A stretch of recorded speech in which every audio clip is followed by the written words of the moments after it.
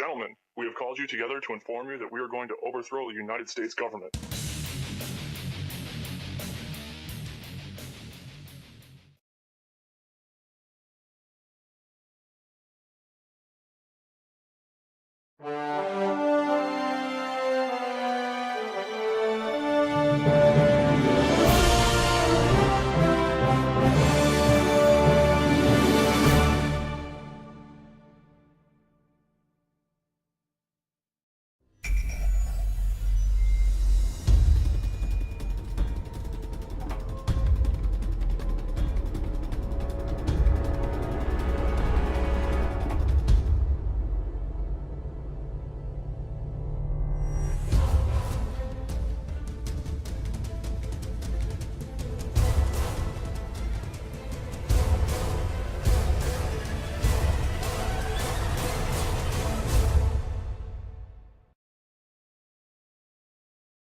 Okay. I want to say thanks to each and every one of you for being here today. It's going to be a great day. I'm going to go through what I consider to be the very heart of my material. And people ask me a lot. They say, you put out a lot of material on your website. What is the main thing? If you had to tell me the main thing that I should check out if I check out nothing else that's up there, what would it be? And I always tell them the same thing. It's the material on natural law. If nothing else, that's the material that you need to understand deeply. So that's what we're going to be covering here today in an extended presentation format. I want to go through a few things before we actually get started. So I call this section Before We Begin. And the word begin is actually important here because that's really what this presentation is actually about. It's initiation. This is an initiation into really, really deep, esoteric material that has been hidden from humanity for millennia. So I just want to ask people before we get started, how many of you are new or relatively new to my work? By a show of hands, please. That's excellent. This is great. That is great news. I am so glad to hear that. Okay? What I actually didn't want is to come here and talk to a bunch of people who are already totally familiar with my work and have already heard it. So this is great, okay? How many of you here today feel that the human condition and life on earth for humanity right now is tolerable just the way that it is, by a show of hands? That's also pretty good, because if that was the case, I was going to say, there's nothing for you here today. There's the door. Okay? So that's good, that we're all hungry for change. One of the big complaints I hear about my work, when I check in on forums or something, or read some YouTube comments, many people will say, there's nothing new here. I've heard this before somewhere else. This person covers this. I've read this in this book. Well, ladies and gentlemen, I have news for you. There is nothing new here. I am not going to present anything new. I am not going to present anything that has not actually been in existence and will continue to be in existence. I'm not making up new material. I call myself, I would refer to myself, Art said it the other day, actually yesterday when we were having dinner. He said, I consider you an aggregator of material. And I love that term. I love that description of what I do.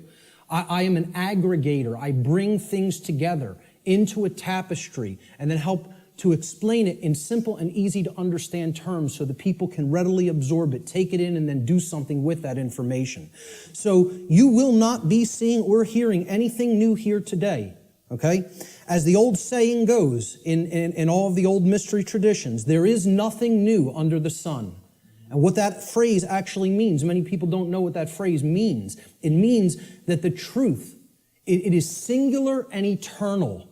Truth has always been here among us, and it will always be here. It is our perception that must be aligned with it. So there's nothing new you're going to hear today, okay? These are eternal truths that have always been here among us.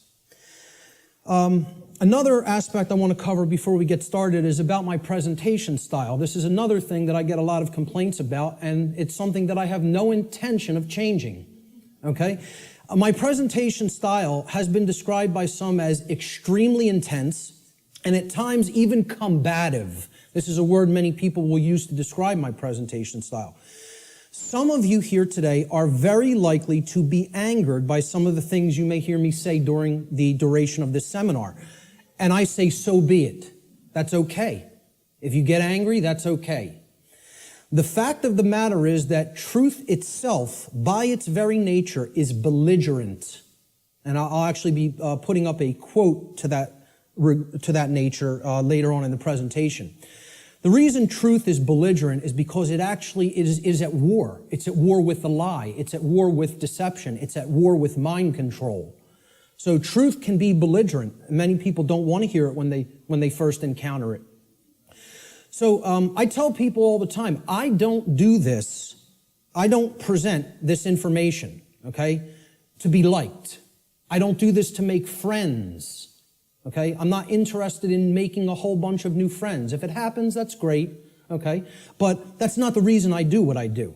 I don't do this to be popular. I don't do this to make money. It's not a popularity contest. Telling people many things that they don't want to hear is not going to make you popular, or it's not going to make you a whole lot of new friends, okay? So those aren't the reasons I do what I do. To be honest, and I tell people this, and sometimes they get upset by just hearing this, I don't even really want to do this, okay? I don't want to do this with my life. I don't want to do this with my time, okay? As I already know, understand, and live the information I'm going to present. So I get this. I know this, okay? I don't need to keep going over this over and over and over again for my own entertainment, okay? The reason that I actually do this is because I recognize that in a time of such overwhelming ignorance of this critical information, this information which is capable of saving humanity from its current condition, all right? The fact that I do already understand this information places me in a position of moral obligation and responsibility. That's why I do what I do. I'm in a position of moral obligation to speak this information to other people in an effort to help to get them to understand it and live it as well. And that is the reason I do this. Every person here today who wishes to take real world value, practical value from this seminar here today, I'm going to ask them to make a deliberate and conscious effort to do two things. The first is try to set aside, and to the extent that you are capable of doing so, your perceptions of me as the presenter, okay? And this includes things like how you think I look, how you think I dress, the sound of my voice, my mannerisms, etc. Try to set those things aside to the extent that you're able to do it. And I know that's difficult for some. And I say this because paying attention to such trivialities will detract your own mental focus away from the information that is being presented today. And that's the worst thing that could happen, because it's the information that is important, not me. Try to ignore me and focus on the content. All right? The second thing I ask people to try to do is to be consciously aware of any of your own impulses that you may have here today, to immediately reject the information that is being presented in this seminar based solely upon your own initial emotional reaction, your initial emotional response to this information, okay? This is a logical fallacy. Okay, you cannot think with the emotions. So if you hear something you don't like or that angers you, that's okay. Feel the emotion. But don't just immediately say, that can't be true. And don't believe me either. It's about checking it. It's about a process of truth discovery. It's about doing your own due diligence and actually researching this material. Okay? But if you try to gauge the veracity, meaning the truthfulness of this information, solely based upon how it makes you feel when hearing it, you are committing a logical fallacy. Okay? So I ask people to try as much as possible to suspend immediate reactions of disbelief. Okay, and saying, no, I don't want to accept that, no, it can't be true, based on how something may make you feel that you hear today. That's very important to keep in mind. And lastly, this information the entire seminar is a tapestry. Okay, it's like pieces of a huge jigsaw puzzle. All right? It is meant to be seen and taken as a whole in its entirety. Now, I know I'm asking a lot here too, because it's going to be a long day. Okay? And my goal here, my work here, is to keep your interest and your attention and your focus throughout the entire course of this seminar. And that's a challenging thing to do. But what I'm asking people is, you have to try to see it as a whole. Because if you took the time to be here and you gave a monetary donation to be here, I'm highly recommending that you stay for the whole duration of the seminar. There's a reason for that. You're only going to get the full tapestry, especially if you're new to my work, by hearing this information in its entirety. Okay? So if you don't do that, you'll probably not recognize the patterns, which is what this is all about. That's what this day is all about, pattern recognition, okay? That are inherent to this tapestry of information. And more likely than not, you'll have wasted the time that you took to be here today and wasted the money that you spent to be here today. So I don't want anybody to waste their time and their money and their attention, and I don't think you do either. So that's why I'm asking people, stay for the whole thing. You'll get the maximum value out of this seminar if you stay for its duration. So with that having been said, let's jump into the material. This presentation is called Natural Law, the Real Law of Attraction, and How to Apply It in Your Life. And I emphasize that term, real law of attraction. Many people will be familiar with the New Age variants of the so-called law or laws of attraction. And this is going to differ quite widely from what people have heard in the New Age community and in the New Age movement regarding what the law or laws of attraction are. These are the real laws of attraction you're going to be hearing today and hopefully understanding today. So let's start in. The first section is about teachability, the teachability of the student, okay? How does a student place themselves in the best position to learn? An individual's teachability, or their ability to learn by way of being taught by someone else, is extremely dependent upon the open-mindedness or closed-mindedness of the individual being taught. Low teachability derives from arrogance and rigid skepticism. But it also derives, low teachability also derives from naivete and gullibility. High teachability, on the other hand, derives from a balance between healthy skepticism and an open-minded willingness to learn and change. So we don't want rigidly skeptical people, okay, that don't have an open mind at all. And we don't want naive and gullible people that will accept everything they're told. We want to strike a balance between these two modes. This is called a teachability bell curve, okay? And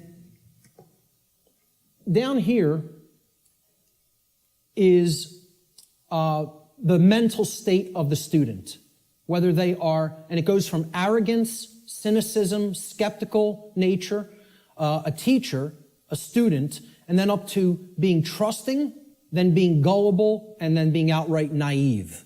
Okay, so that's the whole spectrum of teachability. The best position to learn is up here at the top of the bell curve. This means you will learn the most if you are here. And that means you're in the balance between teacher and student. It means that you're somewhat skeptical and you're also somewhat trusting. It means that you're able to hold a proposition in your mind without accepting it or rejecting it immediately. It means you will consider the information with an open mind, okay, somewhat trustingly, but also somewhat skeptically. All right? That's going to be the mental state we want to attempt to keep during the duration of this seminar, and therefore you will be in the best position to learn. Of course, as we already said, the poorest positions to learn, the things that, if you're in these mind states in arrogance and rigid skepticism and naivete and gullibility, you're not going to take very much away from this seminar. Okay?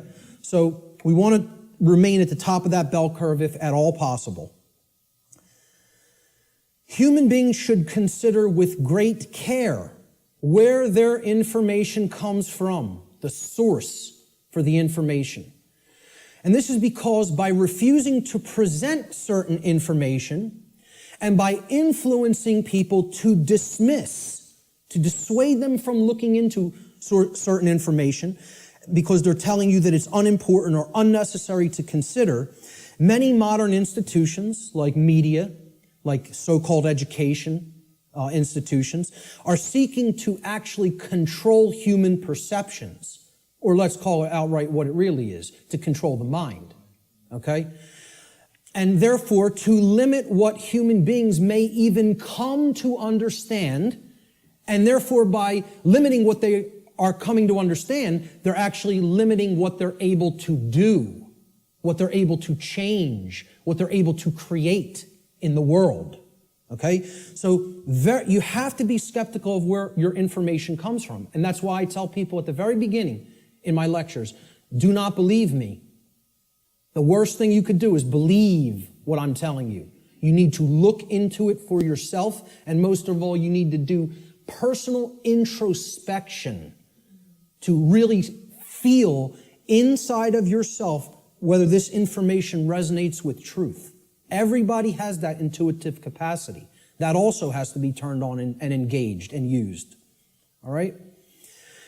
If anybody is coming to this seminar from the perspective of modern, organized, institutional bodies, meaning political thought, political agendas, political organizations, religion, religious thought, religious organizations.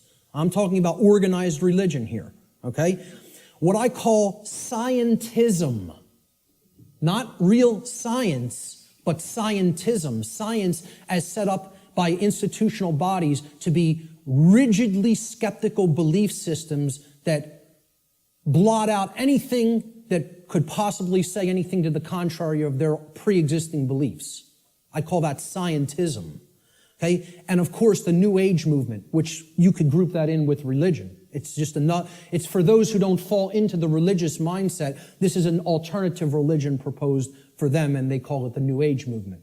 And I tell people, please don't think this is going to concur with any of these belief systems, with any of these boxes for consciousness. This presentation is going to shatter these boxes. It stands outside of all of these because these are limiters for perception and thought. They want to place everything in a box, say nothing outside of this box is fit for human consumption, so do not go there. And as a result, they act as a mind control influence. The other and biggest limiter of the human perceptions and the mind, and ultimately of our behavior, is money itself. If you want to talk about the biggest religion, if these other religions aren't big enough and powerful enough for you, there's the one that is the ultimate power in the world, the ultimate religion, the God of this world, if you will. Okay? So what I'm basically saying here is if you're already in a mindset approaching the, let's call it the discovery of reality or the exploration of reality from any of these perspectives, you will be sorely disappointed here today by what you're going to hear, because the information here falls well outside of any of these institutional limiters for consciousness, okay? The requirements for creating change and the role of knowledge. Let's talk about these concepts for a moment. Human beings everywhere say that they want certain things in their life, and they say that they want certain things to be present for all humanity, okay? We say we want certain conditions to be present for ourselves and our species as a whole. And we say we want things such as happiness, health, peace, prosperity, freedom, etc. And all these things are great things to aspire to.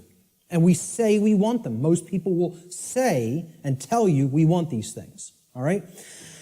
However, I don't really feel that they're truly being honest with themselves, okay? They'll say they want them, but then when you tell them, well, those aren't automatic conditions. They don't just magically manifest, okay? There are requirements for obtaining these conditions, okay? And people wouldn't say they want these conditions if these conditions were already omnipresent, right?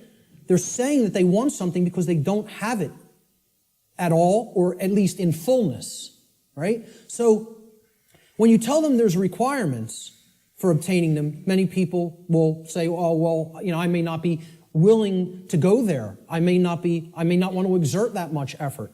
And they believe that somehow they're going to magically get these things, right? Well, this is what the real laws of attraction are about.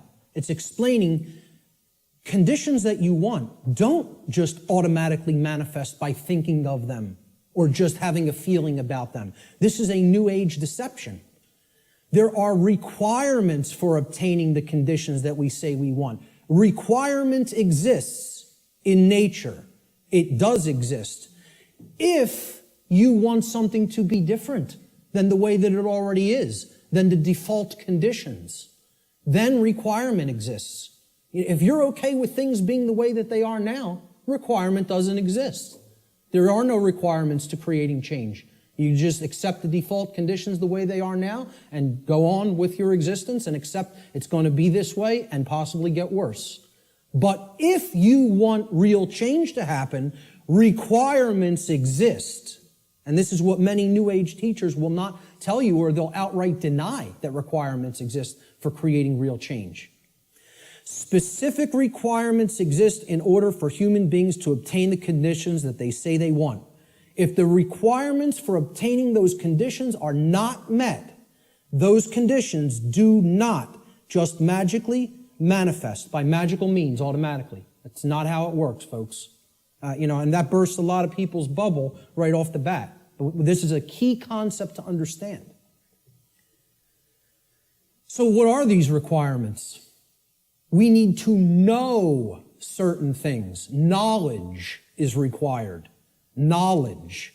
Knowledge that will spur us to action. That's what's required. Okay? Since human beings as a species do not already have the things that they say they want, and again, at least not in fullness. If we want to split hairs, we could say we have a modicum of what we may say that we want, but we don't have it in the fullness that we will say that we want it, especially societally, globally, okay?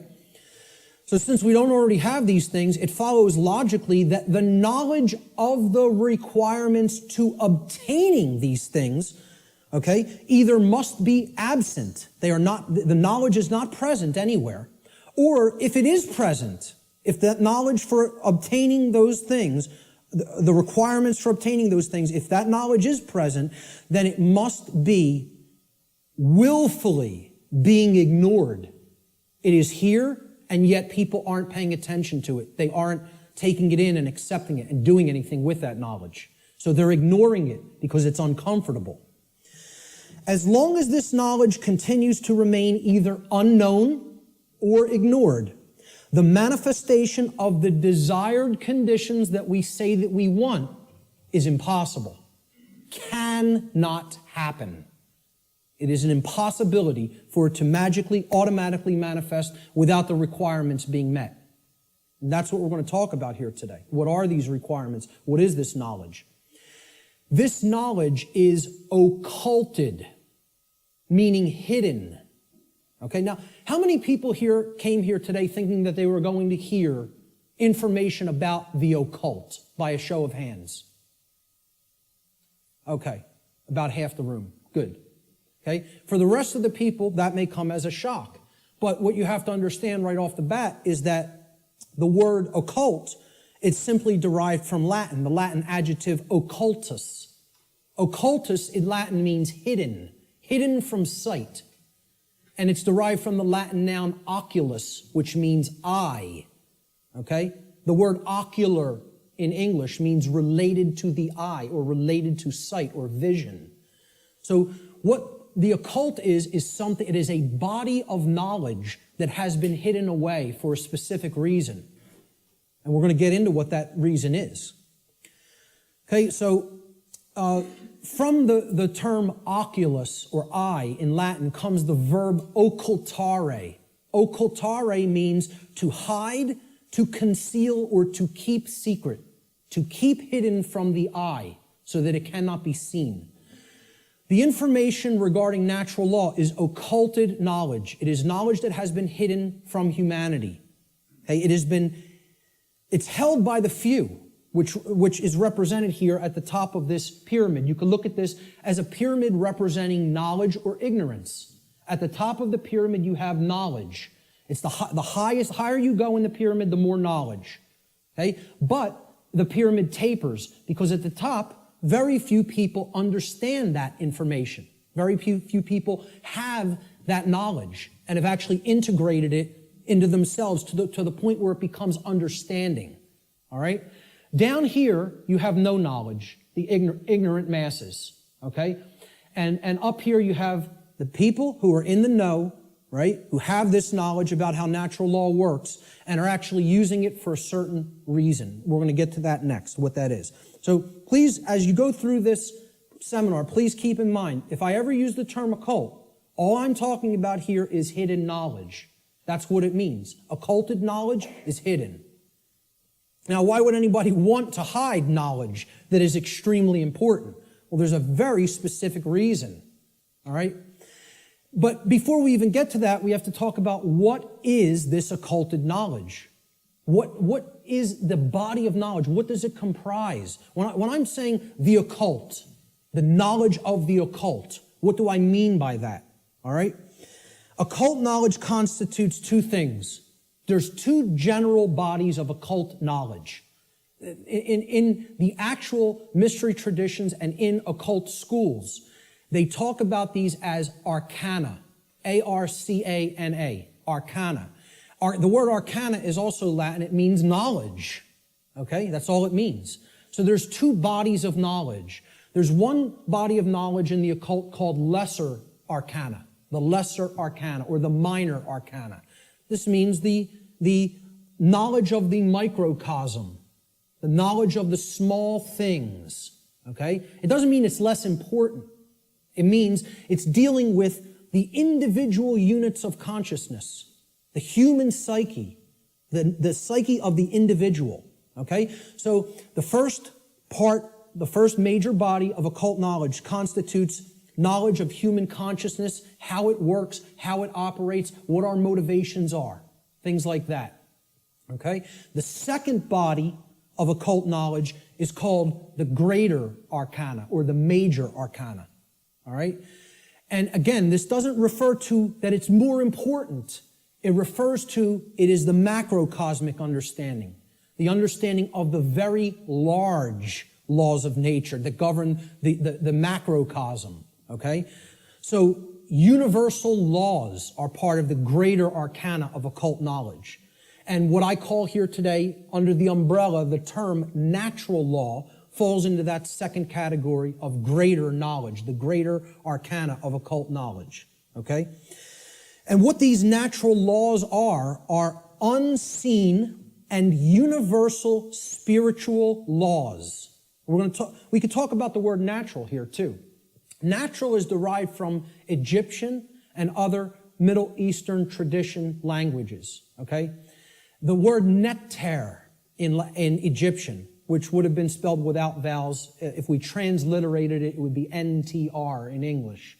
Neter means spirit in Egyptian, in ancient Egyptian.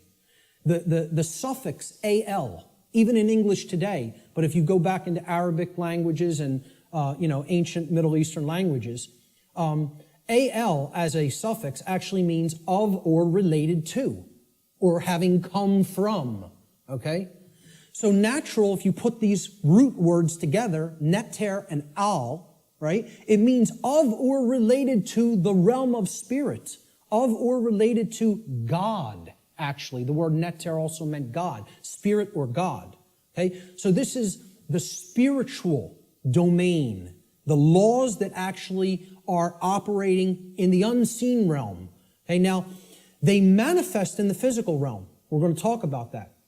Okay, because that's the operation that it trickles down from. It starts in the spiritual domain and then it manifests in the physical domain. All right?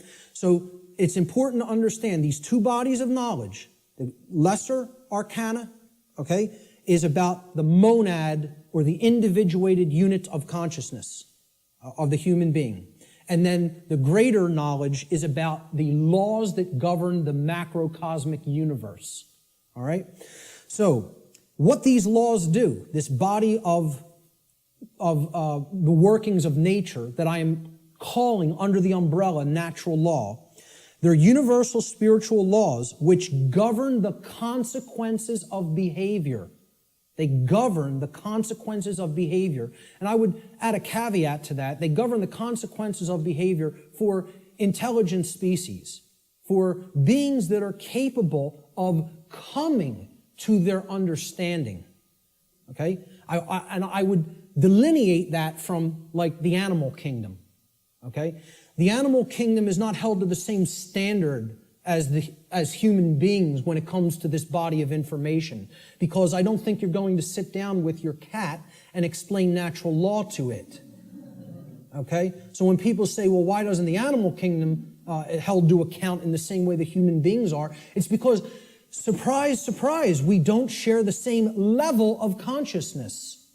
Okay? There is differences in levels of consciousness and abilities to comprehend information and to actually know how something works. Just like you will not be explaining physics to your dog anytime soon, okay? You're not going to explain natural law to the animal kingdom and have them grasp it, because they're not at the same level of consciousness as we are. Okay? So we are held to a different account when it comes to natural law. It governs human behavior. It would be an easy way of saying it. This body of knowledge has actually been called consequentialism by past researchers and teachers. And I have no problem with that term. I've actually looked into consequentialism, and it's quite similar, okay, in its scope and what it teaches. It's been called karma, karmic law, in many Middle Eastern and Eastern traditions, okay? And I have no problem with that term for it either. It has been called in some of the Western traditions and Christian traditions moral law, and I have no problem with that term either. Religionists have called it God's law, and I have no problem with that term either. I have no problem with any of these terms being applied to the umbrella of natural law, because that is essentially what it is. But we're going to get deeply into how it works and operates in our lives here today. Why is this knowledge hidden away from people? To what ends? The knowledge of the occult, the hidden knowledge about how natural law works and how consciousness works, is not commonly known. That's why it's not the exoteric. It's not given to the masses. It's the esoteric. It is reserved for the few. And there's a reason for that. It's been deliberately hidden away and kept from the general public in order to create and maintain a power differential. Because if someone else is an extreme level of knowledge, they know how something works, like something as trivial as how human consciousness works, how human motivations work, how human perceptions work, how human beings can be manipulated. If somebody has deep knowledge of that information, and there's a whole bunch of people over here who have not one iota of how that works, what kind of a number do you think somebody can do on people like that? See, the way I ask people to look at this is real simple. Imagine a very, very, very advanced psychologist at the top of his field, wrote all the textbooks, okay? And he's got a house out in the burbs. He comes into the university. He's got tenure, okay? He's got the trophy wife, the house out in the suburbs, the 3-car garage, driving the Lexus into work at his tenured job. And he finds out that his trophy wife is having an affair because she's bored. She's not satisfied with him at home. And it's maybe the 19-year-old, captain of the local high school football team or something. He's a senior. He's a star football player, right? The jock, yeah. And she has a fling with him. Well, what if he decides, I'm going to become buddy-buddy with my boy here after finding out about his wife's affair? And this kid, this punk, who's cheating on, my wife's cheating on me with, he knows nothing. He doesn't study the mind. He doesn't know anything even about himself. He watches TV 6 hours a day, plays violent video games, is obsessed with football, you know? What kind of a number you think that psychologist can do on that kid? Total number. That's the answer, exactly. That's right. He could do a total number on him. He can gain his confidence, he can get into his head, and I guarantee you give him a little bit of time, he could screw up his life based on what he knows and how he would be able to manipulate based on his hatred of that person. Well, guess what? That's the position humanity's in. We're that punk jock.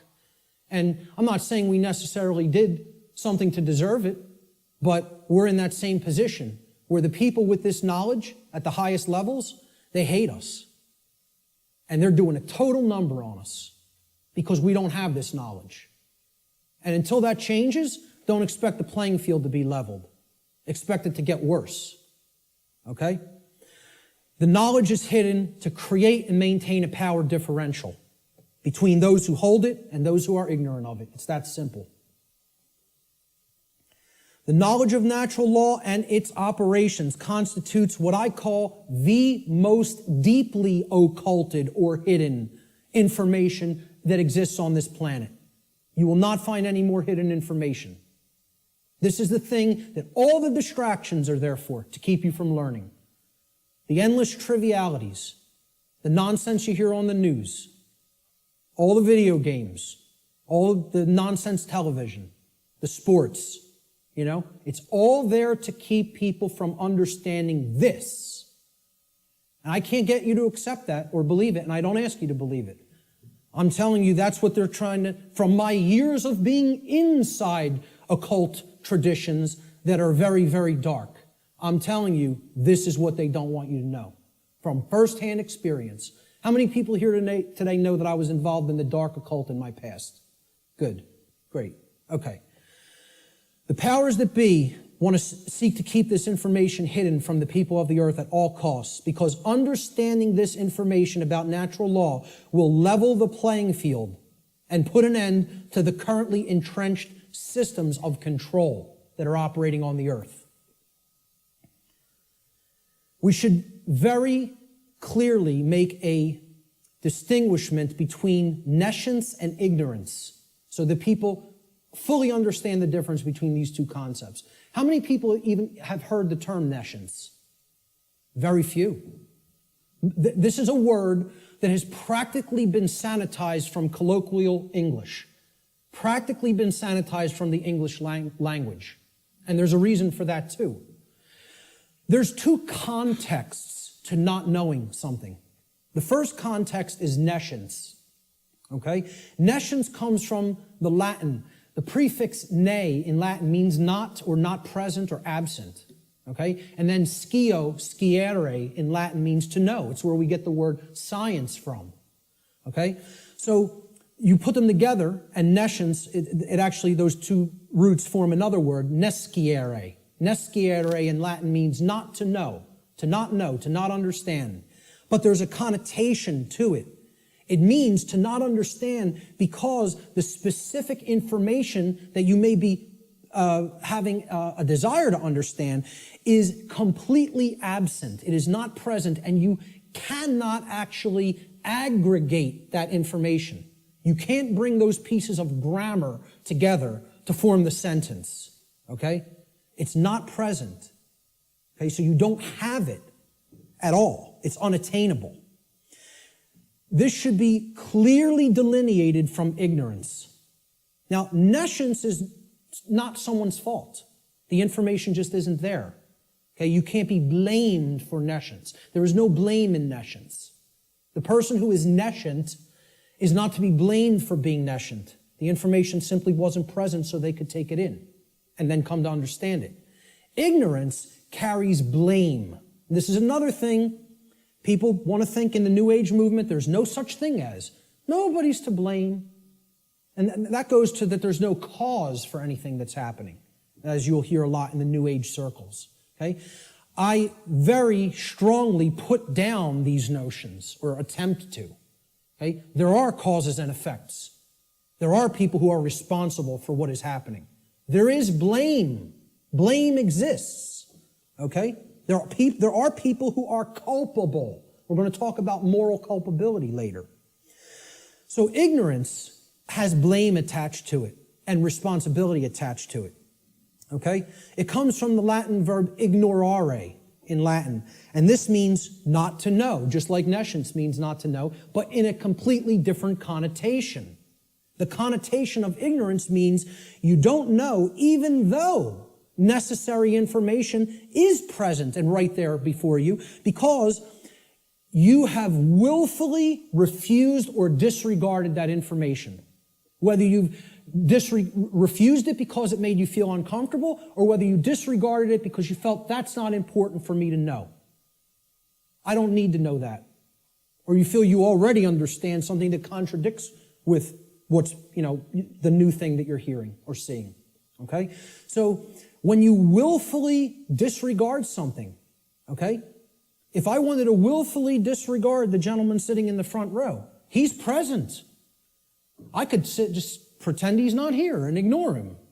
That's what ignoring is. This is why I try to say to people, the impact of the word is almost lost to us, of the word ignorance, because of the way it's pronounced. I tell people, start pronouncing it ignorance. Ignorance. Then people will hear the word ignore in it, and the connotation becomes clear. It means you're ignoring it. Ignorance. Okay? That's how I like to say it now. Because the connotation is clear that way. The information is there, the truth is there, and somebody wants to ignore it completely. Now, that is inexcusable, and there is blame that is attached with that. So what I ask people all the time is, do we have a nescient society, or do we have an ignorant one? Do we have an ignorant one? Is our society ensconced in nescience, or is it ensconced in ignorance?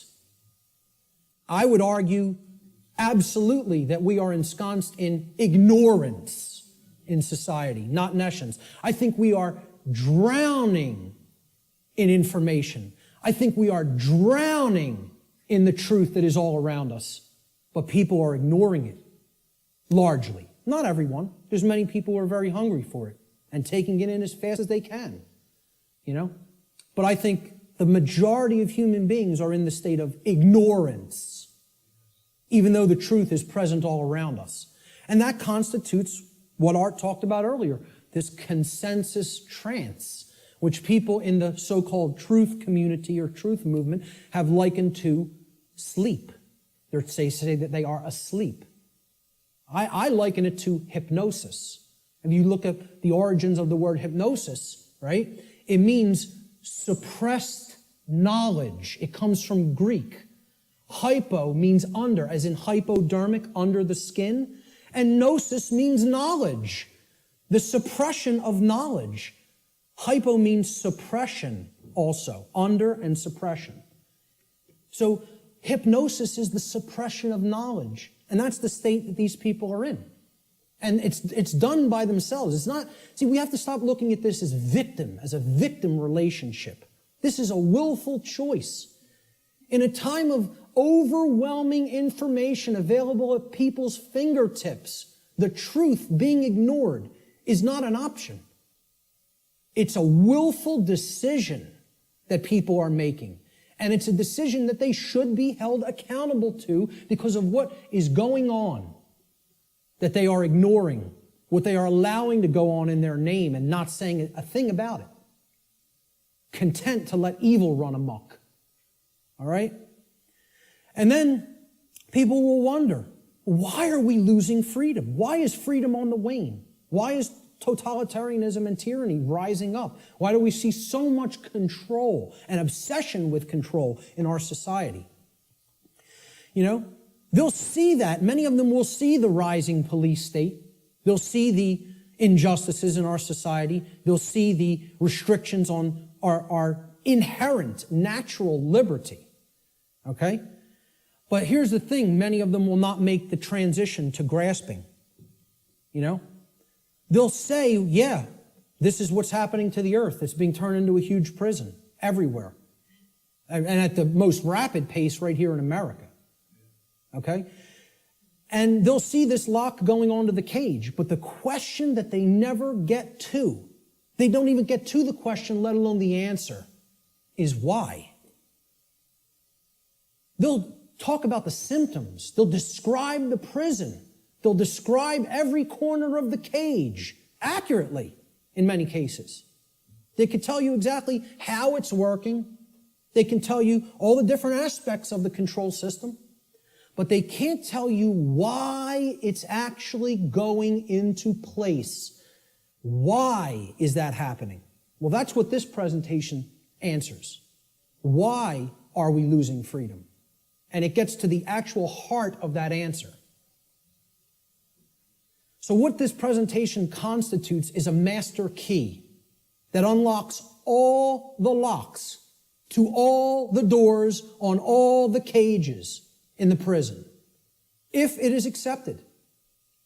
And once again, I don't tell you that belief is required for that, because truth is always present. It's always here. It's a matter of, will we perceive it as being present, acknowledge it's present by stop ignoring it, okay, and then accept it into ourselves, and then do something with it.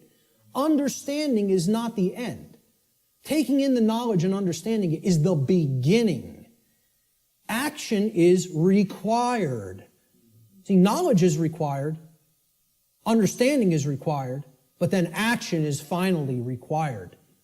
Above all, if change is to be created. And that's how the laws of attraction really work. So, will people as a whole, as a society, accept that master key? I can't answer that question. All I could do is try to place it into their hands. After I have taken that key and unlocked my personal prison, my personal cages, and freed my mind, all I can do is try to help people to see, here's how this key works. Here it is. Here's the information that constitutes that key. And here's how you put it to work in your life. That's all I can do. Can't make anybody take it. Let's look at what problem solving entails, because that's really critical to understand if we're going to get past this stage and where we're at in our stifled evolutionary development as a species. There's a few main steps to solving problems, any problem. Doesn't matter what the nature of the problem is. The first is you have to recognize that the problem exists. Recognize that there is a problem to begin with.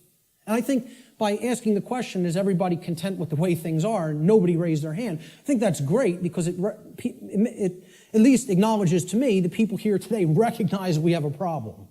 And that's healthy, that's good, okay? Many people out there don't believe we have a problem.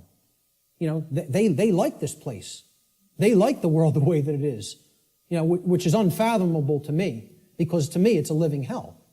And that's not because of how my own personal life is going. I'm very content with my own personal life. I have no self-inflicted suffering in my personal life. I don't create problems for myself. My life goes on very well according to how I live it without hurting anybody else. The problem is other people. And that's another thing the New Agers won't acknowledge, and they'll flip out if you say that there's a problem with someone else. There are problems with other people, okay? And people will say people in glass houses shouldn't throw stones. My glass house has been taken down long since, long time ago, because I went through all that personal introspective work. And I dug deep into my subconscious and faced those problems and confronted them head on and healed them and came out of the mindset that I was once in. Okay? So, you know, people will say, if there's something you don't like, you're seeing in other people, that's something in yourself that you're seeing in them. This is New Age mumbo-jumbo nonsense, okay? If you're not part of the problem, I'm not part of this problem. I can say that honestly.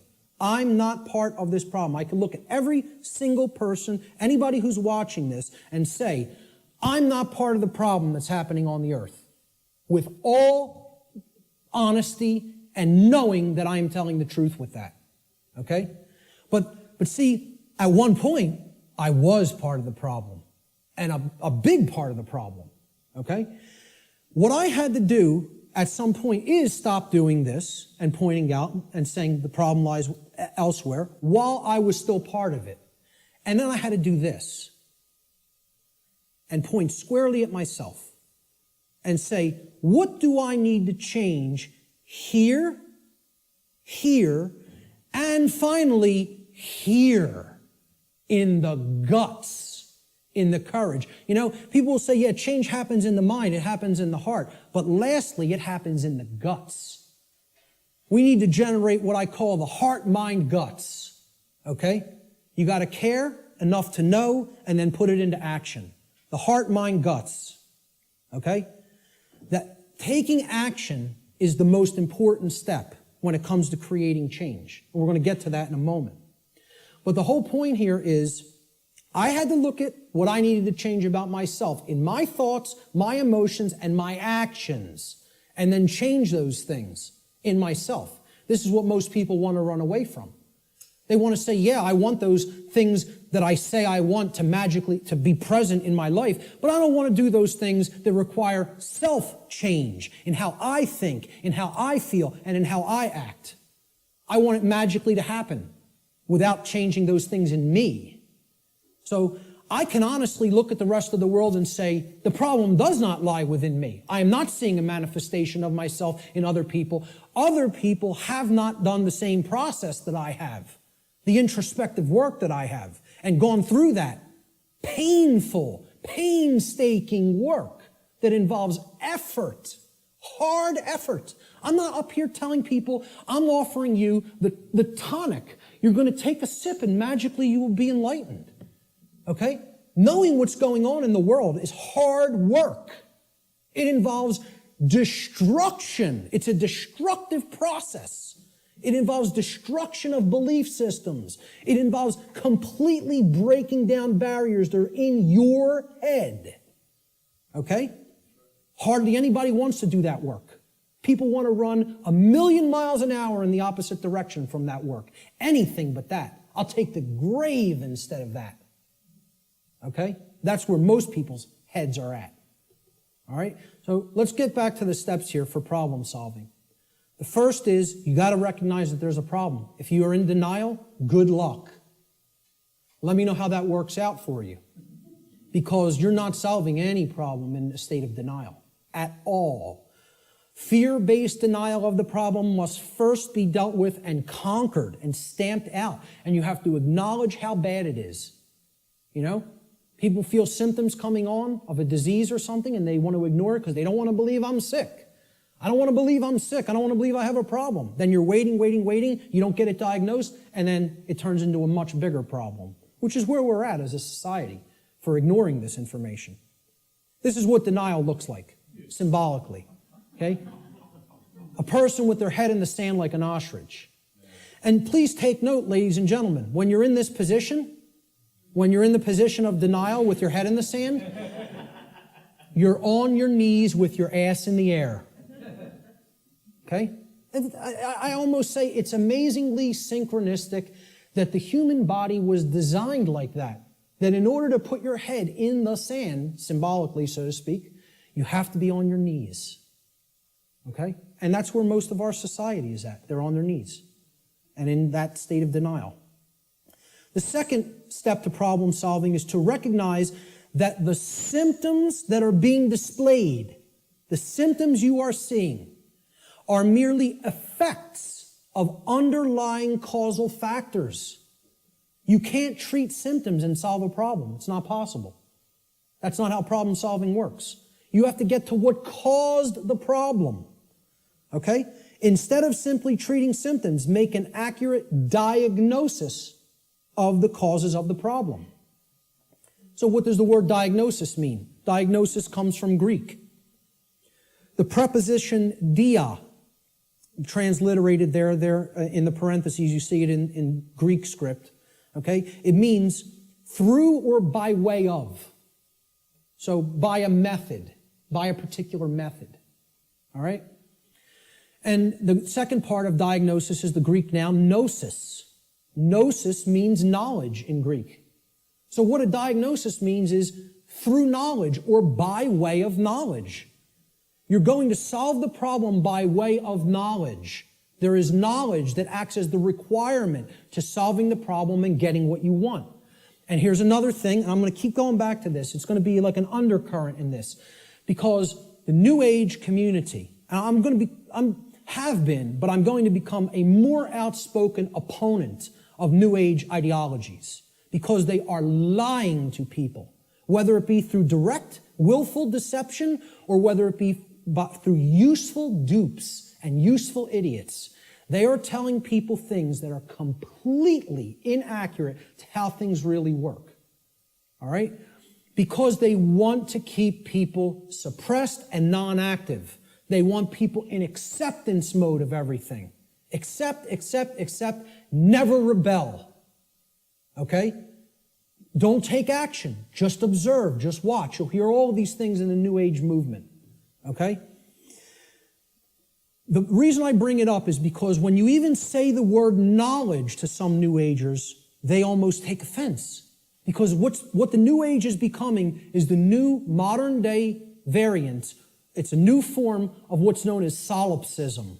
We're going to get to what solipsism is in a little while. Okay? But essentially, people don't want to hear that knowledge is what is required.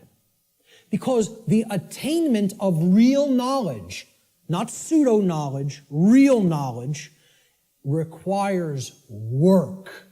It requires effort. It requires reading. It requires listening. It requires watching. And you know what most of all it requires that people don't want to give up? Who can tell me? Time. Thank you, sir. It requires time. There's one of the currencies people don't spend, on many things that they don't feel they can get immediate gratification from, which is why immediate gratification is so stressed in our society by the control system. That's what keeps people in their ignorance. So a diagnosis means if you're going to get well, you got to have the knowledge of the underlying causal factors that led to the creation of the symptoms. You're not going to treat the symptoms and get well. You got to have the knowledge to get to the causal factors, to find out what cause put this into effect. And we're going to talk a lot about cause and effect. The third step to problem solving is, through the knowledge that you've acquired now, via making an accurate diagnosis of the problem of the causal factors, right? You're going to then put that knowledge into action. Understanding what created the problem is like step 2, right? Stop being in denial. Understand what caused the problem. Act on the knowledge you now have to solve the problem, to make it right. Okay? So action is required. We make the diagnosis, then we have to take the required action necessary to rectify or to set right, which is what the word rectify means, the causal factors that led to the manifestation of the problem. Let's talk a little bit about the concept of what truth is, how I refer to truth in all of my work. Because people have a real deeply mystified concept of what truth is or what it means. They'll get into all these really deep abstract discussions of the mind of God and, trying to get into quantum theory and everything. This is mystification of the concept of the truth. And we have to demystify it. We have to bring it down to real simple, easy to understand language that anybody can comprehend. And then really completely delineate that from perception of any given thing. Because the two are not the same. When people say perception is reality, nothing could be farther from reality than that statement. Perception is not reality. Okay? It is just what it says, perception. Seeing through, perceive, to see through something. Like a lens or a filter. Okay? I perceive things differently without these glasses. That's one perception. When I put them on, I perceive things quite differently and more clearly. Okay? Well, that's how human perception works, like a lens. It's a filter. Okay? But what's there is the same thing. What's there is the same thing. All that changes how I perceived it. All right? So let's look at this concept. Truth is objective. That means that it's not dependent upon the perceptions of human beings. No one wants to hear that. That is a direct assault, a direct frontal assault on the human ego. Because everybody wants to hear, my perceptions are important. And we want to also believe my perceptions are accurate. Okay?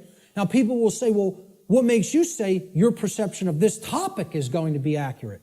That's because I went through the process of having to admit over and over and over and over and over again, endlessly, how wrong I was about my former perceptions. I went through that destructive process of breaking down my former belief systems, of breaking down my former emotional patterns, of most of all, changing my behavior. That's the thing that's the most destructive, because we get attached to our behaviors and patterns. So asking people to change, I recognize it's not easy. It took me probably about 8 years of my life to do it. Most people don't want to spend a minute on creating personal change, let alone 8 years.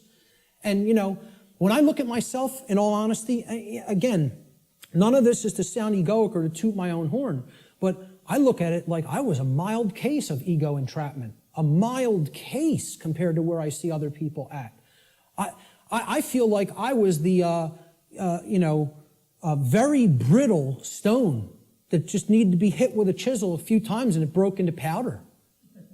Other people are hardened granite or diamond. To break them down is going to take enormous effort and work. And most of them don't even want to do it. They're so calcified, they've been so compressed into that hardened state that they don't even want to start. So I realize telling people your perceptions are not what really matters, that truth isn't based upon how you perceive things, that it's independent from your perceptions. Most people don't want to hear that. They don't want to hear that.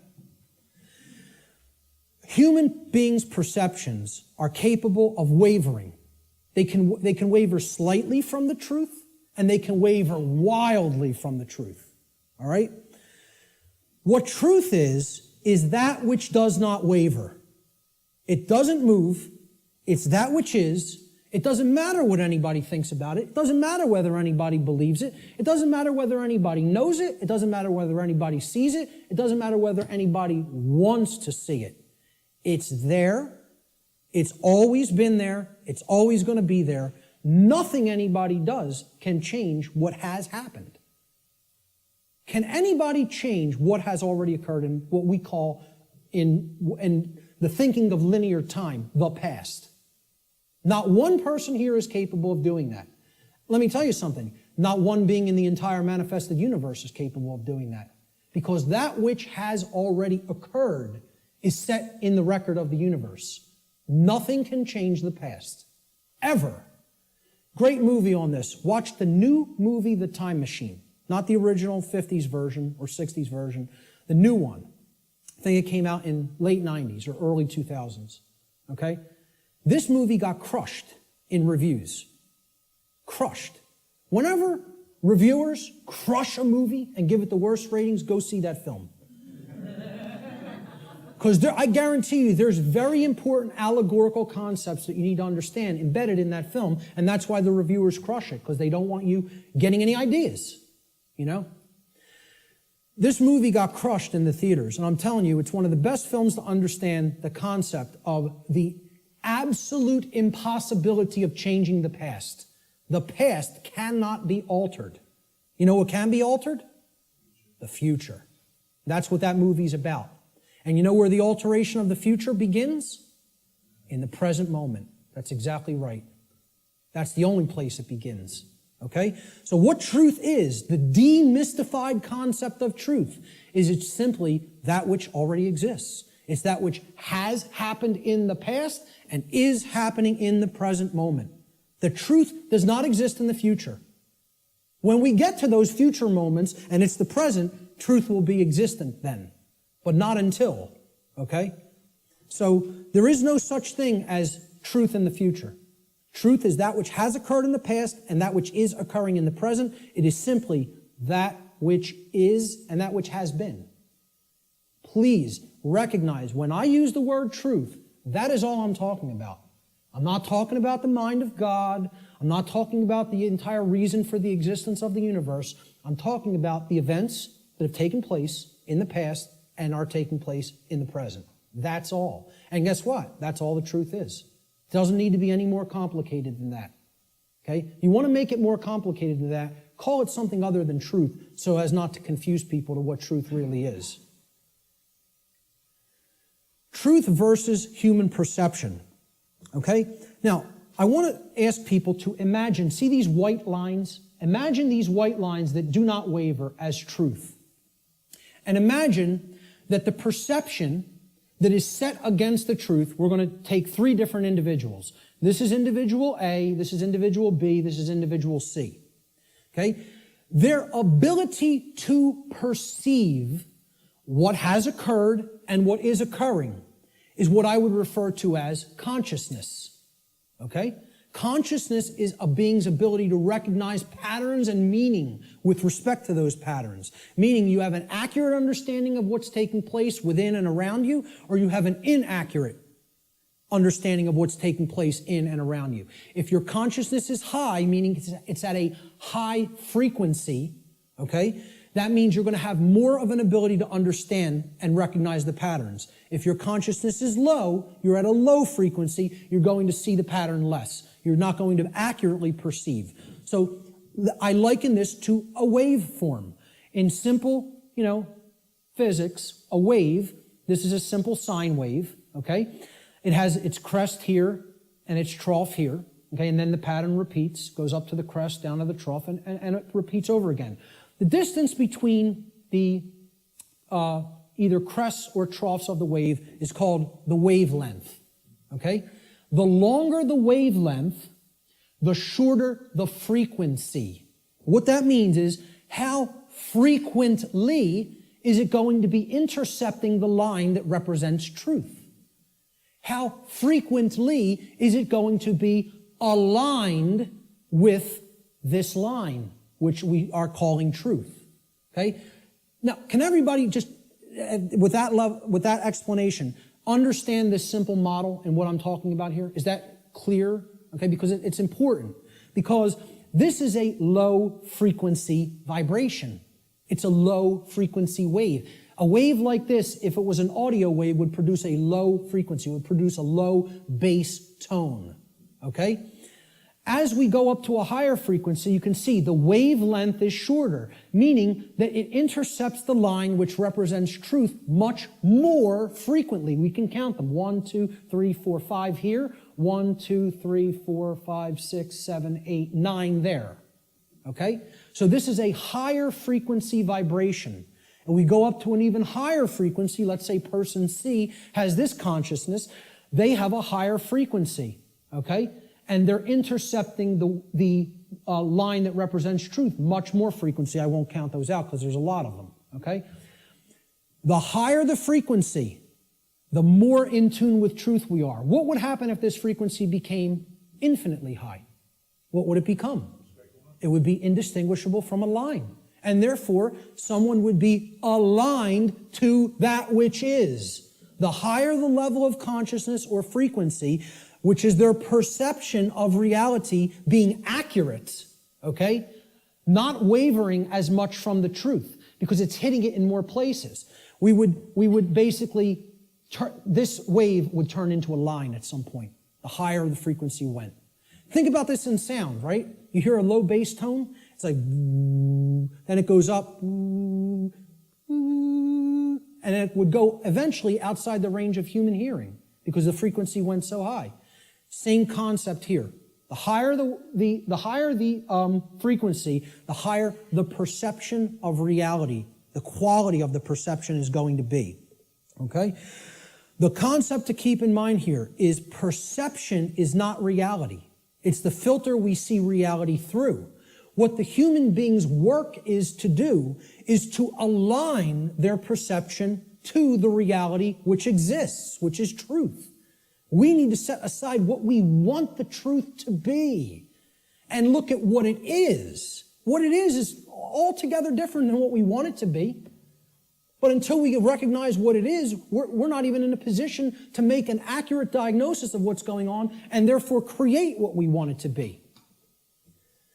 So I'm going to give the first quote here, comes from a gentleman I personally greatly respect. How many people are familiar with Travis Walton, by a show of hands? Hardly anybody in the room. Wow, 2 people. Amazing. And I know Barb is in the back because we've met him personally. I spoke with this gentleman at a conference last year in 2012. And I just want to say, I just think he's a totally genuine individual. I don't care what anybody thinks of me saying that, okay? I believe him. Do I know factually that what he claims happened to him did? No, I do not. But I believe what he is saying for a reason. When I am around somebody, especially for any length of time, I think my intuition is good that I can get a feel for their heart, okay? And when he's telling you stuff, it's very consistent. And in his book, he asks people, you need to listen to my whole story, suspend your disbelief for a minute, and then do your research, and then make a judgment call. Do you want to believe me? Do you think I'm telling you the truth? Do you think I'm lying to you? And then make up your own mind, okay?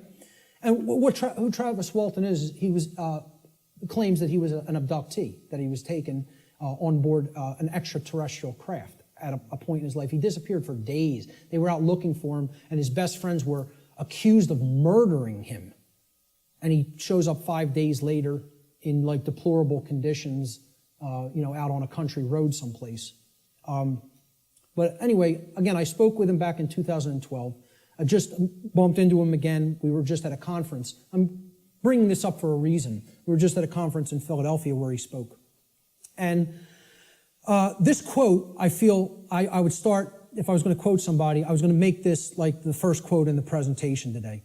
Travis Walton says in his book, which is called Fire in the Sky, he said, I have come to realize that the biggest problem anywhere in the world, the biggest problem anywhere in the world is that people's perceptions of reality are compulsively filtered through the screening mesh of what they want and do not want to be true. Now, when I read that in his book, I got chills up and down my spine. Because I said, this meshes exactly with what I'm talking about in my section, in my presentation called Truth versus Perception. And he's encapsulating it in a sentence perfectly. All right? We want things to be true. That doesn't make it so. That's not what makes truth the way that it is. What makes truth is the way that it is what behaviors were taken and what is the actual effect in the manifested world. That's how things are. Okay? It doesn't matter how we want them to be. They may be a completely different way right now than we want them to be. And I would say for the people in this room, they are a completely different way than we want them to be. But most people in the world think, they kind of believe that they're the arbiter of truth.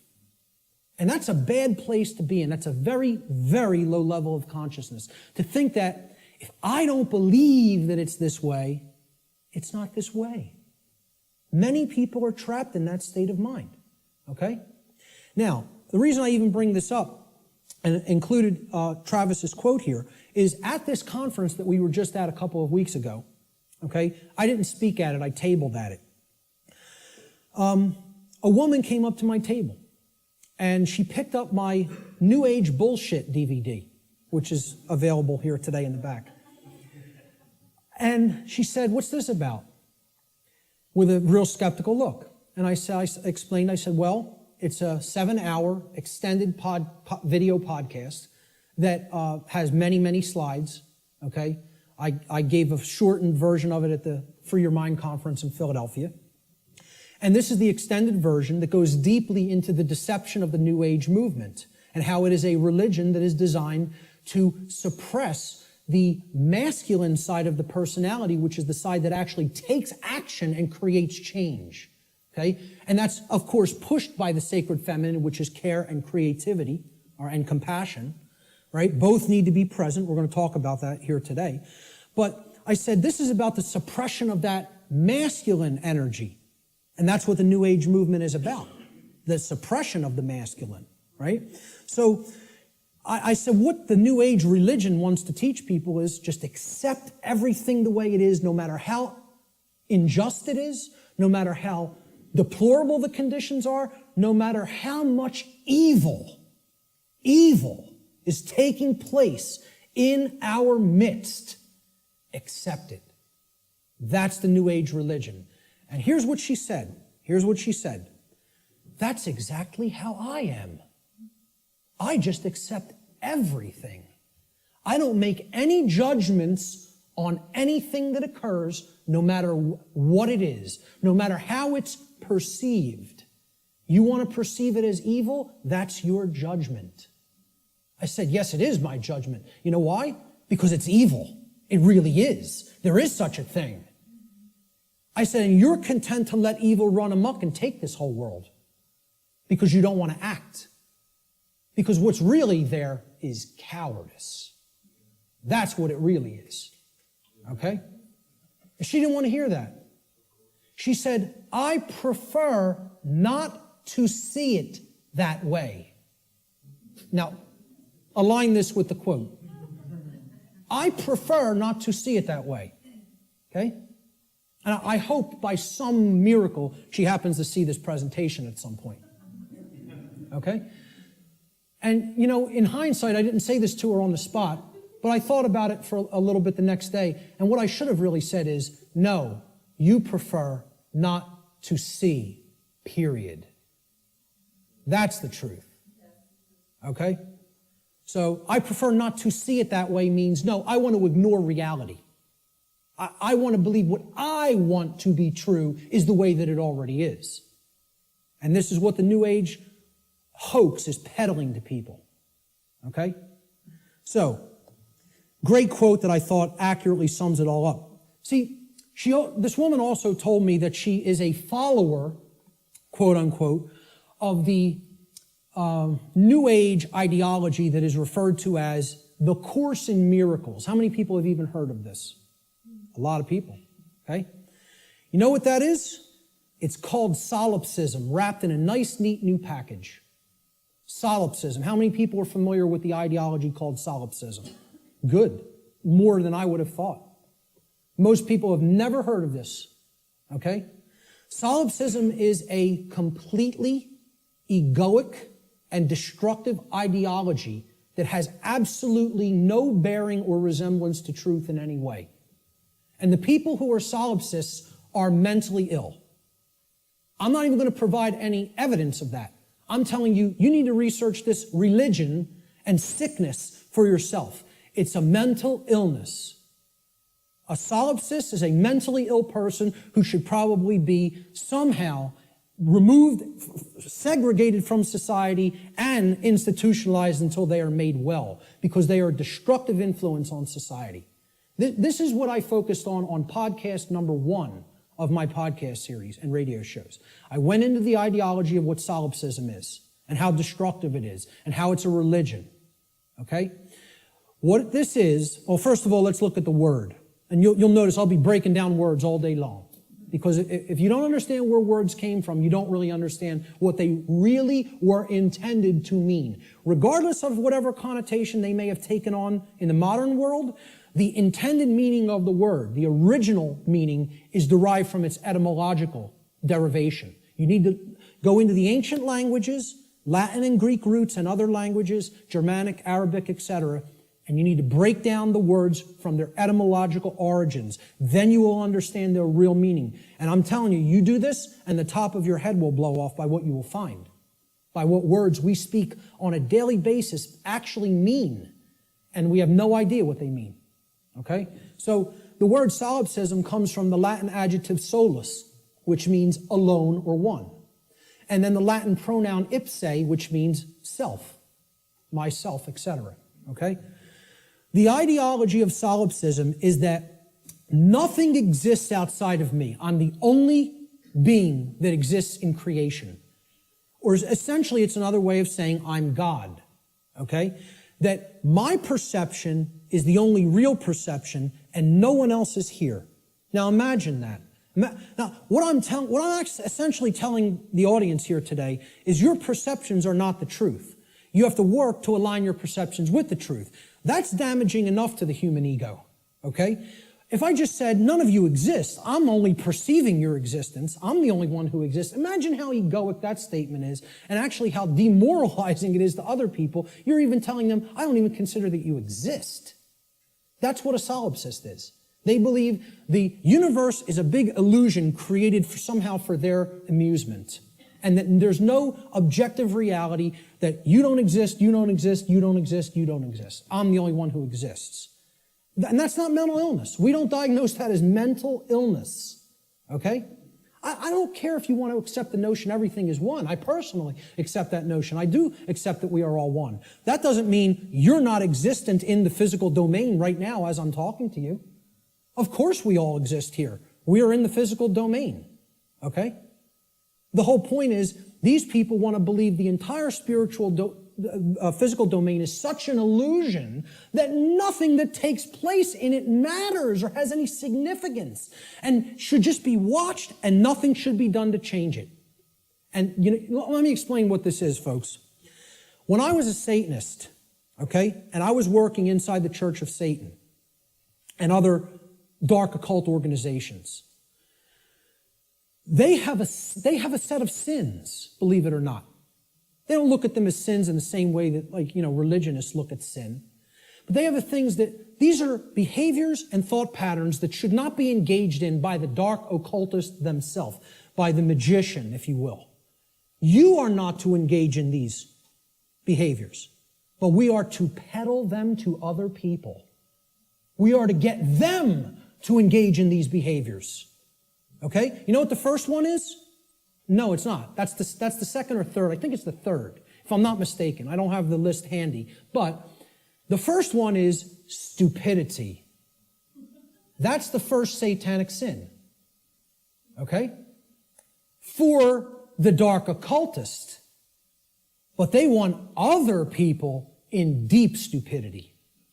They want other people in deep ignorance. The idea here is we will know it all. We will know the truth so that we can control others and keep them a dumbed down herd. Okay? There's a bunch of other ones, but I think the second or third is solipsism.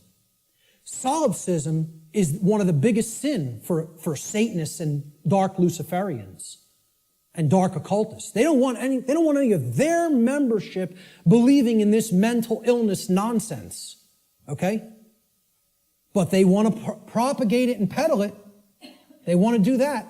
And they told me personally, higher ups in this network told me personally when I was working with them, wait until you see the New Age books that our membership, will be writing, or either writing ourselves or putting into the hands of useful dupes to write and put out there. We'll be giving them the idea, they'll write it for us, put it out there as their own idea. And they said, we are going to propagate and peddle solipsism like you have never seen. And you know what? When they say something, they do it. I'm serious. They're aligned. Their act is together. They act on the same page. And for that, I have respect for them as an enemy. And I don't take anything they do lightly. I recognize they have the will. They're not like the rest of humanity.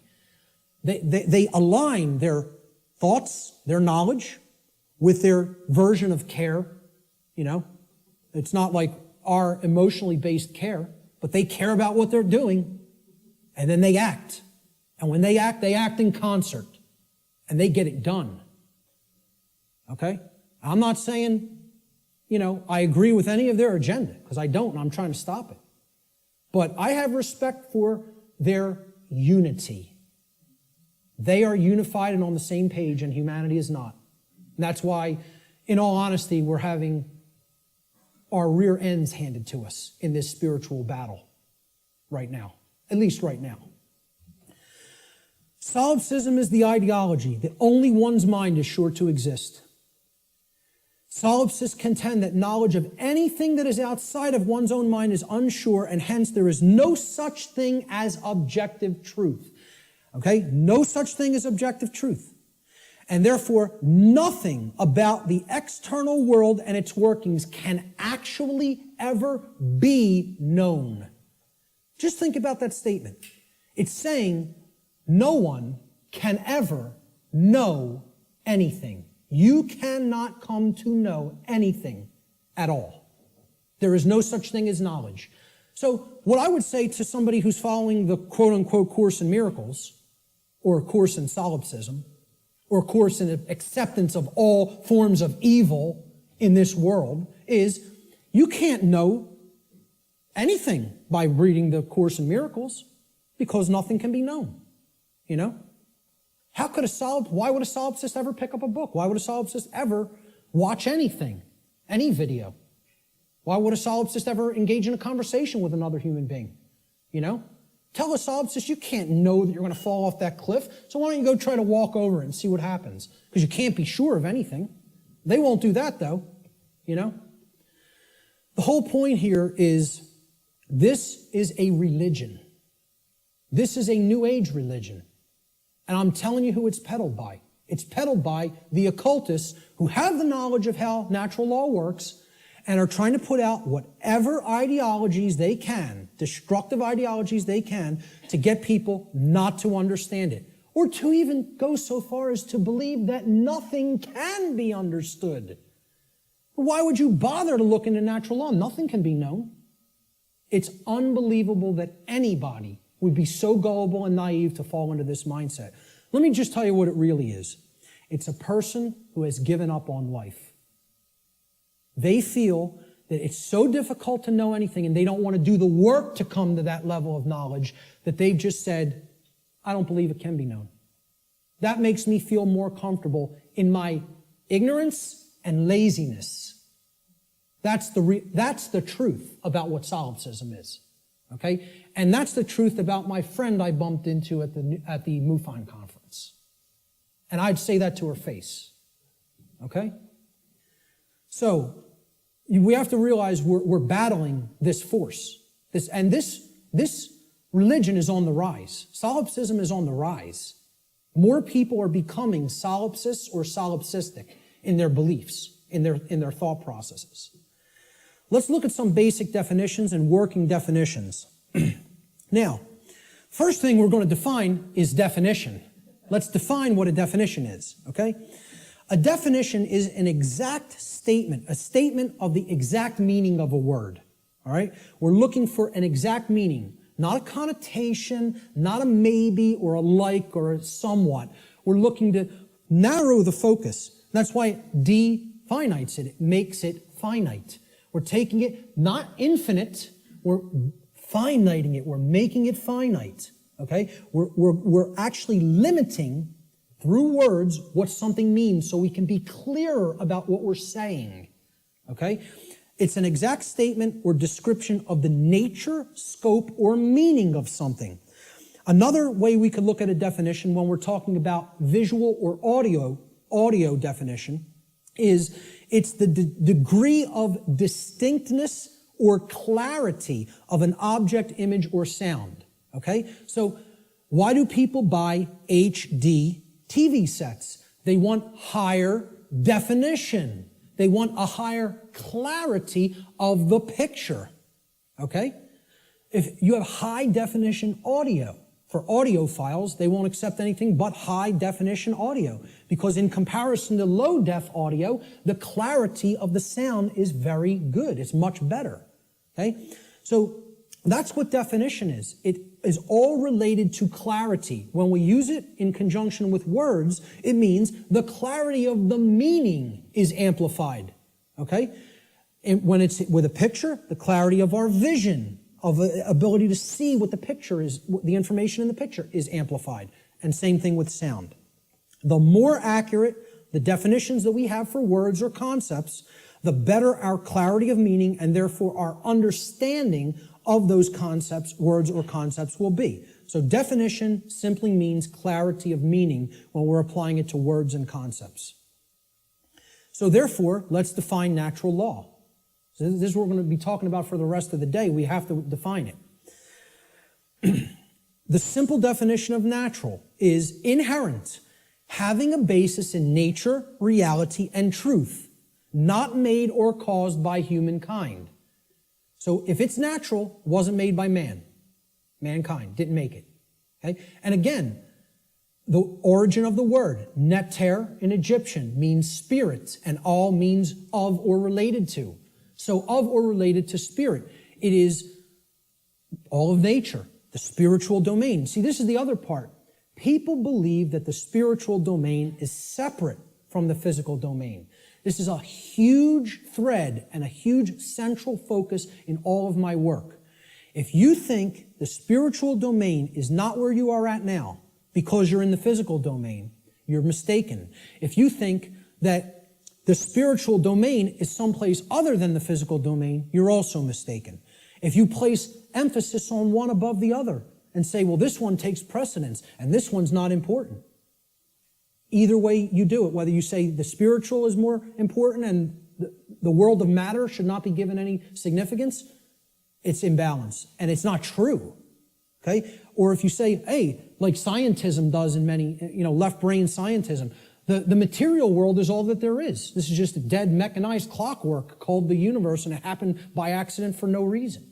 And there's no such thing as the spiritual domain. Both of these worldviews, and we're going to get to a breakdown of these worldviews, they're completely inaccurate, they're not based in truth, and most of all, they're based on brain imbalance. And we're going to see how one of these worldviews or another develops when either the left brain hemisphere or the right brain hemisphere has taken precedence and dominance within the individual consciousness. So, natural means spiritual. These words could be used interchangeably. So when I'm talking about natural law, I mean spiritual law. Unseen spiritual laws. But overall, the dictionary definition of natural is it's inherent to nature and it's not made by man. The word law the definition is an existing condition which is both binding and immutable. So let's look at each one of these words. Existing. It means that it is present. It is present. Okay? It cannot be just ignored and expected that, well, that doesn't make it true and it's not going to have an effect. It's there. It's present. That's why it's a law that it's in operation. That is in operation. It is binding. Binding means it has an effect. It means it doesn't matter whether you believe that it has an effect. It doesn't matter whether you understand that it has an effect. It doesn't care. And this is another big hammer to the ego. The human ego wants to hear what it wants to hear. One of the things it wants to hear is the universe cares about you personally. It cares about John. It cares about Bob. It cares about Mary. It cares about Elizabeth, whatever. Okay? It cares about you individually as a being. Now, you could go so far as to say you believe that the creator of the universe cares about you. I'm not denying anybody or saying don't think that. What I'm saying is that the laws of the universe don't care about you. Laws have been created in this realm that work flawlessly, 100% of the time, flawlessly. Let me ask people to envision this scenario to try to clarify this. A couple are on a picnic.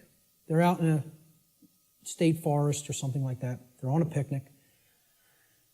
About 50 yards away from where they're at, okay, there's a pretty tall cliff, maybe about 200 feet, okay, and it ends in some jagged rocks. They brought their 2-year-old child on the picnic with them. They unfold the blanket, take out the picnic basket, they're having their picnic. Maybe passions got heated and the husband and wife were, making out a little bit. Their kid, 2-year-old daughter, in her nice Sunday sundress or whatever, wanders off, gets to the edge of that cliff. Will gravity care if that girl goes over the edge? No. Will gravity allow her to go over the edge? Yes, it will. Gravity is not going to say, this girl doesn't understand this law, and she'll die if she goes over that edge. She's innocent. She's nescient even. Not even ignorant. Innocent and nescient. Will that law still have an effect? You damn better well believe it will. And so does natural law in the same way. It doesn't care whether you don't know. Doesn't care whether you're nescient or ignorant. It's in effect, it's binding, and it is immutable. Immutable means that nothing you can ever do can ever change it. It is in effect eternally. Because man didn't put it into effect. You know who put it into effect? The creator of the universe put it into effect. And I don't really care what you think of that force as. You could think of it as an impersonal force. You could think of it as the man with the beard. You could think of it as this remote control. I don't really care what you think of it as. Personally, that's none of my business. But you know what? If you think of it that it's man that makes the laws, then I have a problem. Because man doesn't make these laws I'm talking about. The creator of the universe set these laws into motion, put them into effect, and they bind you. You and I are bound by these laws, whether we like it or not, whether we accept it or not, whether we understand it or not. They're in effect, and you are already creating the reality that we are experiencing based upon interaction with these unseen laws. Already. You're already doing it. You can never not be doing it. That's an impossibility. Okay?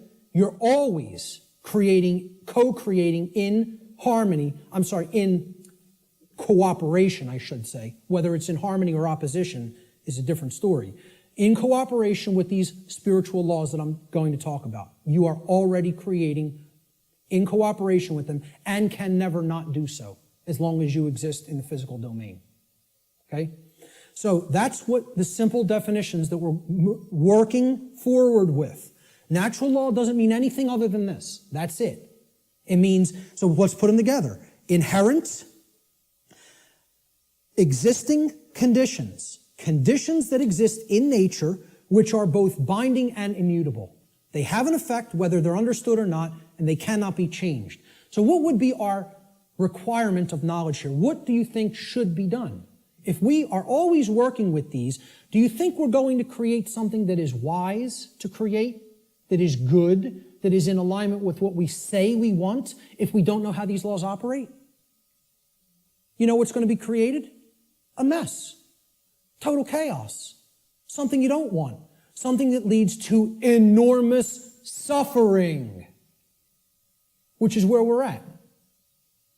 If, on the other hand, you have that knowledge of how these things work, then you align your behavior to them, you're going to create a whole new different ballgame. And then you're going to not have self-inflicted suffering. Okay? That's what this is all about. So let's give a working definition. This is what I call the soundbite, right? People say, well, tell me what natural law is, Mark. You have a few days? Maybe a large portion of the day like we're going to cover today. Maybe. Some people will get it. Okay? But really, you need to devote a large amount of time to studying this, understanding it, reading about it, and even experimenting with it. This is not an untestable hypothesis. Okay? And it's not a hypothesis. It's actually a law. But it's not untestable. You can test it. You can apply all the scientific methodologies to natural law. Same thing. Gather your information, observe, hypothesize, observe, test the results, publish the results. That's scientific methodology. The scientific methodology will be borne out for everything I'm talking about in this presentation if it is applied. Because this is not a religion. This is not some new age mumbo jumbo. This is a science. It is a science that constitutes knowledge of how laws that are existent, in operation, and immutable in this universe work, and how we are creating what we experience in conjunction with these operating laws. And man didn't put them into effect. Whatever created this universe put them into effect. I'm not here today to tell you what that is. Your job in your own personal experience is to get in touch with what you feel that is. I'm not here to tell you what that is. Now, I'm not here to tell anybody what that is. But my whole point is, it created these laws, and they're in effect. And if you want to stop suffering, and if you want the human condition to change, you have to understand how these laws work. There is no way around that. Knowledge of these laws is required. And this is what people in the so-called New Age movement and in religious communities and in other communities don't want to acknowledge. They don't want to acknowledge that work is required. So let's give a working definition for natural law, my soundbite variant, okay? I tell people who want the 6 o'clock news edition of what natural law is, okay? Natural law is universal, non-man-made, binding, and immutable conditions that govern the consequences of behavior, and specifically, at least on this planet, human behavior. I would say in the universe, it governs the behavior of all intelligent beings. Intelligent beings, okay? Natural law is a body of universal spiritual laws which act as the governing dynamics of consciousness. The governing dynamics of consciousness. That's the working definition. Let's look at the dynamics between discovery and belief, the difference between discovery and belief, because again, natural law is capable of being discovered, understood, and harmonized with. Now, does that sound like a religion? Religion asks people to believe, accept, and do without question. What this is saying, this exists, you're bound by it. The best you can do is to understand its operation like you would understand gravity, and therefore not just walk toward the edge of a 200-foot cliff that is bottomed by jagged rocks. If you're intelligent and you understand how the law of gravity works, you won't do that behavior. Okay? Just like if you're intelligent and you understand how natural law works, you won't do certain behaviors to create a prison for the entire species, for your entire species. Unfortunately, humanity has not reached that level of consciousness yet. They are not at that level of co-creative intelligence to understand how these laws work and then align their behaviors to them. So natural law has nothing to do with religion. It's not a belief system. It's a science. It is a discoverable operation that is already in effect that we can either understand and align our behavior to or remain ignorant of and suffer as a result of that ignorance because it's already in effect and already has a binding effect upon you and your behaviors and everyone's. So when it comes to belief, and anybody that was trying to propagate a religion wouldn't put this slide up here. When it comes to natural law, it works just like gravity. So the clown that's going to jump over the cliff saying, I don't believe in gravity, what's going to happen? Down he goes. Because belief is irrelevant. Because natural law does not care about you. It does not care about you. It is in effect, no matter what you do, deal with it. And people don't want to hear that. And I recognize this. I recognize I'm not telling anybody anything they want to hear.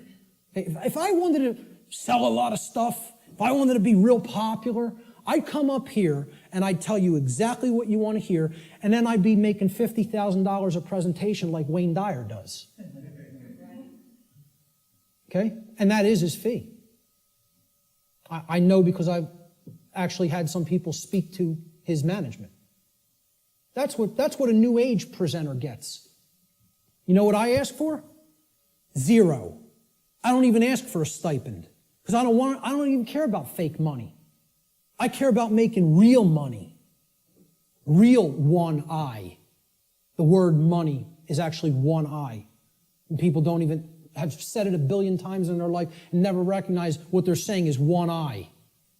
And it's the symbol of the one eye, which represents spiritual enlightenment, is plastered all over the $1 bill.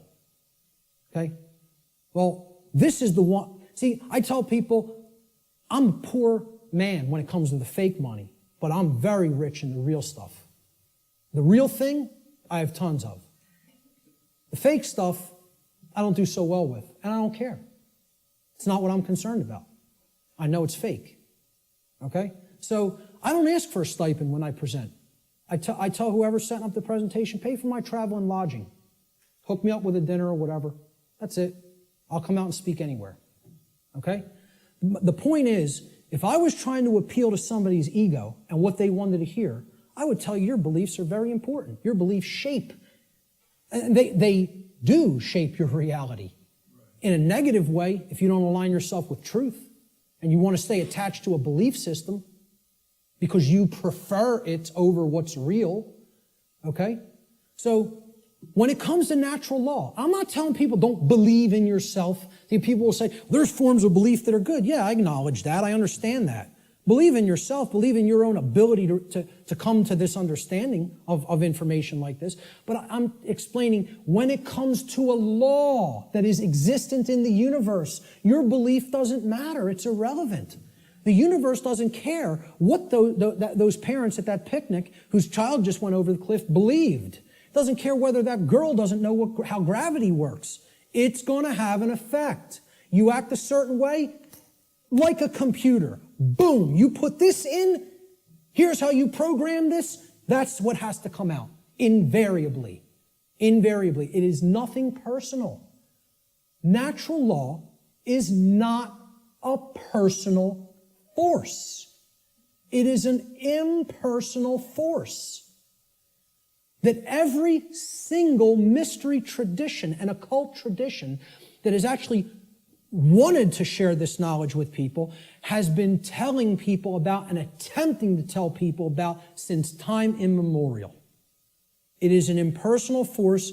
It does not care about you. It does not worry or care in the slightest bit whether you understand it or accept it or not. It is in effect, you are bound by it, the end, and stop crying in your milk over it. That's it. No one wants to hear that. And I'm not so naive that I recognize people don't want to hear that I don't recognize that. I do recognize that. Believe me, I realize the wall I am up against in saying this. I get it fully. Fully. If I wanted to blow smoke up people's rear ends, I'd come up here and I'd say, the universe cares about you and what you believe. And it's going to gauge that, it's going to look at all that, and it's going to tabulate it, and it's going to say, well, what did he believe when he took this action? It's not going to say that. It's going to say, is this what happened? Yes or no? Yes? Here's the result. That's it. Unwaveringly and invariably. The human ego has a hard time with that. There was some popular TV show, I don't even remember what it was. Barb had downloaded it, and she was watching an episode, and it said, humanity's greatest fear is that truth is absolute. And I usually don't bother watching any television, okay? I downloaded a couple of shows to watch them because they're allegories, and I want to pick apart the allegory. But I wasn't even watching this one, but I heard it, and my head snapped around. Whoa, that came through a network television show? How'd that happen? Humanity's greatest fear is that the truth is absolute. The ego has a hard time with the concept of any absolutes. It loves relativism. That's another part of the big trap of where we're at.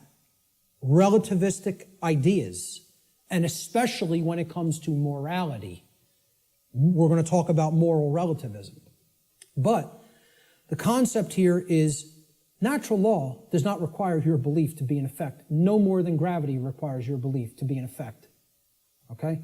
That needs to be understood. Human belief is completely irrelevant when it comes to the existence and operation of natural law, just as it is irrelevant in relation to any of the other laws of nature such as gravity, inertia, momentum, thermodynamics, or electromagnetism. Similar to such other phenomena of nature. The workings of natural law require no belief in order for them to be discovered and known. So what I'm saying is, your belief will not change natural law, but your inquiry into it can lead to an understanding of it. You can develop the knowledge of it if you are willing to open your mind and look at how these laws function and what we're getting as a result of our disharmony with them. The philosopher Søren Kierkegaard said that there are two ways to be fooled. One is to believe what is not true, and the other is to refuse to accept what is true. Okay? So, believing in untrue notions, which is what religion is, all forms of it, all the 5 religions I posted at the beginning of the presentation. Organized cultural religion, money, scientism, politics, and the New Age movement. There's the world religions, folks. People think of religion as only the cultural religions. No, there's 4 other ones. One's called government and authority, okay? Or politics, however you want to name it. The other one is money, finance. There's another religion. One of them is the New Age movement, and one of them is scientism, which I'm not going to refer to as real science because it is not. It is a belief system and a religion. So what Kierkegaard is saying here is you could believe things that aren't true, and that will hold you back. And you can refuse to accept what is true, and that will also hold you back. I say these are the only 2 ways that humanity ever creates self-inflicted suffering for itself. You want to know how suffering is created for the human species? That it doesn't need to experience? We believe what's not true. We refuse to accept what is true. That's why self-inflicted suffering exists in our species. And if we are to become wise, we need to stop doing both of those things, and then we'll stop creating suffering for ourselves. So let's look at consciousness and the human brain, okay? Because consciousness is an intangible force, okay? It's something that exists, but you can't really see it. Many people even have a hard time explaining what it is. But there is physiological expressions for consciousness in the physical domain, and the brain is one of them. And of course, people will say, well, don't leave out the heart. Of course, the heart is also very important. Heart has an even bigger electromagnetic field than the brain and is tied into the physiology in an even more complex way than the brain is. But we need to understand the basic structure of the brain to understand the types of imbalances that go on within it that lead to these debilitating conditions within humanity that continue to create suffering for us. And also, what these belief systems do is they prevent the activation of the heart and the actions, of care and action.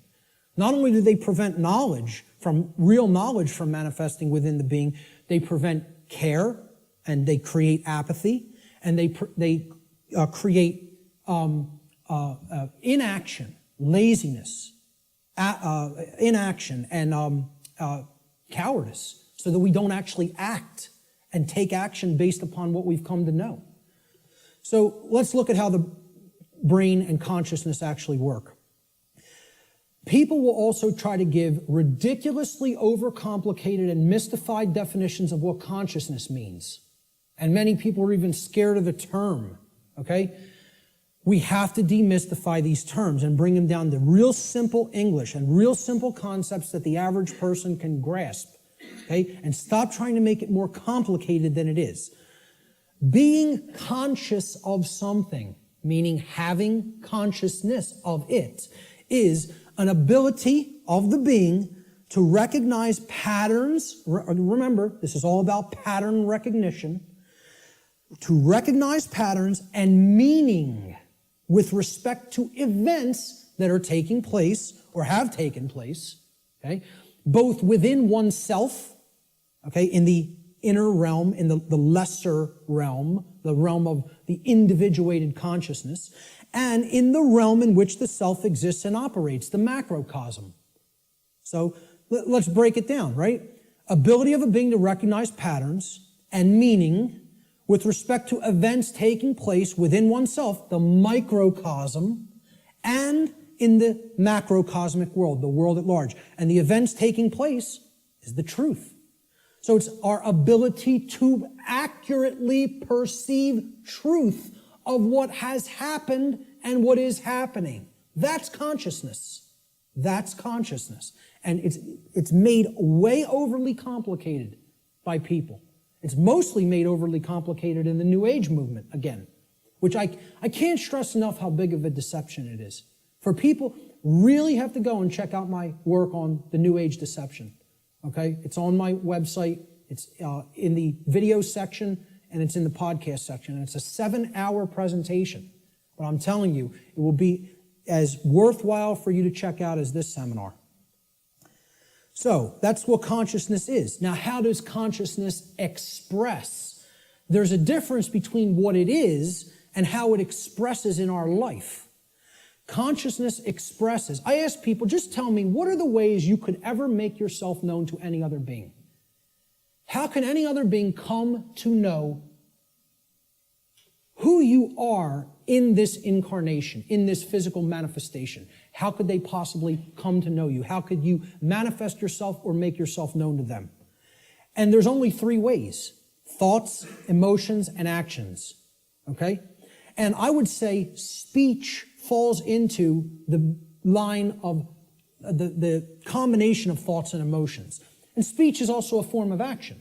I'm using force to, make the air flow over my vocal cords to make sounds come out so that you can hear what the concepts I'm trying to express. So it is a form of action. And it derives from what we have thought up to this point and the emotions that we have, and we could express it through speech. So thought, emotion, and action. Thought you have to look at as the creative force that is the expression for consciousness within the individual. Okay? So it's a neutral force. You don't look at your thoughts as masculine or feminine, do you? But you do look at them as creative forces. In order for anything to manifest in the physical domain, it had to first exist as a thought. This computer, somebody had to envision all the parts, how it works, how it's put together. Okay? This camera equipment, the clothes you're wearing, the seats, everything that exists had to first exist in the realm of thought. Had to. By law.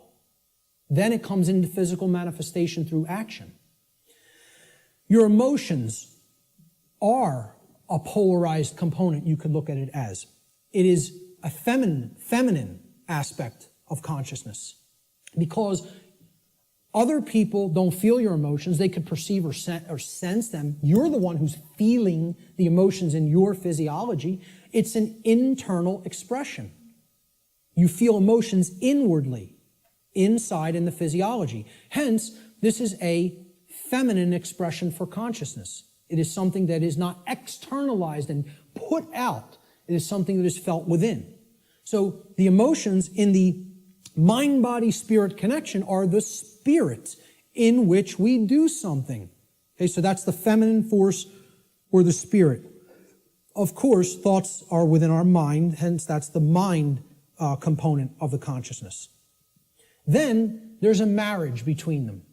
Okay, so you could look at thoughts as the creative essence, which then blends with or marries to the feminine. Now, see, we're getting into a notion that is taught in many different religious traditions. It's called the Trinity. And I challenge anybody, go and look in any of the trinities that exist, in any of the religions. You can go back to Babylon. You can go to the Indus Valley traditions. You can go to the Egyptian and Cometian traditions, the Christian traditions. Every single religious tradition that has talked of a Trinity, okay, it is always a Father Creator, a sacred feminine figure, okay, of some kind that the Father then impregnates or inseminates in some form. And then from that offspring is born a male child. Always. Okay? What we're talking about here is the Father being the mind, the creative essence. Then the Spirit, or the emotions, being the sacred feminine essence. Okay? Or the Holy Spirit, the emotions. And then the child, the male child, is behavior. It is the active or masculine principle that actually interacts with the physical world to change it. And hence, that is the only way to actually save ourselves. And again, people in religious thinking will immediately attack this and say, you're saying that saving ourselves will not come through faith. Yes, I am. Saving ourselves will only come through action. Action will save humanity. Faith will not do it. So sorry to again, smash another egoic attachment that people have to religious notions. But these religions are created by the control system. Okay? People don't understand that exoteric Christianity is created by the dark occult, of the ancient dark occult mystery schools. They don't understand where this religion came from because they haven't studied astrotheology. And I'm not telling you there's no good concepts in any religion. I say take all the good concepts and leave the nonsense. Because one of the nonsense is that you need to believe in something to be saved from the current human condition. You don't need to believe in a thing. You need to know the truth. And right in their own religion, there it is. Let me just stay on this for a moment, because in their own scripture, the exoteric Christian scriptures, what is the one prescription that the Christ figure gives to the people when he is asked about freedom? He's only asked about freedom like once in the Gospels, okay? In the words attributed to his teachings. And they want to know what will save us, what will make us free, and what is his prescription? Truth shall make you free. No, that is not. There's something missing there. You're close. What is the actual saying? Know the truth. Knowing the truth will make you free. That's the prescription, even in exoteric Christianity. It's right there in the Gospels. But Christians don't want to hear that, because the controllers in the church who came from the dark priest class gave them this nonsense that all you have to do is believe and everything will magically change. Well, good luck with that. When people's behaviors have no alignment with morality, you think your belief's going to change something? Again, let me know how that works out for you. And again, I'm not mincing words up here. You know, I'm telling it like it really is. I don't care who it offends. So, the expressions for consciousness are thoughts, emotions, and actions which are likened to, in the consciousness community, of mind, spirit, and body. And it's a trinity. A father creator, which is the thoughts, the mind, the feminine essence, which is the mother of the trinity, the emotions, the inward aspects, the spirit. And then they give birth. When the thoughts and the emotions come together, they give birth to action in the world, which is the male child.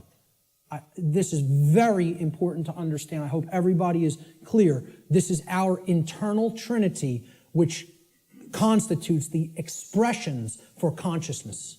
Okay? So let's move on. Yes? Okay, how much time? It is. Okay, we're going to stop right there and take a break. We will resume at 1:15 precisely. Okay, so you want to come in a few minutes early to get settled. I will start again at 1:15 p.m. Thank you, ladies and gentlemen. Thank you.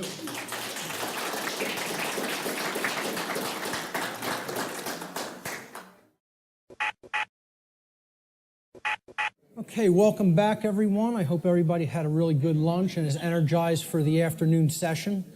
We're going to have, I'm going to go until about 3:20 p.m. In the first part of this, and we'll take a 10-minute break there, and then we'll start in again about 3:30, and we'll go until 5, and then we'll come to our dinner break. So let's pick up where we left off. I was talking about brain structure and human behavior and how these two things are completely interrelated. Brain health plays a critical role in human behavior, so it is extremely important for human beings to become familiar with the brain's basic structure and function. Now, I'm not telling you that this is the totality of neuroscience, what I'm going to show you here today. I'm saying that this is the basics. It's the essence of how the brain structure works. So this is part of understanding the physiological aspects of how consciousness works, all right? So there's three main complexes, structures, that comprise the total human brain. The first is the R complex, or the reptilian brain. So this part of the brain facilitates basic survival functions. It's the part of the brain that goes to work and becomes active when we're in what's called fight or flight mode, okay? when survival is at stake. It also controls basic motor functions and respiration, okay? The second part of the brain is above the R complex. This is called the limbic system. It's also known as the mammal brain, the mammalian brain. This part of the brain facilitates human emotions, and it makes human emotion possible to be felt in the physiology. It does this by releasing what's known as neuropeptides into the bloodstream through different glands that comprise the limbic brain, or what's called the midbrain also. So the final part of the brain, the highest structure structurally, and the newest part of the brain, evolutionarily, it's called the neocortex. Now, really what this part of the brain is really called is the telencephalon. That's what we traditionally think of as the gray matter of the brain, okay, with the hemispheres, okay? The neocortex is where all of the actual electrochemical activity that comprises our human modes of thought takes place, and that's in the outer shell of the telencephalon, which is known as the neocortex. So this part of the brain actually facilitates all human functions of thought, what we consider the things in thought that make us a human being and separate us from the animal kingdom. Higher thought functions, logic, intuition, creativity, okay? So we'll break down these parts of the brain and give you some visual understanding of them. So down here,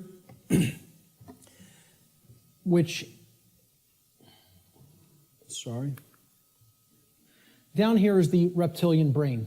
It's comprised of the brain stem right here, and this part of the brain is called the cerebellum, okay?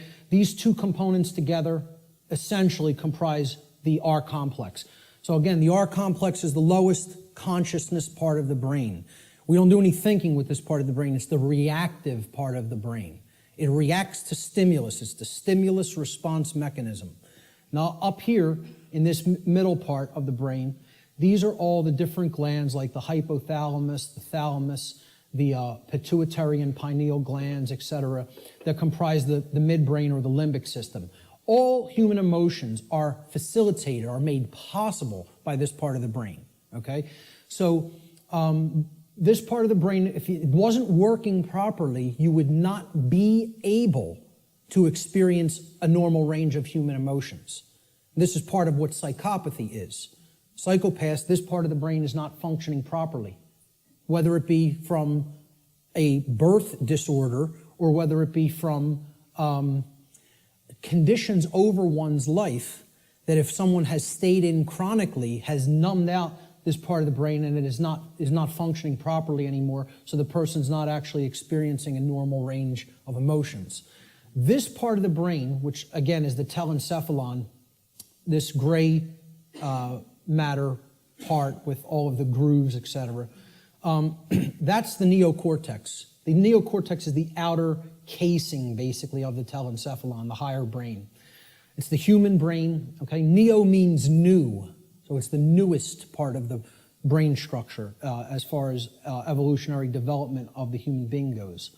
So this part of the brain facilitates all higher order thinking. Now, what you have to understand about the telencephalon, or the hemispheres of the brain, is that they're first of all bilaterally symmetrical, and they generally control different functions of thought. Now, I'm not telling you it's 100%. Neuroscience is more complicated than that, okay?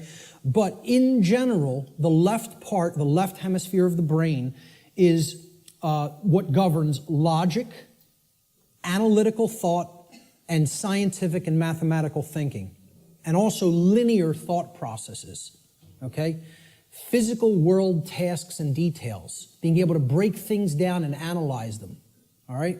So this is taking things apart, breaking them down into smaller components and analyzing the pieces. That's what the left brain does. You could look at it as a series processor, okay? It has to go into this part first, then here, and then we could spit out the output. A linear process, like a series processor, okay? The right side of the brain, the right hemisphere, governs or generally facilitates and makes possible human creativity, our emotional makeup, okay, all the emotional dynamics of the human being, holistic thought, being able to see the big picture thinking, pattern recognition, and then things like compassion, nurturing, care, okay, ethics to a large extent. And I would say ethical thinking comes from a balance between the two, as we're going to get into. Now, if this left part of the brain here becomes chronically dominant, the masculine part of the brain, and again, I'm putting these symbols here. This is an ancient archetypal symbol called the blade. It's a simple upward pointing triangle. And this downward pointing triangle is another ancient archetypal symbol that was referred to in the ancient world as the chalice, the cup, etc. Okay?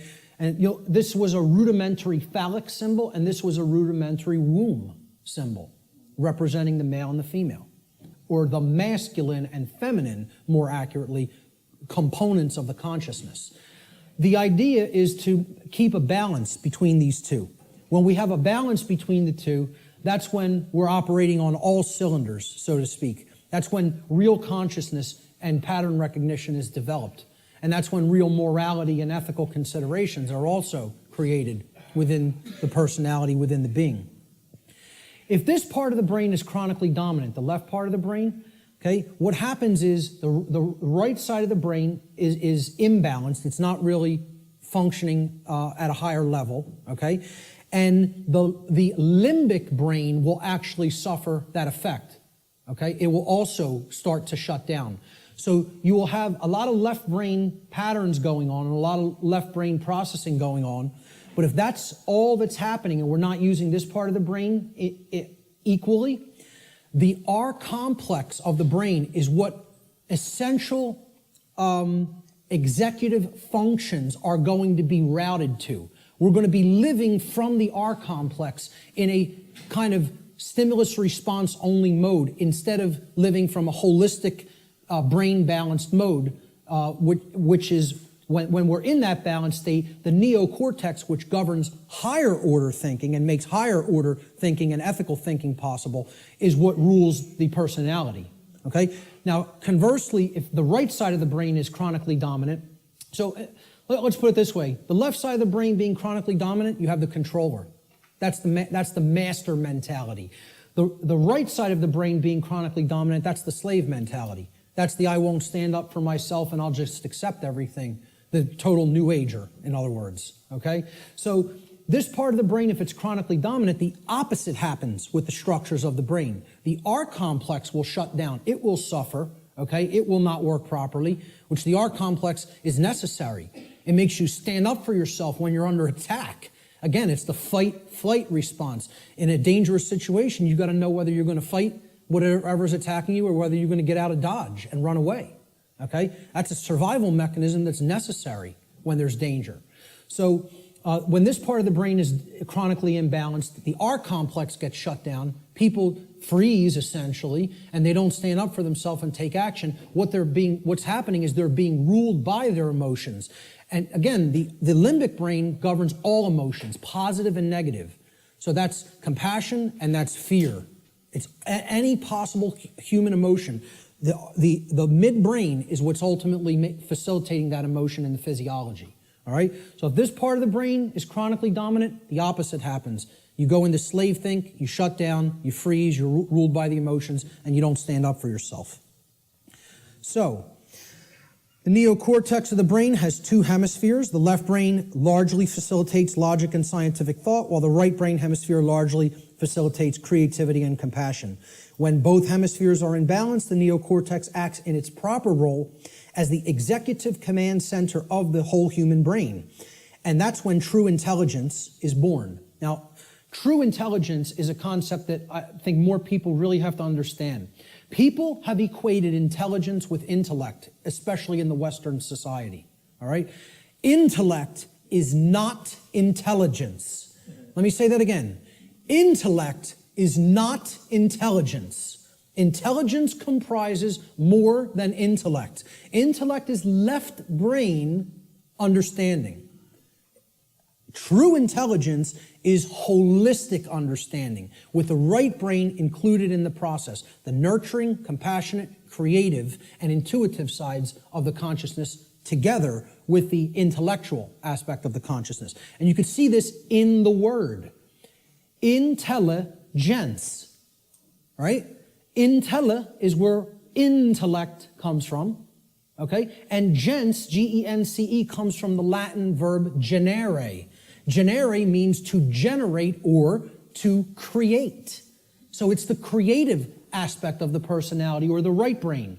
So intellect plus creativity, logical thinking plus nurturing and compassion. That's real intelligence, holistic intelligence. And most people in our society are not in holistic intelligence. They're in one form of brain imbalance or the other. So let's look at how this manifests. If a human being's left brain hemisphere becomes chronically dominant, the R complex will take over executive function of the brain, and the person will become ruled by selfishness and base desires. And they will develop a personality that is based in domination and control. Conversely, if a human being's right brain hemisphere becomes chronically dominant, the limbic system will take over executive function of the whole brain, and the person will become ruled by their own emotions and develop a personality that is based in submissiveness and naivete. Okay? The slave think mentality. The schism of the individual. Okay? Now this is critical, because this is not only a schism within the individual consciousness, it's a schism of worldview, of the way we view ourselves in the world and the way we view our relationship to others in the world. So I call this the mental schism. And it highlights basically what will happen, what kinds of thinking will manifest when certain types of brain imbalance are present. So when we're in this schism, and again, most of humanity is, if we're overly intellectualizing everything and we're too much in the masculine hemisphere of the brain, okay, we're not using the right or intuitive capacities of the brain, the right brain hemisphere. What this can lead to in the world is, again, rigid skepticism. Now, what did we say about that? It's not conducive to learning. People aren't really going to learn when they're rigidly skeptical. This is a hallmark of scientism. Scientismists, I don't know what other thing to call it, worshipers of the altar of scientism, okay, they have this rigid skepticism because they're purely intellectual. They're not really intelligent.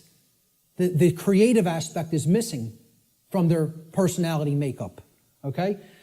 Atheism is a hallmark of overly dominant left brain thinking because that, shuns all aspects of spiritual reality. There is no spirit. The universe is a grand cosmic accident. From there you get things like solipsism. People will say, well, isn't solipsism purely left brain? No. It is right brain. I'm sorry. Is it purely right brain? And I say no, it is left brain imbalance as well. Solipsism can be generated from both forms of imbalance, of believing nothing can actually be known. There is no truth. Truth is a dirty word to many left brain individuals. You'll note. So solipsism plays into left brain imbalance as well. All of these states here inevitably lead to these things down here. Moral relativism comes next. The idea that there's no such thing as the difference between right and wrong, that we just get to make those things up. They don't exist inherently in nature, We just can decide on what's right and what's wrong for ourselves and make it up, randomly. So very, very dangerous ideology, which we're going to be talking about a lot. Social Darwinism inevitably comes after that, all right?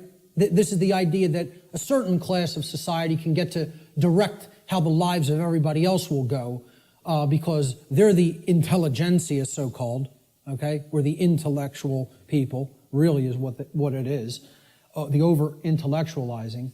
And we'll direct society because we're the fittest. Like Darwinism postulates the survival of the fittest, well, social Darwinism postulates the survival of the most socially ruthless. And many people believe that's the natural order. They believe that's the natural order, and nothing could be farther from the truth. What that is it's the psychopathic chaos. It has nothing to do with nature, and it has nothing to do with order. It's the exact opposite. So, this state, and these are hallmarks of dark occultism as well. Okay? I think I should know a thing or two about it, as I was a priest in it for almost 10 years. I might know a couple of things about Satanism. Okay? So, moral relativism is one of the big tenets of Satanism. It's actually one of the pillars of Satanism. Social Darwinism is highly praised and valued in Satanism. And eugenics. Okay? Because if people don't understand what eugenics is basically people, who have gone so deep into this form of left-brain imbalance that they believe they're God and they can get to decide who lives and who dies. That's really what it is. We will control who breeds and who does not get to breed, who gets to live and who does not get to live. All right? That's essentially eugenics in a nutshell. And again, these are all authoritarianism, forms of authoritarianism. Okay? And it's the idea that man is the author. Man is the creator. Man is the God. Man will make the law. Man will decide who, life and death at any given moment. We will decide what's right and wrong, etc. That's essentially what all of these forms of thought are. Extreme left-brained imbalance. And I was there. I was in this state in my life. I was in it for years. For years. All right? Let's look at the other form of imbalance. If the right side of the brain is chronically dominant, this leads to, similar kind of imbalance, but in the exact opposite form. The brain is still completely imbalanced, therefore the person's not in a high state of consciousness. They're completely unconscious to what's really going on within them and around them. But the manifestation is generally the opposite of the left brain forms of imbalance. So if you're in real right brain imbalanced state of consciousness, this will lead to naivete, believing anything you're told, accepting things from quote-unquote official channels and official sources without actually checking into them for yourself. Blind belief. You'll believe the next religion that comes along. We just have to tell them what they want to hear, and I'll believe that. So, New Agers are basically in this category: naivete and blind belief. People who trust government, of course, are in that category because, again, it's about creating the masters and the slaves. That's what brain imbalance is for. And that's why the controllers want to propagate this imbalance and keep it in place. Again, religious extremism, that's hallmarks of right brain belief, right brain imbalance. Solipsism, no such thing as truth, all from right brain imbalance as well. Feelings of unworthiness, self-loathing, accepting orders from other people, being an order follower. We're going to have a whole section on order followers later, and how this is the exact opposite of anything virtuous. For people that believe order following is some kind of a virtue, I don't know what to tell you, but it's the thing that leads to all evil in the world, is accepting somebody's orders and not actually gauging for yourself whether the activity, the behavior is moral or not. Okay?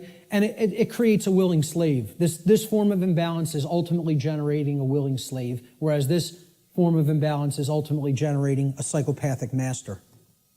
And they're all forms of mind control. It's just another aspect of how mind control works. The propagators of mind control are just doing this to keep that imbalance present in one form or another. They don't even care which it is. As long as they have some that are imbalanced toward one direction and some imbalanced toward the other direction, that's how the dynamic plays off against itself. And you have a world that is continue to be kept under lockdown. So let's look at the worldview schism that goes hand in hand with the brain schism or the mental schism. Again, worldview is exactly what it says. How do you view the world? How do you view yourself in it? How do you view others in it? Well, when there's chronic left brain dominance, the worldview that emerges is one of randomness. And again, this is a hallmark of scientism. The world is this grand cosmic accident. All right? The whole universe is a grand accident. There's no purpose. Right? There's no creator. Everything just magically manifested on its own for no reason from a single singularity, a single point in space-time for no reason. You give me that one, and I'll tell you everything else that happened after that. But you got to give me that one, and I have some bridges to sell you, you know. So, you know, there's no underlying intelligence in nature. Nature is dead. That's what this worldview is about. Nature is dead. It's a dead thing. It's a mechanized machine that is there for no reason. Okay? There's no such thing as the spirit at all. No such thing as spiritual dimension. No such thing as natural law, certainly. Because for one to accept natural law, well, where does it come from? You know, I ask people like whether they accept that natural law exists or that, you know, there's actual objective truth and morality. And like 2/3 of people don't accept it. They don't believe that it exists. They don't think there is objective reality and objective truth and objective morality. You know, they think it's all relative and we get to make it up. I've actually done a psychological, small psychological profiling or study, you know, just asking people this question at random and collecting results and analyzing them. We're at about 2/3 of people who are moral relativists and believe that truth is relative also, that it's not objective. Okay? Now, you ask the same people, do you believe in karma? 88, almost 90% of people believe karma is real and it exists. So I'm like, I can't believe this. You're going to tell me that there's no such thing as a real difference between right and wrong. They're constructs in the human mind is what they think, right? And simultaneously holding in their mind the idea that karma exists. Well, I asked them the question, what put karma in place then? You believe it exists. What force created it? What made it? What put it in place? And they have no answer for that. You know, they intuitively believe karma exists, but can't answer where did it come from, because that would involve a creator. And somebody in left brain imbalance can't acknowledge that, you know? So to a left brain imbalanced person, there's no such thing as spiritual or natural law. It doesn't exist. As a matter of fact, all of existence has no purpose other than to continue its existence. See, survival is the highest aspiration to a left brain imbalanced individual. Right and wrong have no bearing. There's no point in even discussing it, okay? Because right's what's right for me if I'm super left brain imbalanced. Wrong is whatever affects me negatively, okay? It doesn't matter what's actually moral, okay? It's all subjective to a left brain imbalanced individual. And to them, nothing has any purpose. Since it's all a grand cosmic accident, how could there be a purpose for existence? Without a creator, who's going to create the purpose for it? You know? So it has no purpose other than to continue surviving. And again, that's right there is proof they're in the R complex, they're in the base brain. Survival is the highest goal. Survival is the only aspiration. Now, in Satanism, it's about as left brain imbalanced as it gets, folks. You know what their number one law is? Survival. Survival is the highest law. Okay, and we hear about this in Darwinism too. The ultimate purpose of the being is to continue to survive. And I would highly debate that. I would highly disagree with that. There are laws higher than survival. Okay? But in Satanism, they simply refer to it as self-preservation. And that means preservation of systems of belief as well. Systems that are serving the self, the egoic self. They must continue to survive. Self-preservation as the highest law. That's the number one tenet of Satanism. And it doesn't matter who you need to step on to do it. Who you need to step on to get one up on somebody else. This is extreme left brain imbalance worldview. All of these characteristics in the randomness worldview are hallmarks of scientism, atheism, totalitarianism, and dark occultism. You could add to that list. You know, whether you refer to it as Satanism, dark Luciferianism, it doesn't make a difference. It's the hallmarks of the dark occult. On the other side, on the right brain imbalanced side of the worldview, there's another worldview called determinism. Okay, determinism is based in right brain imbalance and is defined by, in general, helplessness, religiosity, and the dismissal of free will. This worldview will eventually lead to a society of blind order followers and willing slaves who accept their conditions as their lot in life. So hallmarks of deterministic worldview. God controls every event in creation. Nothing happens at random. There is no free will. So you can never throw anything a curveball through free will. Every event is preordained. Okay? And religionists believe in this. See, I like to say, my presentation is going to piss everybody off. And that's what it should do. Because if you're in one of these forms of belief systems, it represents one form of imbalance or another. So people who believe in government and science are in that left brain imbalance. They're going to get pissed off that I'm talking about that form of imbalance. And then the people who are in religion and the New Age movement, they're in that right form of imbalance, so they're going to get pissed off at that. Good. Let them all be pissed off. The truth will piss you off, and then it will set you free if you accept it. So, all occurrences are preordained. Free will is an illusion. No, you know who just said this in his latest book? Stephen Hawking, who you would think is the most left-brain person that you could think, worships at the altar of scientism, believes the universe is a grand accident, okay, and a mechanized machine, okay? It's like this comes full circle. It feeds off of each other like a feedback loop, these forms of imbalance. He went so far through left brain imbalance, he's so in the left brain, that he actually developed the hallmark of right brain imbalance, which is that there's no such thing as free will. No such thing. Since it's all a mechanized machine and there's no consciousness, there can actually be no choice. We are actually robots controlled by matter. Hawking believes this. He actually wrote this in his book. He said free will is as dead as God. Okay? And millions of people buy this moron's books, and I'll call him a moron right to his face. There's not a drop of intelligence in that man, and people think he's one of the most intelligent people in the world. You might be one of the most overly intellectual people in the world, but you have no wisdom at all. Zero, if that's how you think. And again, put him in front of me and I'll tell it to him to his face. Okay? Because these people actually believe he's smart. That person isn't smart. He's dumb. He's intellectual, but that doesn't make you intelligent. Okay? He has no part of the big picture. None. Just because you can theorize something and visualize it and calculate it mathematically does not make you an intelligent person. That means you're great at using the intellect. You're great at mathematics. You're great at linear and logical thinking. That does not make you wise. All right? So, to continue with the right-brained imbalanced worldview, since God controls everything in creation, nothing is possible to change. Human beings are powerless to create change. Everything is being made to be this way by God. This is what religionists and right-brain imbalanced people think.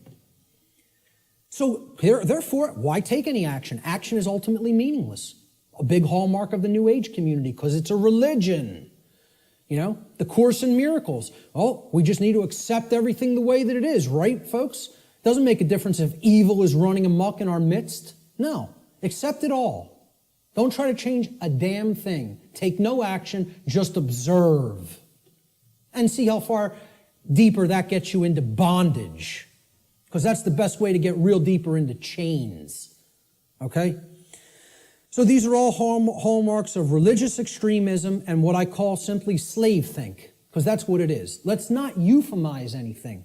Let's call them what it really is. This is master think, that's slave think. And if you want a world that continues to propagate slavery, you'll stay in one of those forms of brain imbalance. And this right brain imbalance, in addition to religious extremism and slave think, is the hallmark of the New Age movement and their followers, their religious followers. Now, there's a balance that is struck between these, okay? And that's what everything really is ultimately about, creating a balance. Because there are components to these two worldviews that if they come together, it shows us what the truth is. And here it is right in the middle here. There is a deterministic component to reality, and there is a random component to reality, existing in cooperation with each other, in conjunction with each other. The deterministic component is what I'm talking about here today and referring to under the banner of natural law. That is determined. It is law. It is set. You're not changing it. It works that way flawlessly 100% of the time. That's determined. Natural law is determined. Okay? It's the deterministic component to reality. Then there is a randomness component to reality that works continuously in conjunction with natural law. And this is a little thing called free will. Our ability to choose our behaviors, to do certain things and to not choose to do certain things. And we have it. Every individual has it, no matter what position, no matter what situation they're in. I don't care what institution you're in. I don't care who you've listened to up to this point. I don't care what background you come from. I don't care what economic class you come from. Every single solitary being that is capable of thinking at all is gifted with free will. You have free will to choose your behaviors, and so does every other human being. Everyone. Okay? It's a gift of creation itself. Okay, we can choose what we will do and not do. Nobody can actually make anybody do something like a robot. Oh, believe me, there's people who are trying. Like Art talked about, Jose Delgado. Was searching for means to electronically, directly control through chip implants and stimulus through chip implants in the brain, human behavior, like a robot, to put a technology into the brain to control the behavior of the individual. And that went on right here. This is where that took place, folks, right on Yale's campus. Okay? Read some of his stuff. You want to be disturbed? You think what I'm telling you is somewhat disturbing. Read some of Delgado's material. He was telling people, we're going to show you that free will doesn't exist. We're going to show you there's no such thing as rights, that we make up what rights are. The ruling class makes up what a right and a wrong is. We tell you what it is, and you have no choice. And he was telling you, we're going to show you you have no rights, that you're our slaves. Yeah, read some of his material. And an excellent book, Art recommended too, Jim Keith, Mass Control, The Engineering of Human Consciousness. If you haven't read that book, get it and read it. And that's just an introduction. And many people think he was murdered over it. So truth lies in the middle of these worldviews. There's a deterministic component called natural law. There's a random component called free will, our ability to choose our behavior freely.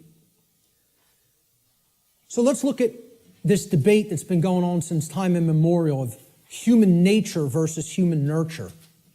And again, I'm getting ready to piss everybody off, okay? This debate's been going on forever. Which is it? What's human nature really look like? What's its essence? Is it angelic or demonic? Okay? I would say it's neither. It's neither one of these things. It's not both. It's neither. So nobody wins here, who falls on one side or the other. And it's a very difficult thing for people to accept as well. Because when we ask the question, what is the nature of a human being? It's a very similar question to asking, what is the nature of this computer up on this platform? What is the nature of that projector? What is the nature of those cameras? Well, can I actually say what the nature of these things is? It's a computer. Its nature is to compute information. What is the nature of that projector? Is it good? Is it bad? Is it angelic? Is it demonic? Is that projector demonic? No. Its nature is that it projects imagery. What is the nature of these cameras? They capture imagery. That's all. So what's the nature of a human being? The nature of a human being is that it takes in information, it processes it, and then it outputs it through behavior. And as we're going to see, that's very much like a computer. I'm not saying that it is a computer. I'm saying it's like one. Okay? So human nature is neither inherently good nor inherently evil, as many people think fall on one side of this argument or the other.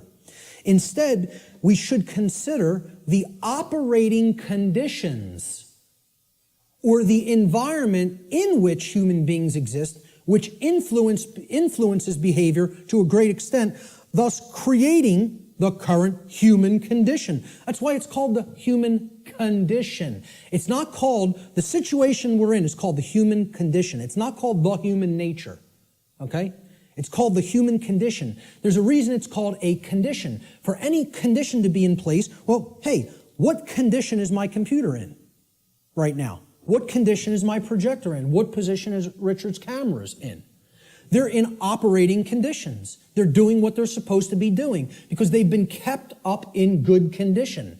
Okay, in the example of my computer, it has a working operating system without malware on it. Okay, it has software that does the job, that does what I'm asking it to do properly without bugs. Okay, those are the conditions. The operating conditions will determine how does it perform, what kind of output can it put out into the world. All right, so again, what I'm saying here is that human beings are like computers. Not that they are computers. Let me just state that emphatically. We're not computers. We're like computers. Okay? We are programmable. That's the nature of a human being. How many people have ever heard anybody say that the nature of a human being is that a human being is programmable? To my knowledge, I'm the only person or researcher that is calling that human nature. Our nature is that we can be programmed. And there's another thing, that's another thing people don't want to hear. They don't want to hear this because they liken it to a mechanized machine. And I'm not saying, again, to emphasize, I'm not saying we are computers. I'm saying we're like them in the ways that we can be programmed. So what gets put into a person through the environment, which is called the culture, all right, and becomes their programming, determines what they will output onto the screen, which is called human life. And that will create the human condition in the aggregate as more and more people operate that way. All right, so let's look at how this works. Human beings are programmable much like computers. Like a computer, if a human being has a bad file system format, that's the first thing you do when you're going to get ready to use a computer. You have to format the drive. How many people here are somewhat techie? Not many. Okay, about a quarter to a third. All right. So some people will know what I'm talking about here. For the others, excuse the jargon for a moment. All right, I'll explain what it is. A file system format is you got to format the hard drive so you can prepare it for a specific operating system, which is basically the task controllers. It's going to control what happens on the computer, how programs get launched, how memory is used, etc. in a nutshell. All right, I do this for a living, so I know all the technical stuff. So I'll try to keep it simple. So if the human being has a bad file system format, right, this is akin to the operating conditions during a child's formative years, the first 6 years of their life, essentially. Now, think about it. We call this their formative years. Their formative years, like a format on a hard drive, because this is what puts the file system into the human being, that prepares it for its operating system. Okay? So, largely, what programs the child at this stage is the parents and what they will see in their immediate environment and home and during their very early years in, quote, schooling. All right? Now, if, like a computer, if a human being also has a bad operating system, now this is like Mac OS, Windows, Linux, etc., Android, iOS, these are operating systems. Again, they are basically providing a platform that other programs will run in, and they're providing a graphical user interface. This is your culture. The operating system is the culture in which the programs run, okay? So let's say if you have a bad operating system, meaning you're already surrounded in a bad environment, in a bad culture, right? That's also going to negatively impact the output. And then they have bad software programs. Now, these are the programs that you run. Now, if I didn't have a good presentation piece of software, my presentation might come out sloppy. It might crash in the middle of it. It might not display the graphics or the text properly. Okay? So you got to make sure you're working with good, reliable software as well. Now, what the software is the belief systems, what the person has taken into the mind, and is processed and made part of himself. And now, if all of those things are bad, we have three bad components. The format is bad, the file system format, which is the formative years of the child, okay? The culture is bad, meaning they're already growing up in a bad culture or in a culture that condones moral relativism, etc., and doesn't understand natural law. And the software programs that have been input into the child are bad, meaning their belief systems, okay? What do you think the output of that, quote, computer is going to be like? Is it going to be good? Is it going to be chaotic? If I screw up my system's hard drive format, if I put an operating system that is like at alpha state and it's not ready for prime time because the development's not finished, it's half-baked, okay? And then I load crappy software that's full of bugs and the developers didn't really care about programming them correctly. Do you think that computer is going to operate properly and give me the output on the screen I'm looking for, or output on the printout I'm looking for, or output on the internet that I'm looking for? Good luck. If you know a little bit about computers, you're laughing now because it would be ridiculous to assume that it could do that. Well, why do we think that we're going to have that in our environment when all of these things are badly programmed? See, the output onto the screen is also going to be horrible if all those three things, that determine how the system works are also bad. So it will contribute to deteriorating conditions on a mass scale. Like a computer, the behavior of a human being largely depends upon its programming. And its programming is the quality of the information that is being input into it. The quality of the information it's taking in. The quality of the information it's taking in is going to determine the quality of the information it's outputting, like any other computer. So if garbage goes in, surprise, garbage is going to come out. If good information goes in, quality will come out. And the output will be as one wants it to be. It will be able to process and create efficiently, effectively, not chaotically. Here's a very simple diagram. Again, if people understand it, they really get how natural law functions. And again, it's very unpopular. People don't want to look at what the bottom base foundation or platform of this structure is. Because once again, this idea that knowledge is what's required makes many people upset because they want to believe they're going to achieve these things they say they want without doing the work to acquire that knowledge and therefore understand the requirements for obtaining those conditions. So we start with available information. And when people look at what I'm going to describe here, they will recognize it as something. And I'll hold what that is for a moment. Available information is what you're starting with. This constitutes potential knowledge, and it can become knowledge if it's taken in, if it's amassed, if it's aggregated, okay? It can be gathered, it can be processed, it can be understood, and then it can be acted upon. You could call this the grammar stage of this three-part process I'm going to explain. Okay? You could also refer to this as the input stage. If we're looking at it in a computer model, this is the stage of inputting information or programming something. Okay?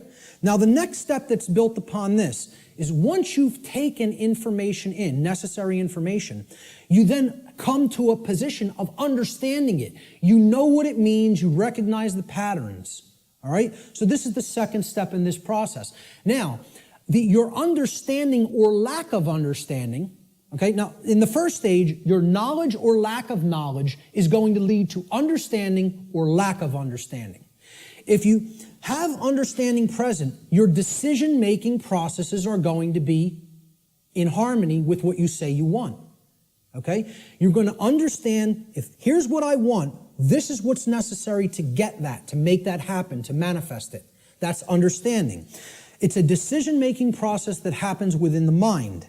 These processes take place in the human mind and are chosen by each individual based upon available information. So again, you can see if information is held back, if it is occulted, or even if it's just people are dissuaded from taking it in because people will say, no, there's nothing there, there's nothing to it, right? You could see how they'll never get to this step. They'll never understand. They'll never get to the second level of creating our reality, all right? Effectively, efficiently. The third stage to this process is what you do with what you have come to understand, to know and understand. So this is the action stage, okay? Each individual's behavior, the behaviors that they choose through their own free will, is based upon the quality of their decision-making processes that are happening within the human mind, okay? That process, as we've already seen, is in return based upon the quality of available information. So this is behavior. See, people don't think of wisdom as behavior. They don't think of wisdom as action. They think of it as something that you just know. No, wrong. Wisdom is not knowledge or understanding. Wisdom is action. Let me say this again. Wisdom is action. It is knowledge and understanding that has been applied. Application. That's the program that you're going to run on the computer that you've put an operating system on and formatted properly. The application is the action. When you're working in a computer doing things, you're working in an application. You're not building the things you're building with the operating system. The operating system is what's supporting the program that allows you to be creative. Okay? And in return, the file format supports the operating system. So, we start with available knowledge. That can be converted in available information, which can be converted into knowledge, which can then, through decision-making processes and filtering of that information to eliminate inconsistencies, can lead to an understanding. In continuation, the understanding can then lead through our free will decision-making processes to be converted into behavior, into action in the world. That, when it's done properly, it's wisdom. When it's done with morality and ethics in mind, it's wisdom. When it's done without that, it's folly. Okay? And it leads to more and more chaos. So, based upon these three processes, something is generated. Something is created in the physical manifestation, physically manifested reality, the real world, so to speak. So, the manifested reality is based upon the aggregate behavior. Aggregate behavior. No one person is creating the reality we are experiencing. Okay? It's another fallacy of the New Age movement and thinking. In the aggregate, we are creating our shared reality. All the behaviors put together creates the output on the screen, or the generated result. Is it orderly? Is it chaotic? Well, that's going to be based upon whether someone took in the information, processed it efficiently to come to an understanding, and then acted upon it. The manifested reality is the quality of the condition which manifests in any given society based upon the aggregate quality of human behavior within that society. This is how our reality is actually created. The conditions that we experience as the daily events of our life. It's a simple three-stage process that leads to a result. And for many people here, you will recognize, if you've looked into this discovery process and this creative process, is known as the trivium. This is what the trivium is. Okay? In the ancient traditions, this is what the trivium was labeled. It was labeled knowledge, understanding, and wisdom. In the later aspects, when they passed out of mystery school tradition hands and went into some other think tank and society hands, the knowledge of the trivium was termed grammar, logic, and rhetoric. Grammar being the knowledge stage of aggregating available information, logic being the understanding stage of making using processes to analyze and filter said information and come to an understanding of it. And then the rhetoric stage was the application, the action, taking action based upon what you've come to understand. Now, there's a third way of looking at the trivium in computer jargon, and that is input, processing, and output. And then you get the result on the screen, which is called life. All right? Any way you want to look at the trivium, I don't care. But understand it, know how it works. Okay? Because this is why a big part of why we're in the situation that we're in is that the trivium methodology of truth discovery has been completely obliterated from public consciousness. Completely obliterated. And I ask people how many people have even ever heard the word trivium. Raise your hand if you've heard the word. So a good portion of the people here have. Many people have never heard the word. And if you do a Google search on it, most people are going to get back the band, the metal band, the trivium, which is not a bad band. But, but the whole point here is the results that are going to come back through Google or Bing or Yahoo or whatever are going to give you a metal band, a heavy metal band, instead of the trivium method of learning, the classical liberal arts education methodology. Because they want to try to sanitize that as much from human consumption as possible. They don't even want you to understand how that works at all. And that's why it's been removed from public schooling. And that's why, as long as this society stays the way it is, it will never be put back into public schooling. I tell people a little anecdote. When I was in high school, and thank God I went to the high school I did because they really hammered Latin and Greek into you. You were going to know your Latin and Greek when you came out of my high school, okay? For whatever other indoctrination they put into you, that's a different story. But I'll tell you what, you came out of there knowing your ancient languages. It was still part of the curriculum when I was in high school. And, again, I think I came out better out of there because of simply the linguistics knowledge that I gained from it. And we read Gaius Julius Caesar's war journals in their original Latin and translated them. And in one of them, he's absolutely lambasting one of his centurions. Okay, they're on a campaign in Gaul, which is France now. And Caesar is, making his rounds of his troops, and they're getting ready to, push deeper into Gaul. And he finds, when they would have their encampments, they would have a lot of, slaves of the Roman Empire that they would take with them on their campaigns that would do a lot of the lifting of the equipment and the carrying of the equipment for the centurions to do battle in the next battlefield location. And the slaves would have to do all that manual labor. And Caesar says to one of his centurions, he's passing by their encampment, and he sees one of the actual centurion leaders teaching one of the slaves the trivium method. And he flips out on him in this journal. He says, I caught one of my centurions, teaching the trivium, and freaks out on him. How dare you teach a slave our method of learning? Soon they won't want to be a slave anymore. There'd be an uprising if they knew what we knew, if they knew our truth discovery methodology. He said, I forget how it really ended, but I think how it ended was he told this centurion, if I ever catch you doing this again, I will personally cast you into the wilderness of Gaul and let the Gaulians deal with you, who knew that the Roman Empire was trying to conquer their people at that point, which is basically saying it would be a death sentence, but I won't even carry it out. I'll let our enemy carry it out on you. That's how much he didn't want their slaves to understand their methodology for learning. And that's the trivium. And that's why most people have never heard the word.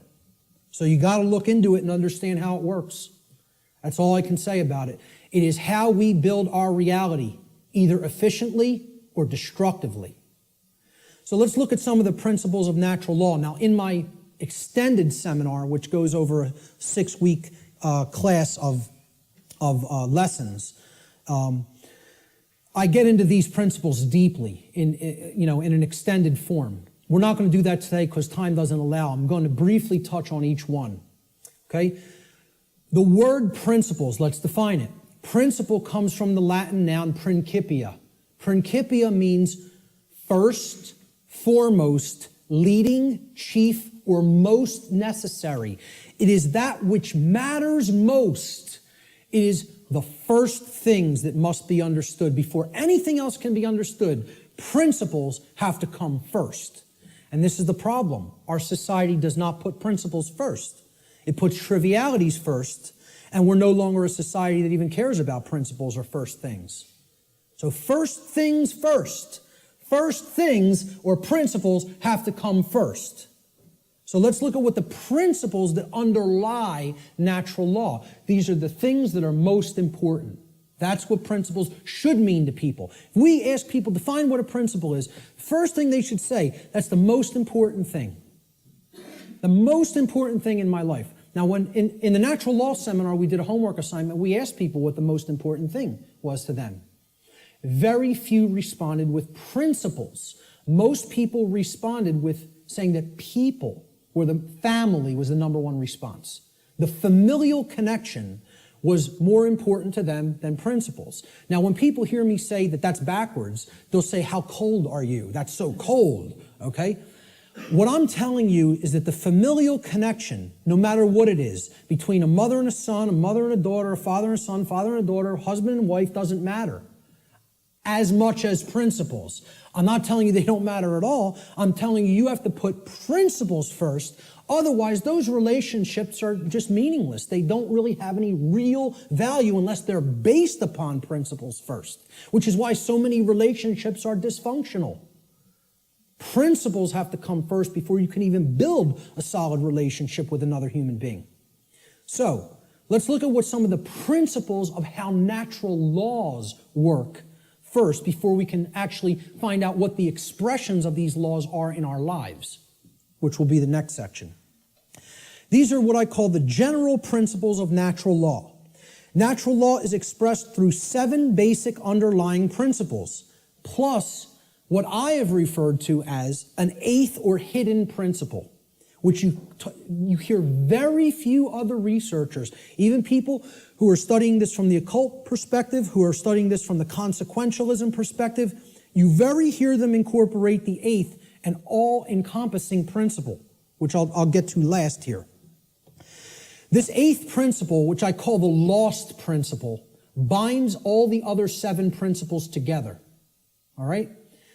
These principles together constitute a master key through which universal wisdom, including the knowledge of the requirements to obtaining what we desire, is then unveiled or de-occulted. When people ask me, well, what do you consider yourself in your performance of presenting what you present? I tell them, I consider myself a de-occultist. I'm no longer an occultist. I'm a de-occultist. I'm attempting to take this information out of hiding. It's been hidden. The hiding of it is destroying the fabric of our society and putting us into bondage. It needs to come out and be non-hidden. It needs to be unveiled and shared widely and freely with anybody who's capable of accepting it and comprehending it now. Because we're not in a position where we could wait longer. We're at the precipice. Okay? There is a moral obligation to bring this information to the public now. Okay? So, I consider myself a de-occultist. One who takes things out of hiding and presents them openly. These are the 7 general principles of natural law. Many people who have studied some variants of occultism may recognize these as what are known as the Hermetic principles.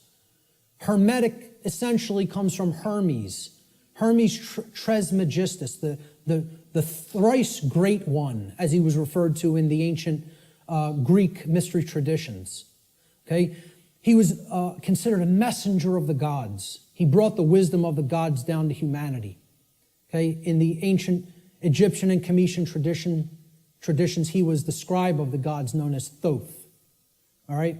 He has other incarnations as well. But the Hermetic tradition is named such because it's hermetically sealed, like natural law is. Natural law is hermetically sealed. It is binding principles that are immutable. They are laws that are in operation that cannot be changed. Hence, they are hermetically sealed.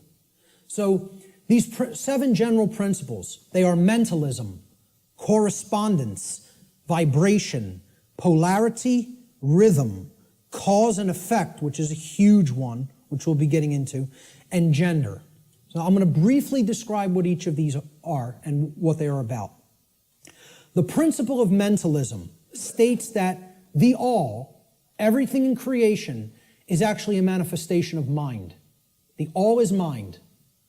Okay? What this means is everything that happens has to be a result of a mental state which preceded it. Everything. For anything to exist, thoughts had to form first, and then they formed the physical reality after. The universe itself is a mental construct of the Creator. Thoughts lead to the manifestation of things and events. Thoughts create conditions. Thoughts create things and conditions. They cannot just magically manifest themselves. Thought comes first. Thoughts create our state of existence and the quality of our experience here on earth, ultimately. Therefore, be responsible for everything. We should be responsible for everything that we create by being responsible for that which we think. Because the thought processes are what are driving the behaviors. People behave the way they do because they have certain belief systems embedded in the mind and running like a program. Their thoughts and their emotions are driving their actions. So the behavior is not magically suddenly going to just change. The thoughts and emotions have to change because they're the driving force behind the behavior. That's when reality will change. See, people don't want to hear that, once again. They don't want to hear, if you want to change reality, you, yourself, have to change the way you think. Because the way you think is not conducive to the requirements for getting what you say you want. They're doing the exact opposite of that in many cases. So that's the principle of mentalism. The principle of correspondence states that that which is above is similar or like to that which is below. So what this means is that which is below, and that which is below is like to that which is above. It's a mirror, okay? The above is like the below is like the above, all right? The above, in this case, is the macrocosm, okay? The laws of the very large things, okay? The laws that govern the creation which we consider is seemingly outside of ourselves. We know at the deepest level that it's not, that we're one with it, but, you know, we perceive this as out here, the laws that govern the large aspects of things. So the macrocosm, or the very large, the totality of everything, and the microcosm, which is the very small, or the individuated units that comprise the whole in their aggregate, okay? They are reflections of each other. They cannot be separated from each other. As one goes, the other goes. The universe is actually a holographic system, okay? It's a hologram is an image, okay? You pass a laser through it, and it then projects a 3D image, okay? It's like a flat image, and it projects a three-dimensional image. But the aspect, why they call it a holo, like holistic, hologram, holistic image, is if you break a hologram into multiple components by cutting it. So if I take a hologram and I cut it in 4 pieces, you don't have a quarter of the image on one part of the hologram and a quarter on the other and a quarter on the third and a quarter on the fourth. You have 4 whole images that only lose their resolution by a quarter, okay? So everything is contained in all the smaller parts. Okay? That's like the reality that we're living in. Our universe is a holographic one.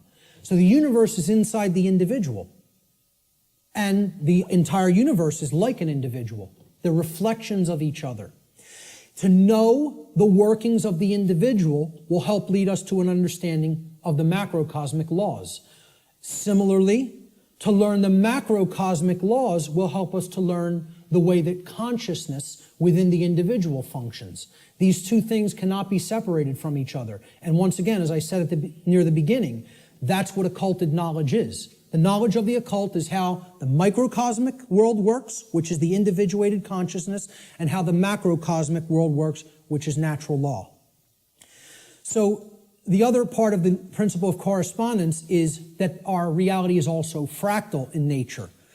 Now, if you studied fractals, these are self-similar mathematical generated patterns, okay? We see this through things like Fibonacci sequence in mathematics, and this is repeated endlessly throughout nature.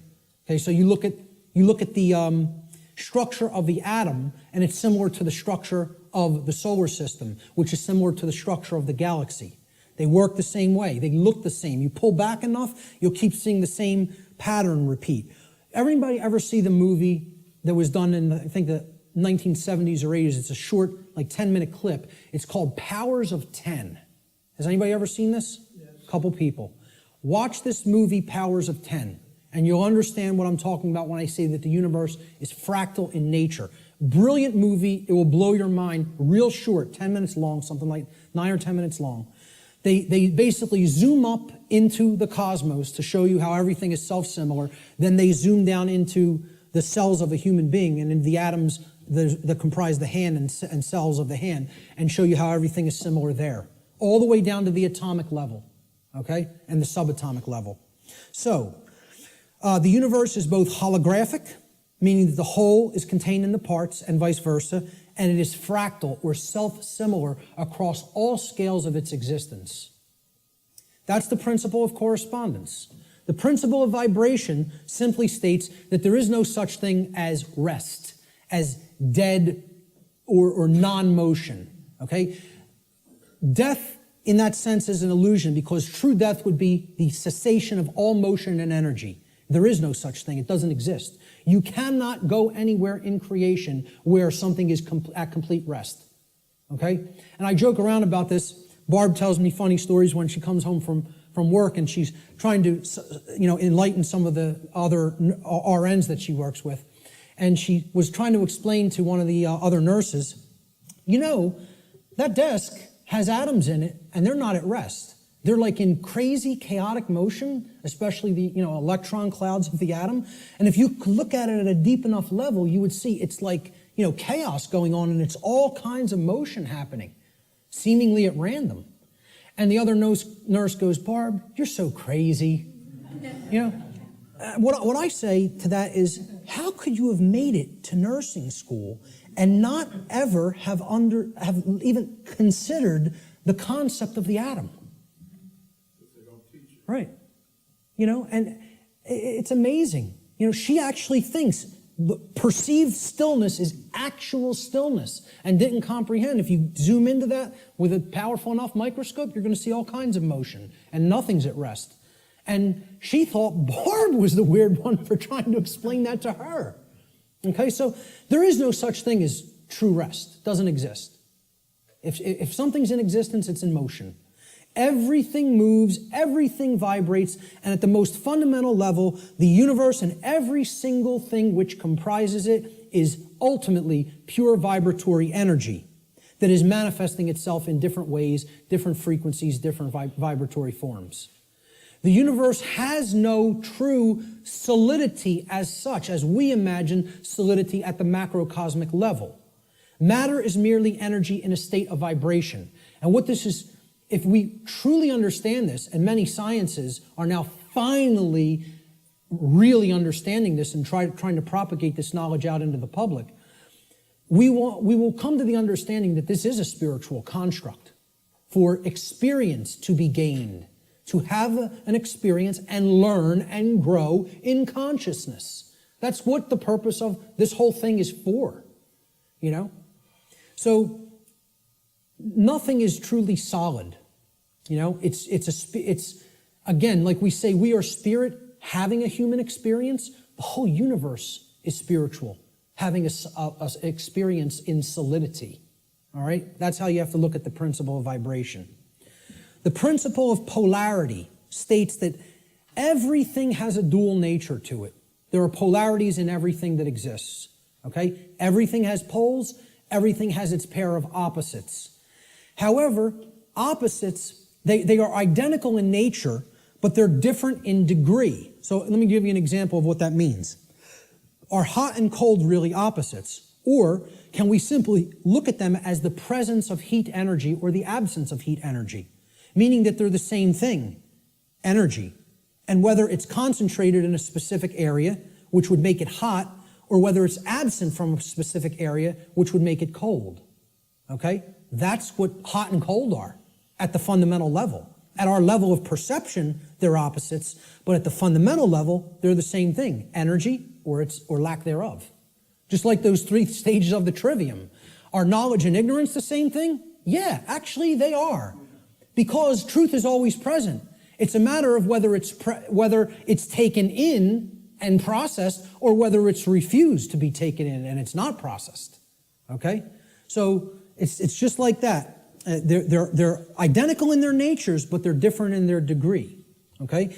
Extremes can meet and blend and, play with each other, like as depicted in the yin-yang symbol, masculine and feminine. They need to be blended. And at some level of reality, everything that is seemingly contradictory may be reconciled. Now again, I stress the term at some level.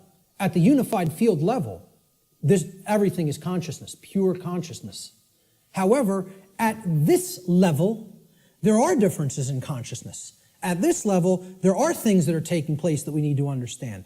At this level, there are things that we need to set right and rectify, because it does matter. It does matter. Okay? So, again, be careful with some of the New Age-isms that get put out there. Yes, can all paradoxes be reconciled? At some level. In this realm, we need to have our feet on the ground in the physical domain. This is the concept in the Hermetic tradition, which is where a lot of this understanding derived from. Out of ancient Egypt, what was known as Kem, the land called Kem, was what the actual Cometians referred to it as. The word Egypt is a bastardization of the capital, the Greek pronunciation of the capital city of Kem, which was Memphis at one point. And that city was referred to as Hygeptos in Greek. And that became Egypt in English. But the original name for Egypt was Kem. That's simply called black or dark in their language. It was the black land. And we get the word alchemy, which means, again, al, from. Okay? It means from the black land, al-kemet, which is where alchemy comes from. And that means out of darkness, this knowledge will come and bring light. Because a lot of these mystery tradition teachings do come from Kem. And also the people who took it from Kem and started to propagate it in other areas were the Greeks in the Greek mystery traditions. And again, there was light sides and dark sides to all these mystery traditions. Okay? There were some who used the knowledge wisely and tried to propagate it and tried to elevate human consciousness, and there were those who wanted to use it selfishly for their own benefit and to control others. So my point was that in the Egyptian mystery tradition, I lost my train of thought there, I'm sorry. I was talking about all paradoxes may be reconciled at some level. And I brought up the mystery traditions. I can't remember why I went into that, so I'll just keep going. Let's look at the principle of rhythm. Everything flows out and in. Everything has its tides. All things rise and fall. Okay, so everything has a rhythm to it or a swing to it. There's tendencies that exist in energy. The pendulum swing manifests in everything that we undergo, everything that we perceive. The measure of the swing to the right is the measure of the swing to the left. It's just an opposite. It's perceived as an opposite. Rhythm will compensate. Now, how this should be understood when we are talking about natural law is many people will say, well, that's just the way the tendency is moving us. It's just the way the tide is taking us, right? But that's not really accurate. Okay? We can't look at these things as that the rhythms are set in stone and it has to be this way now, right? One of the things that a lot of the Hermetic tradition taught regarding these laws, these principles, were they can be overcome by higher levels of consciousness. Okay? This one was one of them. Rhythm is a principle that is a tendency for something to swing a certain way. Let's liken it to genetics. If you look at some newer biology, a lot of modern biologists are suggesting consciousness plays into whether a gene activates or not and expresses a certain condition. Well, this is the same way. There's something that can be done about the swing or the tide, okay? Let's look at it as you have a boat. You want to row the boat out to sea, right?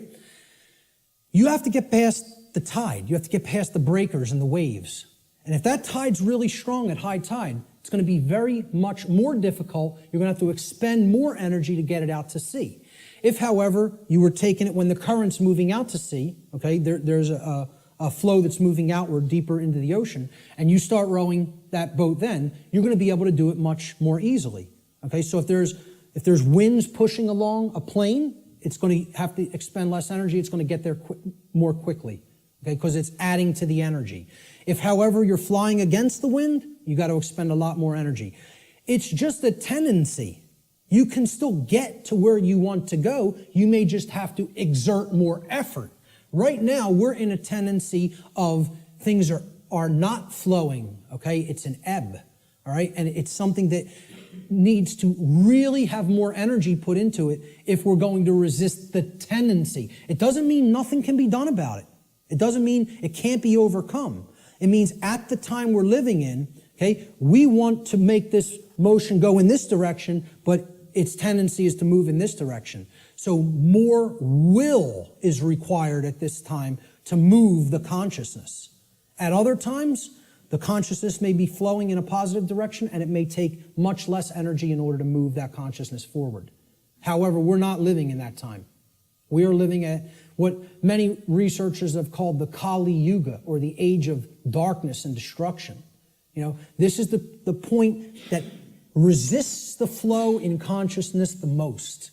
And it's going to take an enormity of effort to break down these pre-existing belief systems that don't serve who we are. So that's the principle of rhythm. This is the principle here in natural law that most fits in with how I'm using the term natural law today, cause and effect. Many people, again in the New Age community, don't want to believe that there's causes and effects, and that effects are driven by causes that, come first and then manifest conditions. So the principle of cause and effect simply states that every cause has its effect and every effect has its cause. Every single thing that occurs happens according to law. All right? Chance is a name for law, a law not recognized. There are many planes of causation, but nothing escapes the law. So again, is there free will? Yes, there is free will. But is there free will to ignore law without consequence? No, there is not. That's the limit of free will. Free will is operating within boundary conditions that I'm referring to as natural law. It's a series of laws, actually, okay? Free will operates within these parameters or boundary conditions that cannot be exceeded or gone beyond without consequence. Oh yeah, you can break natural law. Yes, you can break it, but you cannot break it without consequence. You cannot break it without consequence, negative consequence. And that's why this body of knowledge has in the past been referred to as consequentialism. It is the knowledge of how consequences are generated by our free will decision-making processes within the boundaries of natural law. So this is the law of cause and effect, the principle of cause and effect. And I think this image, I was searching for images that encapsulate cause and effect, and I found this cartoon, and I think it does it brilliantly. Most of all, because will the effect happen immediately? No, it will not happen immediately. There is a time lag. You set the cause into motion. The universe is going to intelligently bring to you, through a rearrangement of all the dynamics that it needs to rearrange, the effect of what you've generated by setting that cause into motion. And there is a time gap between the cause going into place and the effect coming around and hitting you. This is why the pattern recognition of cause and effect is more difficult, because it is separated by a time lag, by what we perceive as linear time.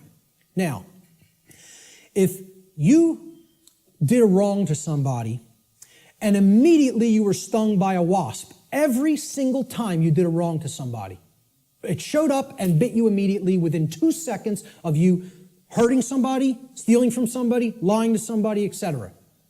Would you start to connect the stinging to the wrong that you did? I think most people would see the pattern. They would recognize the pattern. But since that doesn't happen, and there's a time lag to experiencing something harmful to ourselves once we do something harmful to other people, it's very difficult for people to see the connection through the time lag. And moreover, it doesn't exactly happen in a one-to-one ratio like this, okay? Karmic consequence is more complicated than all of that, all right? What's happening is that all of us are experiencing in the aggregate the wrongs that the human species is conducting on a daily basis, which we do not attempt to rectify and stop through our inaction. Karma is being accrued. People think that karma can only be accrued from action. No, it cannot. It can be accrued from inaction as well. And that's where many people in our society is. They're not taking any action, and they're willing to let evil run unchecked. So this is ultimately going to come back and bite us, and what we set into motion is going to actually topple over onto us if we don't change our thoughts, emotions, and behaviors. Nothing escapes law. We are bound by it eternally. Let me just go back. I'll leave it on this slide for a moment. For some people familiar with my work, you've seen me break down the Matrix trilogy. And the law of cause and effect is brought forward extensively in the second Matrix movie, The Matrix Reloaded. And the scene that encapsulates this the most is the character of the Merovingian, who tells to the heroes who want to be free from the Matrix and its control, okay? You are coming to me without an understanding of why you are in this position. You don't understand the causal factors that have led to the current conditions that are in place. Therefore, you are coming to me with no power to effect change. You are powerless. So why should I help you? You're powerless because you lack knowledge and understanding of what set these events into motion. Why? The question why, he says, why is the only source of real power. Without why, you are powerless. He's talking about cause and effect, and he says it specifically. Causality, he calls the only real truth. And this is the villain. The words of truth come through it's a big technique in Hollywood too. The words of truth are spoken by the villain in the movie or in the series, okay? But if you listen, and there is a twist, a dark twist to what he says. He says free will is like an illusion. No, it is not. That's where the dark occultist is trying to trip up the heroes. There are both free will and natural law. He tries to say free will. The Morpheus character says to him, everything starts with choice. And Morpheus is correct. Our choices set that causality into motion before it becomes an effect. And the Merovingian tries to tell him, no, there is no free will. That's where the dark occultist will give you the bulk of truth and then poison it with that one thing he wants to get you to accept. Okay? So the next thing that needs to be understood is the two planes. All right? There's the plane of effects and then there's the plane of causes. No power to affect any change lies on the plane of effects, which is the physical manifested reality. Again, what already is, nothing can be done about. What already is, you cannot change. You cannot change the past. You can change what it is starting now and make sure that it gets changed in the future. But right now, what is the truth, and all you could do is accept that or reject it. You can't change the past. So the physical world that is manifested up to this point happened because of things that occurred in the past. The causes happened in the past. Nothing you can do about that right now. Okay? The plane of effects or the physical world is where manifested realities have already occurred, have already taken shape, have already formed due to their underlying causal factors. The plane of effects constitutes that which has already occurred. As such, no power to effect change lies here, because that which has already occurred cannot unoccur. That which has occurred can't undo itself. It happened. It's already done. It has become that which is, or truth. Human consciousness seems to be trapped upon the plane of effects, meaning that humanity as a whole remains ignorant of the underlying causes which they themselves have set into motion and which lead to self-inflicted suffering in their lives. So if you're trapped at this level, what you're doing is you're looking at the symptoms, and you're stuck looking at the symptoms. Okay? This is everybody. Oh, there's a political solution to this. We need to vote in the right people. Oh, there's a financial solution to this. We just need to set the right monetary policy. No, there's a scientific solution to this. And technological advancements are going to be made that suddenly save ourselves and make the world any different. And they think all of this is going to be done while slavery is still in place. Well, again, good luck with that. And let me know how it works out. Okay? I speak at free energy related events. I work with the Tesla Science Foundation. I speak at MUFON-related events that talk about disclosure of extraterrestrial presence, okay? Both of these communities don't understand. The things that they say they want are impossible. And I'm going to start talking about them in this way more openly, you know, because I've kind of like given them some soft teachings, and I think they need to hear it a little bit more harshly, because both of these communities are not talking about morality to the extent that they need to. They think we're going to have free energy, but nothing's going to change as far as the social structure of the world goes. We'll just develop free energy and that'll magically save us. We'll still have slavery, but free energy will be here and the world will be a magically better place.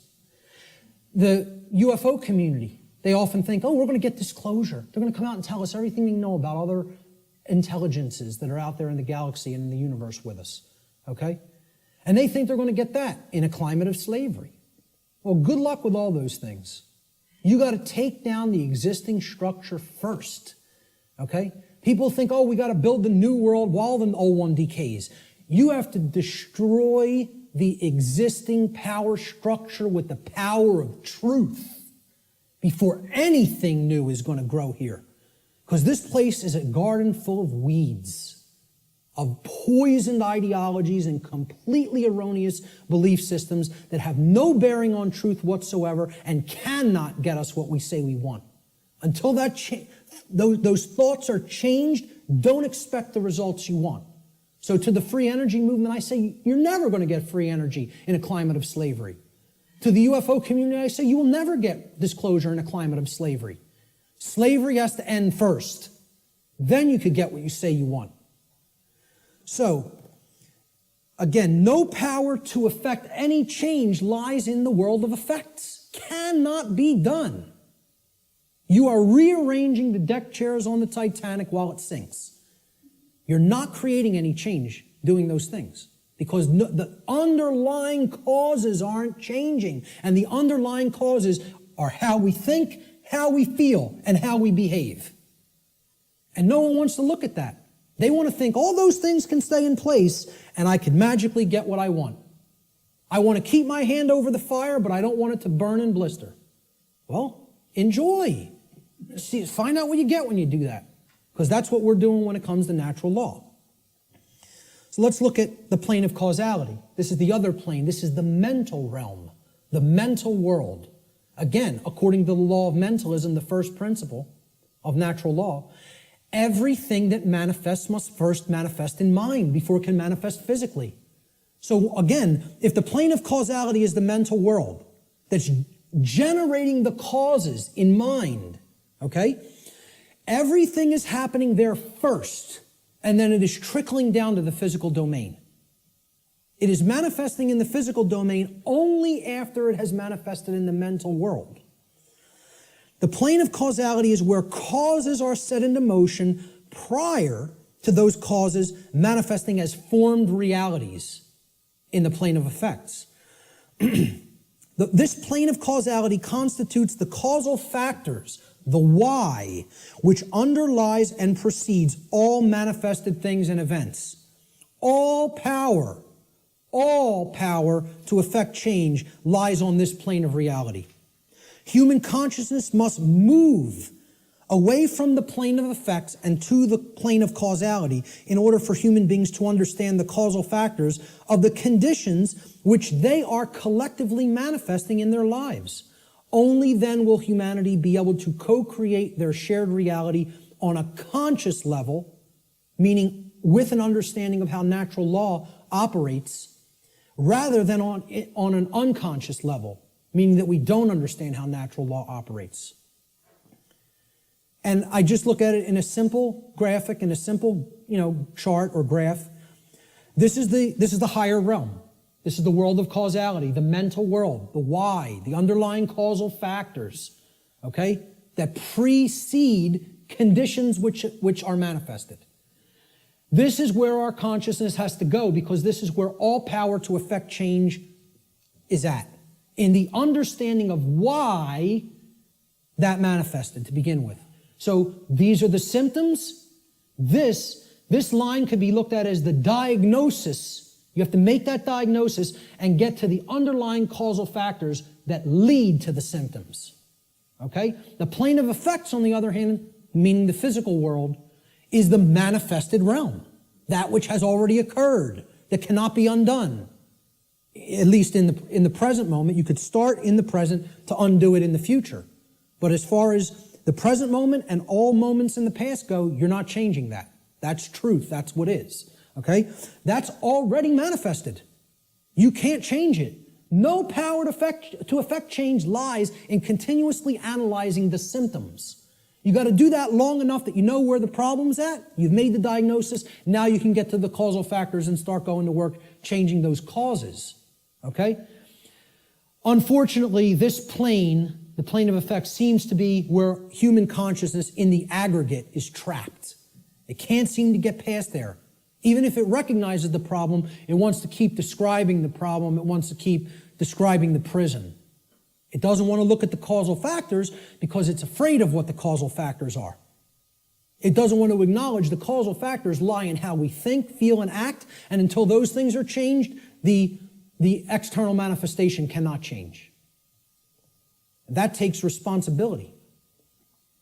The final principle of the 7 principles of natural law, at least the formalized ones, are gender. Again, I'm going to talk about an 8th lost one. Gender exists in everything. Everything has its masculine and its feminine components or principles. We've already seen that when it comes to the human brain, consciousness, worldview, etc. Gender manifests on all planes of existence. Spiritual, mental, physical, everything. Okay? Very simple concept. What I want to briefly talk about is mental gender. Mental gender is the state of coexistence between the masculine and feminine aspects of the mind. Again, we've already looked at this. We looked at the breakdown of the physiology of the brain, at least of the higher order part of the brain, the neocortex. Our left brain hemisphere largely facilitates the masculine aspects of the mind, or the intellect, logic, analytical thought, linear thought processes, while the right brain hemisphere largely facilitates the feminine aspect, or intuition, meaning creativity, compassion, and holistic thought processes. This next section is what I call the lost principle. This is the 8th principle of natural law, which binds all of the other principles together. Okay? It is what I would call the encapsulating principle. Okay? It's the container inside which all the other principles fit very nicely and neatly. However, it's lost because we're not exercising it. See, we already looked at 1, 2, 3, 4, 5, 6, 7 principles of natural law. And there they are represented by these circles overlapping each other. Okay? Can anybody see an 8th circle anywhere? You got it. Correct. Here's the 8th circle. And this might look familiar. You might have seen this somewhere. Okay? This pattern is called something. Does anybody know what this pattern is called? What is it? Not the flower of life. The seed of life. The seed of life. Okay? Now, what happens from a seed? It grows. It generates something. It creates something. A seed has an outer casing, an outer shell, okay? That if you're going to get to the inner core of it that contains all of the creative, genetic, generative material, okay, that shell has to be there and intact. You break the shell of the seed, the creative essence of the seed is going to be gone, okay? Now, what is that principle? Here's what that principle is. It's the eighth, or what I call the lost principle. And it's the thing that has to be present in order for any change to manifest itself. And it is not what most people think of it as. Even when I tell you what this is, I guarantee you there will be an inaccurate connotative meaning for what people think this means. Okay? Here's what the eighth principle is. It is known as the generative principle, or the principle which governs creation, which actually is the causal factor that goes into effect and generates the result that we say that we want. But what's the real term for it? Who can guess what the actual term, what the generative principle of creation actually is? No, it is not action. Okay, now most people will say it's love. I want to distinguish it from the concept of love, even as I'm going to describe love in this presentation a little bit later on. Okay? What is it? Procreation. No? What? Somebody said it. But somebody said something else. No? Who? Care. There it is. Okay? The generative principle is care. Now, this is different than compassion. People say, why don't you use the word compassion? Because that's not what I'm talking about. It is a different concept than compassion, or even what I would describe as love. Care, and I mean care with a capital C, and here I didn't even put it with a capital C. I'm just putting it in all uppercase care. Distinguish this from care with a lowercase c, okay? This means, what are you giving attention and helping to grow? What are you focusing upon? Because what focus you're focusing upon, that's what's ultimately getting generated, getting created, and growing. And this doesn't mean be ignorant of what's going on in the world and don't look at anything that's negative because you're going to feed that and give power to it. That's not what it means. Okay? That means, you know what you're feeding? In that instance, if you want to do that, you're feeding ignorance. And that's what's going to grow. It's the exact opposite that the New Agers want you to believe that it is. By ignoring the negative, you are ensuring that more of it occurs. You are fueling it by ignorance, ensuring that it grows and takes over. Okay? What care has to be looked at here as is, this is what you're giving your energy to. This is what you're focused upon. This is what you actually care enough about to do, to spend your time on, to put your attention on, to manifest in the world. That's what I'm talking about as care, okay? That's what generates our experience in the aggregate. Most people don't care about what's really happening. Therefore, it is an impossibility for us in the aggregate to change the direction of energy, to change the direction of consciousness, and ultimately to get what we say we want. That's how the real law of attraction works. All right? Here's how it actually operates. The lost principle is the dynamic of care. What we care about on a day-to-day basis acts as the driving force of our thoughts and actions. What did I say we need to develop? The heart, mind, guts, right? Heart, mind, guts, in that order. Care comes first. You got to care enough to know, to develop the knowledge, okay? Then you got to act on it and put it into practice. Apply it. So that's the order. Heart, mind, guts. Care, knowledge, action. Those are the steps, okay? And all three of those have to be in place. All three. That's what unity consciousness is. It's unifying thoughts, emotions, and actions. The three aspects of consciousness, such that there is no contradiction between them. Our thoughts, what we say, what we think, how we feel, and how we act are one and the same. There's no contradiction. That's unity consciousness. Okay? Therefore, since care is the driver of our thoughts and actions, it ultimately can be seen as the generator of the quality of our shared experience here on the earth. Care is what generates the whole thing. Hence, it has been called the generative principle. Liken the heart to a pump in the body. Well, what does a pump do? It's a generator. It provides energy. It moves the life force through the blood in the body. In every ancient tradition, they talked about the life force being in the blood. The heart is what pumps that through the whole physiology and enables us to continue to sustain life. Okay? The heart is the generator. It's the pump.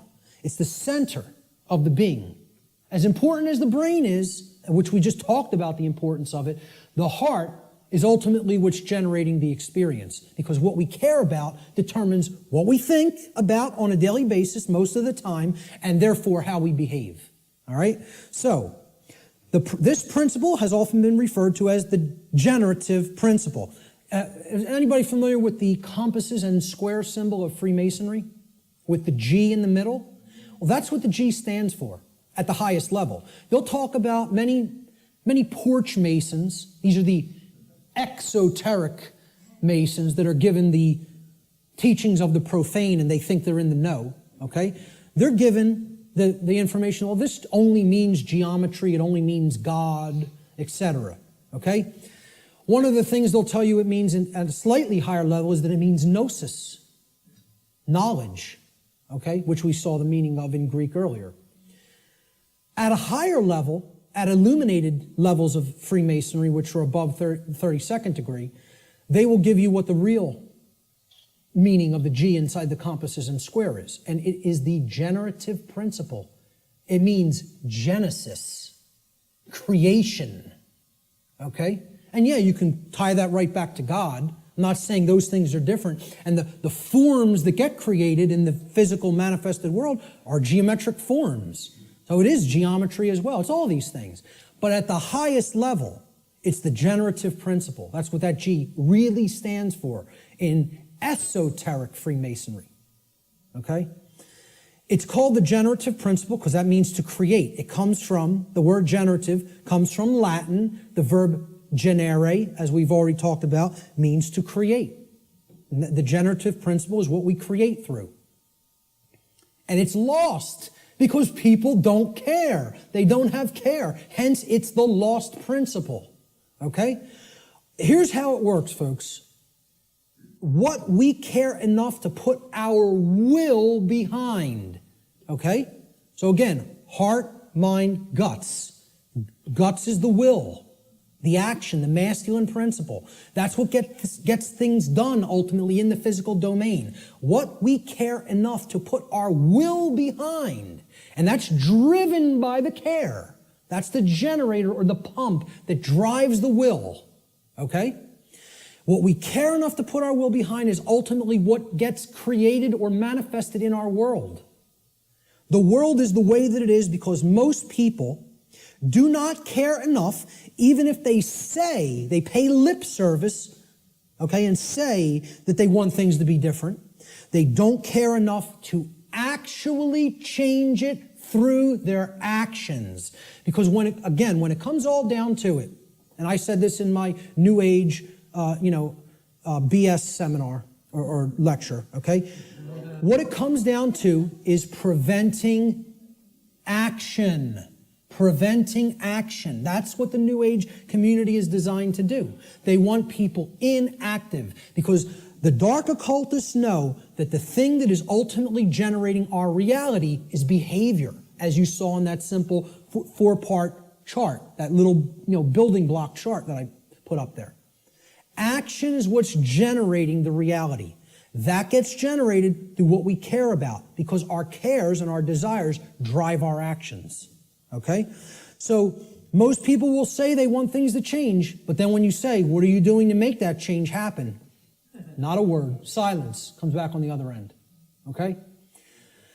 So, they don't care enough to change it through their actions. That's what the generative or lost principle is about. And until that principle is regained and people get out of their laziness and most of all get out of their cowardice. Again, in that New Age lecture, I'm talking about what it ultimately comes down to in the New Age movement. And I'll look at any New Ager in the eyes. They're cowards. Cowards. Ultimately, they know the evil that we're up against, and they intend to do not a damn thing about it. That's what it really comes down to. And anybody telling you it's different than that is lying to you. Okay? They're cowards. Period. And I'll say it right to any of their faces. Anything I say up here, anybody that believes in that nonsense, come and bring them to me. I'll tell them right to their face. Straight and open, just like I said it here. Because I don't care. I don't care about their nonsense. I care about what's real. Okay? So, I'm telling you, this religion has to go. It's got to go. If people are going to make real change happen, the idea that it can't be done, that it can be done without taking actual real-world action has to be purged from human consciousness. Reality does not work like that. Period. The end. And I can't make you accept that. I recognize I can't make anybody in this room accept that.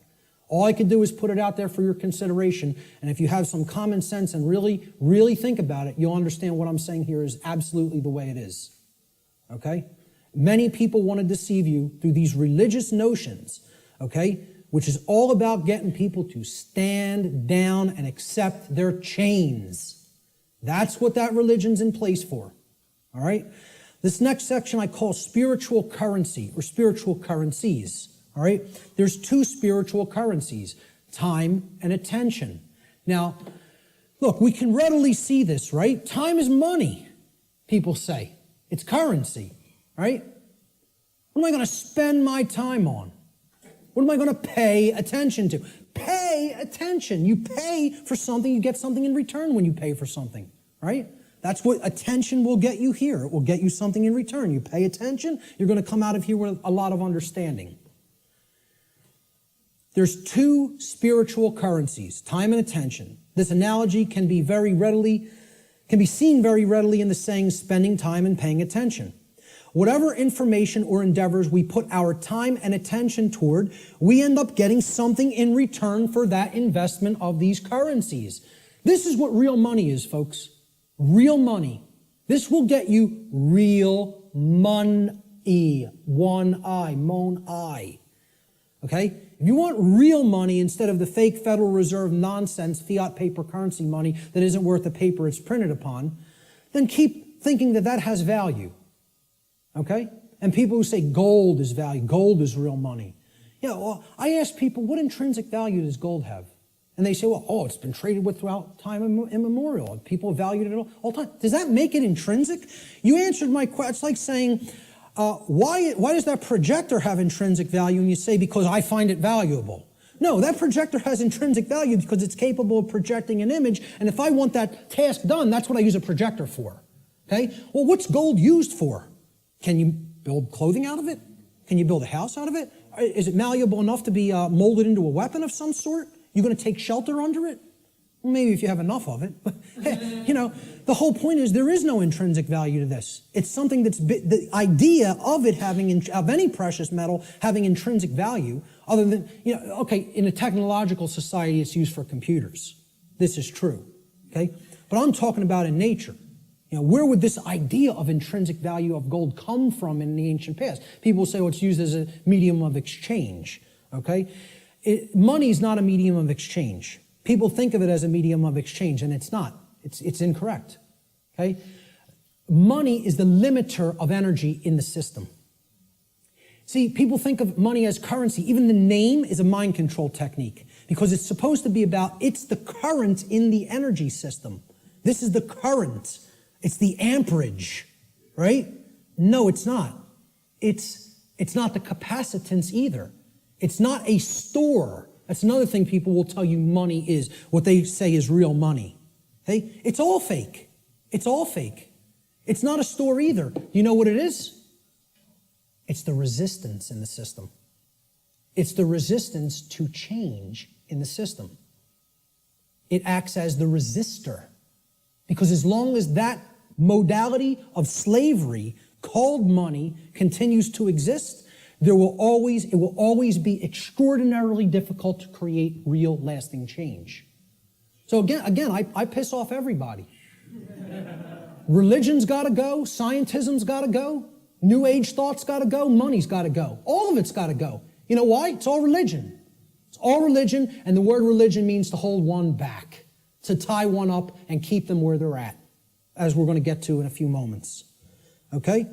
So let's get back to spiritual currencies. We end up getting something in return on what we put our investment of spiritual currencies toward. And you know what if it's put toward the right goals, the end result is true money, one eye. Okay? True spiritual vision. The ability to see, to unoccult something and see it for what it really is. That's what comes from truly putting time and attention onto the right things.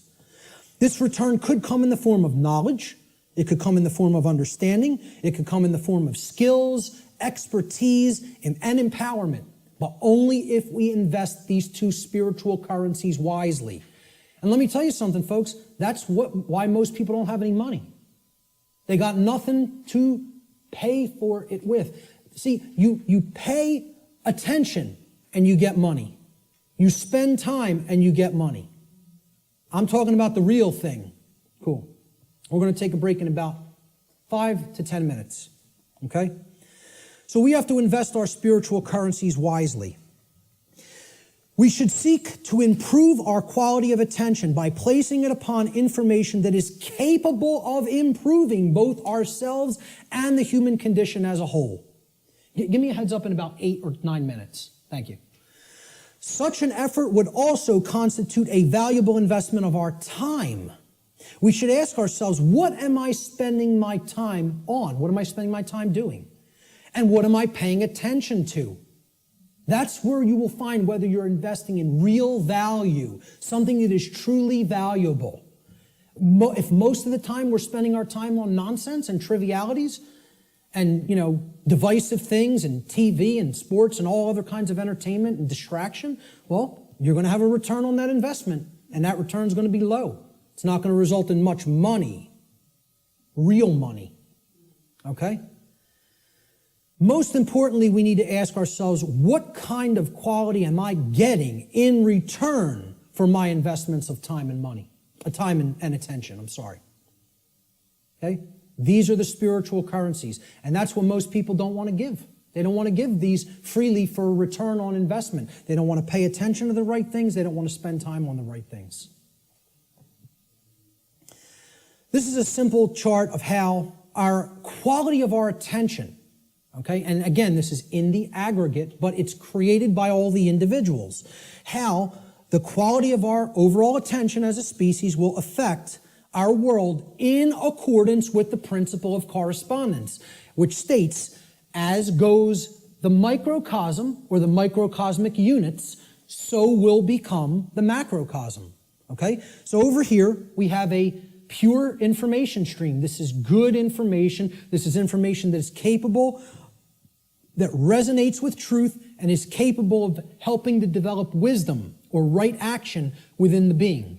This over here is the poisoned information stream like we get from the mainstream media, from scientism, from the New Age movement, from government indoctrination centers called schools, okay? This is the poisoned information stream. Now, everybody's going to take in some form of a mixture of both of these streams. What the goal needs to be is to purify. Just like, hey, you take in bad food, you're going to have bad health. You take in bad information, the output through behavior is going to be bad. So you got to purify. Meaning, if there's valves here on the individual buckets, these are called the individual people, okay? And they're all coming together with the quality of their water, right? What they're holding within their consciousness. And that's all going into the big pool called the world. Everybody's bringing their bucket to the pool, they're pouring it in, and then they're jumping in. That's the world. That's the quality of the world, right? The quality of this whole thing here is going to be based on how much poisoned, polluted information was in your bucket compared to how much pure information was in your bucket. Okay? So there's valves over here we got to shut this one off, this brown muddy valve over here, and we got to open this one up. Okay? If we do that, the world will be purified, and we won't be creating self-inflicted suffering. We don't do that, we're going to be swimming in brown muck. Okay? And generating all kinds of problems for ourselves.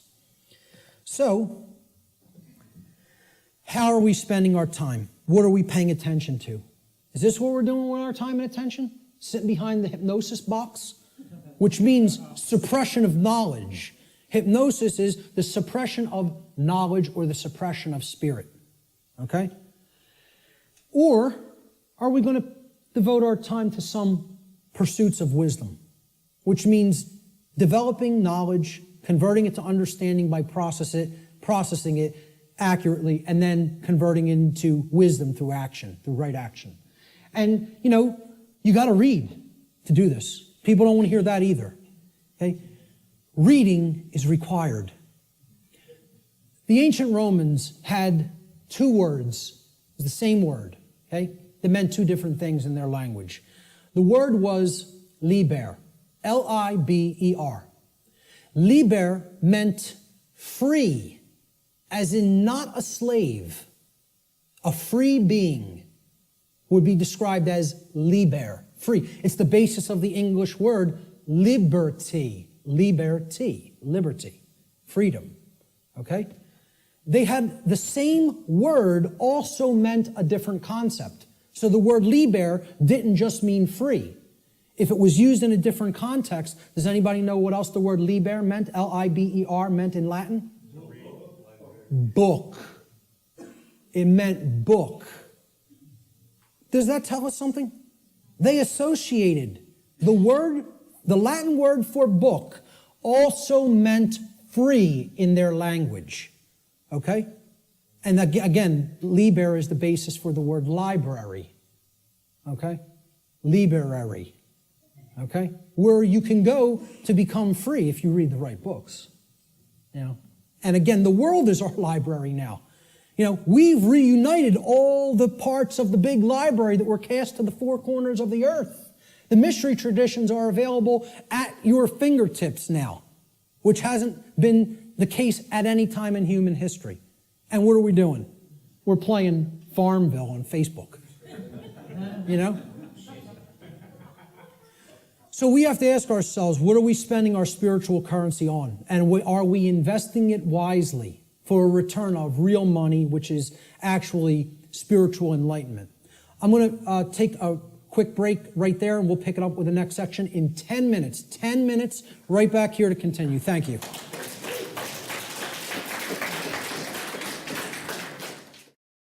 So natural law has been called many different things in different traditions throughout the world at different times in history. Let's look at what some people have called it.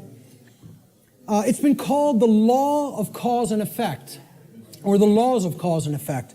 And there's a scientific connotation to this concept of cause and effect too.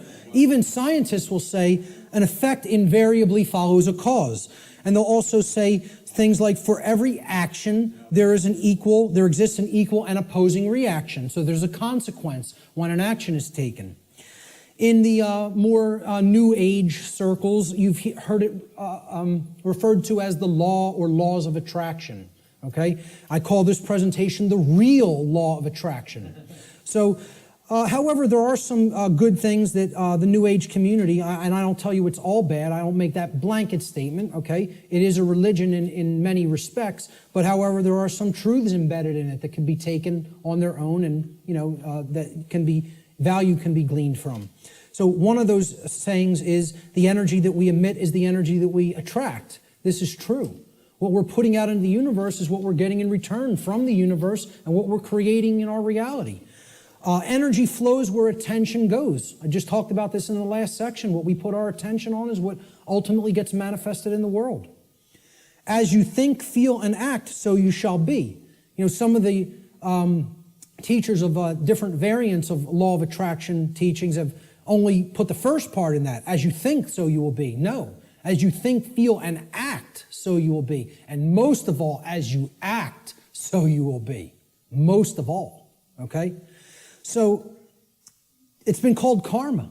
It's been called moral law, as I talked about before. And this is, captured beautifully by the phrase, what we sow, we reap. The seeds that you scatter, that's what's going to grow, and that's the fruit that you're going to harvest. So, a very accurate way of looking at it. Again, it's been called consequentialism. That's another thing I could put into this chart. In other words, that there is free will, but there is no free will without consequence. That's called consequentialism. That would be another very accurate way of referring to natural law. And finally, the golden rule, it's been called. Okay? And it's been stated in the affirmative as, do unto others as you would have done unto yourself. I find this much more powerfully stated in the negative, or what I call the apophatic variant. And we'll talk about what apophatic and apophasis means in a few moments. I think it would have been much less ambiguous, the golden rule, if it was said like this: do not do to others as you would prefer not to have done unto you.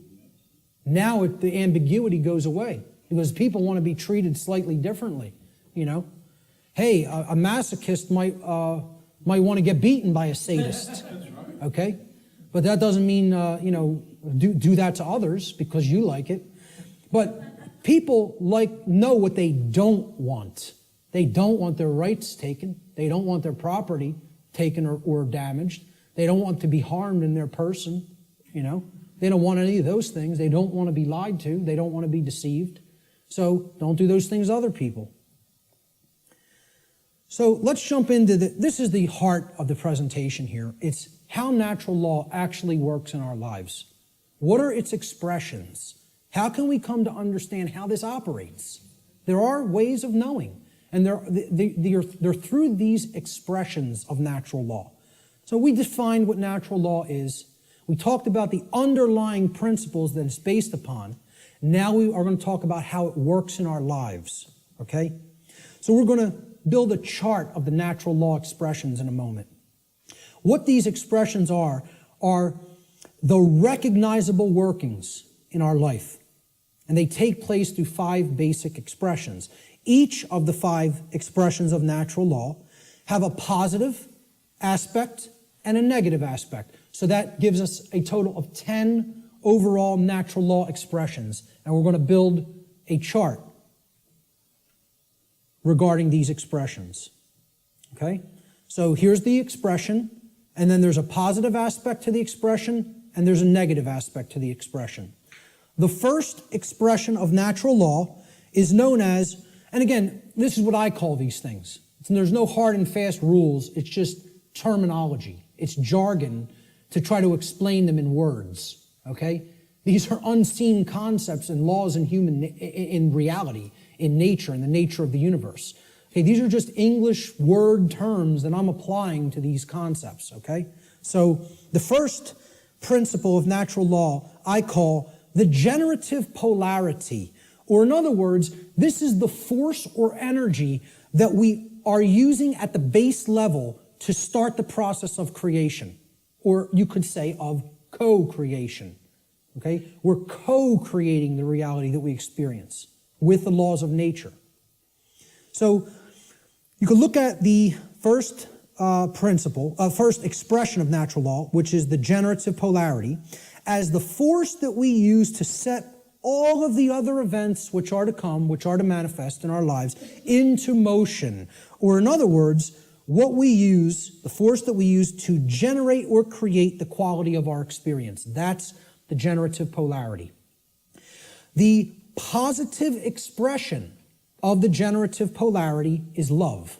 Now, this is not what many people think of as love, okay? It's not familial love. It's not relationship love. It's not Hollywood movie variant of love. It's not romance novel variant of love, okay? I call love consciousness. Love is the force which helps us to expand consciousness and become open to truth if we are in it. If we are in that vibratory energy, we become open to truth. All right? So here's what it looks like visually. I try to put a visual aspect to all of these concepts, okay? And people would think I'm going to put two people together kissing or hugging or something like that, okay? Love is inside each individual if it's present, okay? It doesn't depend on any other person. You can express love with another person, and there's no problem with that. I'm not saying that's a bad thing. That's a great thing if it's present in your life. The capital L, capital O, capital V, capital E definition of love that I'm giving here is not that. It is this force that opens up our consciousness. It's the flowering expression of consciousness, okay? So how I word this is, the positive aspect of the generative polarity, the first expression of natural law, is love. In regard to natural law, love should be seen as the expansive force for consciousness. It is the force which helps us to become open to truth and expand our awareness. That's the connotation that I'm giving for the concept called love here. Okay, that's the positive expression of the creative polarity. Now, the negative expression of the creative polarity is the exact opposite of love. So people will automatically think, well, that's hate. And it is not. Because the thing that puts consciousness in a box and prevents it from growing and keeps it where it's at is what? Fear. There it is. Fear. Fear is the basis for unconsciousness. You cannot be unconscious of anything in particular unless you fear it. Okay, that's what shuts consciousness down. And here's my visual for it. Fear. I don't want to look at that. That's too horrible for me to contemplate. That can't be true. I don't want that to be true. That's all fear. Okay?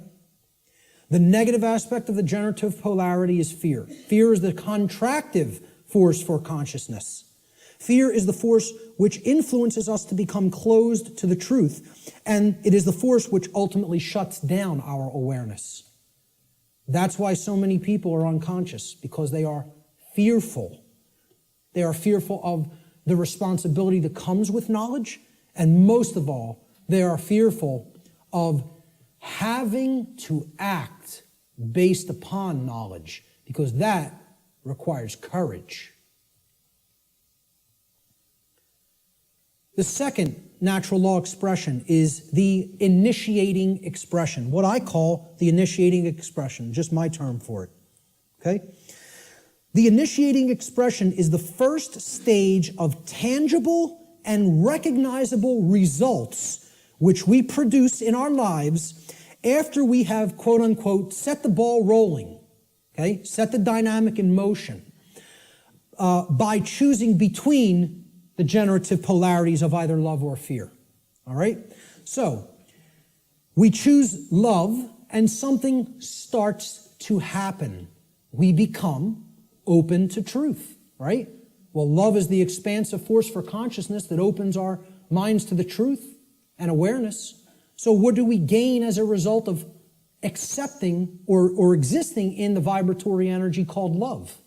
We gain knowledge, which is the acceptance of truth. Since love opens us up to truth, knowledge is its reception. It is the receiving of truth. We come to know, okay? So that's how it starts. I call this the initiating expression. Now, of course, there's a negative initiating expression if we are existing in the vibratory dynamic of fear. That would be the opposite of knowledge. What is it? Ignorance. Right. Okay, now, this is what I put forward as knowledge. This is my imagery for knowledge. Okay?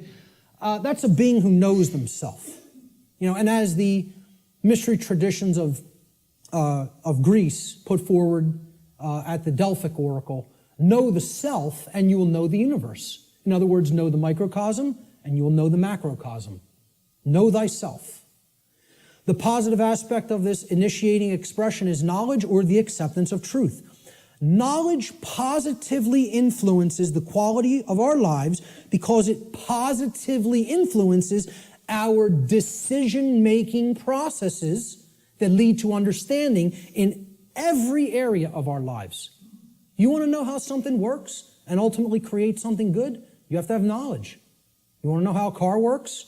Keep it running in good order, you have to have knowledge. You want to know how a computer works? Keep it running in good order, you have to have knowledge. You want to know how the human psyche works and keep it running in good order so that conditions on earth manifest the way you want them to manifest? You got to have knowledge. Not getting out of this condition without learning. Learning is the key, it's the answer. Knowledge is the answer. And people don't want to hear that. They don't want to hear it. They want to think we're magically going to manifest the desired conditions that we say we want without learning a thing. It doesn't work that way. So again, the negative initiating expression is ignorance. Ignorance is the refusal of truth. It is the refusal to gain knowledge. Okay? Because we are in fear. So here's what I put as the image for ignorance. The population that is hypnotized, that wants to keep paying attention to nonsense and trivialities, feed themselves tons of GMO food that is crap for the physiology, Pay attention to distraction, entertainment, mainstream news and media, It's all there to just shut the consciousness down and keep people in a depressed psychological state and keep them in a state of psychological infancy. The negative aspect of the initiating expression of natural law is ignorance, or the refusal of truth. Ignorance negatively influences the quality of our lives because it negatively influences these decision-making processes that lead to understanding in every area of our lives. If you're ignorant about how anything works, you can't create the desired condition. It's just not possible. It's important to remember, again, that ignorance should be distinguished from nescience, which means not knowing because necessary information is not present or was unattainable. Ignorance, on the other hand, means not knowing even though necessary information is present because that information has been willfully refused or disregarded.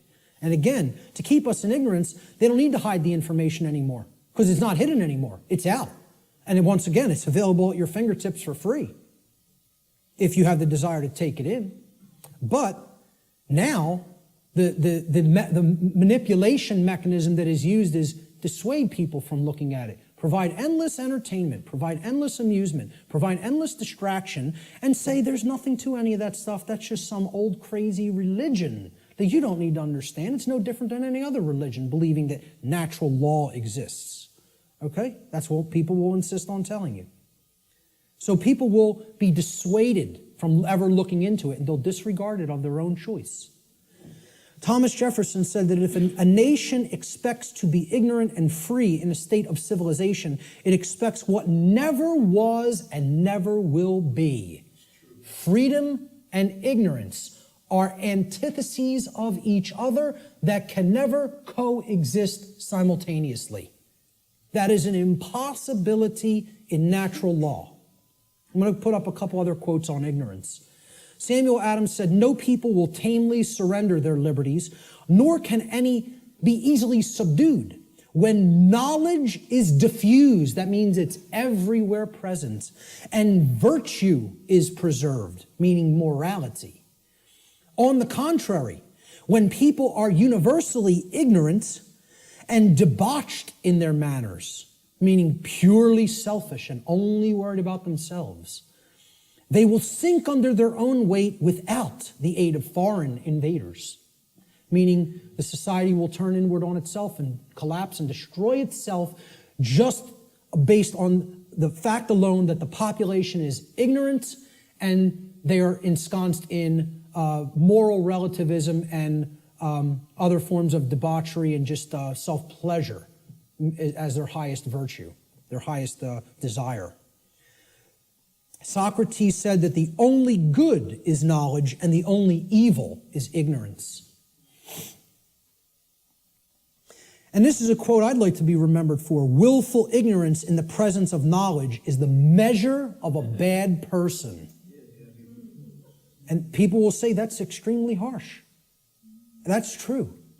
That doesn't make the statement untrue. The statement is true as well. It is a harsh statement. See, people in my family will ask me, why don't you have anything to do with me anymore?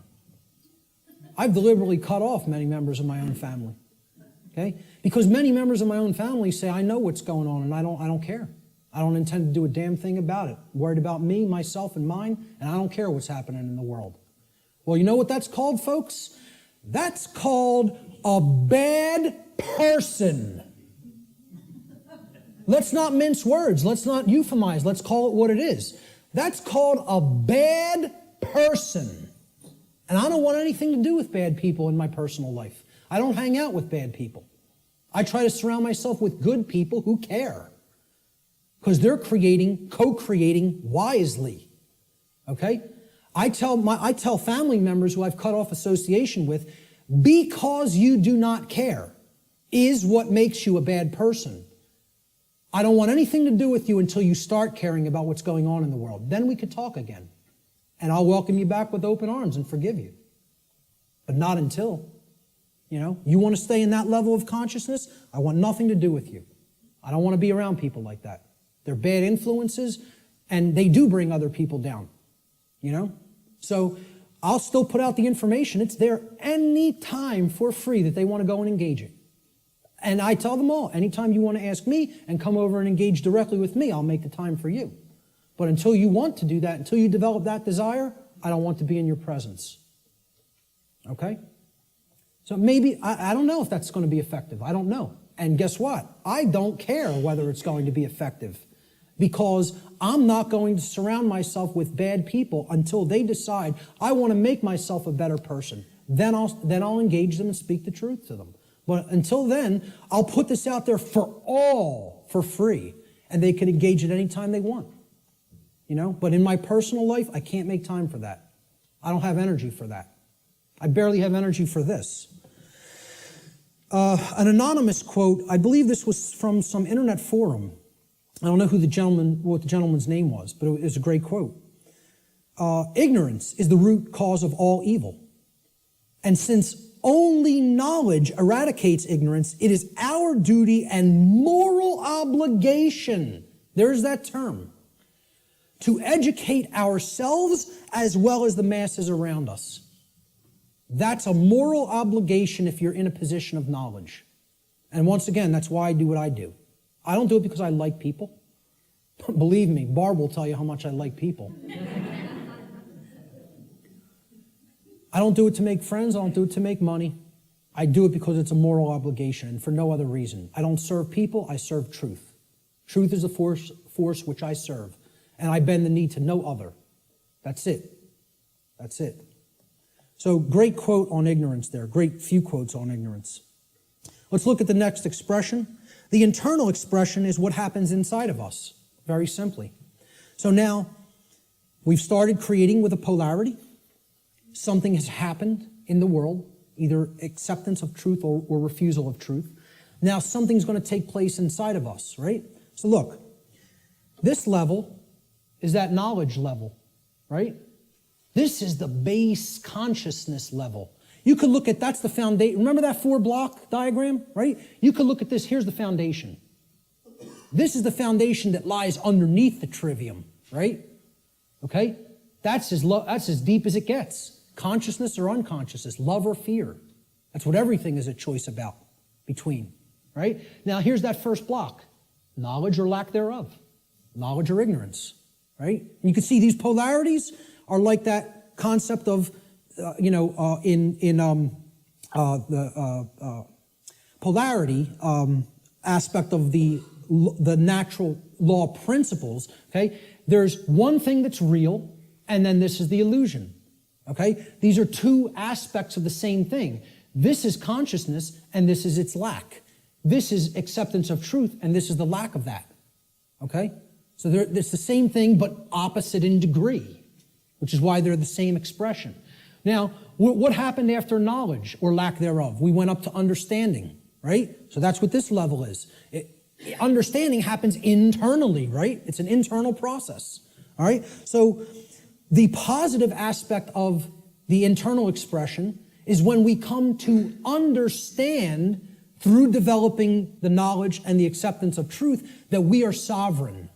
Sovereignty is the expression The internal positive expression of natural law. Now, again, underneath these, in parentheses, I always put what I call these things, another name that I've given to these things, these concepts.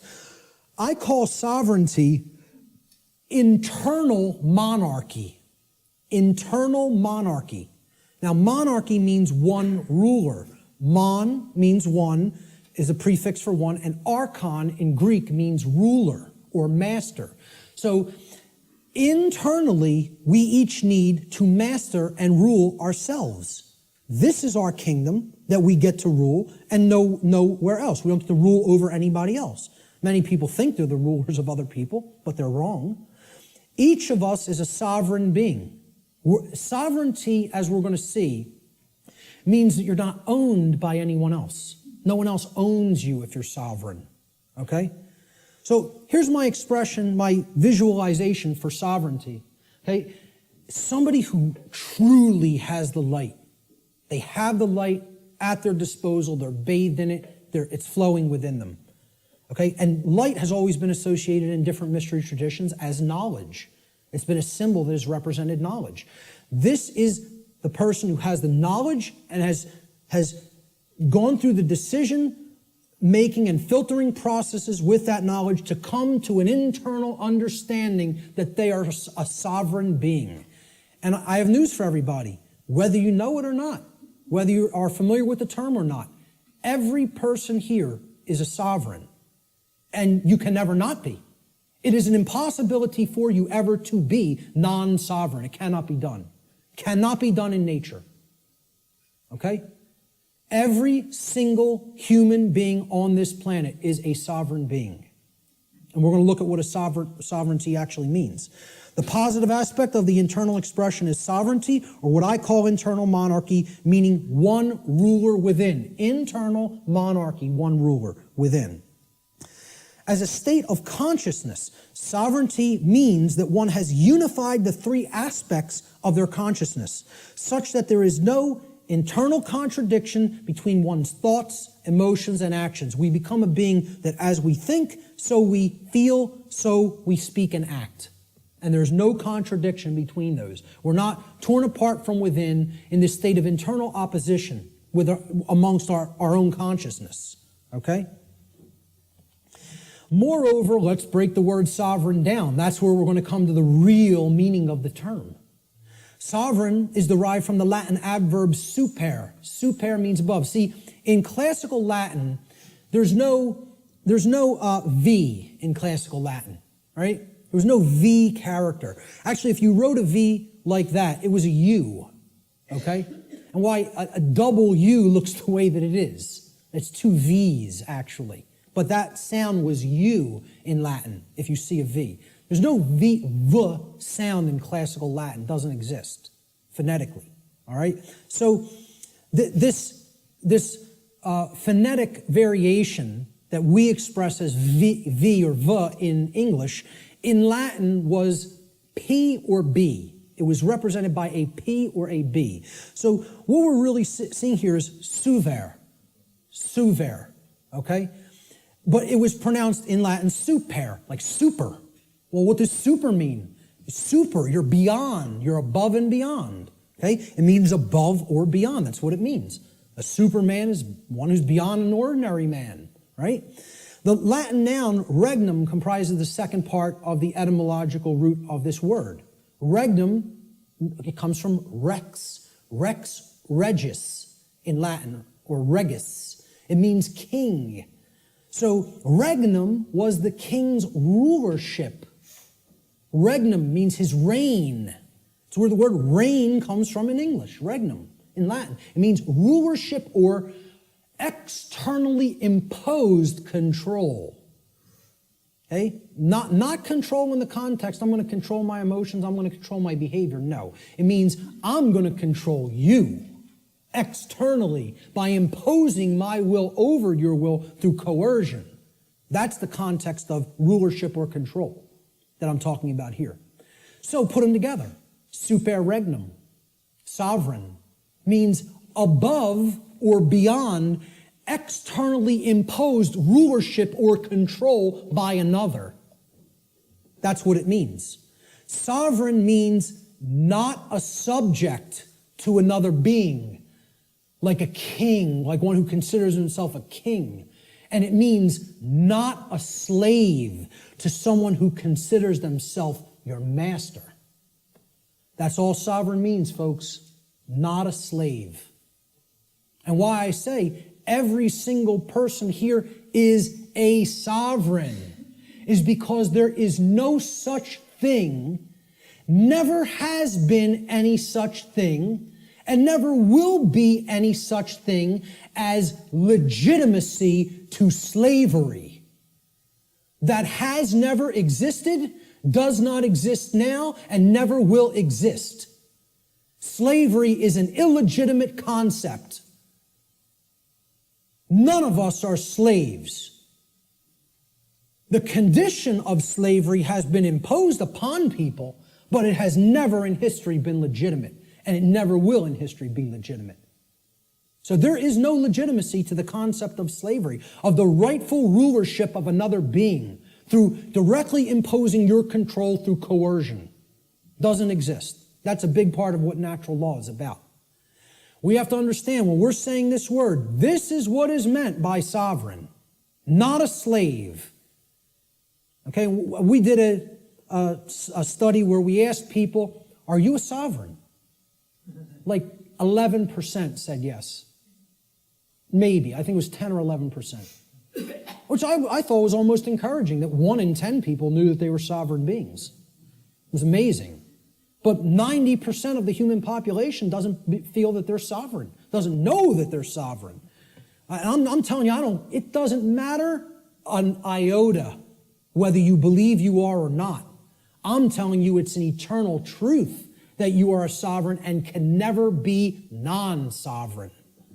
There is no such thing as someone else's legitimate rulership or ownership of you. Because there's no such thing to the legitimacy of slavery, and there never has been, and there never will be. So everyone is a sovereign. A sovereign is a monarch. Again, mon means one, and archon means ruler. So when people ask me, what kind of government do you want? I tell them I want anarchy, and I want monarchy. And they're like, how could you have those things simultaneously? Because if you have internal monarchy, you can have external anarchy. See, we need to have the rulership within, and we need to get rid of the rulership without. This is the kingdom we need to master, and we need to set aside the concept of mastery and slavery in the external domain, in the physical world. Sovereignty, a sovereign is a monarch, which means a single ruler who rules only the kingdom of self. Sovereignty is a state in which one controls one's own thoughts, emotions, and actions, and by bringing them into unity or non-contradiction or non-duality, attains mastery over one's own consciousness.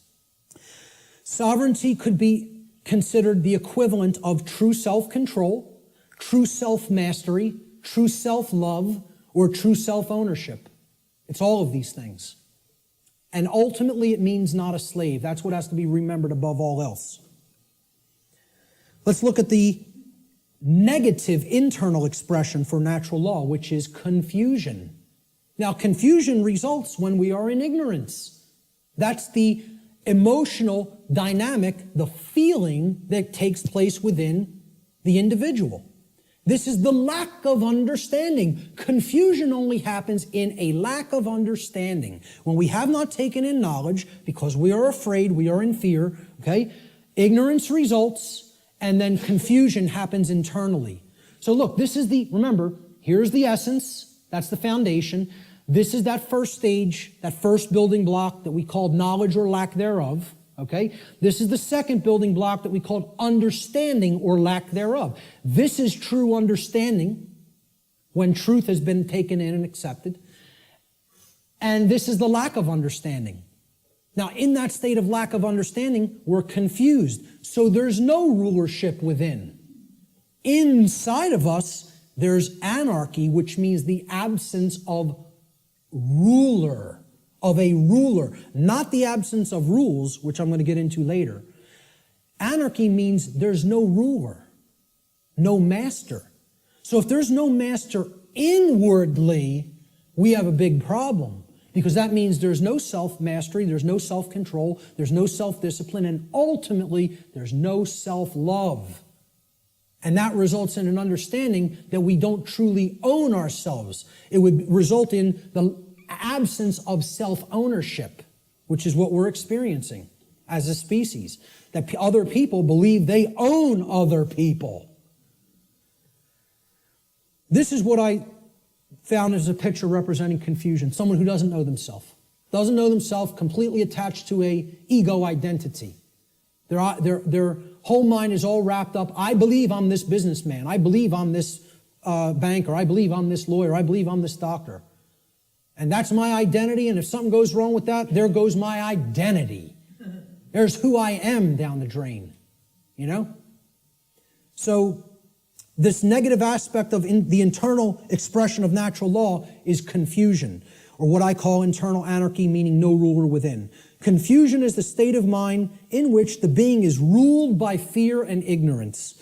Confusion could be seen as internal opposition within one's own consciousness. In other words, being torn apart from within in such a way that one's own thoughts, emotions, and actions are in perpetual contradiction with each other.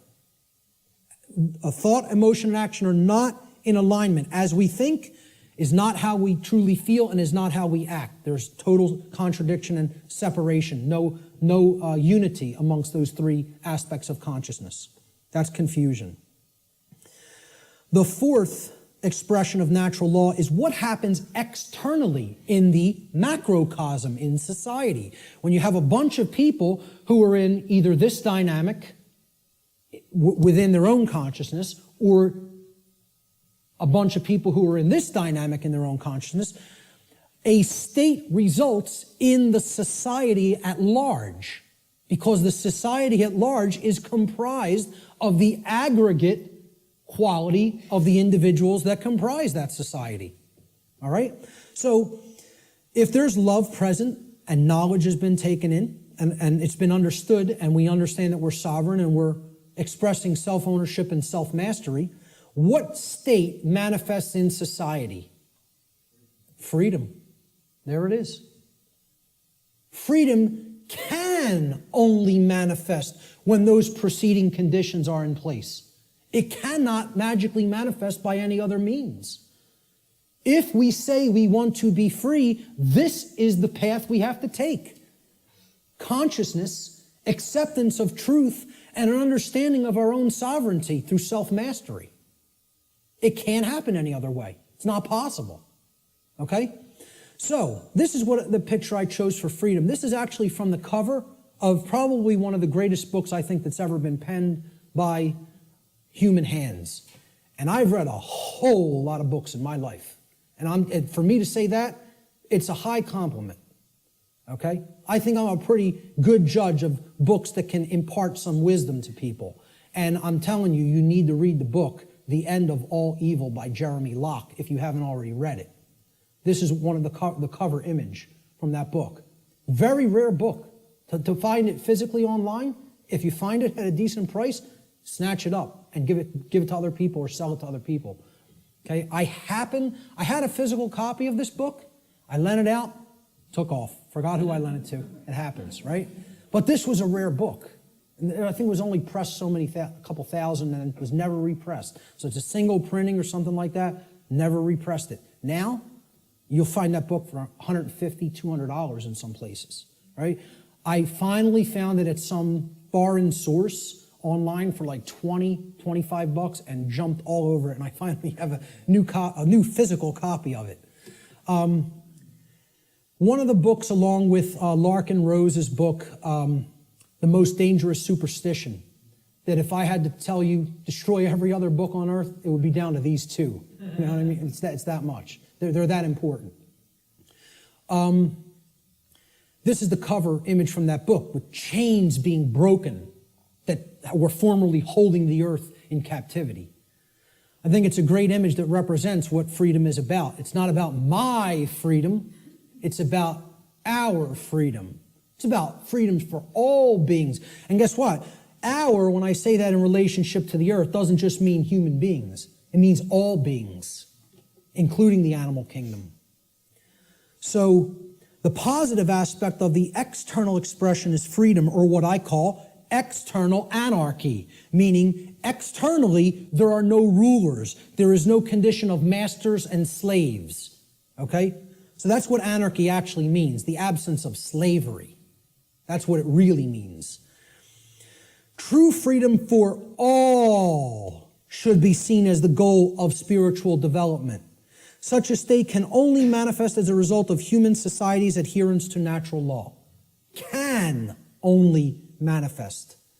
Not just will manifest. The only way it is possible for it to manifest is if we understand and adhere to natural law. Okay, so that's the positive external expression, what happens in society. Now, there's a negative external expression, and you can call it multiple things. You can call it totalitarianism. You could call it slavery. I term it simply control, externally imposed control.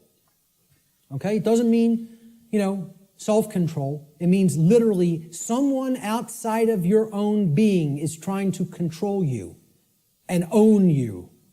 So yeah, a good way of looking at it would be slavery as well, because control leads to slavery. Control is what I call external monarchy, meaning there's a ruler from without that believes they do own you and wants to continue to own you as their subject or slave. And this manifests in things like the oncoming police state, which I wouldn't even say is oncoming, I would say it's here. Say we're already living in it. It's not something that's going to happen in the future. It's something that's happening in the present. People talk about it as something they're trying to avoid from happening. What makes people think it's not already happening? The negative aspect of the external expression of natural law is control, what I call external monarchy, one external ruler, the concentration of illusory power, in the hands of institutions like government. Control is the pathway to all forms of evil and destruction. It results when a society lives in direct opposition to natural law.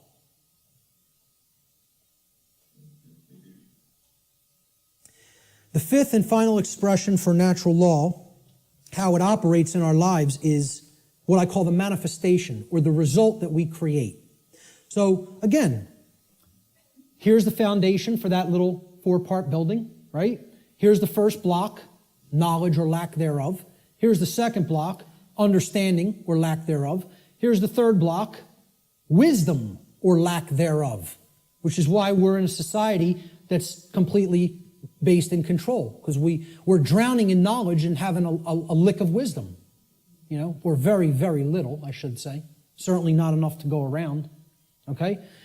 That's the action stage or the wisdom stage, what happens externally, right? This is that top block. Remember the top white block that sat on top? We had the blue block at the bottom, then the red, then the green, and then the white block. This was the manifestation, the result that we create. Remember the little question I put on the top of that white block? Who can tell me what it was? The manifestation. Diagnosis. No, the manifestation was either order or chaos. What do we ultimately create? So the positive manifestation is order, or what we would call all the things we say we want. Manifested goodness, everything being okay, not creating self-inflicted chaos or suffering. This would be, we get what we say we want to get. And there's requirements for that, and here they are. There's the requirements. You got to be in this vibratory energy of consciousness. You have to accept the truth and develop knowledge. You have to have an understanding that you're a sovereign being, and you have to work toward the manifestation of true freedom. Then you'll have all the things you say you want. Manifested goodness and order in your life. And that's the only path to it. I'm telling you, that's the only path to it. Blanket statement. The human mind has a hard time with blanket statements. Has a hard time with always, every, without exception. The ego doesn't want to hear that. Again, humanity's greatest fear may be that the truth is absolute. I would say an even greater fear it has is that the truth is singular, that there's no such thing as my truth, your truth, his truth, her truth, their truth. There's just the truth, and whether we align our perceptions to it or not. That's humanity's biggest fear. So this is what I viewed order as being like, okay? We have beings that are actually full of the light, and they're working toward a world that is based in freedom, cooperation, knowledge, sovereignty, no control, okay? It's what I call in some of my former presentations, cooperative spiritual anarchy, which is the natural condition of humanity. The natural, meaning spiritual, natural condition of the human species that has been blocked from manifesting through mind control, indoctrination, fear-based, trauma-based methods. So that's what I call order, the positive manifestation, manifested goodness. It represents everything we say we want, and it only results when there is balance or justice. Justice comes about through adherence to natural law. Justice can only be present when truth has been accepted in our lives and our behavior has been brought into harmony with natural law. Cannot manifest any other way. That's the positive manifestation. The negative manifestation is the opposite of order, chaos. Chaos is manifested evil. I just put this as, complete disregard for other people, breakdown, me first. Knock everybody else down, get what I want. Don't worry about anybody else being hurt. Don't worry about anybody else's freedom. Don't worry about whether anybody else's rights are being tread all over. Doesn't matter. Let me get mine. Self-preservation is the highest law. Survival is all that matters. Even if I have to step on somebody else to get it, to make that happen. Yeah, it's an animal. That's exactly right, sir. That's exactly correct. That's not a human being. That's an animal. That's how animals in the animal kingdom behave. And again, natural law doesn't work the same way for animals as it does for human beings because they do not have the same capacity for consciousness that a human being has. So let's not start saying that's the natural order. No, it is not. It is the exact antithesis of the natural order. The natural order is just that. Order. It's in the word, it's in the phrase, natural order. What people are describing as the natural order through this utter nonsense concept called social Darwinism is, as I've called it before, psychopathic chaos. And break down that word. Psychopathology means an illness of the mind. Psychopathy is mental illness. Psyche in Greek means the mind. Okay? And pathology is an illness, sickness. Psychopaths are mentally ill. And they don't create anything resembling order. All they can create is chaos, which is why they want us to mimic their mindset, because they're just bent on hell and destruction to manifest, and they have to have our complicity and cooperation to make that dynamic happen. Our energy has to be given over to them by our mindset being made like theirs. Otherwise, their worldview can't come into manifestation, which is one of chaos and disorder. The negative manifestation, chaos, or manifested evil, is the exact opposite of what we say we want. Chaos results when there is imbalance and injustice, which results whenever there is ignorance of truth and behavior which is in direct opposition to natural law. So that's our chart, and one last thing I want to say about it is that the manifestations or the expressions of natural law are what I would call, they're unilateral. They don't cross into each other, okay?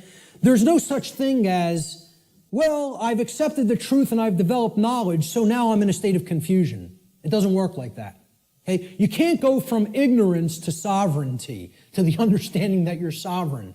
You cannot cross the area of these charts. Once you're here, you can only go here. In order to get here, you got to come from here. In order to get here, you got to come from here, here, here, and here. You don't get there from any of these. You don't get here from anything in this column. You don't get here from anything in this column. Okay? Please keep this in mind. These expressions are unilateral. Okay? No, they cannot be skipped either. Good question. They must proceed in order and in the same column of expression. So you can only get to order through freedom, which comes about through the understanding that we are sovereign, which comes about through taking in knowledge of truth, and which comes about through staying in a vibratory energy of love or higher consciousness. The openness to truth. That's it. Same thing here. We can only create chaos when our society is bent on control, okay?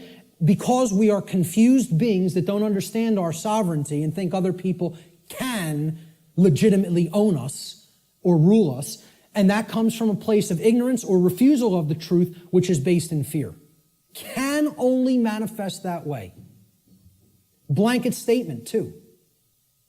And I will not retract on that blanket statement because this has nothing to do with what I think or feel or my beliefs. This is how laws operate in creation.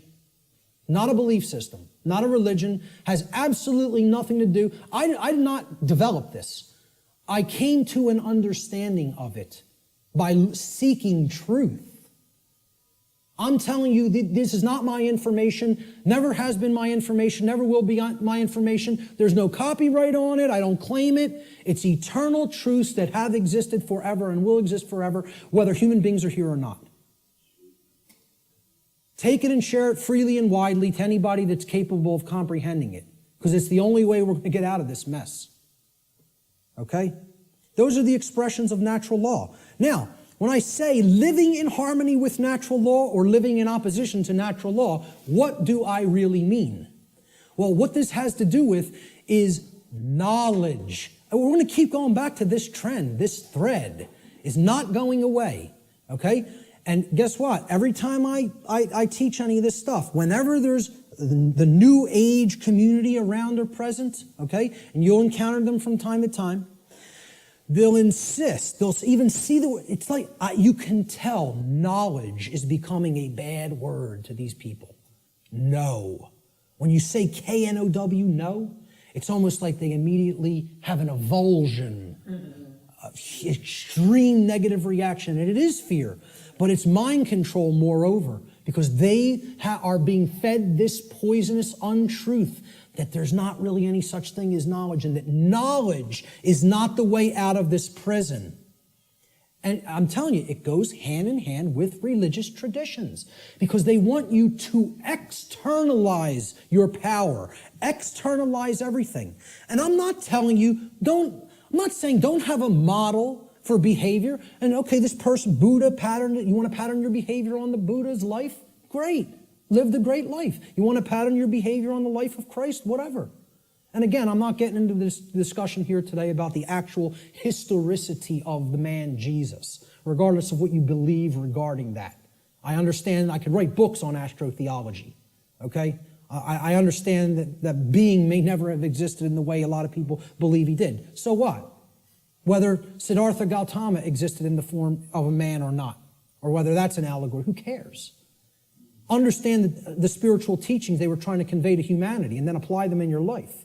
Live by that ethic, that code, and great, okay? And have whatever religious notion you want, okay? What I'm saying is what this religion called the New Age movement and what many official organized regional religions, okay, do is they try to take the emphasis off knowledge.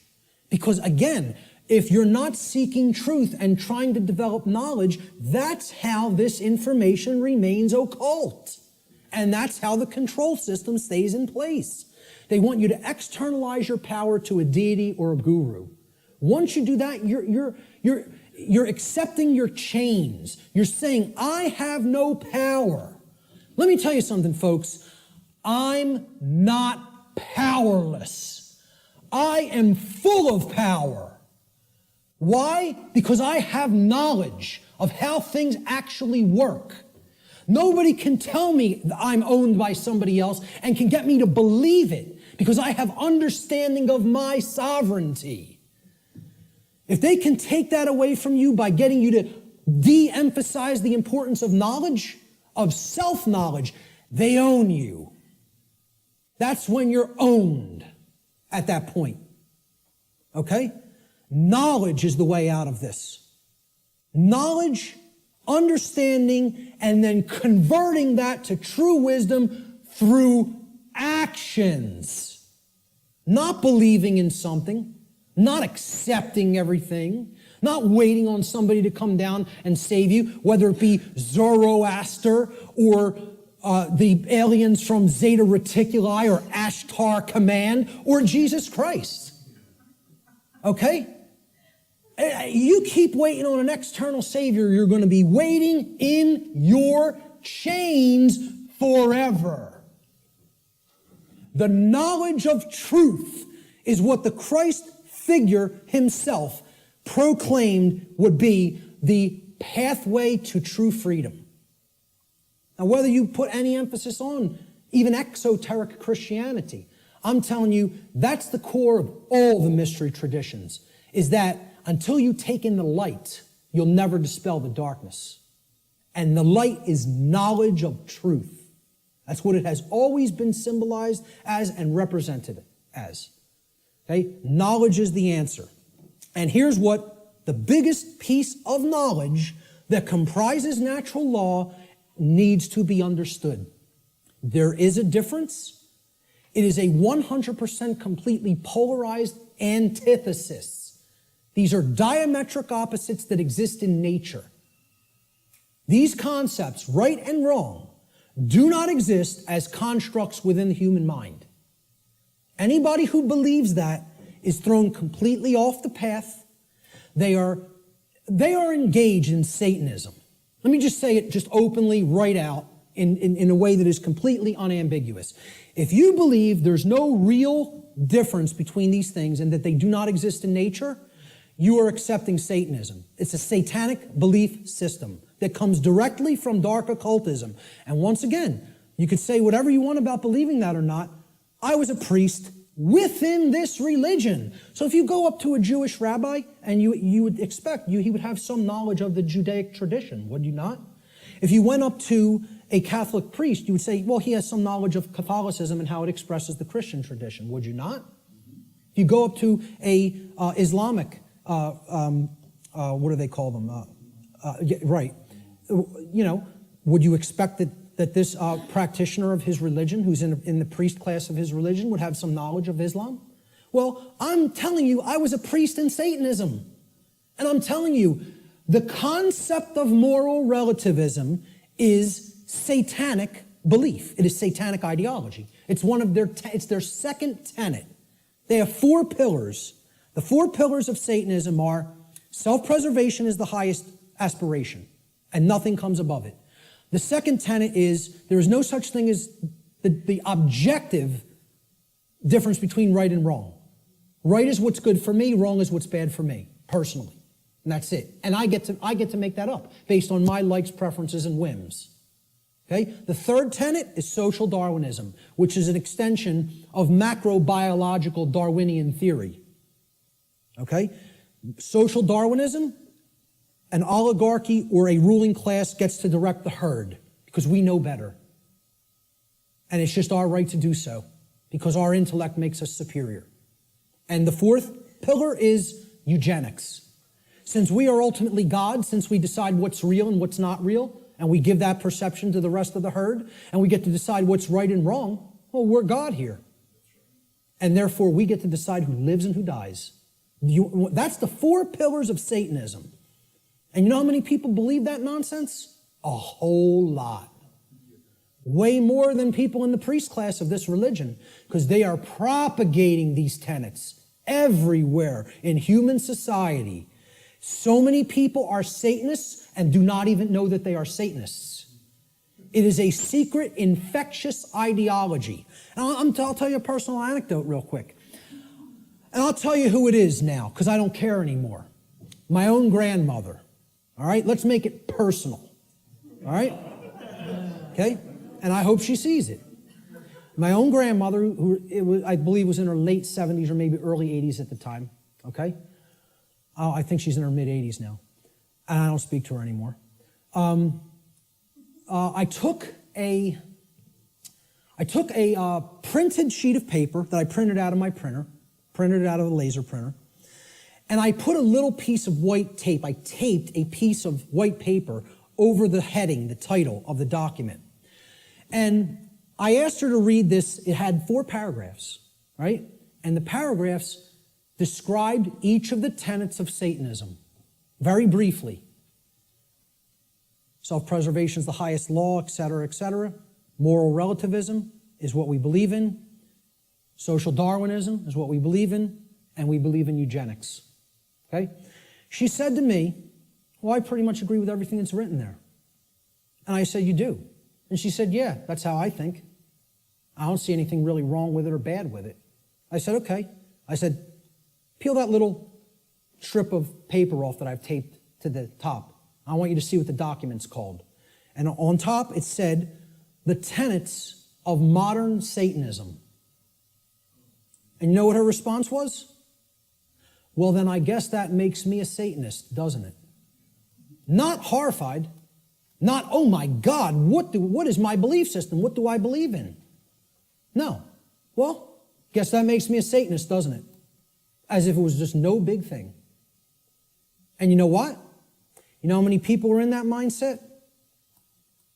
Hundreds of millions, if not billions, and don't even understand what it is. Because they think Satanism is something that it is not.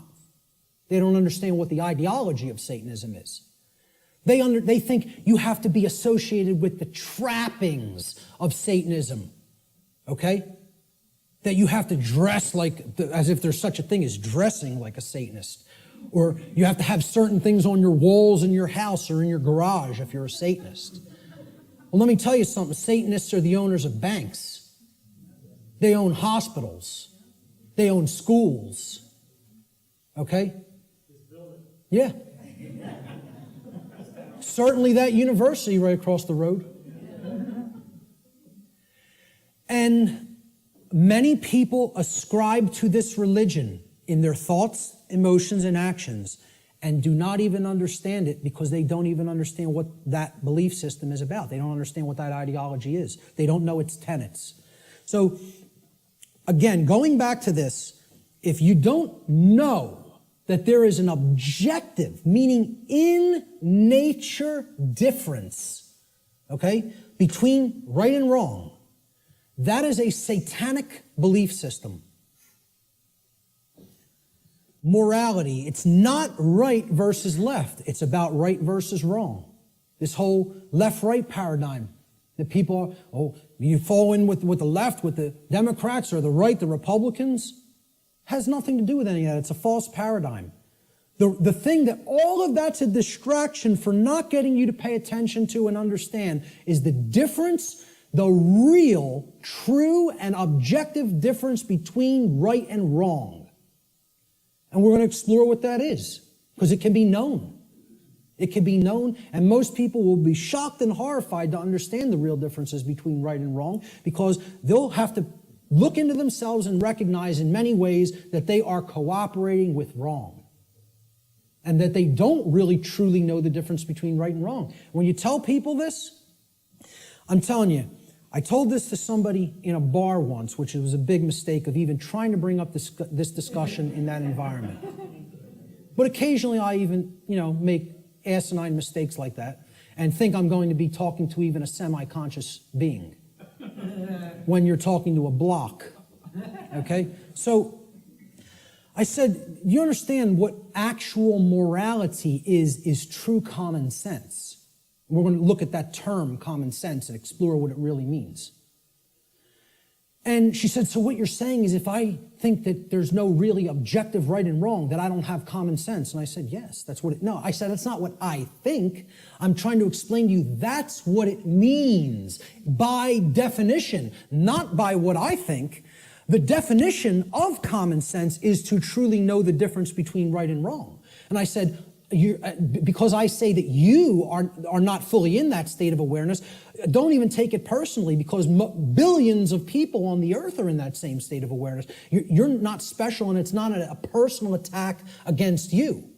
And I thought this person was going to throw a glass at me. Literally got so enraged because she's associating the concept of common sense with that you are functional and can adequately perform the daily activities of living. And that's not what I'm talking about as common sense, okay? Having common sense about, I can prepare my meals and eat for myself and wash my own clothes and, go to work. That's not what I'm talking about as common sense. That's your everyman's definition or connotation of common sense. We're going to talk about what common sense really is. Okay? A deep understanding of morality, which are the principles concerning the distinction between right and wrong behavior, lies at the very heart of natural law. This is the essence of it, folks, right here. And here's the difference between right and wrong in a nutshell, about as simply as I am capable of describing it. All right? Now, we use the words correct or right to mean correct and moral. When you say, okay, what's 5 plus 5? It's 10. You're right. Meaning you are correct. That is true. That is the correct answer. That is right.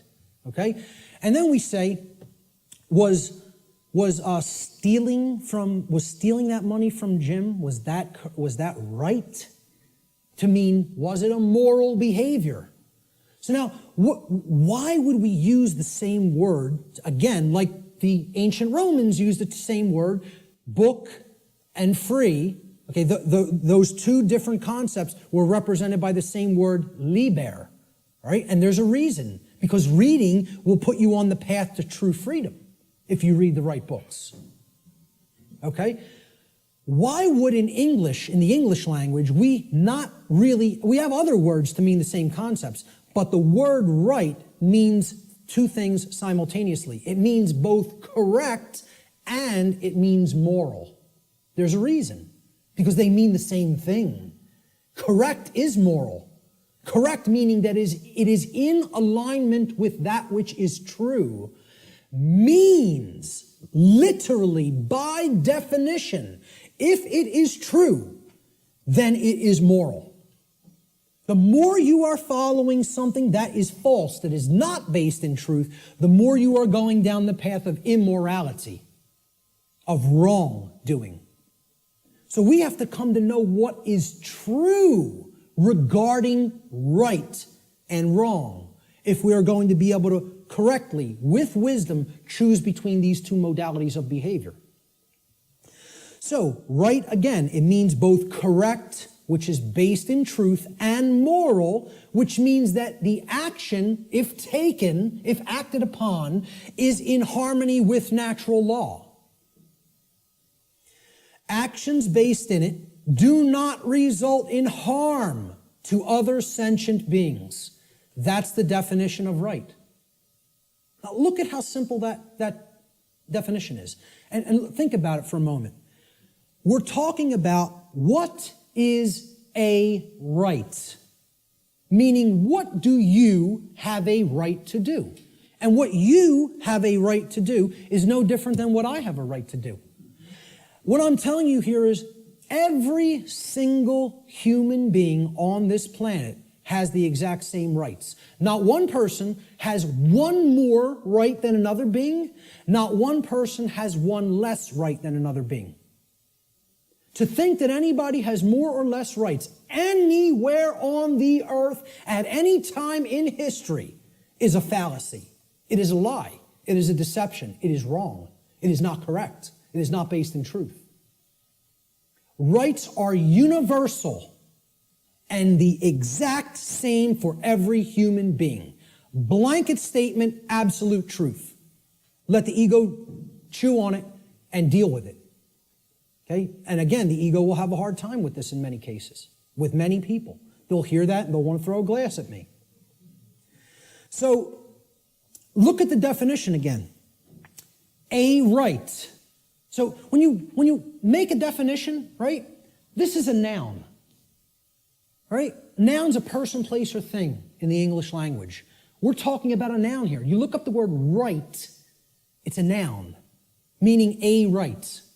A right that we have to enact, to take, is an action. You have to start a definition with the same type of word. You're defining a noun, you got to give it a noun to start the definition. A right is an action. Most people will never even be able to tell you that. Just say, can you define what a right is to me? They will not give you this noun. A right is an action. So is a wrong an action. A right is an action that if you take it, it does not cause harm to other sentient beings. That's the simple and easiest definition that anybody can give for what a right is. And I guarantee you, you go and engage as many people as you want on the street. I have not asked this question and had anybody ever raise their hand or even contact me later and say, you go up to somebody on the street and ask them if they can define what a right is. Nobody can give you the correct definition for what a right is. Now, if you don't know what the definition of a right is, you certainly don't know whether you're choosing accurately between a right and a wrong, between right and wrong behavior. You can't. It's not possible. So many people believe that they're allowed and they can do actions with no consequence that actually aren't in alignment with natural law because the taking of those actions do result in harm. And they don't really even understand that. So let's look at what a wrong is. And we're going to deeply look into what a wrong is. We're going to focus on what wrongs are. Because in reality, to even start this, right, what have we based this definition on? Actions based in it do not result in harm, right? That's the negative of another definition. Well, it's the negative of this definition. So you can only actually define a right by knowing what a wrong is. A right technically cannot be defined outside of the negative. A right can only be defined apophatically, meaning understanding what a wrong is and then stating that it is anything that falls outside of the parameters of wrongdoing. Okay, and we're going to get to what those parameters are. All right?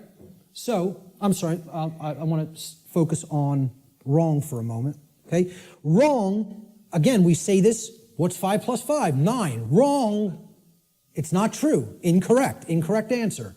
It's not based in truth. We use the term wrong to mean both incorrect and immoral. Well, that was wrong what you did to that person by hitting him for no reason. You didn't have the right to do that. Immoral means in opposition to natural law. Because actions that are based in it result in harm to other sentient beings. That's the simple definition of a wrong. Now we can go deeper into the definition of what a wrong is and look at different types of wrongs, which is what I'm going to do in a moment. So this is the concept that is referred to as apophatic inquiry. Very, very critical to understand concept. And you have to apply this concept. What this essentially is it's a filtration process. This is the process of the middle process in the trivium. Okay? It's weeding through the inconsistencies and saying, well, is this inconsistent? Is this inconsistent? Is that not true? And you're setting those behaviors aside and you're saying, here's the behaviors that are wrong. Don't engage in those behaviors.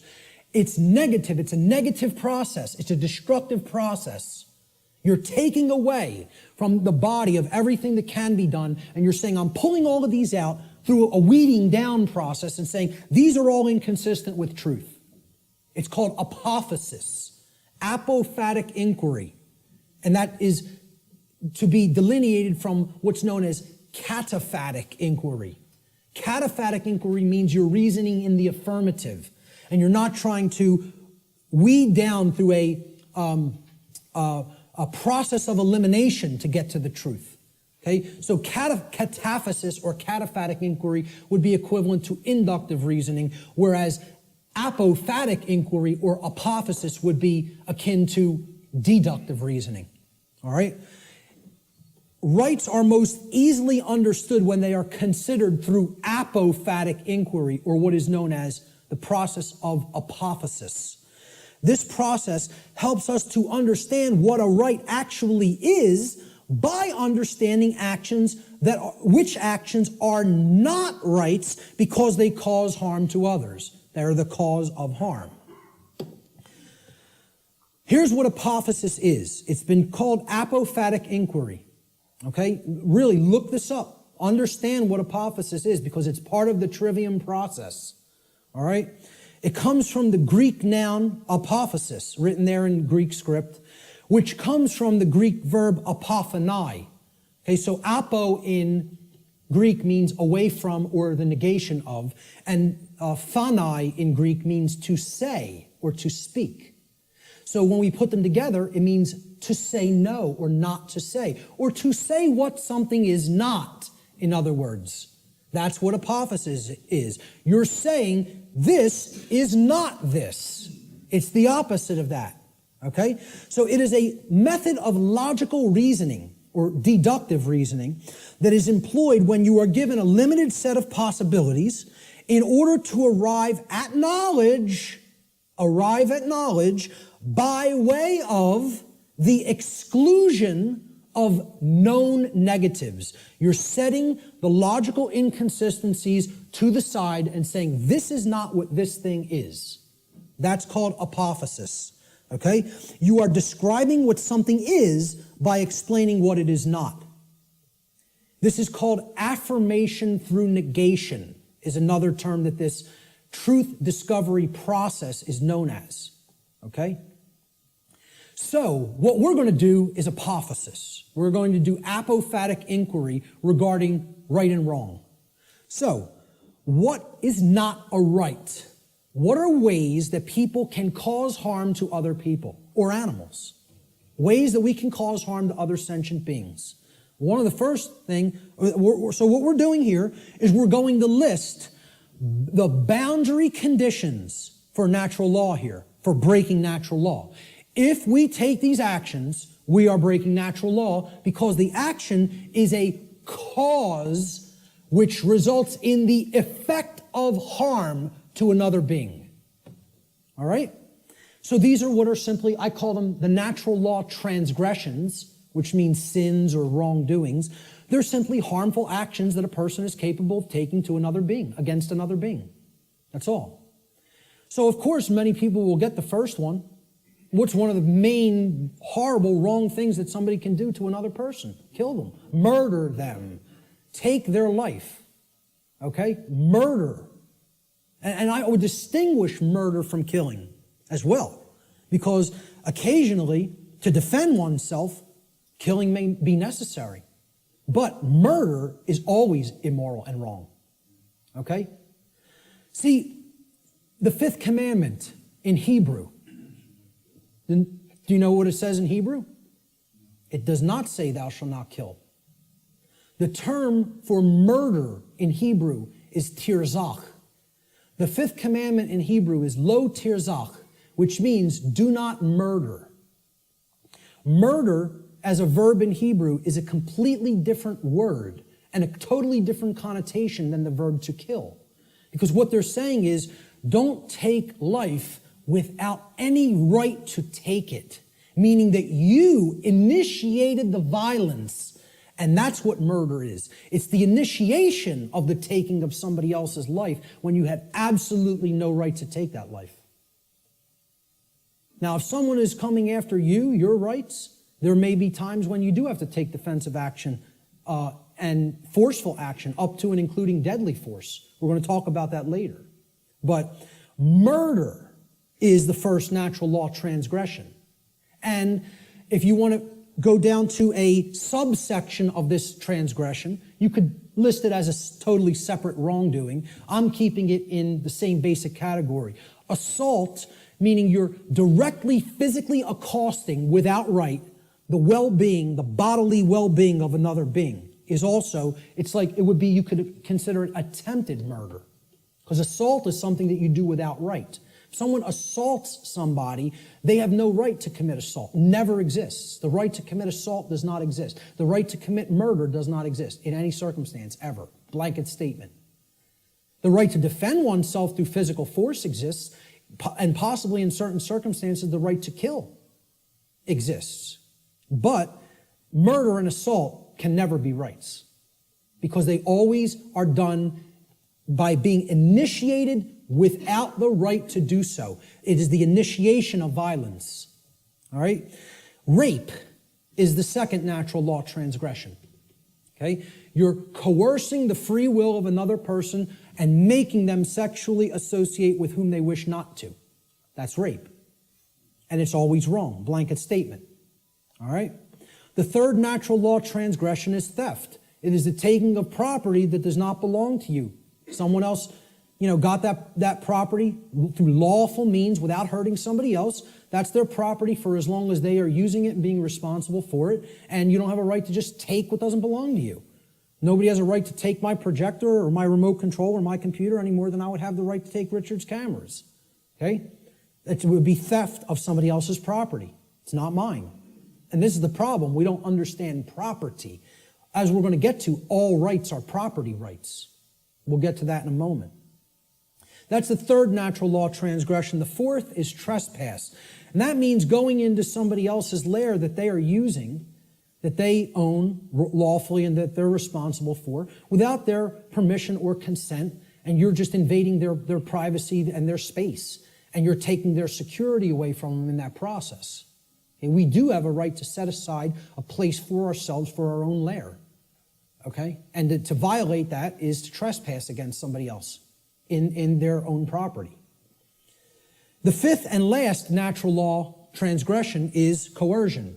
This is forcing somebody through the threat of violence to have their will comply with your will, whether they don't wish that to be the case or not. Making somebody do something that is against their will. Coercing them. And that's also not a right. Now, that's a small list. Very small list, right? We could add one more. We could add lying. Lying is also a wrongdoing.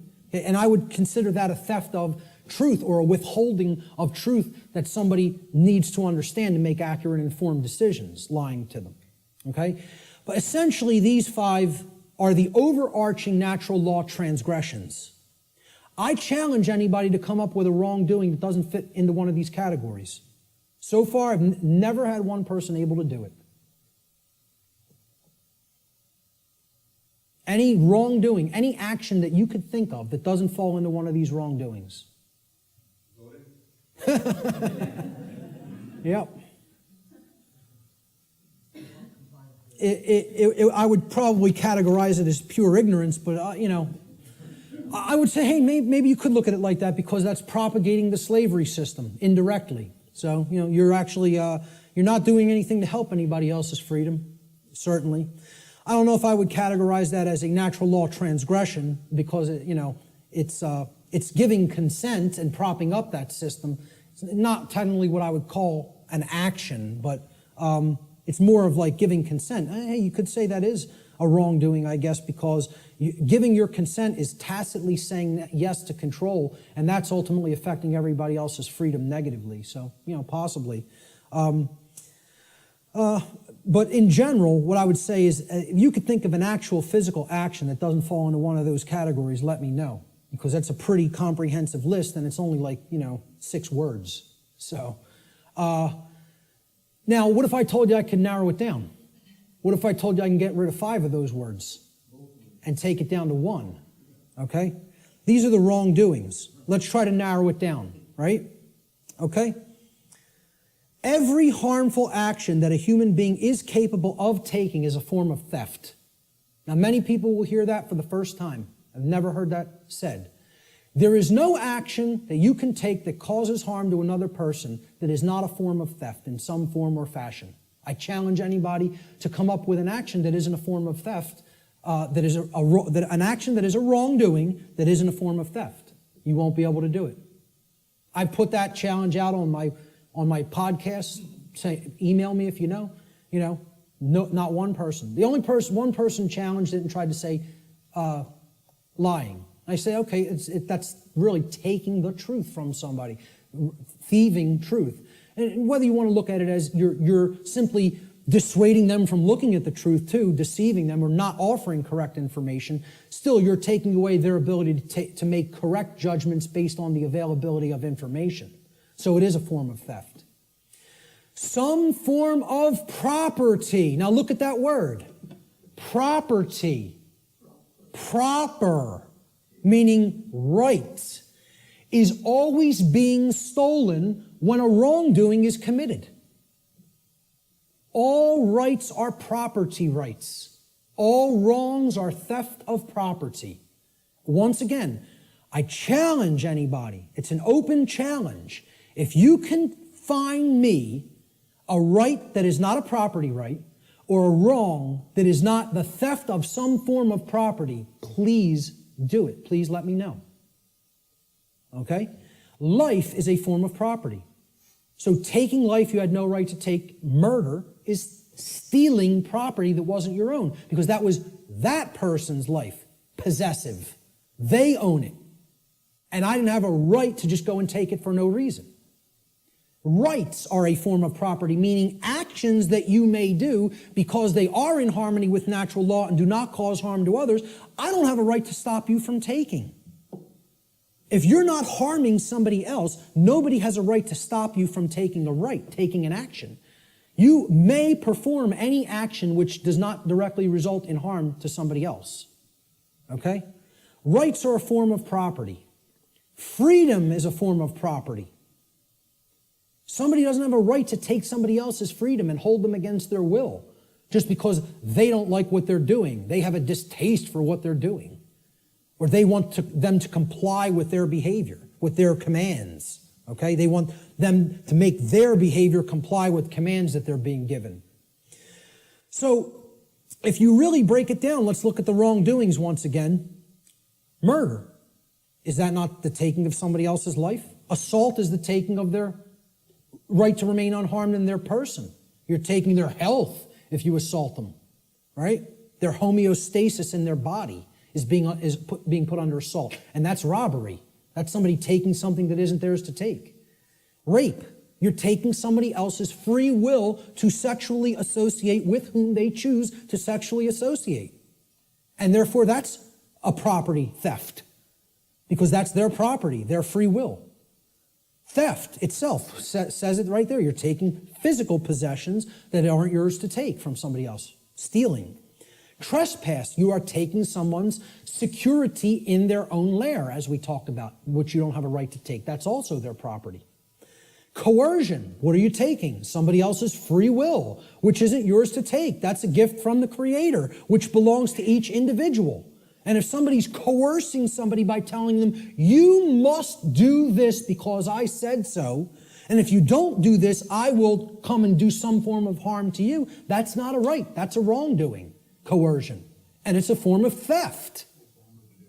Exactly. Sure. You must buy this. Imagine this. Great. We're going to take 5 more minutes, and then we're going to take an hour and 15-minute break. So all of these things are forms of wrongdoing. And they're all ultimately one wrongdoing in different forms. They are all theft, every one of them. There is only one wrongdoing. There's only one way anybody can wrong anybody else. Stealing. That's it. Every form of wrongdoing is a form of theft against another being and their property. A living being or their property must have been harmed in order for a violation of natural law or wrongdoing to have taken place. Any action which does not cause such harm is a right. There's the apophatic definition of a right. Through understanding what a wrongdoing is. And I'm telling you, billions of people, not millions, not hundreds of millions, billions of people on this planet do not know this, could not tell you this. Because this is it. This is it, folks, right here. This is the crux of natural law. What is a right? What is a wrong? And I couldn't sleep last night.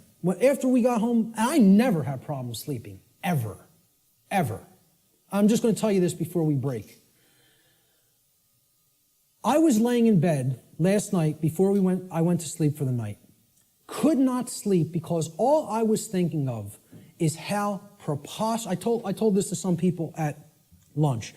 I'm just sitting there thinking about how preposterous and ridiculous it is for me to even ever have to utter any of this. The fact that this is not 100% pure common sense knowledge on the earth is so abominably preposterous to me that all I was sitting there thinking is, how could I be going out and explaining this to people? This is what I must do? Me, though. And it was almost like schizophrenic in a way, because I was just thinking, I was waking up and then falling back to sleep and waking up thinking, where am I? Why am I here? And I'm the person who's coming out and doing this. And it's just so absurd and ridiculous to me. Some punk from South Philadelphia taking in the knowledge of the mystery traditions and teaching them to people. Me. It's the most ridiculous thing. I can't even imagine it, you know? I still can't. I can't imagine that it's necessary, you know? That's the position that our society is in. It's so profoundly sad that I can't believe it. And unless we deeply start to understand this and propagate this knowledge to other people, things are going to get worse and worse and worse and worse. And there's no reason for it. There's no reason to go down that path. We want to choose the way of maximum pain because we don't want to give up thoughts that we're addicted to just because the pattern has been there for as long as we can remember. We would rather go down the path to the grave and the abyss rather than admit we were wrong and just say, I need to give up this negative way of thinking. You know? I'm going to leave it right there and just say the bottom line to what this section comes down to is if someone hasn't been harmed, no wrongdoing has been committed. No victim, no crime, in other words. Many people insist, there doesn't have to be a victim for there to be a crime committed. You know how many people are rotting away in a jail cell right now as we speak who have never harmed another living being? You know how many people? Tens of thousands. Okay? And no one has any right to hold them. Unless you've harmed somebody else, nobody has a right to stop you from continuing to take the action that you are taking. Okay? We're going to talk about some of those things in the last section. So let's take an hour and 15-minute break, and we'll be back here at about 5:20.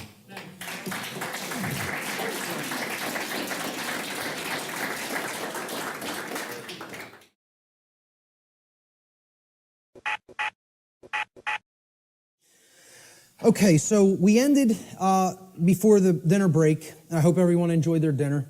At the concept that if there is no victim, if no actual wrongdoing has taken place resulting in harm to someone else, there is no crime. And many people are, being jailed for victimless crimes that they've actually never actually harmed another being, and yet their freedom has been taken away. Another aspect about this concept of the difference between right and wrong behavior is we have to understand that there is no such thing as the ability to delegate a wrong to someone else. No one can say to someone, you may harm him unchallenged or unaccosted, okay?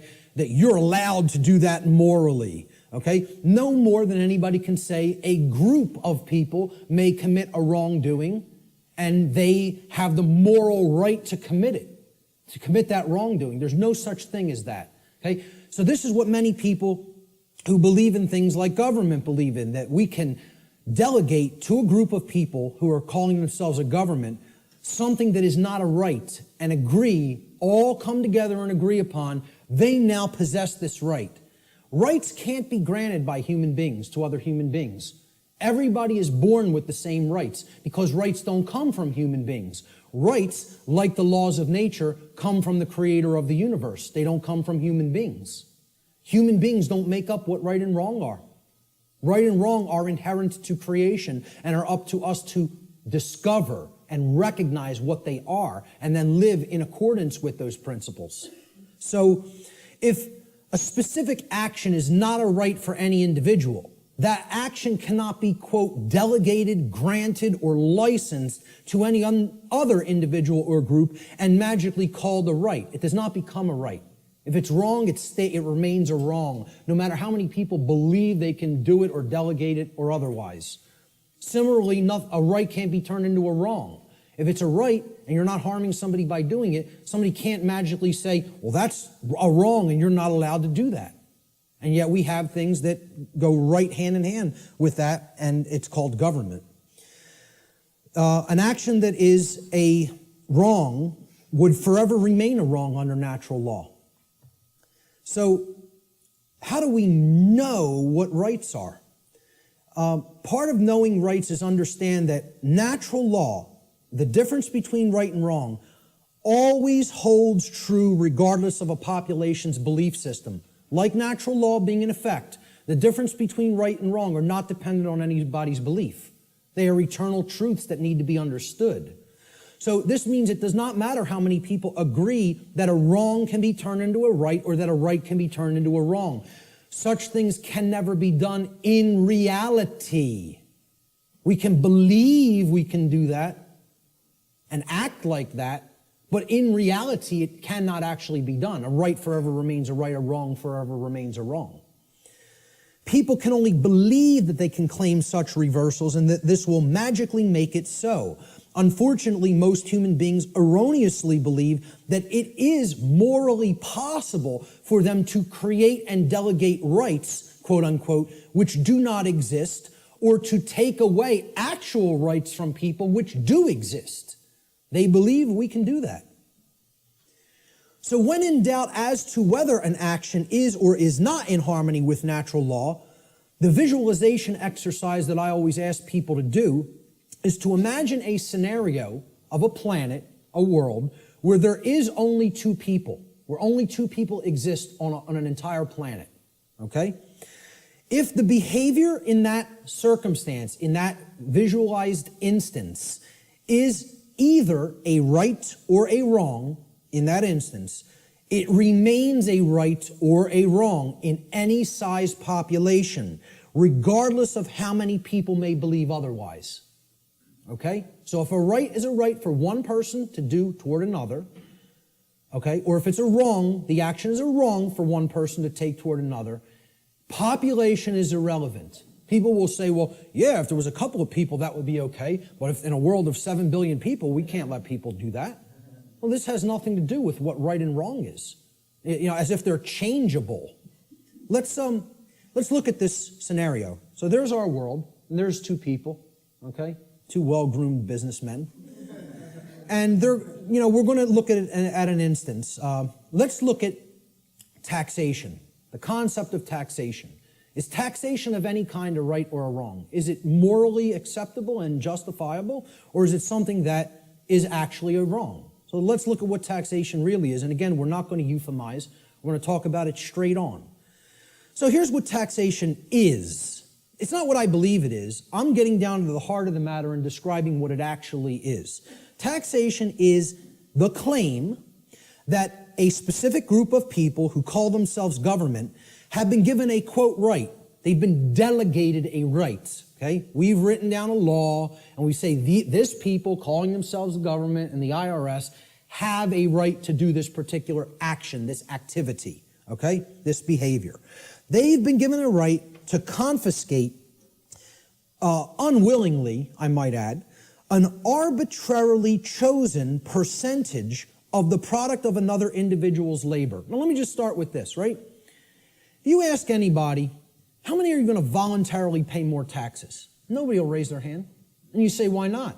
Well, because I could barely afford to pay the ones I'm paying now, and I don't want to volunteer any more money toward that endeavor. Quite frankly, I want my resources for myself to use as I see fit voluntarily. But if the government then said, well, your taxes are going up by 5%, how many people would pay them? Most people would. Because subconsciously or consciously, they recognize they're under coercion. They're actually under duress. They're being told that if they don't give this at the command of the people who are confiscating it, that some form of violence will be conducted upon them, whether through the form of fining them and saying, we're going to take more of your resources, whether by saying, we're going to throw you in a cage and make you stay there for as long as we say you need to stay there, okay? or by actually conducting actual physical harm upon them. So, again, we're saying that this quote-unquote right is given to individuals who call themselves government, and then they have the right to confiscate this arbitrarily chosen percentage of the product of another individual's labor. Because that's what money is, okay? Or that's what, whatever we make through what we work, that's the product of our labor. We work and then we get compensated for it. So that's an exchange for labor that we have done. That's our property, because we gave labor in return for that. So this is done whether or not the other agrees to share that product voluntarily. It's not a voluntary process. Coercion is involved. Taxation is enforced by the threat of violence, which is behavior that will result in bodily harm, or imprisonment, which is the taking away of physical freedom of movement, if those from whom the product is being seized attempt to resist this confiscation. This practice is always, quote, justified, and the word justify actually breaks down etymologically. It means, the word justify means to create a right. That's what justify actually means. Jus in Latin means right or law, and then facere means to create or to make. So to justify means to create right, to make a right up and conjure it into existence. So it's always justified or made into a right, quote unquote, by those who claim that such a practice is necessary and required to, quote unquote, uphold the common good. This is the justification offered for the seizure of the product of people's labor involuntarily. Now, if we are honest with ourselves, if we define the concept of slavery, and I think this is a good definition for slavery, would it be fair to say slavery is the involuntary confiscation of 100% of the product of the labor of another human being? That be a fair definition? You're saying you're working, I'm going to take whatever you generate as a result of that work that you're doing. It doesn't belong to you. The product of your labor doesn't belong to you. All of it belongs to me. So you work for me. I take everything that you have been able to amass or create through the labor that you have done. I think everybody here would agree that's slavery. That's as good as a definition of slavery as you're probably going to get. I mean, we can come up with some other definitions that involve coercion and physically shackling and keeping people. But if we really are honest with ourselves, what is the purpose of slavery to begin with is to make others work for free and then take all of the product of the labor. That's what slavery was conducted for. Okay? So, if we're defining slavery as the involuntary confiscation of 100% of the product of the labor of another human being, we should be able to clearly see that there is no magical percentage to which we could lower this number that would no longer make it slavery. So I ask people, if the person who's saying I'm going to confiscate 100% of your labor and keep it for myself would say, well, I'm going to take 75%. I'll take 3/4. You can keep 1/4 of what you've created. Would that no longer constitute slavery? And I don't care what you say I'm going to use the 75% for, okay? If you're telling somebody you have no choice, 75% of your labor belongs to me, would that no longer be slavery just because they allow them to keep 25? Okay, let's lower it to 50. Is it still slavery? Okay, well, what percentage could it possibly be lowered to for it not to be slavery anymore? Only 0. There is no percentage that it could be lowered to for it not to constitute slavery. And again, if we're being honest with ourselves, many people want to justify this in many ways by saying, oh, it's used for services which someone doesn't have a right to refuse. You know, I tell people, hey, if I said to you, I'm a computer technician. You own a computer? Okay, I'm now your computer technician. You're not allowed to refuse my services. Just think about that for a moment. You may not refuse that I am now providing the service for your computer to keep it in good shape. Okay? First of all, what have I just taken from that gentleman? Right to choose. Free will. Right there, that's slavery. I don't even have to keep going and say, hey, if you refuse, or if you, whether you want or don't want my computer services, I'm now your technician, and I need $200 every year. I'll come over a couple of times. I don't care whether you're happy with my service or not, okay? And if you don't pay me, I'm coming and taking the computer.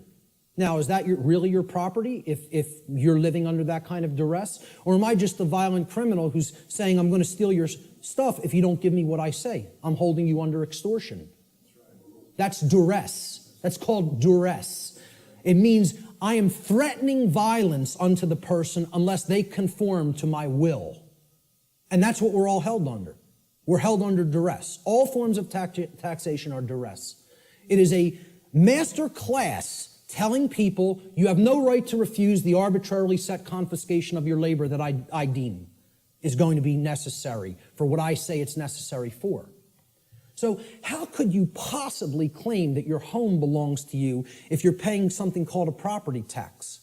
That somebody is saying, for the services we provide in this community, you must pay us this percentage, and if you don't pay it, your house is going to be turned over to the government. And you know what that's called? There's a term for that, okay? When a society doesn't actually have true private property ownership rights and a higher class of masters actually owns the land and owns the property and only allows the peasant class to live upon the property for as long as they pay tribute to the master class, who can tell me what system of government that is? That's called feudalism. And that's the United States government and just about every government on the earth. You live in feudalism. There's no such thing as democracy. There's certainly not a constitutional republic, that's for sure, okay? The de facto state of government, which means indeed, in action, is feudalism. And feudalism is just another euphemism. It's a euphemism for slavery. Okay? Because slaves aren't allowed to own property. Slaves aren't allowed to keep the product of their labor. You know? That's all it really is. If we're being honest with ourselves. Once again, there's my catchphrase for this section. Okay? We want to euphemize it, justify it, call it something else. Right? I said this to that New Age woman at the UFO conference. And she said, again, I prefer not to see it that way. Well, you're not being honest with yourself. You're lying. It's called lying to yourself. That's what cognitive dissonance is. It's called lying to yourself. Okay? So, if we're being honest with ourselves, taxation's merely a euphemism for theft, violence, and slavery, the practices upon which it is actually based, and since no individual anywhere on earth has the right to claim ownership of the product of another's labor, such behavior can never be, quote, delegated to a group of people and called a right. Therefore, it follows logically that all forms of taxation, I don't care what they are, excise tax, property tax, gift tax, inheritance tax, income tax, I don't care what form it is, taxes on corporations even, okay? All forms of taxation are always wrong according to natural law because they are all based in the destruction of free will, they are based on coercion, and they are ultimately based upon violence, all of which are wrongdoings, all of which are forms of theft, and all of which not one individual has the right to perform upon another. And this is what people want to justify and believe can be magically turned into a right, just because they want to euphemize it and call it taxation. Let's look at another example.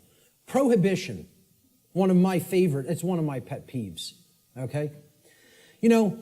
I'm big into health, into eating right, okay? I'm huge into juicing. It's one of my favorite things to do. Purification of the body is part of purification of the mind, all right? But I'm going to tell you, I'm 100% for anybody being allowed to put anything into their body because they own their body. If I want to break up this remote control in little pieces and eat it with a sprinkling of pepper, then that's my right to do so, regardless of what the chips may do to my intestinal tract, okay? There's a reason I have the right to eat this remote if I want to. You want to know why? My body is my property. It belongs to me. Now, we did this in the natural law seminar. We asked people, do you own your own body? almost every single student in the seminar, now, of course, they immediately answer, yes, I own my own body. The students grasp this, okay? The people they were asking the questions to, okay, because the students were doing the tabulation of, accumulating the answers from people that they asked the questions to. And one of the questions I asked them to ask people is, do you own your own body? Almost every student in my first natural law seminar, when they asked people if they owned their own body, they came back to the next class and almost every student said, almost everybody they asked that question to paused for a long time and thought about it. Had to sit and think about this question. Could not immediately spit out, absolutely, my body is my property.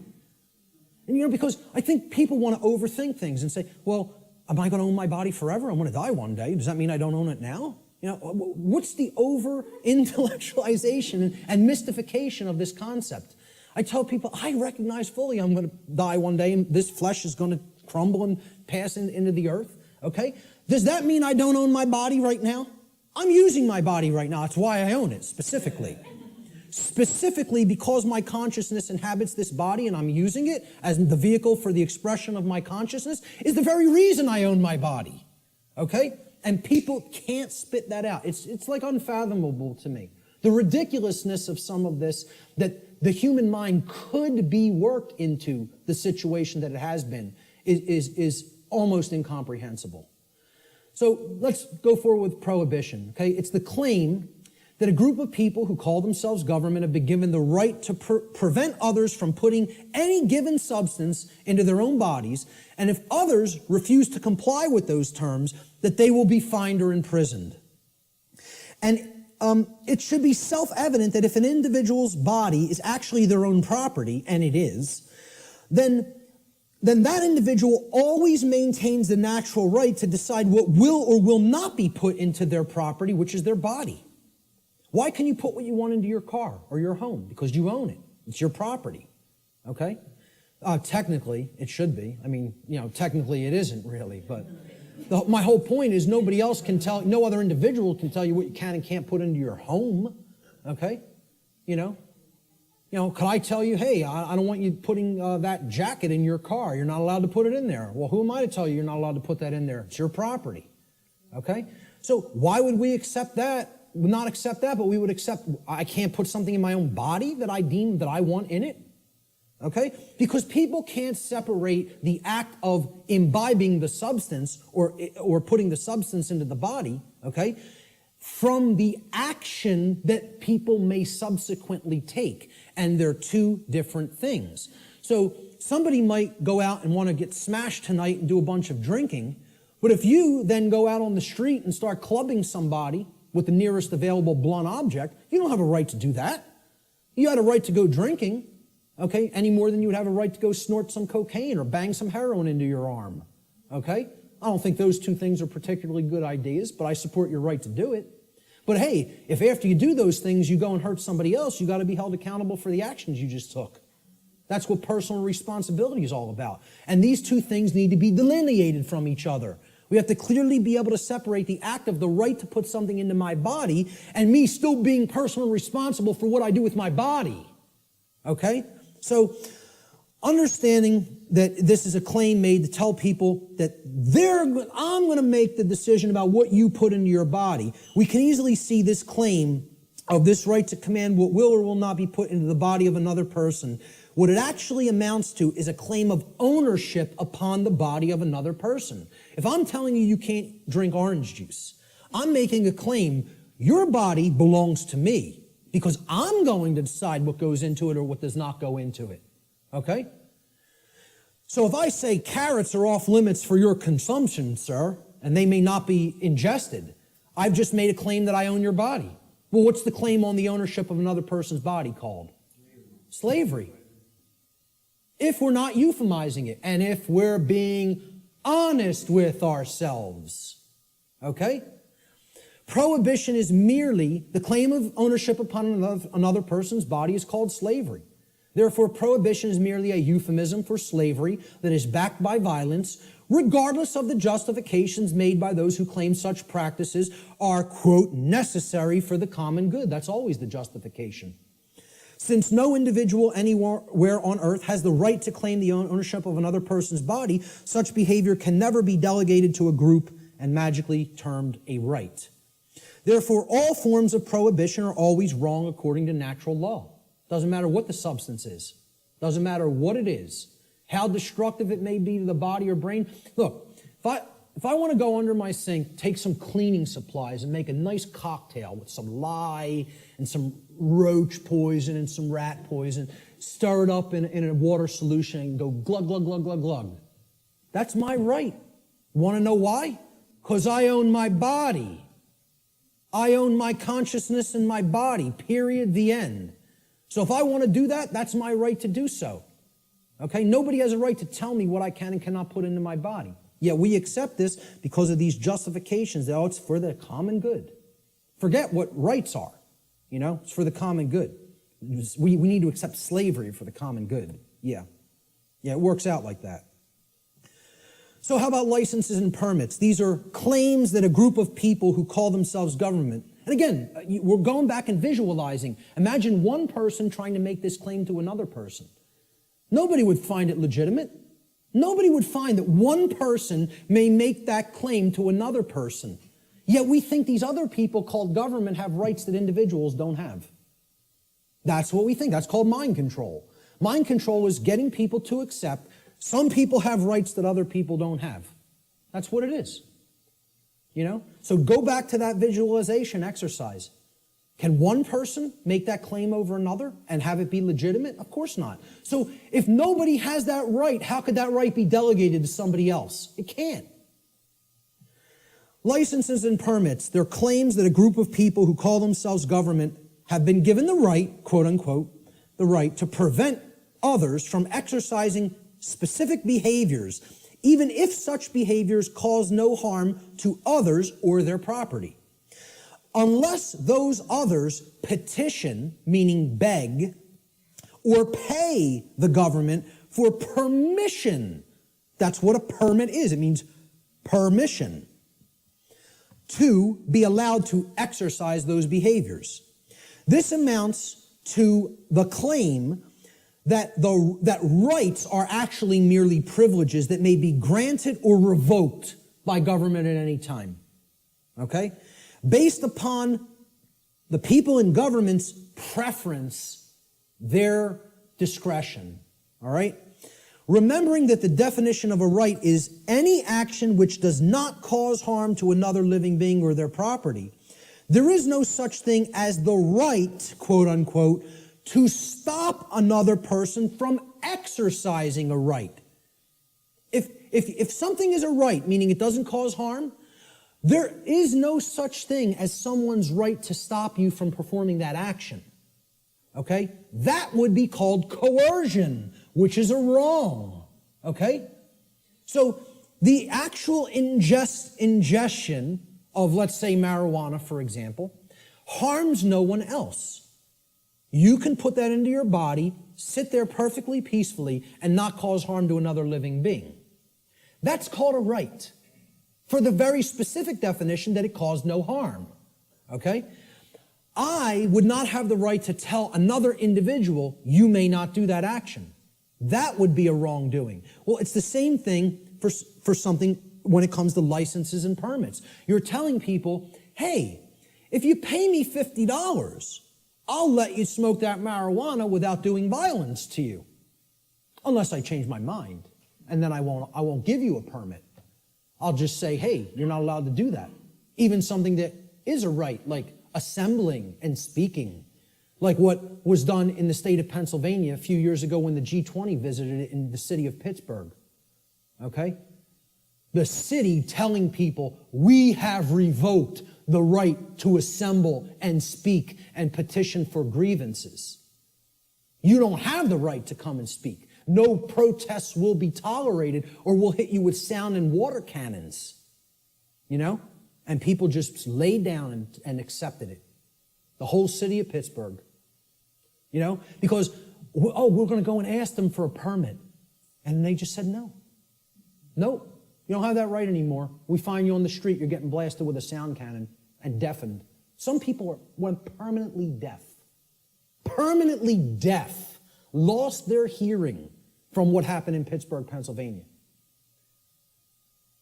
You see the stuff that was happening in, it wasn't Egypt, where they were hitting people with water cannons recently and killing some of them. It was in the Middle East somewhere. Turkey, correct. You know?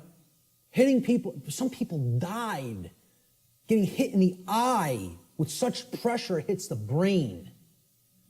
People were dead from water cannons. They call these non-lethal weapons. Because they're telling you, you may not speak. You may not assemble. We're going to revoke that right, really. See, there is no right to stop someone from exercising a pre-existing right.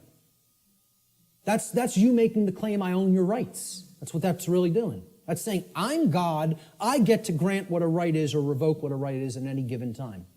It's basically what it is. It amounts to someone claiming to be God. The claim over the rights of another person is called slavery.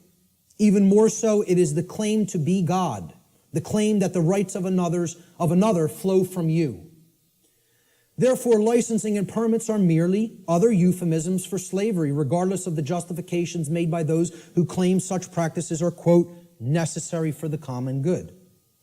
Since no individual anywhere on earth, no single individual, has the right to claim the ownership of another person's rights, such behavior can never be delegated to a group and magically called a right. Therefore, all forms of licensing and permits, according to natural law, are always wrongdoings because they are always based in coercion and the theft of someone else's rights. So again, that's the visualization exercise. There's 3 quick examples. You have to envision there's only 2 people. Would one person have a right to conduct that action against another? If the answer is no, the right cannot be, there's no such thing as calling it a right and delegating it to other people and telling them now you're allowed to perform that behavior. It's always a wrongdoing. But people, because of this idea, this mind control called government, want to believe that that right exists, that we can delegate something that is a wrongdoing. Force versus violence. We need to understand that these concepts are complete opposites of each other. They are not the same. The terms should never be used interchangeably with each other because not only are they not even remotely similar, they're direct, diametrically opposed opposites. Let's look at the difference. They're often spoken about as if they're the same and they're used interchangeably when in fact they are actually diametrically opposed to each other. Force, the definition of force, is the capacity to do work or cause physical change in the physical world. Okay? For any change to be created in the physical world in any capacity, force must be used and applied. There's nothing you can do that doesn't require force if you're going to make a change happen in the physical. Okay? So to set up this equipment, force was required. We had to lift it, we had to set it up, we had to plug in the cables. Force is required to do all those things. It's the capacity to perform physical activity, physical work. Okay? Action, force is actually action which is in harmony with morality and natural law because the taking of it, the usage of it, doesn't violate rights of other people. So as soon as you're stepping over the line into coercive usage of force, that becomes violence. The initiation of force for coercive reasons, for coercive applications, becomes violence. That's what makes it violence. Force itself is not violence. As such, force is action which one always possesses the natural right to take, and this includes the defense, the physical defense of someone's person, their body, against the act of violence. Force may be applied in that situation. When you are accosted with violence, you do reserve the right to use physical force defensively against such an assault. Violence, on the other hand, and this is the key to keep in mind with violence, it is the immoral initiation of physical power to coerce, compel, or restrain unrightfully. No one has the right to ever enact violence because violence is always starting it. Initiation, that's the key word there. It's the immoral, the unrightful initiation. So, teachers in schools will, if there's a skirmish that happens between a couple of male students one day, they'll say, it doesn't matter who started it. All that matters is who started it. All that matters is who started it. All that matters. Because the person who actually conducted violence is the person who struck first. They initiated the immoral use of physical behavior, of physical force, physical power to coerce, compel, or restrain. Therefore, when the person beats back that physical assault with force, they have not committed an additional wrongdoing. Okay? It's difficult for many people to understand who are in right brain imbalance. They don't want to acknowledge that you maintain the natural right to use force when you are accosted with violent behavior. If someone just came up to me on the street and started swinging, okay, because they want something I have, or just because they don't like the look of me for whatever reason, they don't have the right to do that. If I replied by beating back their attack with sufficient force to put that action down, how many wrongdoings would have been committed? One. Correct. One. Not two. One. Because I maintain the right to defend myself with physical power, with physical force when necessary, when violence, meaning someone else started the immoral behavior. That's what matters, the initiation. Who started it is all that matters. All that matters. And again, it's a very difficult thing for the ego to comprehend. The ego doesn't want to hear that. It's been conditioned so long that responding with force is also violence. We are verbally and mentally equating these two things, and when in fact, they are actual complete opposites. Okay, if a kid got hit by somebody else in a school, and then that other kid maybe even said once, stop what you're doing, and then when the other kid wouldn't stop, he punched him and knocked him out. Okay, I would ask other people, who struck first? And if the kid lying on the floor struck first, I'd say you got what you deserved. That's it. Because that person had a right to defend themselves. You had no right to strike him. You initiated the violence. He responded with defensive force. Many people don't want to hear that because they're very conditioned. And I'm not saying you have to do that. You also reserve the right not to do that. But the right does exist. Both rights exist. You would have the right to not respond with physical force, but you would have the right to respond with physical force. See, that's a free will decision that the person has the right to choose between those actions. I don't even look at either one of them as the high road. Personally, I think if somebody keeps beating somebody and keeps conducting violence to them, and the other person keeps accepting it and never rebels against it and never uses any force to put it down, I almost look at that as the low road. I'm not a pacifist. Not a pacifist. Okay? I am 100% about non-violence, meaning don't initiate harm to other people. Don't start it. Don't start none, won't be none. In street lingo. That's how it really is. Okay? But if somebody else starts it, they're asking to be put down with the amount of physical force that is required to put down the act of aggression. Violence is coercive action. See, that's the key. It's always coercion. Saying, you're going to do what I want you to do, or then I'm going to strike. Then I'm going to commit the act of violence. It's coercive. It's action which is always in opposition to morality and natural law for the very reason that it involves the violation of others' rights. That's why it's called violence. It's a violation. The act of violation it resulted in violence. Your rights have been violated. That's why it's called violence. It's the same root word. Violence is action which one never possesses the right to take, ever.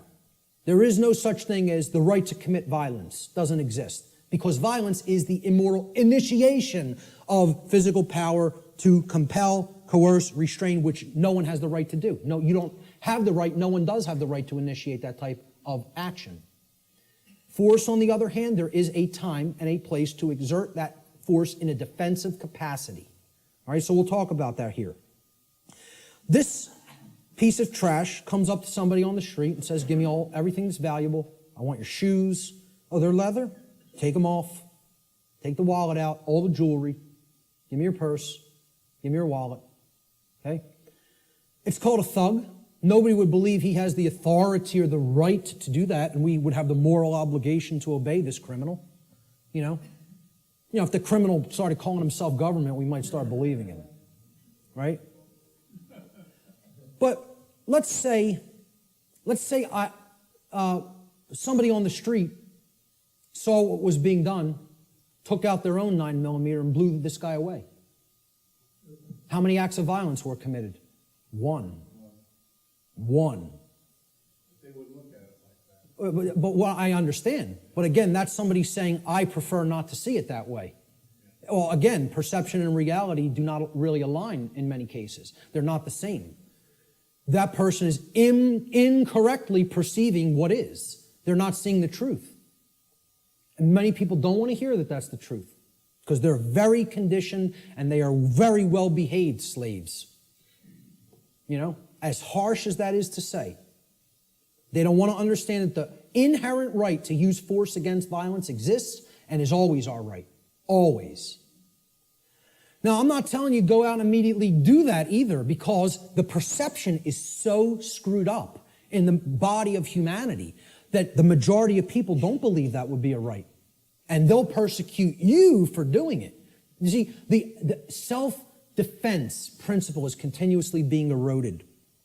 Human beings possess the natural right to defend themselves from violence with defensive physical force. A person who is accosted by violence possesses the right to stop the person who is conducting the violence from continuing to do harm to them with any amount of force that is necessary to stop the attack or the assault, okay, up to and including deadly force. I would say, if you want to be nice about it, give the person one verbal warning to stop. Say no once. After that, it's on. That's it. And that's really my policy. Okay? That would be my policy on the street with an individual. The problem is here, the so-called authorities of the government, like you say, don't want to see it that way, and they're constantly trying to take this right away from somebody. They're constantly trying to say, no, we own the monopoly on the usage of force, and all you may do is wait and be accosted and assaulted until one of us shows up. Well, you know what that's called? It's called a big crock of bullshit, is what that's called. And it shouldn't be accepted by anyone who has any common sense. Shouldn't be accepted by anyone. Unfortunately, again, like I said, people are very, very well conditioned. And they think that this is an example of two wrongs don't make a right. There's no two wrongs committed there. There's one wrong committed, and then there's a right that is being exercised. Big difference between exercising a right that involves the defensive use of force and committing a wrongdoing which involves the initiation of violence. And people got to get clear on this. They have to get clear on it.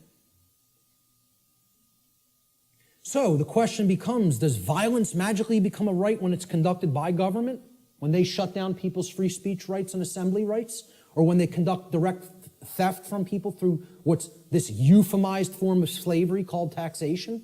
And like I said, I'm not asking you to accept or believe taxation is slavery. I'm telling you, if you don't understand that, you're wrong. I don't care what you think. I'm telling you it is that way in truth and in reality. Taxation, slavery. Shutting down of people's rights is slavery. Telling people what they may or may not put in their body is slavery. It's not my perception. That's what is. Okay? And that's what we're accepting as a people. We're accepting that. These people have no more right to do it than any other individual would. And this concept brings us to the way I try to define and explain to people what real spiritual enlightenment is.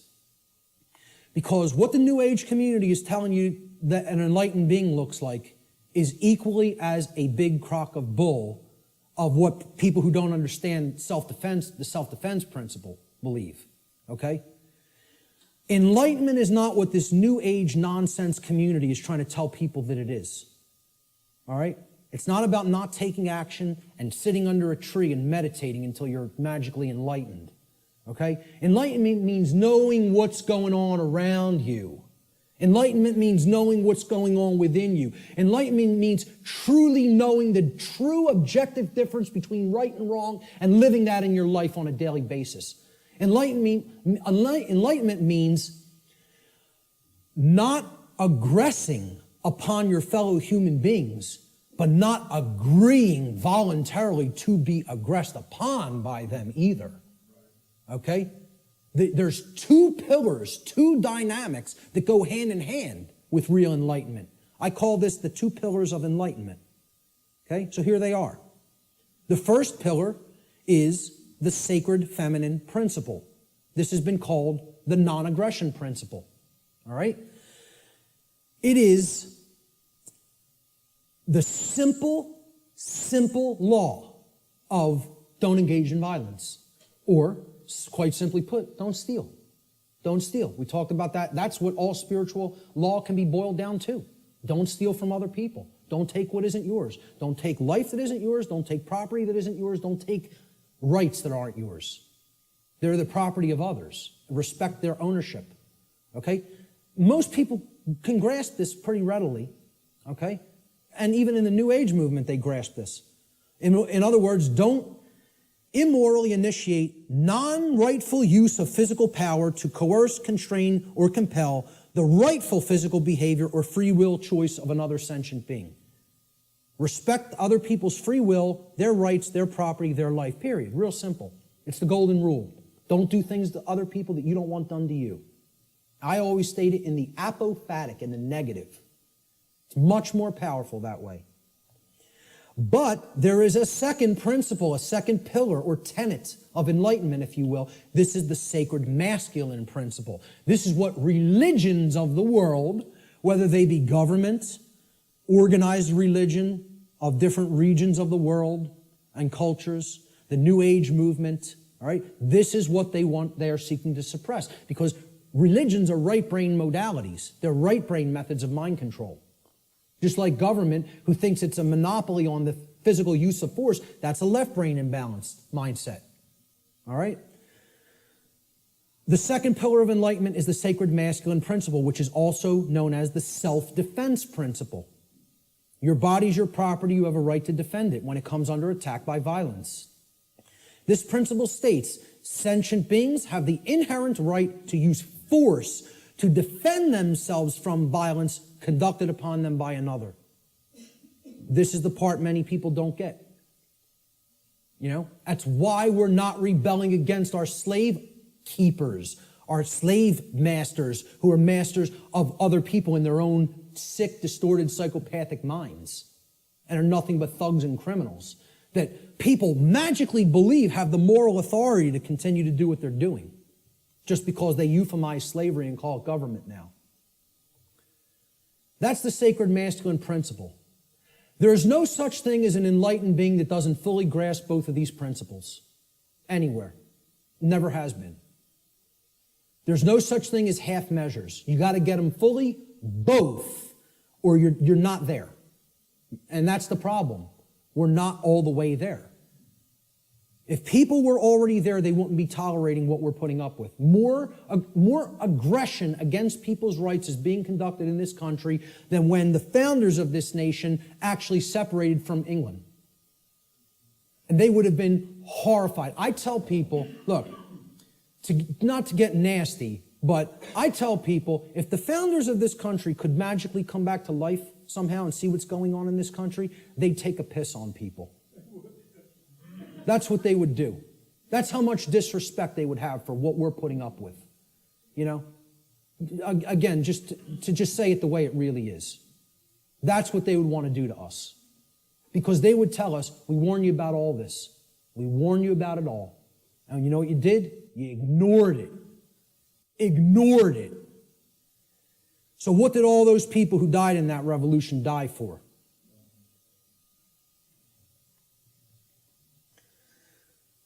We have to understand true ownership. Real, deeply. Not peripherally, super deeply. We got to know what we own and what we don't own. We have to understand, why is this our current condition? That's the question we asked at the beginning. And here's the reason. The reason our species continues to experience a systematic and growing loss of freedom is because we collectively do not deeply understand ownership, and we continue to commit and condone theft. This is a prison for thieves. That's what Earth is. It's a prison for people that don't want to respect ownership. They want to take things that aren't theirs. And that's what we're here to learn. We're here to learn that there's only one natural law. Stop stealing from other people. Stop taking things that you don't own. Stop condoning theft of things that other people don't own. Don't condone that activity, that behavior either.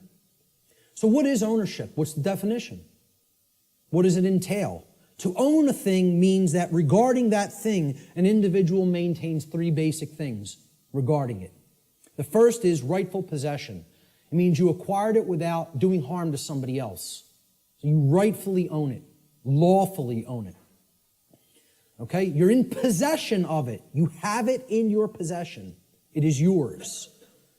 The second thing is you control its usage. Okay? So your house, you control its usage. Your car, you control its usage. Your clothes, you control their usage. My computer is mine. I control its usage. I'm using it. Okay? Control of the usage of something means that you own it. And most of all, maintaining personal responsibility for that possession is the third aspect of ownership. So to own something means I'm in lawful, rightful possession of it. I control the usage of that thing, and I maintain personal responsibility for it. All right? And this is what we have to understand. Natural law can be essentially reduced to one single spiritual law. I gave you the working definition, the soundbite definition before. Here's the super simplified two-word concrescence of all of this information. Natural law gets boiled down to two words. Don't steal. That's it. You want the key out of the prison? You got to understand property. You got to understand all rights are property rights. Stop taking the property of other beings. Stop condoning the taking of the property of other beings. The end. You know, I should just get up here and say, don't steal, the end, everybody go home. Should be that simple. That's the key, folks. That's the key to the prison door. And what we're really talking about here is common sense. That's what conscience is. People don't think of conscience as common sense. You know, they don't think of conscience as knowledge. Conscience is knowledge. It's not action, it's not behavior. It's knowledge. Again, knowledge is the way out of this. Okay? And this is the knowledge that has to be developed. Conscience comes from the Latin prefix con, meaning together, and the Latin verb sciere, meaning to know or to understand. You put them together, to know together, to understand together. Conscience is common sense. Common sense knowing. Common sense knowledge. Literally. From the etymological breakdown of the word. Con, together, science, to know. That's why the problem is people don't have common sense. That's why I'm sitting there almost laughing hysterically that I need to try to teach common sense to people. The ridiculousness of it. What we all need to be doing is doing that work, you know? I know you guys get a lot of this. We need to start reaching out to other people. I'm going to talk about that in a moment. Conscience, the definition of it, is the definitive knowledge of the objective difference between right and wrong according to natural law. Objective. Definitive. Okay, it's not up for debate. It exists inherently and objectively. It can be understood, known, discovered. This is different from action. Conscience is the knowledge, then we act upon it. Okay? So it's different from understanding something and acting upon it. Right? To have conscience is to have common sense. It's to know the difference between right and wrong and understand that difference deeply. Then we're going to convert that into action. We exercise conscience. The exercise of conscience is actually action. The exercise of conscience is the free will choice of right action over wrong action once the definitive knowledge of the objective difference between right and wrong according to natural law has been acquired and integrated into the being. We acquire that knowledge first, understand it, then we act in either accordance with it or disharmony with it. If we act in accordance with it, it's called the exercise of conscience. That's action. The law of freedom. This is one of the basic laws within the body of natural law. It's real simple. The law of freedom states that freedom and morality are directly proportional. It's a mathematical equation that works 100% of the time flawlessly. As morality increases, freedom increases. As morality declines, freedom declines. This means the more moral a population is, the freer it becomes. The more immoral a population is, the deeper into bondage and slavery it goes. Another way of saying this is to say that the presence of truth and morality in the lives of the people of any given society is always inversely proportional to the presence of tyranny and slavery in that society. The more truth and morality there is, the less tyranny and slavery there is. The less truth and morality there is, the more tyranny and slavery there is. That's the law of freedom. And many people don't want to understand that. That these two things are inextricably interwoven and connected and can never be separated from each other. The presence of truth and morality in a society and the presence of freedom or its lack in a society. True freedom can never exist in a society that embraces moral relativism, which is the idea that there is no inherent and objective difference between right and wrong. So that humanity may just arbitrarily create or decide right and wrong for themselves. That's the ideology called moral relativism. As I've said before, it is the second tenet of the satanic religion. And it is deeply entrenched in this country and in the world. In our polls that we conducted, the psychological little tabulations that we did asking several people questions, 2/3 of people were moral relativists. 66%. Think about that. 2 out of 3 people believe there's no such thing as an objective difference between right and wrong and feel these are just constructs that exist by human beings and we get to make up what's right and what's wrong. 2/3 of people. That's where we're at. That's where we're really at. Natural law versus man's law or government. Here's the differences. Natural law is based upon the principles. It's based upon principles and truth, meaning things that are inherent to creation and are not made by humankind. Natural law can only either be harmonized with due to knowledge and understanding or rejected due to ignorance. So it's not something that is based on compliance because of we fear the punishment that would result of not understanding it. Okay, if you don't understand it and live according to it, the result is inescapable.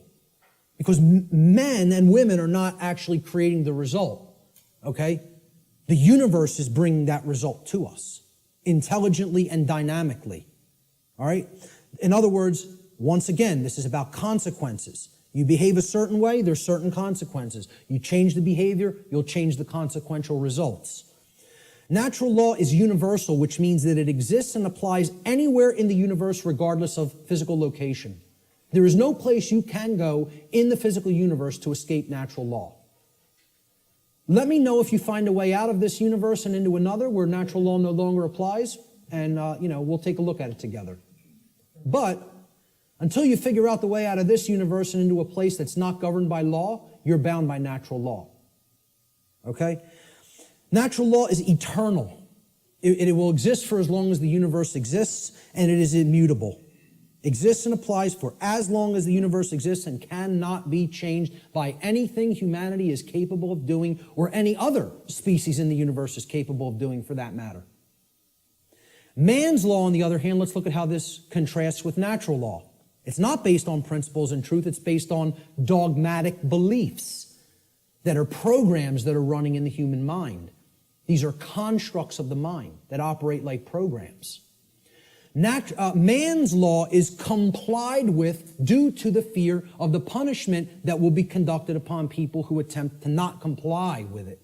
It's most of the only reason people ever comply with the law of man.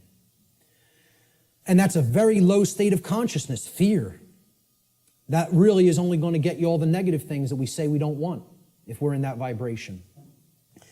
Man's law differs with location based upon the whim of legislators, like prohibition.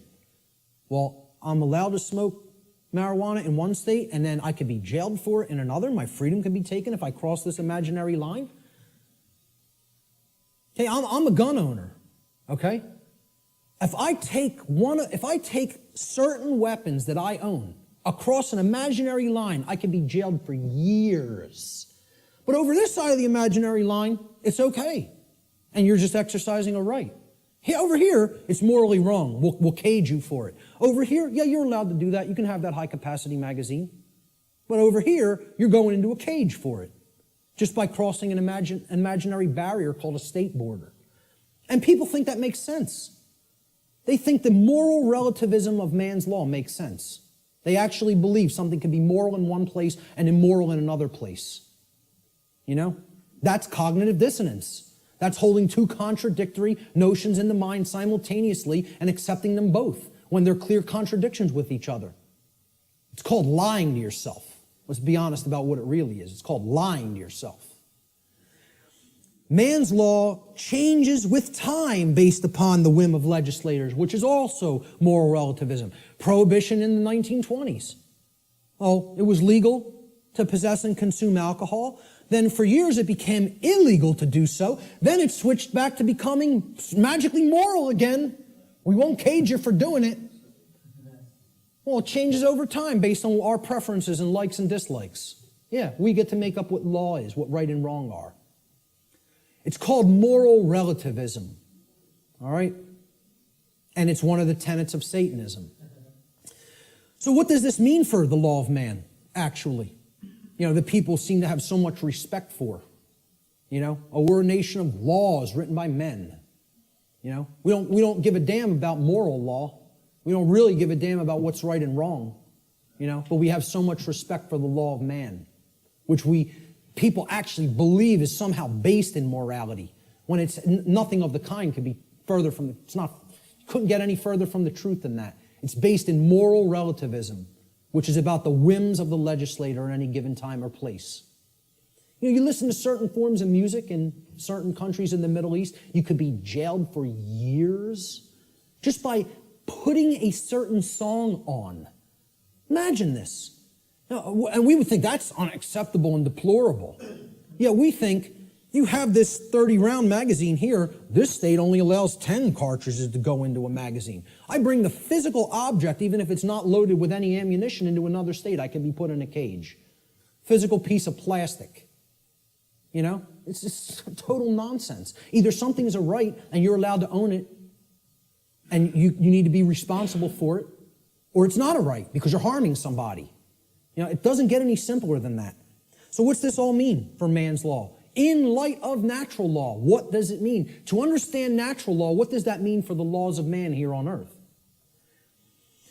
Well, what it actually means, it's simple if-then logic to apply.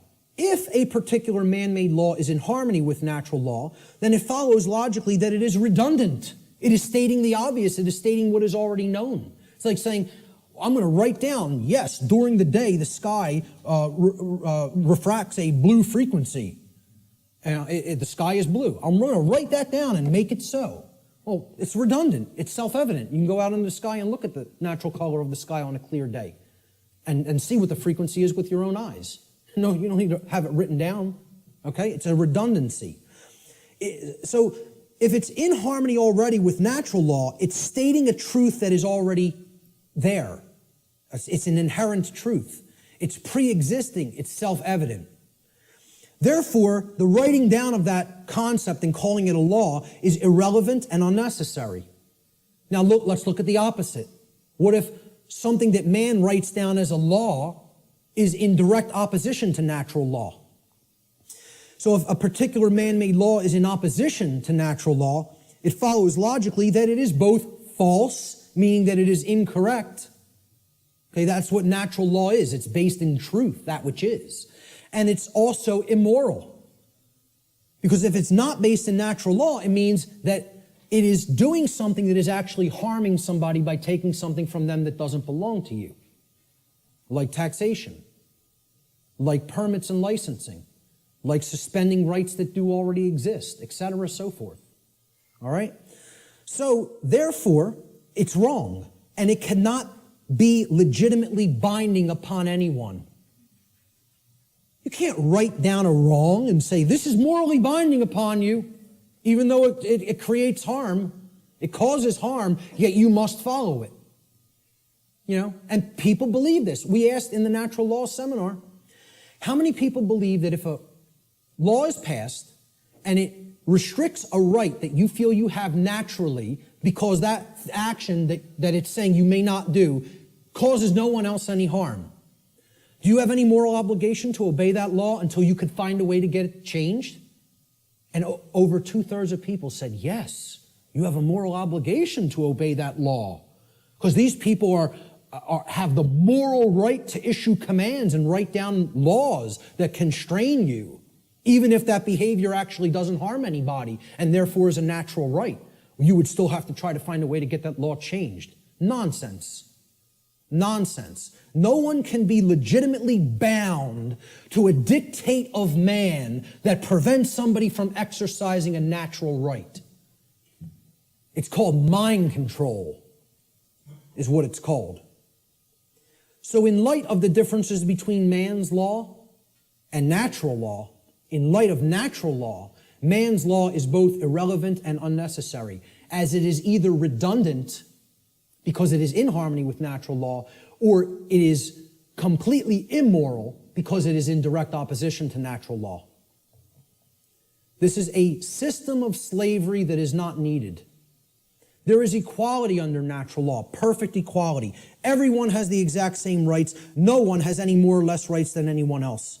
Also, since rights are not created by humanity, and since they are the birthright of humanity, gifted to us by the creator of the universe, no human being or group of human beings is actually capable, in reality, of granting rights to anyone else, nor is any human being capable of revoking rights from anyone else. Everybody has the same rights. No one can make up a new right. No one can grant a right to somebody that is actually a wrong.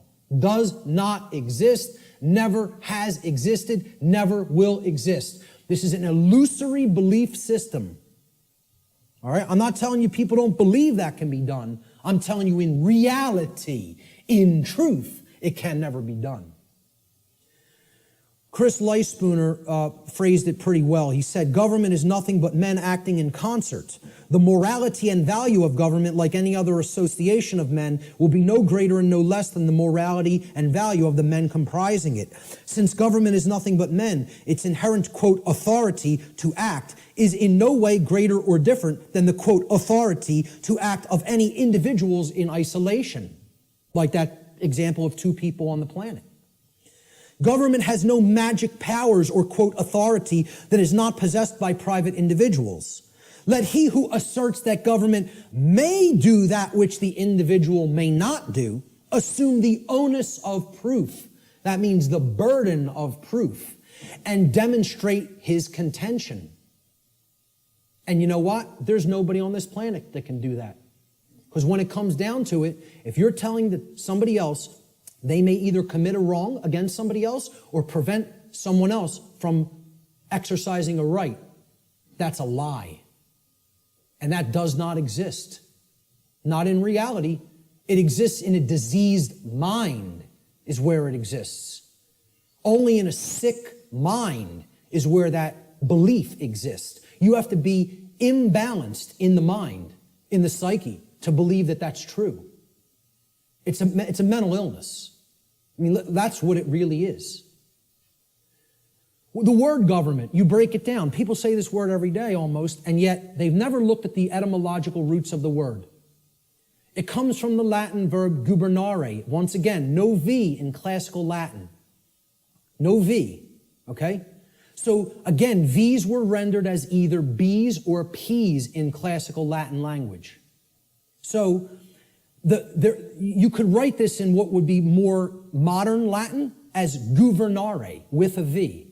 But in classical Latin or ancient Latin, there is no V, so it would have been rendered with a B, gubernare. Now, what's the election of a governor called? It's called a gubernatorial election. Gubernatorial. Gubernare is in there, okay? Gubernare means to control. The verb gubernare in Latin means to control.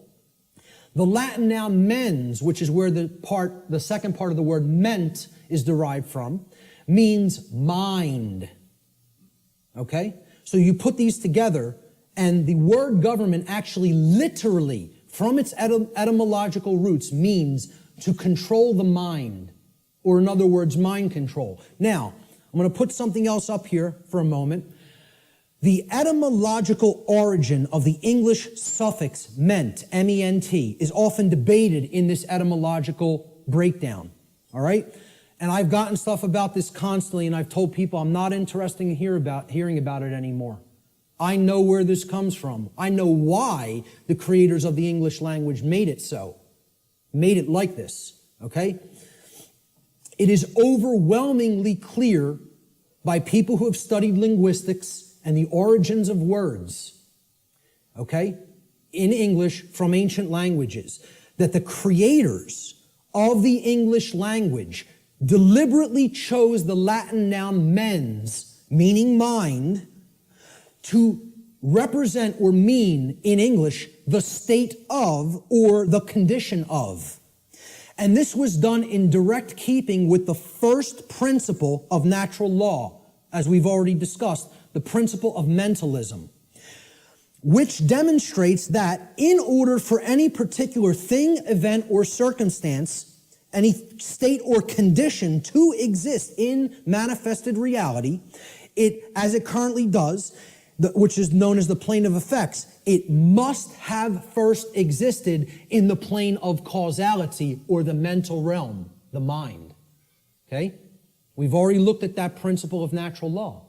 So, anything that ends in ment, the original etymological derivation means that it was made that way first by a state of mind which led to its creation in physical reality. Okay? Any word you can think of that ends in M-E-N-T, meaning the state of or the condition of, means it happened in mind first, and therefore it led to the state of or the condition of in physical reality. Okay? So, when I say that government means mind control, it literally does, and that is an accurate etymological breakdown. Okay? The word mens was deliberately chosen for specific reasons. And I just explained the reason of that meaning, the state of or the condition of. And many people want to hotly contest that. I'm telling you outright, they're wrong. They don't understand why that was chosen. Mens, meaning mind, was chosen deliberately to mean the state of or the condition of. Government is based on this illusory and false concept called authority. People think certain people are authorities, that they actually have rights that other people don't have. The right to command, compel, coerce, and tell people, this is right, this is what you're going to do, and if you disagree, I have the power to actually compel, coerce, or constrain you against your will, if you're not harming anybody, even in the taking of that action. Authority is based upon an equal illusion that is called jurisdiction. Now, if we break down this word, it comes from the Latin noun. Jurisdiction comes from Latin, jus juris. Jus juris in Latin means law. Juris is the possessive case. And the Latin verb dictere. So, jus dictere, juris dictere, jurisdiction. Okay? Dictere means to say or to speak. Thus, jurisdiction literally means to say what the law is. Or in other words, we get to make up what the law is. The law is not something that exists in nature and is based upon right and wrong and truth and morality. No, we get to make it up. We're God. We get to say what's right and what's wrong. And therefore, since we make the law, We're the owners of these people. They're in our jurisdiction. You know, we own them. And we get to make up what they're allowed to do and what they're not allowed to do. Authority ultimately is an illusion, again, of a diseased mind, a diseased psyche, based entirely in violence and built upon the erroneous and dogmatic belief that some people are masters who have the moral right to issue commands and others are slaves who have a moral obligation to obey the commands of the masters. I don't care what you want to call it. You can euphemize it any way you want. I call it what it really is. Slavery. That's what it really is. Doesn't come down to anything else. You can call it whatever you want, euphemize it, try to make it sound as nice or as pleasant as possible. It's all one thing. It's called slavery. It's always immoral, and it needs to be ended. That's it. And we have to develop the knowledge and the courage to end it. The knowledge, the care, and the courage to end it. The belief in the legitimacy of, quote, authority, this illusory nonsense notion, is the belief in the legitimacy of slavery. Anybody who believes in that authority is legitimate and government is legitimate, whether they want to admit it or not, or know it or not, or understand it or not, I don't care what they believe. They are advocating the legitimacy of slavery. That's not my belief. I don't care who calls that my belief. I'm just looking right into the camera and saying this, because I know the people in this room know that that's not my belief. I'm telling anybody who's listening to this, that's not my belief. That's eternal truth. Eternal truth. Okay? You believe in these concepts, you are a supporter of slavery. The end. That's how it really is. Not because I said so, because that's how it really is. Okay? And that's called mind control. For somebody to believe that slavery is legitimate, you gotta be under deep mind control. You gotta be either that or a sick, psychopathic, absolute piece of garbage.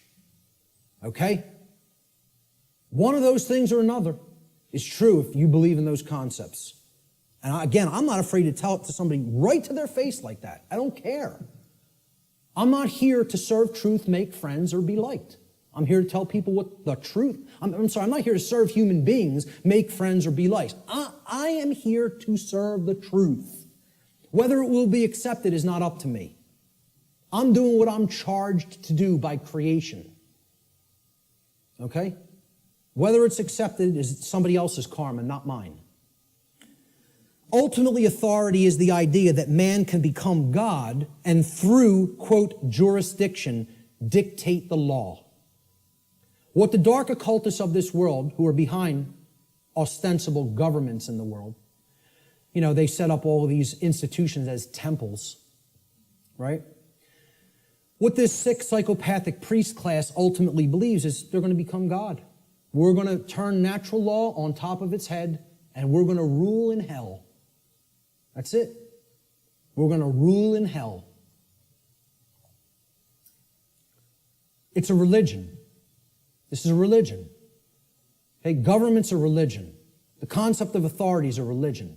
Most people don't see it that way. And I mean religion in the term of false religion. Okay? It comes from the Latin relegare. I laugh when I hear people say it comes from relegare. Or relegare, R-E-L-E-G-A-R-E, or relegare, okay? Which means to read over again, to go back over something that you've already read and read it again. It's the most ridiculous, nonsensical derivation I've ever heard for the word religion, to reread. I mean, please, let's put this to bed, folks. Religion does not mean to reread. It doesn't come from relegare or relegare. I can't remember which infinitive is used for that verb offhand, but it comes from religare, hence religion, R-E-L-I-G-A-R-E. All right? Relegare means to tie back, to hold back, or to thwart from forward progress by tying or binding. Tying up so that you can't move forward. That's what relegare is, and that is the etymological root of religion. Because a false religion is a system of control that is based in unchallenged dogmatic belief, which keeps the mind in a prison in order to hold back the progress of consciousness. And that's where the bulk of humanity is at, in a brain cage. They're in the mind cage, okay?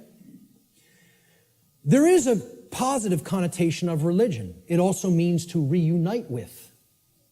And what we need to reunite ourselves with is the truth and common sense and natural law and a knowledge that there's no such thing as legitimacy to slavery.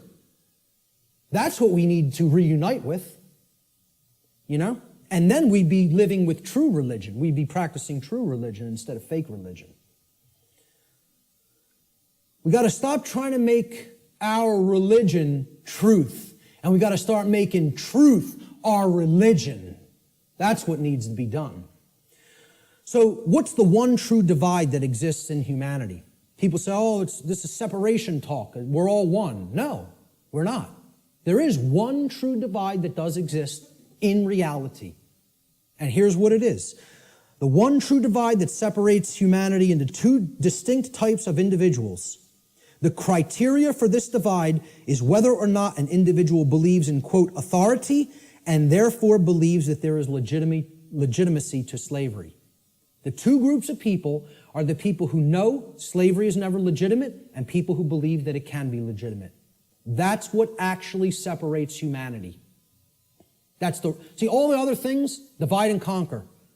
Race, religion, sexuality, income, religious belief systems. These are all divide and conquer techniques. There's one real difference, whether somebody believes in slavery or not. And of course, people have called this difference statists and anarchists, right? So here's a couple of memes that I picked up on Facebook. Statism is the brilliant idea that we give a small group of people the right to kidnap, imprison, harass, steal from, and kill people so that we can be protected from people who kidnap, harass, steal from, and kill people. Yeah, that makes a whole lot of sense if you ask me. I think it's going to work out brilliantly with that system in place. Okay?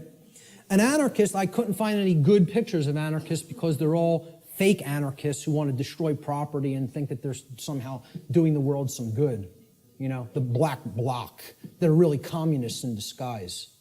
Okay? When you really boil down to it, they don't know what anarchy is at all.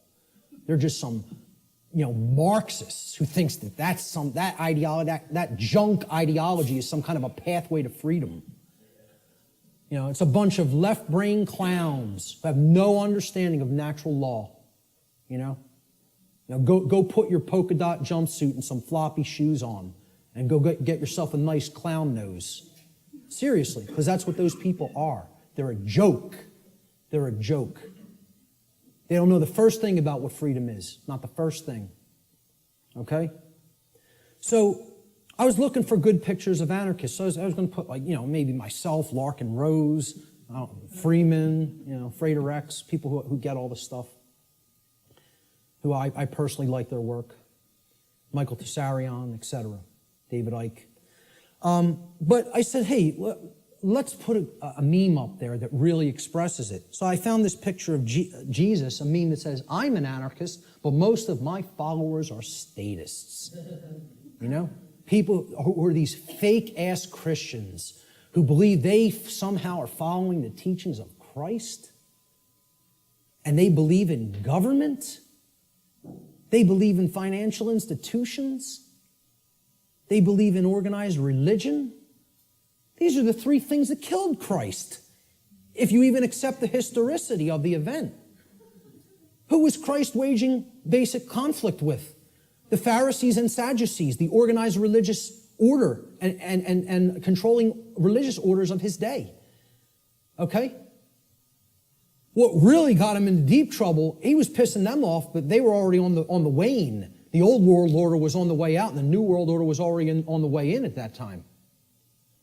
He got himself in real trouble when he went against the financial institutions, the money changers at the temple, taking people for a ride for temple coins, right? And he flogged their ass. He took out the switch on them, right? Not somebody who never got angry, who accepted evil and said, oh, it's just an experience, none of it matters. Took out the switch and beat their ass for usury. Okay? And then who finally put them to death? The police of their day. The Roman Empire. Roman centurions. The operating standing army and police of their day. The government. So who is he waging spiritual warfare against? To try to bring righteousness into the world. And again, I don't care whether you accept it as historical fact or spiritual allegory. I could care less. Believe what you want. Doesn't matter. All that matters is the teaching. He was waging spiritual war against the three entrenched, mind control, religious establishments of his day. Organized religion, organized finance, and government. And people don't see it that way, so-called Christians, because they're not interested in the real teachings. They just want to call themselves something and identify it and say, oh, that magically makes me this, Because you go to church on Sunday doesn't make you a Christian, No more than going to a synagogue would make you align with the true teachings of the Torah. No more than, attending a mosque would align you with the true teachings of Islam or any other religion. To take the core essence of the teachings of morality from those systems, They're all people who claim these faiths in name only when they don't understand real freedom. So a statist is an individual who erroneously believes there's such a thing as authority that is vested in certain human beings, magically giving them the right to rule over other people. This authority means that certain people who we call government have the, quote, moral right to issue commands to those whom they rule, those under their jurisdiction, and that their subjects or slaves have a, quote, moral obligation to obey the arbitrary dictates or laws, quote unquote, that are set by their masters. Most simply put, a statist is nothing more than someone who believes in the legitimacy of slavery. Conversely, an anarchist, a true anarchist anyway, is one who knows that there could never be legitimacy to authority or government because those terms are simply euphemisms for violence and slavery and coercion, which are always immoral and in opposition to natural law. Let's look at what the word anarchy really means. Again, you got to break it down. From the Greek prefix an, which means without or the absence of, and the Greek noun archon, they're written in Greek script, which means master or ruler. And again, I mean externally. One who externally rules another or claims to be the master of another. That's what the term archon means in its connotation. Anarchy, as we can see by putting these together, does not mean without rules. The word archon does not mean rules. Okay? Because there's always going to be rules in effect called natural law, the laws of morality. It means rulers, imposed rulers. That's what archon means in Greek. It literally means anarchy now, putting it together. An, absence of, archon, master or ruler. The absence of masters or rulers. Externally imposed masters or rulers. Meaning, when we put it together, okay, it means without rulers, without masters. Now, if you give people that term, no masters, no rulers, no masters, no slaves, what word are they going to associate those phrases with? Freedom. But if you tell people what does anarchy mean to you, what do you associate it with, what are they going to tell you? Chaos, which is the exact opposite. That's in that other column. Okay?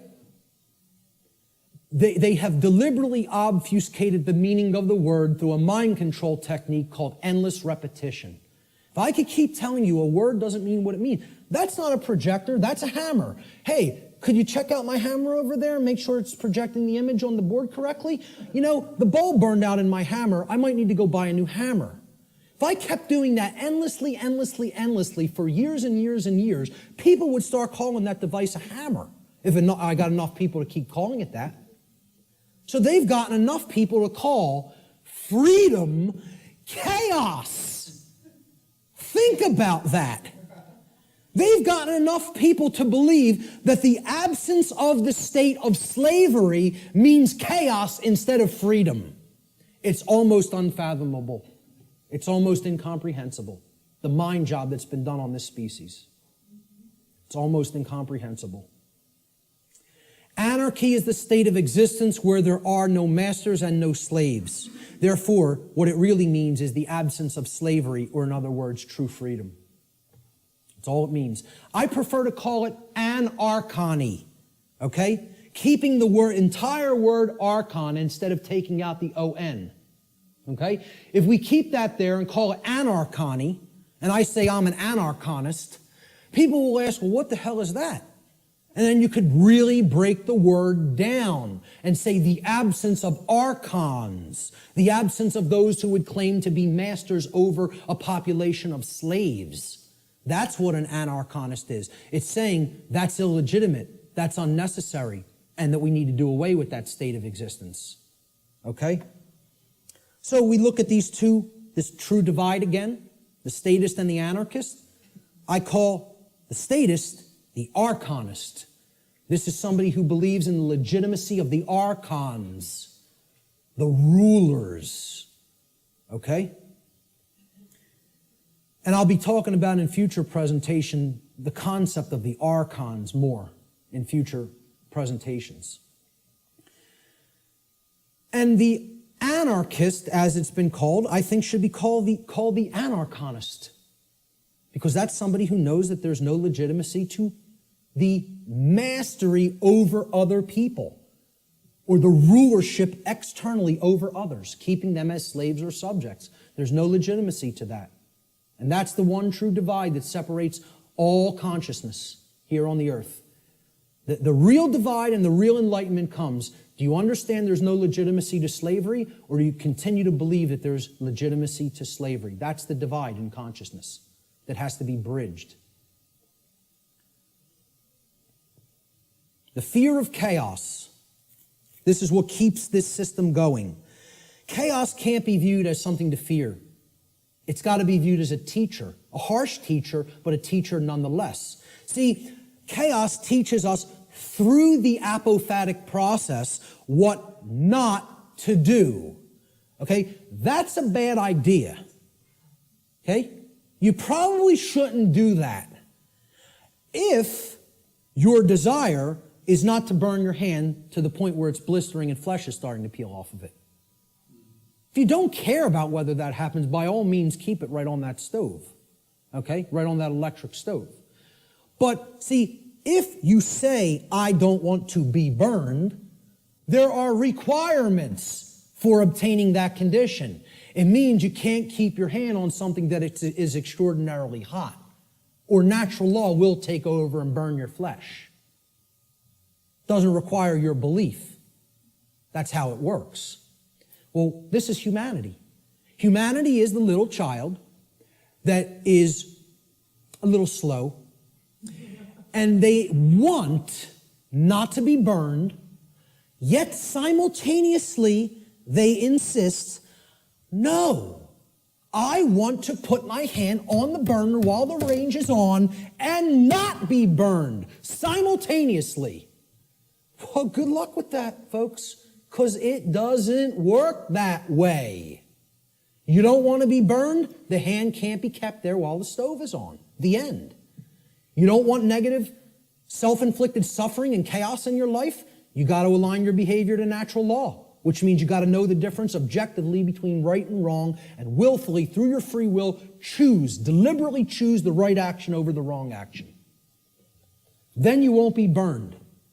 But as long as you have your hand on that stove, which means you're in opposition to natural law, enjoy the burn. Enjoy it. Right? Get used to it till the flesh melts off the bone and then the bones turn into dust. Because that's what you're going to get. That's how it works. And again, nobody wants to hear that. They don't want to hear that the natural laws don't care about you. They work flawlessly all the time and bring you the result that you're creating. The control and slavery system is actually about the limitation of free will through the destruction of possibility. See, all they've done right? The old world order used to be religion and priest kings, right? We're in between you and God. We're the intercessors, the intermediaries. We make the law, you're our subjects, you're our slaves, you obey, or it's our wrath. All they've done is take the concept of a singular ruler, which was the old world order, and they've converted it into the concept of now there's a ruling class called government that gets to make up what we tell you you may or may not do, okay? And they're up here at the top of the pyramid now. That's all. They turned it from a monarchy to somewhat of an oligarchy. But it's the same concept. We're the moral masters that you have a moral obligation to obey, and you're the slave class, that has an obligation to obey our commands. That's it. Nothing changed. All they did is say, well, no, people don't no longer believe in the priest king, so we need to create an institution where this quote-unquote authority is seemingly diffused through many people. It's always been nonsense. It's always been mind control. It's not going to be anything else other than that until it goes away. True freedom includes infinite possibility because infinite possibility, by definition, includes the possibility for chaos. For real freedom to exist, we have to accept, hey, things might not go right all the time. We live in a physical domain, a physical world. Hey, there could be dangers. Nothing could ever be sanitized or made completely safe as far as physical world activities are concerned. There's always going to be the possibility something could happen, go wrong, somebody could get hurt, chaos could happen. Okay? If you live in that state of fear that that's going to happen, what is that? Is that high consciousness or low consciousness? It's low consciousness. Low consciousness can only create what? Chaos. The fear of chaos itself can only get you more chaos because it's based in fear. As we see, just keep referring to that expression chart. Go online. I have slides of it online. It's in videos I've done. Print it. Read it. Look at it. Print it and stick it up in your home. Understand how that chart works. Those expressions that I went over, those 10 expressions. The possibility, of chaos from manifesting, the possibility that it may manifest has to be embraced without fear if we're going to be truly free. It must be embraced. You have to say, I am going to allow for the possibility that chaos may occur. Because that's getting out of the consciousness of fear, which that's what will lead to freedom. Removing that fear. The fear of the possibility of chaos is actually equated to the fear of true freedom. When somebody says, I can't ever believe that a system with no masters could work out. I can't even envision how it could work out. What's that called? What's been deadened in that person? What have they lost? Imagination. There it is. That is actually the equivalent of the death of the imagination. Now, what is the imagination? The imagination is the powerful ability of the human mind to envision a different state or condition than the one which is already manifested in the present. So imagination must first be present in the mind in order to create a different state of existence than the one currently being experienced. And this is because, according to the principle of mentalism, for any different state to manifest in the physical world, the plane of effects, it must first exist within the mind or the plane of causality. If the imagination is stifled or destroyed, and the destruction of the imagination is what I refer to as total mind control. You can't go into any more total mind controlled state as the imagination being dead. All right? If that happens, any positive change to our state of existence becomes completely impossible. And this is where many people are already at. The fear of the possibility of chaos is more than even the fear of true freedom. It is the death of the imagination. It is putting the mind permanently in the cage. Okay? So you can't let that force within us called the imagination die. because that's the only way to envision a way out of the prison. You have to envision it first, then you have to put those thoughts and emotions that you used for that envisioning process into actual action so that it becomes manifested in the physical world. Through their fear of the possibility of chaos, which is actually the fear of true freedom, most people advocate the legitimacy and continuance of authority in government and are therefore actually advocating the legitimacy and continuance of violence and slavery. Those who believe that authority is necessary and that it must continue because of this fear of chaos have actually been duped into believing that human slavery is necessary. And get this, folks, human slavery must therefore continue in order to prevent chaos. Now imagine that. Imagine that. That's what statism is, though. That's what the religion called the belief in government or statism is. It is the belief that human slavery is necessary and must continue indefinitely in order to prevent chaos from manifesting. Now, tell me how that could possibly work. Can violence and slavery, which is actually what government is a euphemism for, statism and government are just euphemisms for violence and slavery. Okay? Can violence and slavery ever possibly prevent chaos? Why? What? Why can't it? Because they are chaos.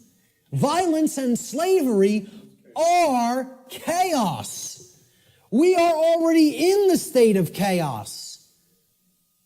Being held under the threat of violence and duress, which is slavery, is the state of chaos. So forget about fearing chaos coming on. You're in it now. Surprise, surprise. Hate to break the news to you all. Okay? We're already in the state of chaos. We need to create real order by getting rid of violence and slavery. Order followers. These are the people who keep the system of slavery in place. Okay? They're the people who keep the system of slavery in place. Let me just say this again. Order followers are the people who keep the existence of slavery in place. Not the ruling class, not the masters, not the so-called elite, which aren't the elite of anything but the bottom of a trash can. Okay?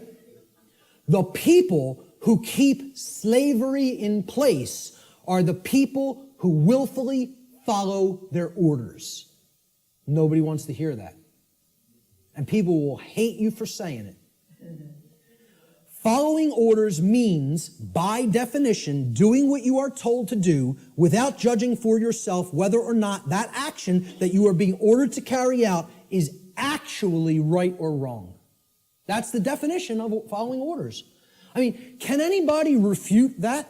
Is that not the actual definition of following someone else's order? By definition, if you're following the order, you're given the order and then you just act. You just do it because you're following the order. You don't sit there and go, is what that person told me to do right? Do I have a right to do that? Is that moral? Should I do that because, it's okay and it doesn't hurt somebody else? Or should I not do that because it actually does cause harm? It's not what an order follower does in their mind. An order follower says, yes, sir, and follows the order. That's why it's called an order follower. That's why it's called following an order.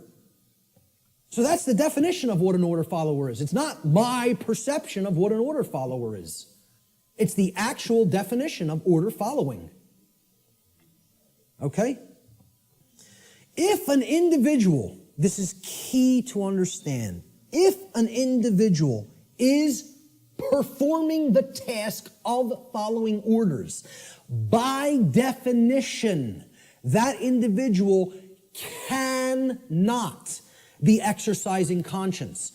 Since, by definition, exercising conscience means that one is willfully choosing through their free will for themselves right action over wrong action.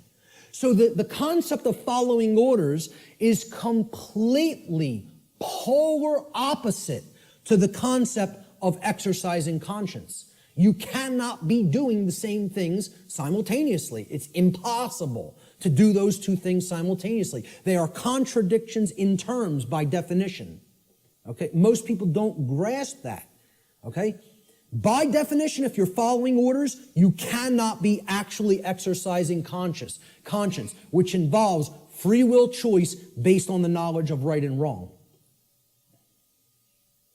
Here's what order following gets us as far as a nation is concerned.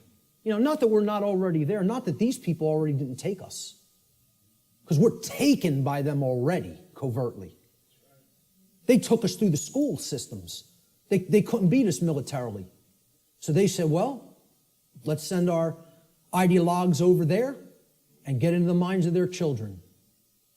And if you don't believe that's what happened, you're very, very, very naive.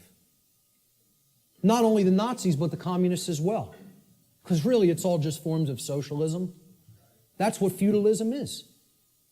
Worldwide socialism is, there's no such thing as private property. State owns everything. Rights don't exist. Property rights don't exist. Everybody's a feudal serf again. It's called neo-feudalism. I don't care which branch you come at it from. You want to come at it from the left, that's called communism. You want to come at it from the right, that's called National Socialism. Communism's international socialism. They're both the same force. It's called feudalism. Let's just call it what it is. It's called feudalism, which is in itself just another euphemism for slavery. They want neo-feudalism, which is the New World Order of slavery. Okay? And it's already here. It's not something that's coming. It's here now. The object is to get out of it. This is the result of following orders. That's what following orders gets to society. Following orders should never be seen as a virtue. Following orders is evil. I don't care whether you're, I don't care if somebody who is considered a holy man gives me an order and I follow it, I've just committed an act of evil, as far as I'm concerned. If I'm acting based on solely what somebody else has told me to do, that's evil. There's no morality in it at all. At all. At all. It's not a virtue. It's evil. Okay? Let me just make that so abundantly clear and state it so unequivocally. There's no such thing as any possible moral following of orders. The two terms are contradictory. All right? I was just following orders is never a valid excuse or justification for immoral criminal behavior, and this lame attempt to abdicate personal responsibility should never be accepted as a valid excuse for such behavior. And why it's done is through justification. And again, that means to create a right, from jus, meaning right or law, and the Latin verb facere, which means to make or to create. And this is what they say. I was just following orders. I was just doing my job. I was shutting down your protest. You don't have a right to speak. The politicians commanded me so. So I just came out and I was just doing my job, hitting you with a sound cannon. Just doing my job, just following my orders. It's a justification. You're a criminal. There's nothing moral in that. There's nothing virtuous in that. It's called criminal behavior, criminal activity. And what they do is try to create it into a right, make it into a right by a justification. And nobody should ever accept their justifications. Because you know what their justifications is? You know what they are? It's called a 100% crock of bull that is a complete lie.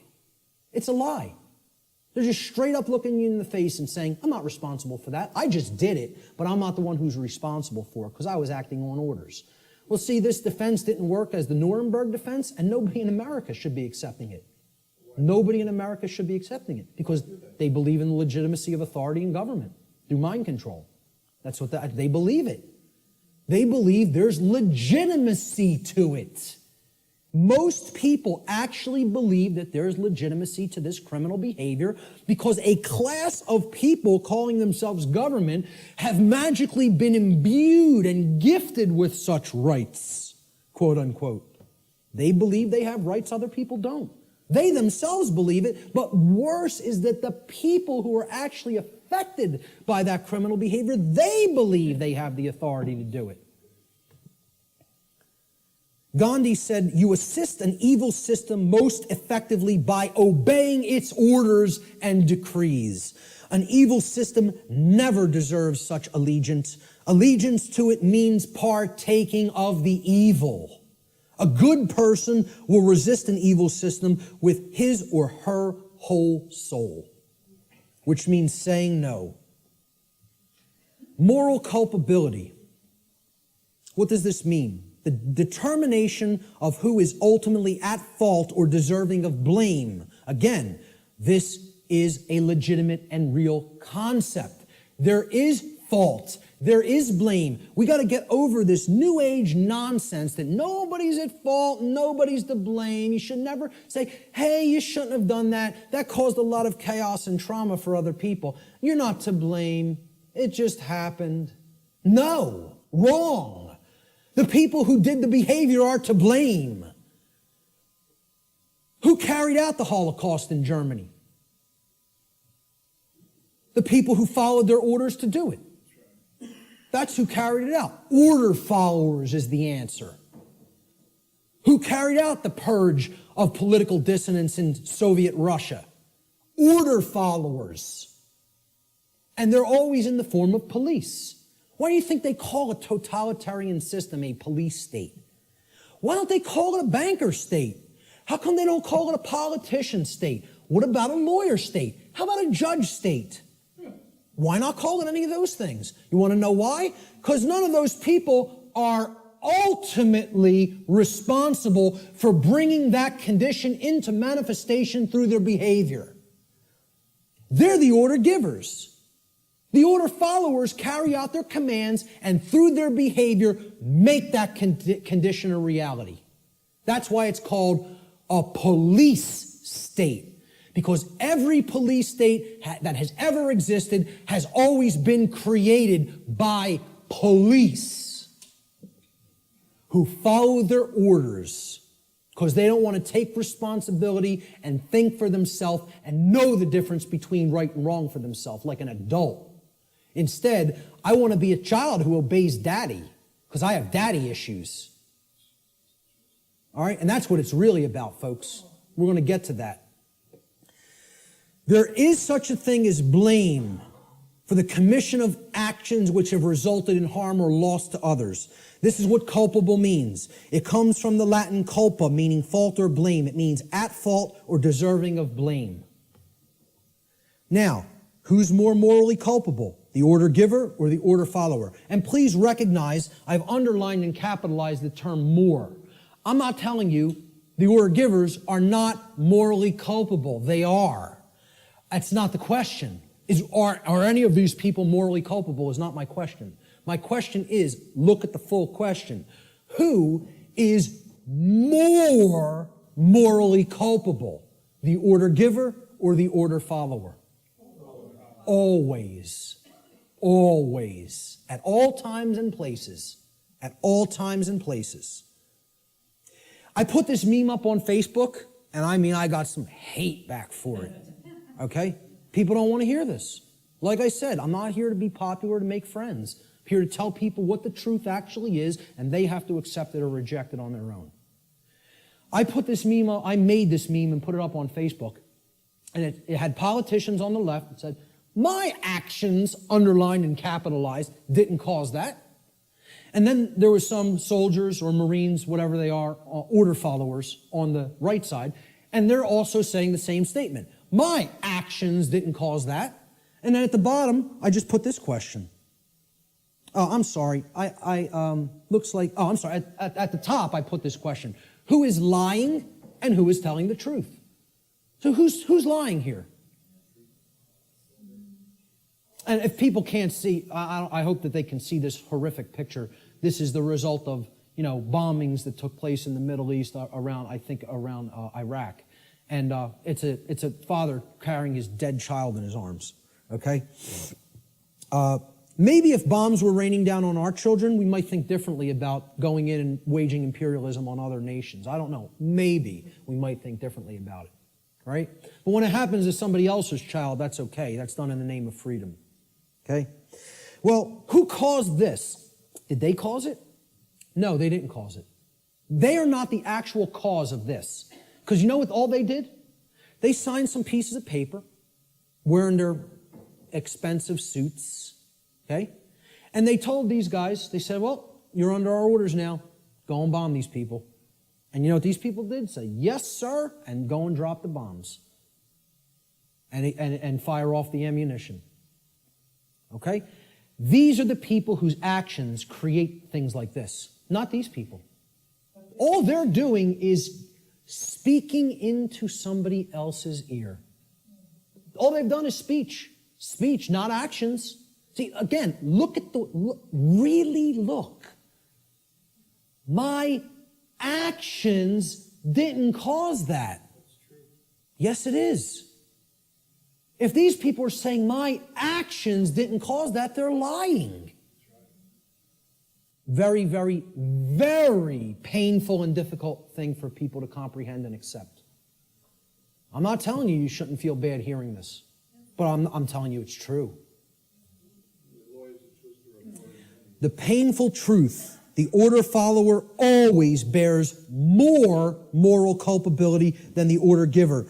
For the reason that the order follower is the one who actually performed the action, and in taking such action, actually brought the resultant harm into physical manifestation. Order following is the pathway to every form of evil and chaos in our world. It should never be seen as a virtue by anyone who considers themselves a moral human being. Order followers have ultimately been personally responsible and morally culpable for every form of slavery and every single totalitarian regime that has ever existed upon the face of the earth. That's the painful truth that people don't want to accept because they want to believe the absolute nonsense that order following is a virtue of any kind. And it needs to be obliterated from the face of the earth, because it's not the way to any kind of virtues or order. It's the pathway to evil and annihilation. That's what it is. Responsibility versus abdication. So why don't these people want to think for themselves? It's too easy. It's too easy to just follow the orders of somebody else. They believe somehow magically this absolves them of personal responsibility to choose right from wrong. An individual's personal responsibility to choose right action over wrong action for themselves always belongs to that individual. And that responsibility can never be given to another person or passed along. One can only claim and imagine that they can abdicate their personal responsibility for such choice to someone else. It can never actually be done in reality. You're only making a claim. I'm not responsible for that behavior because this person told me to do it. That's just a claim. And moreover, what it really is it's just a damn lie. Okay? More simply put, an individual is always personally responsible for their own actions, period, and the end. If you did it, you're responsible for it. There are no cop-outs. Stop trying to make excuses or justifications for criminal behavior. Own up to personal responsibility. If you did wrong action, you did it. You caused it. I like how David Icke words this. He says, accept responsibility for yourself and your actions, thoughts, and words. You alone make these choices, so you alone are answerable to the consequences of your behavior. The feeble excuse that your boss required it, that the establishment expected it, holds no truth or justification. What is the point of having principles if you allow others to dictate your behavior? Really, those who allow others to dictate their behavior don't have principles. And there's a reason they don't have principles, because they hate themselves. They're in psychological self-loathing, and there's a reason they're in that state, which my future work is going to cover in depth, in extensive depth and detail.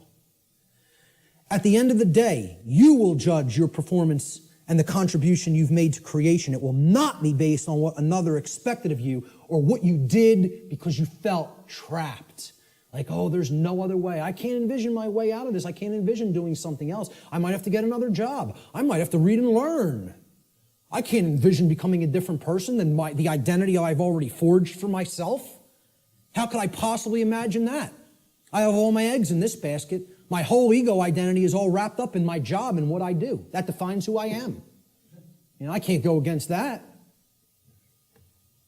It's all nonsense. It's all what people are doing just because they feel trapped and they can't imagine that there's another way.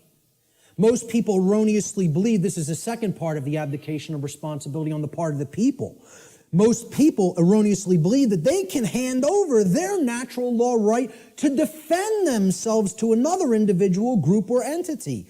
In making such a false claim that somebody else is my protector, somebody else, it's their responsibility to protect me, okay, and defend me, they have attempted to abdicate a personal responsibility which actually always belongs to them and can never be given away. That's the self-defense principle. You own it. It's yours. You can't give it away to somebody else. Shock and amazement. Okay? That is your responsibility already. And guess what? You know what? They're all too happy. These controllers are now even all too happy to say, it's not our responsibility to protect you. Because what their actual goal is they're just revenue men for the new king. That's all they are. And to slap people back into line if they try to exercise rights that the new king called government has decreed that they may not exercise. That's what their real role is. They don't serve and protect the people. They serve and protect the ruling class.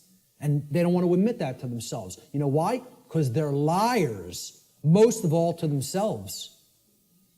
It's a bunch of childish liars. Franklin said those who would give up essential liberty to purchase a little temporary safety deserve neither and will lose both. And this addresses the fear of chaos and the desire to abdicate your personal responsibility to defend yourself to other people just because you're afraid and you don't want to take the responsibility of doing it yourself. You want to stay in that mindset? I'll give up my freedom to be safe? Well, enjoy your safe slavery. I, for one, will take my dangerous and chaotic freedom. Okay? I'll take the absolute cannibal lurking around every corner, and I'll take my chances. Thank you very much. Give me my freedom and my assault rifle, and I'll take my chances. Thank you. Okay? So the idea that you just want to be kept safe and you'll give up your freedom to do so, it's just a child. That's how a child thinks.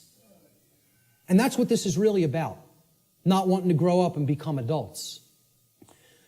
And again, there's a reason for this. This is the underlying psychological reason, but there's an even deeper one. But I'm going to touch on this one first. Self-respect versus self-loathing. People who don't want to take personal responsibility and become an adult are in this psychological condition. It's called self-loathing. What it means is you hate yourself. Nobody who wants to perpetuate slavery can possibly like themselves. They cannot love themselves. It's impossible. You are already in a state of self-hatred if you believe in government, if you believe in its legitimacy. Okay? Because you believe in slavery, and therefore you're in that slavery system and you want it to continue. How can you possibly love yourself? It's not possible. Self-loathing is the underlying psychological condition that causes people to attempt to abdicate their own personal responsibility to exercise conscience and fall into patterns of order following and justification.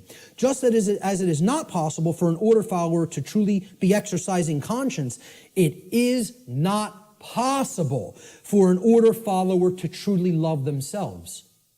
These two states cannot exist simultaneously. You cannot be an order follower and love yourself. It is impossible. They are contradictory psychological conditions. Okay?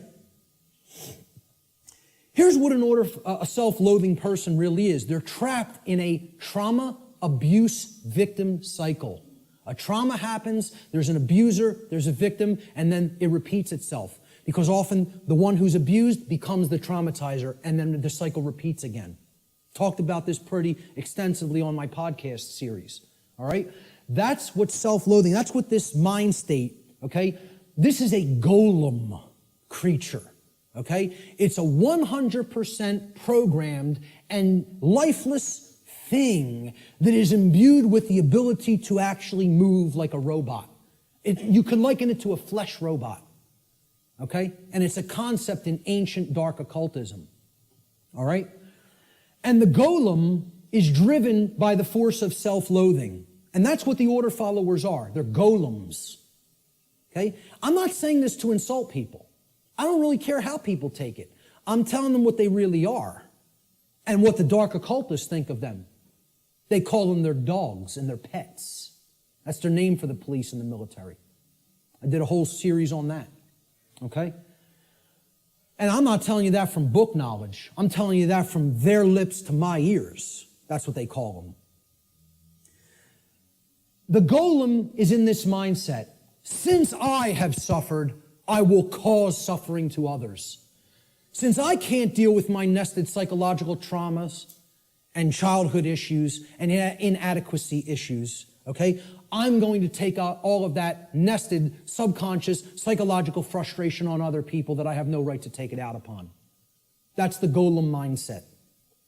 Self-loathing is created when an earlier trauma has been suppressed and buried deeply into the subconscious. That's the role of the subconscious, to protect the conscious mind from traumatic experiences so that the conscious mind doesn't keep reliving it and therefore re-experiencing it in the physiology. However, if we never bring up that shadow material to the conscious level, it builds and builds and builds until it ultimately destroys us, psychically and spiritually. All right? Instead of confronting, dealing with, and healing that trauma, people don't want to do that work. It's too hard to dredge up that shadow material. It's hard work. Believe me, to come out of the mind state I was in, I had to do that shadow work for years. Years of more suffering and pain, saying, what do I have to look in the mirror and confront about myself? And then work to change and admit thousands and thousands and thousands and thousands of times, I was wrong, I was wrong, I was wrong. I don't know how many thousands of times I had to look in a mirror and say that to myself. Sometimes to a point where I was so depressed I couldn't get out of bed for days. I would just lay in bed and play doom metal all day. Literally, endlessly, repetitively. And just sitting there in that condition of total self-loathing and total depression because of what I know I took part in. And that I know was still my mental makeup, was still my psychological makeup that was going to take years to get out of. And I'm trying to explain this to prevent people from having to go through all that suffering. This knowledge can be gleaned without having to go down that path. It can be done. I'm not telling you that's easy work, but it is possible. Such trauma could take the form of feelings of inadequacy, whether they are real or imagined. And you know what that mind state ultimately is? It's a self-prison. That's somebody putting themselves in a cage. These people who want to take out their psychological frustrations on other people, they're prisoners. They are in the cage and they love being in the cage. They don't have any desire for freedom. The only kind of person that would have no desire for real freedom is a person who's in the psychological state of self-loathing and hates themselves and does not love themselves. Now, what heals self-loathing? Self-respect. And we have to know what the word respect means. And this is about looking at yourself. Introspection. Respect comes from the Latin re, meaning again, and the Latin verb spectare, which means to look at. You put them together, to look at again, to take another look at. Well, what are you taking another look at? You're taking another look at yourself. That's what respect starts as. You can't give something to somebody that you don't have. If I don't have $10 in my pocket, I can't give it to you. If I don't have a coin in my pocket, I can't give it to somebody else. You got to have it first to give it. So nobody can give respect to anybody else unless they first developed it inwardly. Self-respect has to come first. And that's why these people don't respect anybody, order followers, most of all themselves. Until they do that work of self-introspection, they're not going to develop that self-respect. And I'm not telling you that's easy work. It's hard work that can take a lot of time. And it's dredging up shadow material that most people want to run away from. They don't want to confront that about themselves.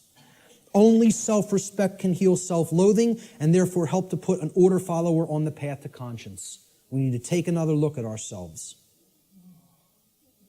The lost word All right, this is the end of the natural law segment, and I'm just going to talk about solutions toward the end a little bit. All right? The lost word, it's a concept in esoteric Freemasonry, which represents a state of consciousness that has been largely, quote unquote, lost to the majority of human beings. In order to speak the quote unquote lost word, a human being must work upon themselves in order to achieve a state of equilibrium or balance between the left and right hemispheres of the brain. In such a state of balanced consciousness, the being has come to know oneself, as well as the working operations of the macrocosm, meaning natural law. In doing so, that person has also come to understand the objective difference between right and wrong, or as these concepts are referred to in the tradition of Freemasonry, they have come to understand the difference between light, which is right, and darkness, which is wrong. Or light, which is knowledge of right and wrong, and darkness, which is ignorance of right and wrong, respectively. All right? What is the lost word, though? That's the lost word, ladies and gentlemen. You know the knowledge of the highest levels of Freemasonry now. Most actual Freemasons in the lodge system don't know the lost word. The lost word is no. And I would suggest to you, it is a dual word. The lost word is dual, meaning it's two things. It's not just one. It is the word no, N-O, and it is the word know, K-N-O-W. Those are the lost words. Okay? In the enlightened state of consciousness generated through the knowledge of natural law, a human being is finally able to speak the so-called lost word, which is no. No is the word of all power.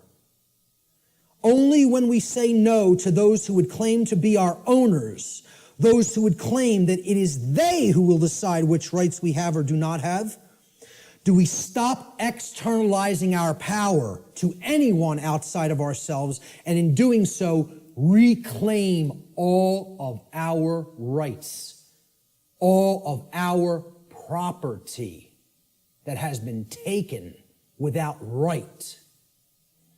Sadly, very, very few people in our world have the knowledge, care, and courage that is required to do this. This is why this all-powerful word is considered lost. And there's the other variant of the lost word, no. Know your rights. The reason you have to know what the difference between right and wrong is, and therefore know what rights you have and what rights you do not have, is because those who do not know those things will never say the lost word to someone who claims to be their owner. They will not say no, N-O. So let's look at some solutions. I call this section Teaching Natural Law to Others. Because as we're talking about, education is the only solution. Knowledge is the solution. The propagation of that knowledge is education, which means to lead out from. Educare in Latin means to lead one out from something. And what is education? It means to lead one out of darkness, out of ignorance. That's what a real teacher does. You know, doesn't push somebody out. It says, I'm going to go first and show you the way. And you could follow, you know, if you feel that this is the accurate path. Okay? But you could do the same discovery process. It's a repeatable process. That's what a science is, which I've said this is not a belief system or a religion. It is a science. This is also known, teaching natural law to others, which is what I am doing, has been called in all of the positive occult traditions, the great work. And I call it the true great work, because the dark occultists take everything and twist it around, and they have their own variant of the, quote, great work, which is creating a world of total slavery. That's the dark great work. I call this the true great work, or the light great work, however you want to refer to it as. It's just a piece of jargon. It's just a tag that we put on it. Shift happens. Well, maybe, but maybe not. The result's not guaranteed here, folks. The New Agers want to tell you it's all guaranteed, it's all in hand, you know. The Zeta Reticulians are going to be coming in from orbit any moment here, give us all the secrets to the universe, save us from our own ignorance, you know. You just got to wait a few more years or decades or millennia. But they'll be here soon. A quantum shift in human consciousness is required for humanity to become free of its self-imposed state of slavery. Unfortunately, this great change is not an automatic process, nor is it guaranteed to happen at all. We can be in this condition for a very, very, very, very long time, or it can snowball and lead to total annihilation and the extinction of the human species. The positive outcome is not guaranteed. Anybody who thinks it is very naive and, extraordinarily right-brained and overly positive. I'm not telling you the negative outcome is guaranteed either. I'm telling you it can go either way, depending on how consciousness goes.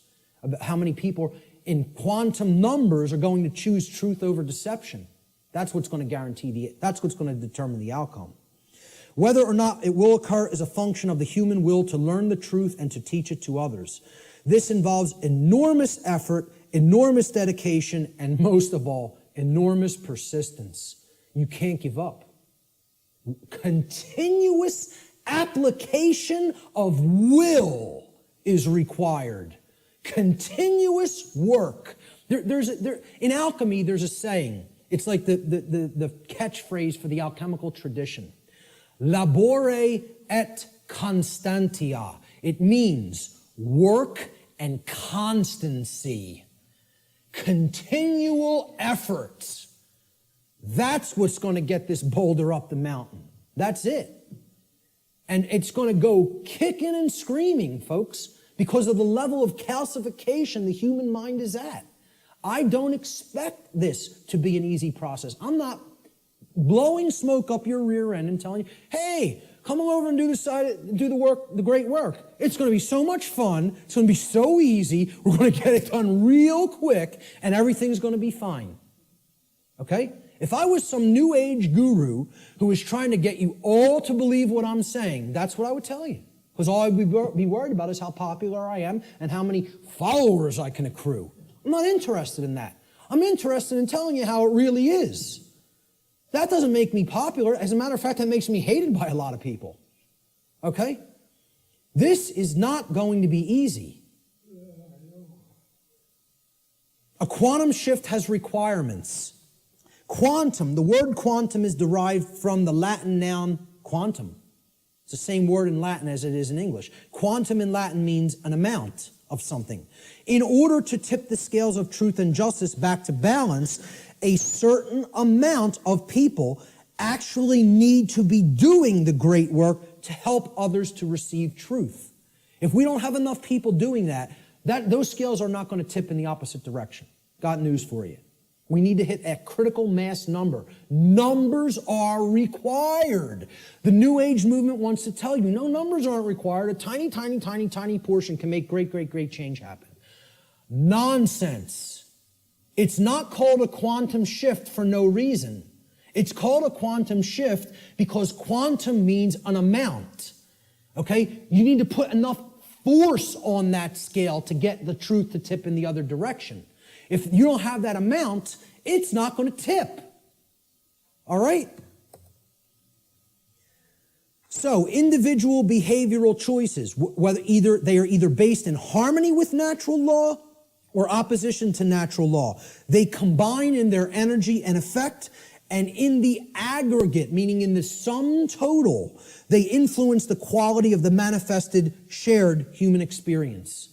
That's how reality is created. We're not very contradictory to the New Age notion. Each individual is not creating their own reality.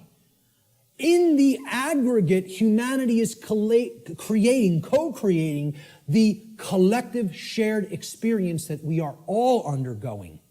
We collectively create our shared experience. Not each individual creates the reality that everybody experiences. Yeah, you do create a microcosmic aspect of how you experience your life, whether you're experiencing self-inflicted suffering, large amounts of it or not. That's how the laws of attraction work at an individuated level. But at a mass level, they work in the aggregate. We need a population who understands and lives in harmony with natural law. And numbers are required for that to happen. This dynamic acts as a perfect expression of the principle of correspondence. As above, so below. As below, so above. As the individuated units of consciousness are co-creating reality, so the macrocosmic reality shall become and shall be experienced. Decisively contrary to the New Age view, in order for a quantum shift to take place, numbers are required. So what is the true great work?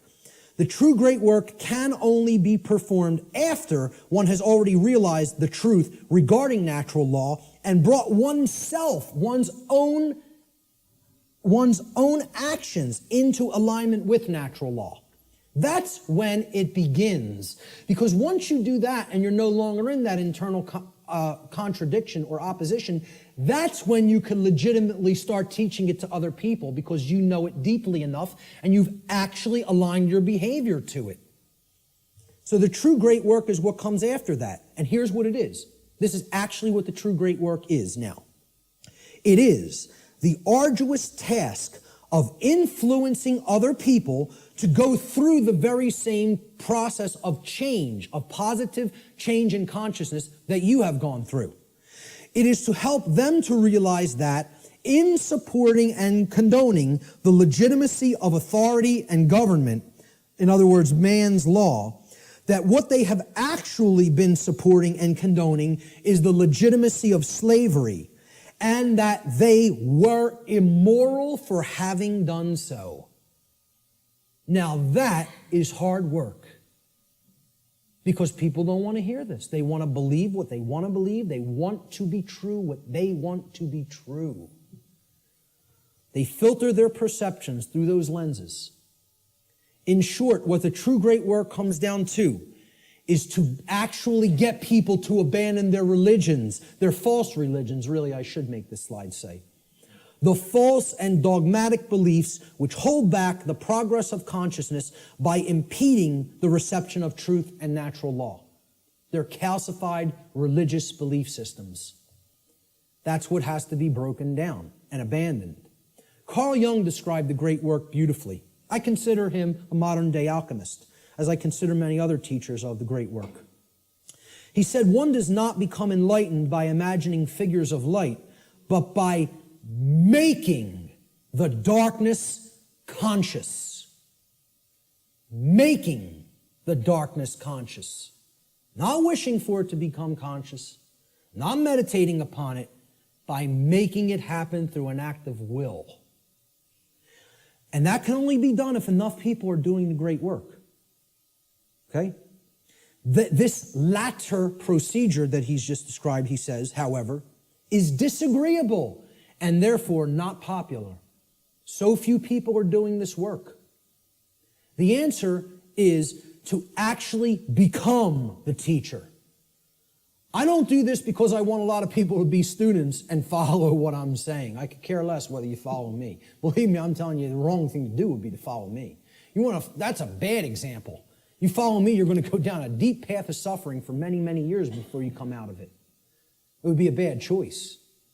I'm telling you to follow truth, to know truth. Has nothing to do with me. All right? When people hear that's what the great work is, to help change other people's minds, once you change your own, it's like this. Let me run away from that as fast as possible. Are you crazy? You want me to do what? That's the hardest thing there is to do. Exactly. That's why so few people are doing it. Many hands make light work. If we had more people involved in the effort, it might go smoother. It might go faster. Jefferson said, educate and inform the whole mass of people. That is the only sure reliance for the preservation of our liberty. Education is the answer. Researcher Donald McIlvaney said in his book, Toward a New World Order, in every declining civilization, there is a small remnant of people who adhere to the right against the wrong, who recognize the difference between good and evil, and who will take an active stand for the former against the latter. There's a small group who can still think and discern for themselves and who will courageously take a stand against the political, social, moral, and spiritual decay of their day. Brilliant. The words that are attributed to Jesus in the Gospel of Matthew, and many people will never have heard this quote. He says, "Do not suppose that I have come to bring peace to the earth. I did not come to bring peace, but a sword. For I have come to turn a man against his father, a daughter against her mother, a daughter-in-law against her mother-in-law. A man's enemies will be the members of his own household." We're going to talk about who the enemy really is. "Anyone who loves his father or mother more than me is not worthy of me. Anyone who loves his son or daughter more than me is not worthy of me.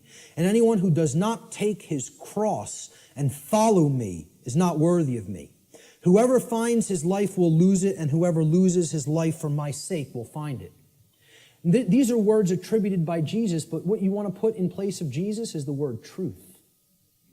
The way, the truth, the light, knowledge, knowledge of natural law, Christ consciousness, okay? He's telling you there are going to be people in your own family that aren't going to align themselves with right over wrong. They're going to continue to choose slavery. They're going to continue to advocate slavery. These aren't people who you want to continue to align yourself with if you have made an effort to truly explain what's really taking place. See, this is the concept of true forgiveness and turning the other cheek. It doesn't mean turn the other cheek and continue to ignore evil and excuse evil indefinitely while it destroys you. It means you have to give people who you're close with and you have an affinity with more chances than you would give just somebody who you don't know to learn the truth. It's like saying, because I really care about this person personally, I'm going to keep going back, and I'm going to keep hitting them with the truth. And eventually, if they come over to the side of truth and right, fine. But what he's saying here is eventually, this spiritual war is going to go hot, so to speak. And the people, even who are closest to us, if they don't align themselves with right, are the people who are ultimately continuing the evil in the world. They're the real spiritual enemy. What will this battle really be against, this spiritual war? Well, I say it will really actually be against inner demons that exist in the psyche of mankind. And these inner demons are egos that are hardened into what I've referred to as negative knowledge, emotional mind control, and the fear of true freedom. So negative knowledge is the concept that somebody already knows. They don't want to look at something because, hey, I already know what's really going on. Okay? It's the illusion of knowledge. The greatest enemy may not be ignorance, but rather the illusion of the actual knowledge. And people don't have the truth. And not only don't they have the truth, so they're at zero there, right? They're at the 0 point there because they haven't really started looking into truth for themselves, but they're attached to all this stuff that isn't true. So that puts them in the negative. They got to do work to get back to zero of knowing nothing. That's why I call it negative knowledge. Got to do hard work to get back to a clean slate, to start taking in some good stuff. Many people are in that state, and the people who are in that state largely are the overly intellectual, the super left-brained, the left-brain prison folks. Emotional mind control is the second inner demon. I encounter this all the time through people with my work, because many people don't have the thick skin to listen to somebody like me, and that's okay. That's all right. Again, what Art talked about is that in the ancient traditions, they talked about reserve the meat for the strong men and furnish the milk for the babies. All right? I'm not here to convert the babies. I don't have the patience for that. I don't have the energy for that. What I'm trying to do is get the other teachers ready who might have the energy and patience for that. Because that's not me. And I'm being 100% perfectly honest with you that that's not me. I'm not here to do that. Okay? I'm hoping to bring some other people that are most of the way there, all the way there, so they can start doing that on a wider scale. You know, they're going to be the people who are going to work with people like that, not me. I'm just being honest with you about it. Emotional mind control comes in a couple of forms. Well, if this is unpleasant, the New Age variant is this right here. If it's unpleasant, I don't want to hear it, I don't want to see it, and I certainly won't want to tell others about it. See no evil, hear no evil, speak no evil. I'll just ignore it and it'll go away on its own. Well, what happens when you do that with any kind of a sickness or a problem? Does it get better? It gets worse.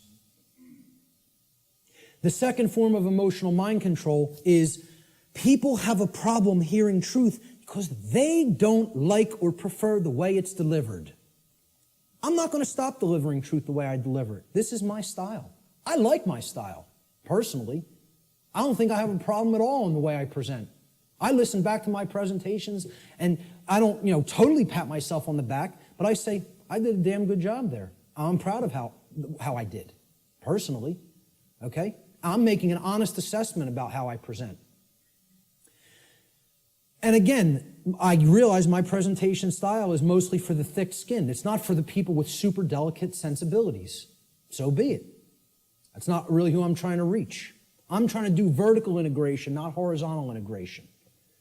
Build up the community of people who really get it, and they can start propagating it to the masses. This concept is about, the attractive newscaster on the nightly news. She can whisper sweet nothings in your ear all night with the blue frequencies behind her, okay, and say, 2 + 2 = 5. 2 + 2 = 5. And she's going to get a lot of people to believe that nonsense, right? But the person who's actually telling you the truth, that you might not like the sound of his voice, you might not like the harshness that he comes to you with the truth with, he might be screaming through a bullhorn and saying, hey, you're in danger. You are actively in danger. There is an imperative here, okay? There is a time consideration here. You don't have all the time in the world to correct this, all right? People say, well, I don't like the way he said that. That comes off as negative to me. I think he's fear-mongering or making a bigger deal out of this than it is. They're not interested in the content, the actual information. They're saying, the way that was said offended me. I don't prefer the sound of his voice or the tone he just took. Well, does that have any damn thing to do with whether the information was true or not? The people who are in this mind state are under emotional mind control. They believe you can determine the veracity of informational content based upon how it makes you feel. And this is a logical fallacy. That cannot be done. You cannot think with the emotions, and I'm not telling you to disregard the emotions. They're unbelievably important. They are our compass for morality in our lives. They're the compass through which we should set the direction of our behavior. But you can't come to determine and analyze and break down what's true or not and make a filtering system based on just how the information made you feel when you heard it. Okay? You have to actually think with the mind, with both hemispheres of the brain, with true intelligence to come to filter and determine what's true. Okay? No matter how much anybody wants to, give you that soft, sweet, pleasant, emotional voice, okay? That person's still lying to you. And no matter how much the person who comes with an abrasive, harsh, nasty, or scratchy voice might keep telling you 2 + 2 = 4, and you don't personally like their tone, guess what, folks? It still equals 4 at all times and places. That's the truth. No amount of pleasantry or wrapping up the lie is ever going to make this statement on the left here true. Ever. But yet, that's what people would rather prefer to hear if it's told to them in a nice, pleasant tone.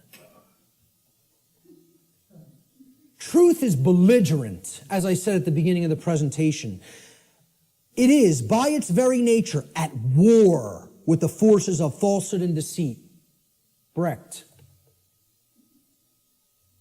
We literally believe that we are in the right to ignore a message of truth if the messenger is somehow distasteful to us. I would argue this to be a symptom of total madness. That's an anonymous quote I also found on a forum. And that's a great piece of wisdom. That's a gem of wisdom right there. It is total madness to disregard truth just because we don't like the way it was said. It's called emotional mind control. It's been a big part of my work that I've tried to explain to people. Where does the fear of true freedom come from? All right, and this is going to lead into my future work, which is a whole nother series of presentations. I'm going to go deeply into this in the future. It's very difficult to see here. There's actually a tree there. It's kind of in a deep red because I'm going to put some text over top of it. I should have started it in a more bright red and then faded it into the background, but forgive that on this slide. You can look it up here at the top of the tree. There's the leaves, all right? The leaves are one's refusal to own their own personal responsibility. Now, you would think, oh, that's way down at the root. No.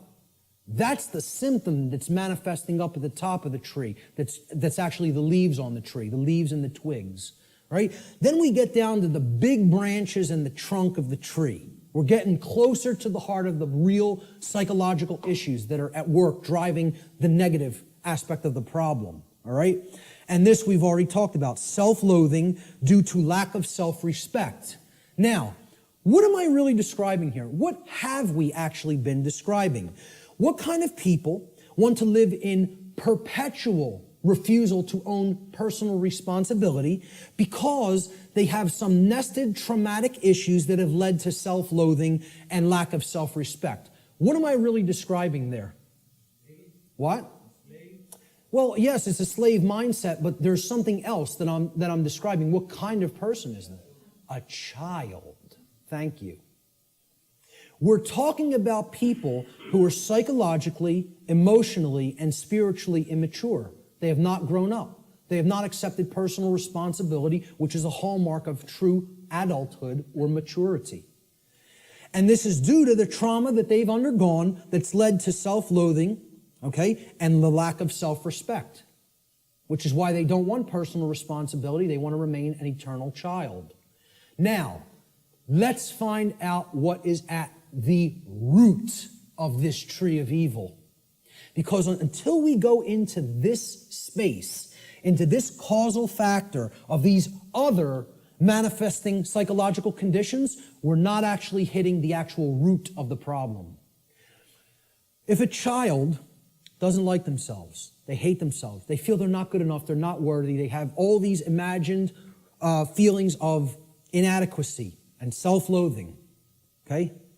And that's expressing their refusal to grow up and take personal responsibility for themselves in their adulthood. What kind of trauma specifically has that child more likely than not psychologically undergone? They've gone through a specific type of childhood trauma. And I would argue that most people on earth have gone through this type of trauma. And that type of trauma is called abandonment. The human species is suffering from very deeply seated parental abandonment issues that lie at the very core of the psychological condition that we call the human condition. Until we deal with that nested psychological trauma that has been created through abandonment issues, we're not hitting the roots of the tree of evil. We're not getting down to the very core issue that needs to be understood. My future work, I'm going to be presenting this on December 12th in Philadelphia, for anybody who's in the Philadelphia area. It's going to be what I would call a synthesis, an explanatory synthesis of why this is the root psychological condition of humanity. I call it cosmic abandonment. And this is going to be one of the biggest aspects of the next part of my work. I think it's going to really set my work apart from others in the truth and freedom community and the alternative research community. Until we wrestle with those psychological abandonment issues, we're not getting to the heart of what's causing these other problems in the human psyche, like self-loathing, the lack of the development of self-respect, and the refusal to own the responsibility for one's own actions. And I'm going to connect this with human origins. And I'm going to make the case that it has always been like that. It has always been like that.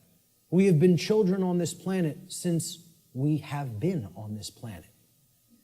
And we have never actually psychically, psychologically, and emotionally and spiritually grown up, because as a species, we have undergone what I term cosmic abandonment.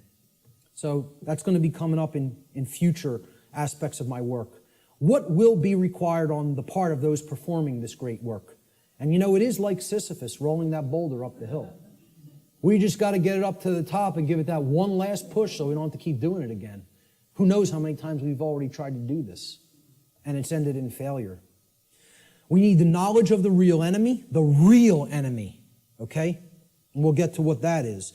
We need to devote ourselves to service to truth, not even service to humanity. I'm not saying that's not a great virtue to have and to enact. I'm telling you we need to go beyond that. This isn't about service to me, you, or any other individual. It's about service to truth and principles, first and foremost. And we need courage and persistence. And then we need practical real-world skills. The knowledge of the real enemy needs to ultimately come first. And this isn't it, folks. This priest class that goes and meets and has the rituals at Bohemian Grove, I'm not telling you they're not evil. I'm not telling you they're not psychopaths. I'm not telling you that we don't need people like that in the world, okay? I'm telling you that in this spiritual war, this is a tiny, tiny, tiny, tiny, insignificant, as far as numbers are concerned, fraction of the totality of the human population that could not possibly control the minds and the behaviors, and therefore the behaviors of the masses of people without our compliance, without our ignorance. So, while I'm not telling you I, like these people, do I have respect for them as an opponent? Oh, yeah, you damn well better believe I do. I don't underestimate these psychopaths. Not a bit. You want to know why I worked with them? I know what their will is like. I know what their intellect is like. And I'm telling you, don't underestimate either one. I'm telling you, don't underestimate their care. They don't have, like I said, they don't have care in the terms of compassion and the normal range of human emotions like we do, but don't think that means they don't have care. They deeply care about what they're enacting, what their agenda is, and they have the will to carry it out, and they're not slowing down. They're unified. They're on a unified front. They're on the same page. Believe it. Know it. I'm not telling you that from, like I said, reading about it or book knowledge. I've been around these psychopaths. Haven't specifically been to this psychopathic gathering, but I've been around them enough. That's not the real enemy, that is. The sleeping masses, hypnotized masses, they're your enemy. See, people will say, the Illuminati enslaves humanity. No, it doesn't. Humanity enslaves the real Illuminati. You think about that for a little bit. Do those psychopaths in the last slide really enslave us? And first of all, people who call them the Illuminati, there's no such thing. Illuminati means that you're enlightened, the illuminated ones. You want to know who's the enlightened ones? They're in this room. We're the Illuminati. The people who know what I'm talking about here are the Illuminati. They're the illuminated ones. They're the ones with the light. They're the ones with the real knowledge. Okay? They want to refer to themselves as the enlightened ones. Well, they might have the dark sun, but they don't have the true sun. They're imbued with the black sun. That means it's all intellectual knowledge, and then you're applying it for the totally immoral, wrong reasons, which is to control and manipulate other people. There's nothing illuminated about that. So the real Illuminati, they're not the enslavers of humanity. The dark Illuminati are not the enslavers of humanity either. Humanity enslaves itself, and they're enslaving the true Illuminati, the teachers who are actually living under the conditions of slavery because they're here with the ignorant people. That's who's being enslaved by humanity. Humanity are the enslavers. And this is another thing that's highly unpopular. People don't want to hear it. They want to think we're powerless victims. There's no choice involved here. This is something that's just being done to us. Okay? And I'm here to tell you, free will is always in existence. And it's a matter of changing one's thoughts and therefore changing one's choices. And that's our own personal responsibility that can never be given away or shirked or shunned. You are always responsible for what we're doing. Service to truth is required. Truth itself is eternal, can never be destroyed. But you know what? Humanity can be destroyed. We can be destroyed when we refuse to act in service to truth as her defenders. People say, oh, truth doesn't need to be defended. Nonsense. Truth needs to be defended at all times and places because the attack on it is never-ending and non-stop, continuous.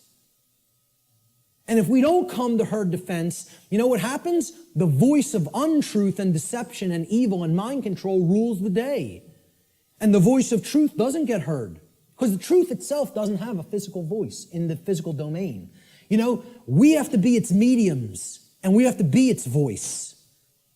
It's possible for us to co-create a positive outcome in this scenario, but this can only be accomplished if we care enough to learn the truth ourselves, and then we develop the courage to continuously speak it to other people until our voice of truth becomes a non-stop chorus like the voice of lies and deception and mind control has been for millennia on this planet.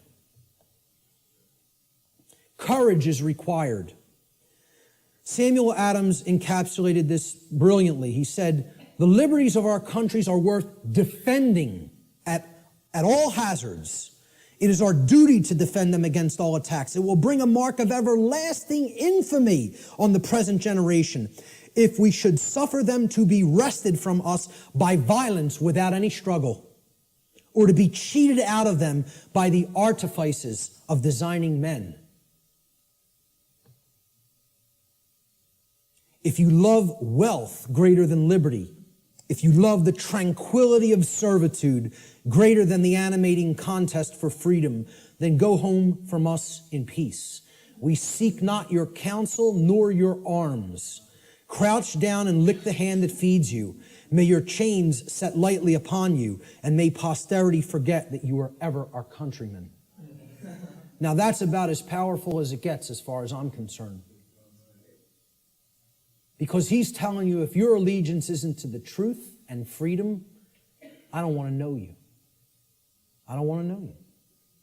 And we hope history forgets that you ever were with us at this time and place in history. And because you deserve to be forgotten. That's what he's saying here. You know, I couldn't agree more. Persistence is required. Constant effort. We are the actual vehicles by which truth operates in the world. Therefore, it is our shared responsibility at this time to help to awaken others by continuously speaking the truth, even if we feel burdened by this task, even if we feel no one is listening, and even if it makes all involved in this process feel uncomfortable. It's not about feeling comfort, folks. It's not about staying complacent. It's about shaking things up. Making people feel uncomfortable. Who ever told anybody that the truth would make you all warm and fuzzy inside? Who ever told anybody that? Why do people want to believe that? Who ever said that that was the case? The truth is horrible and yet needs to be embraced as a lover. Okay? With dedication to it, even in its full horror. Thomas Paine, who I feel was the most enlightened person on the continent at the time of the American Revolution personally. He's one of my personal heroes.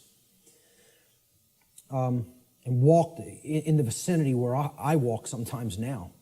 He said, these are the times that try men's souls.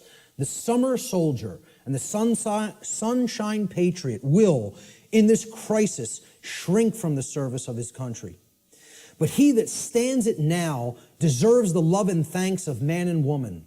Tyranny, like hell, is not easily conquered. Yet we have this consolation with us, that the harder the conflict, the more glorious the triumph. I think he was one of the true anarchists that was living amongst us in the colonial days. Words attributed to the Buddha, Siddhartha Gautama. He said, there are only two mistakes that one can ever make on the path to truth: not starting and not going all the way. all the way. I wrap up a lot of my podcasts with this quote because I love it so much. It's about persistence. It's not about saying, hey, I went this far and now I'm uncomfortable to see the rest of the picture. I made it 3/4 up the mountain. That's far enough. Let me set up my base camp here. I'll pitch my tent and I'm staying here. No farther. I don't want to see the peak. Okay? Until we become fully enlightened and go all the way to the summit, don't expect things to change. Don't expect them to get better. The truth has to be taken in its fullness. We need real world practical skills. You know, this isn't just about, oh, I know this now and I don't actually need any skills. Okay? To communicate truth, skill is required. Knowledge is required. Okay? To reach a good amount of people. Yeah, you can just talk to the people around you. You can communicate, to a small fraction of people that way. I'm not saying don't do that, even if you don't have these other skills. I'm saying if you want to get it out in a big way to the masses of people, and in the new form of media, which is doing things like this, through the correct and positive and empowering use of technology.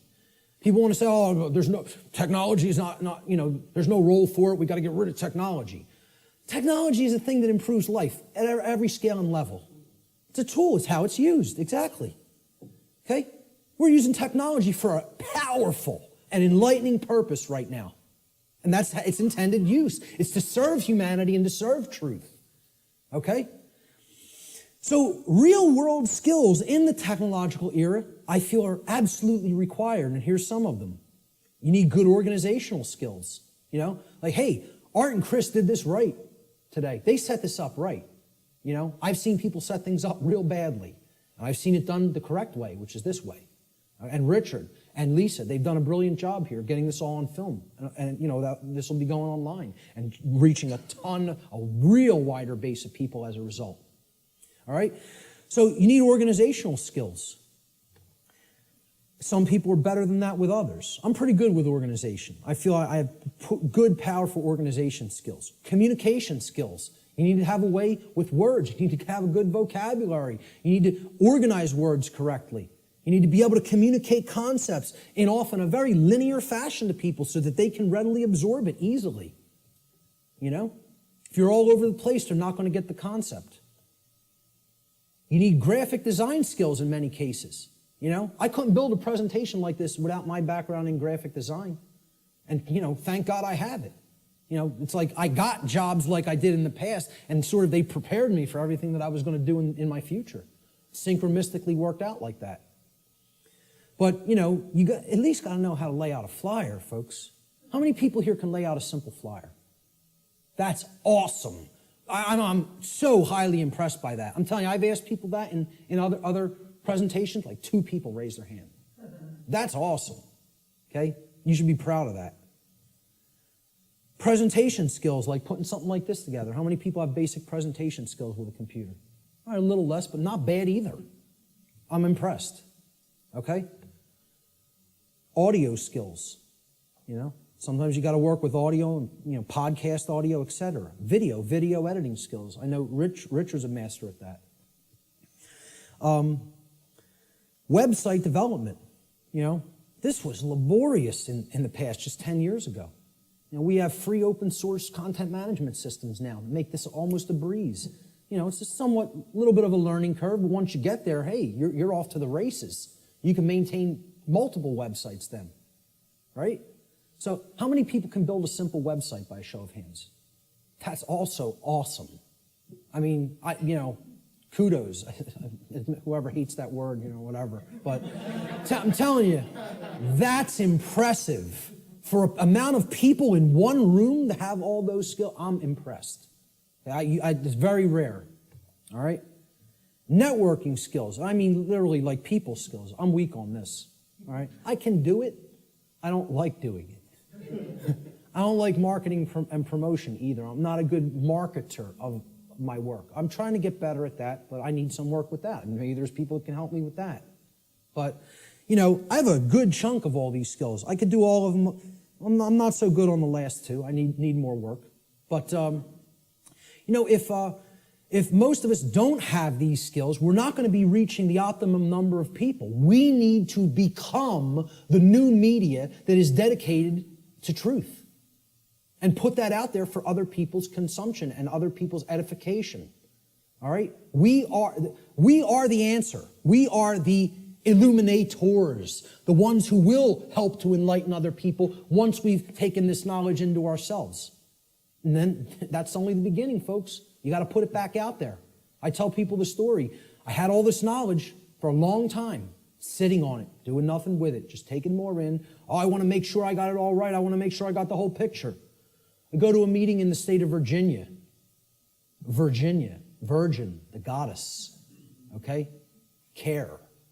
Very synchronistic. A woman comes up to me. She says, "You're one of the most knowledgeable people I've come across. What are you doing?" So what do you mean, what am I doing? She said, "I mean, what are you doing with all the knowledge you have? You doing lectures, presentations, videos, audio? What are you doing?" "I'm not doing any of those things. I'm just taking a lot more in, downloading a lot more videos." She goes like this, and it's just so matter-of-factly and harshly. "What makes you think you have the right to do that? What makes you think you can keep taking all of this in, all of this in, all of this in, and not put any of it back out? What makes you think you even have a right to do that?" It was like somebody hit me in the face.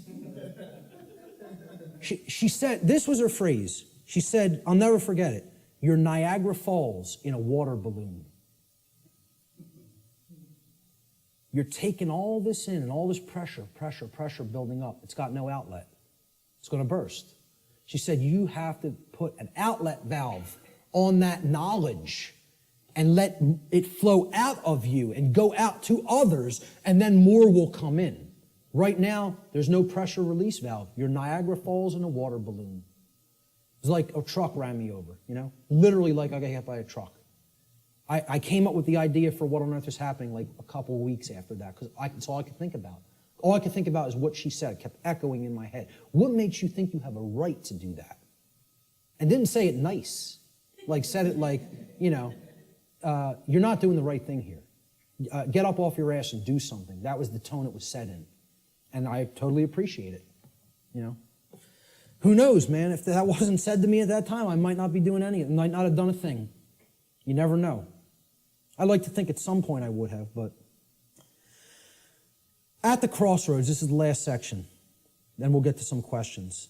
Quote by R. Buckminster Fuller, "The dark ages still reign over all of humanity, and the depth and persistence of this domination are only now becoming clear. This dark ages prison has no steel bars, no chains or locks. Instead, it is locked by misorientation and built upon misinformation. Caught up in a plethora of conditioned reflexes and driven by the human ego, both warden and prisoner attempt meagerly to compete with God. All are intractably skeptical of what they do not understand. We are powerfully imprisoned in these dark ages simply by the terms in which we have been conditioned to think. The conditioning of our thought is what has kept us in this prison.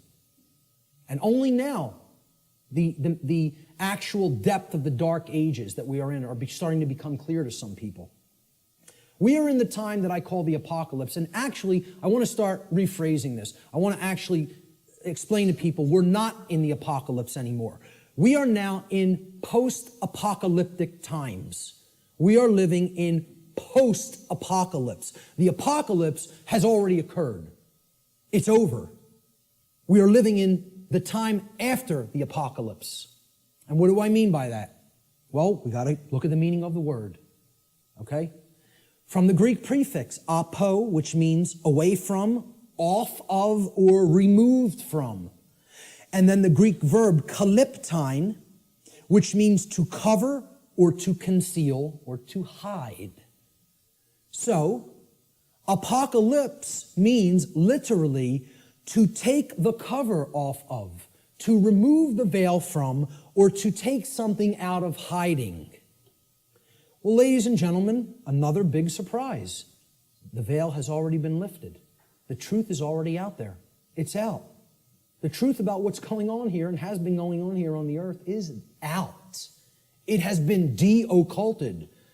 And not just by me, by many, many other researchers, okay? There's a laundry list of them out on my website, and I talk about in the podcasts, all right? It's all out there. It literally means to reveal or to take out of hiding. The apocalypse is the great revealing of the truth to the masses of people.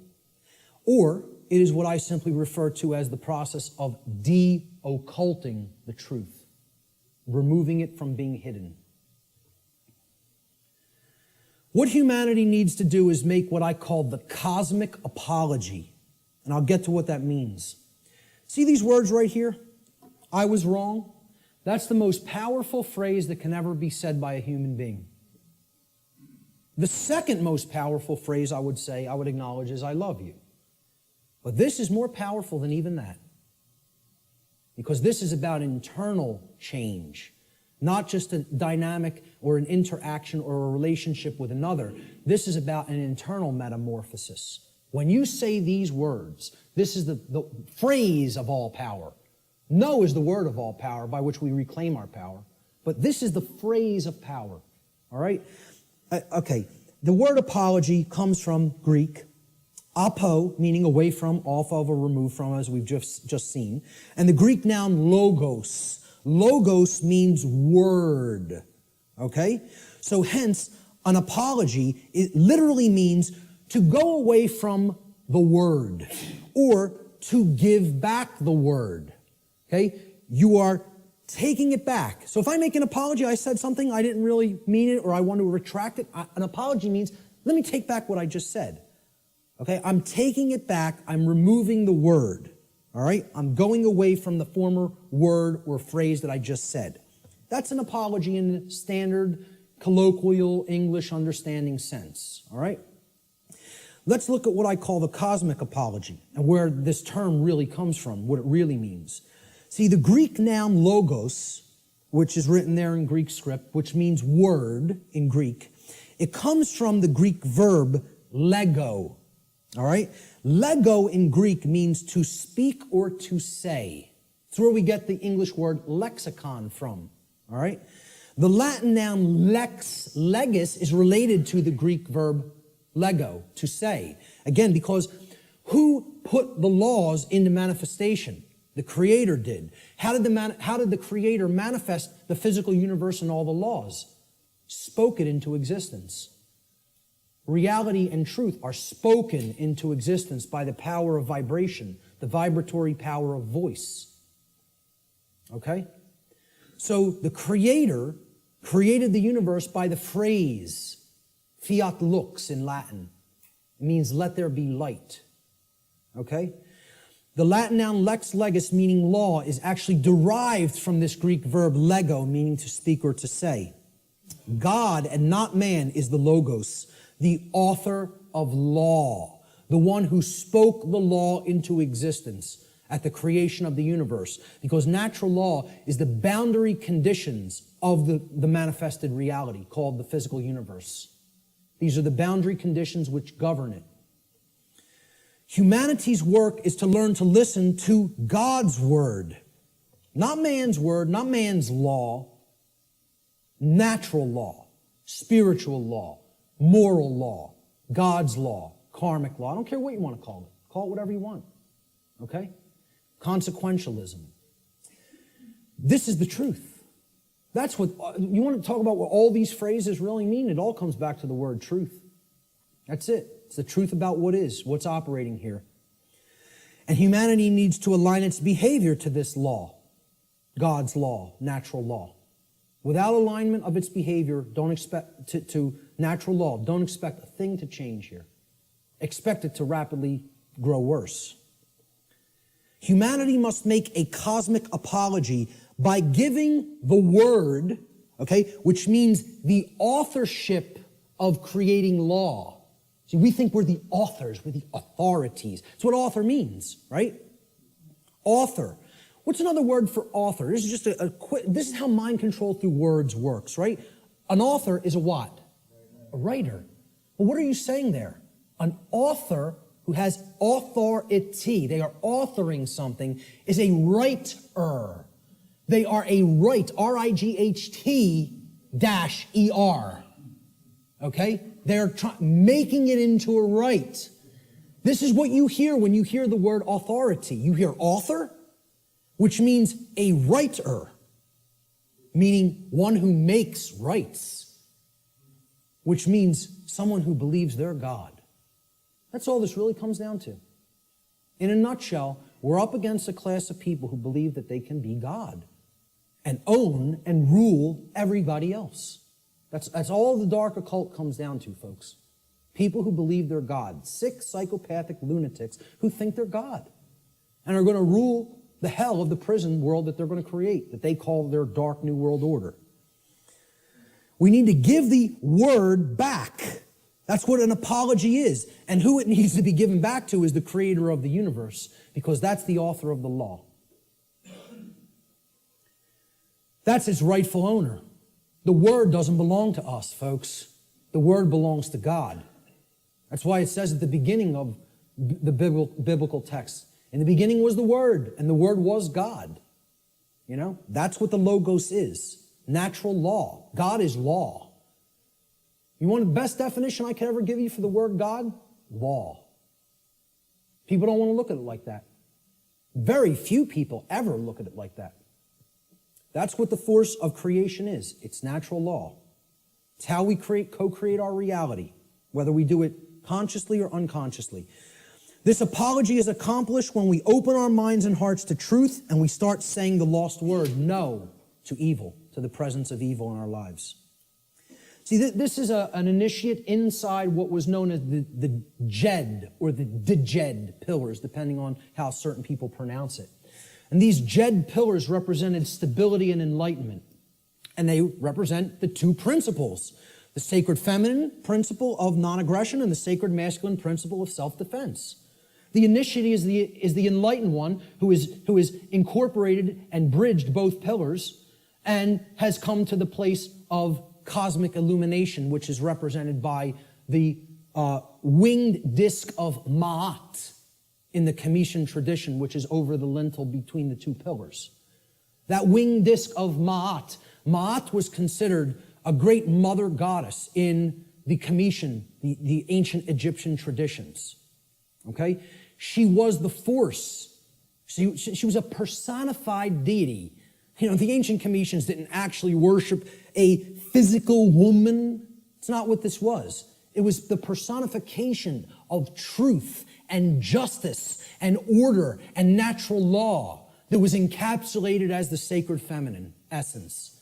And she was above all the other deities in the pantheon of Egyptian deities, of Comitian deities. Ma'at, there was no god or goddess higher. And how they looked at alignment with Ma'at is if you wanted to have order and you wanted to avoid chaos, you learned the teachings of Ma'at because she was the goddess of justice and she was the goddess of righteousness. She was the goddess that brought order if you aligned yourself to her teachings, and her teachings were natural law. So that's what this is here. This is saying we need to take away the word. It's not saying remain silent and don't use your voice. It's not what it's ever been saying. This is a symbolic allegory for the apology. All right? You know what else the G in the middle of the compasses and square is? Apollo G. The sun, the light, the generative principle, okay? We need to make the Apollo G, all right? That's what the G in the middle of the compasses and square in allegory also represents, because one of the big deities, the Greek deities that is often kind of exemplified in the Freemasonic tradition is Apollo.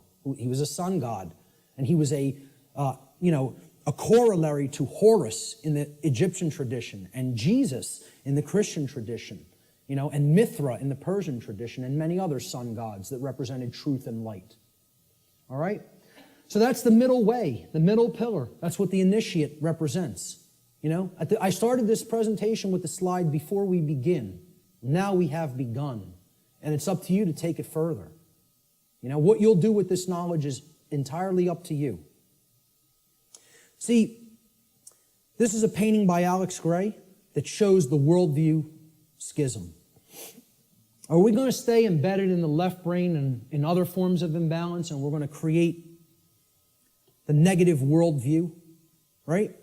Or are we going to live in harmony with natural law, which can create this path when we incorporate the creative and nurturing and sacred feminine aspect of our beings?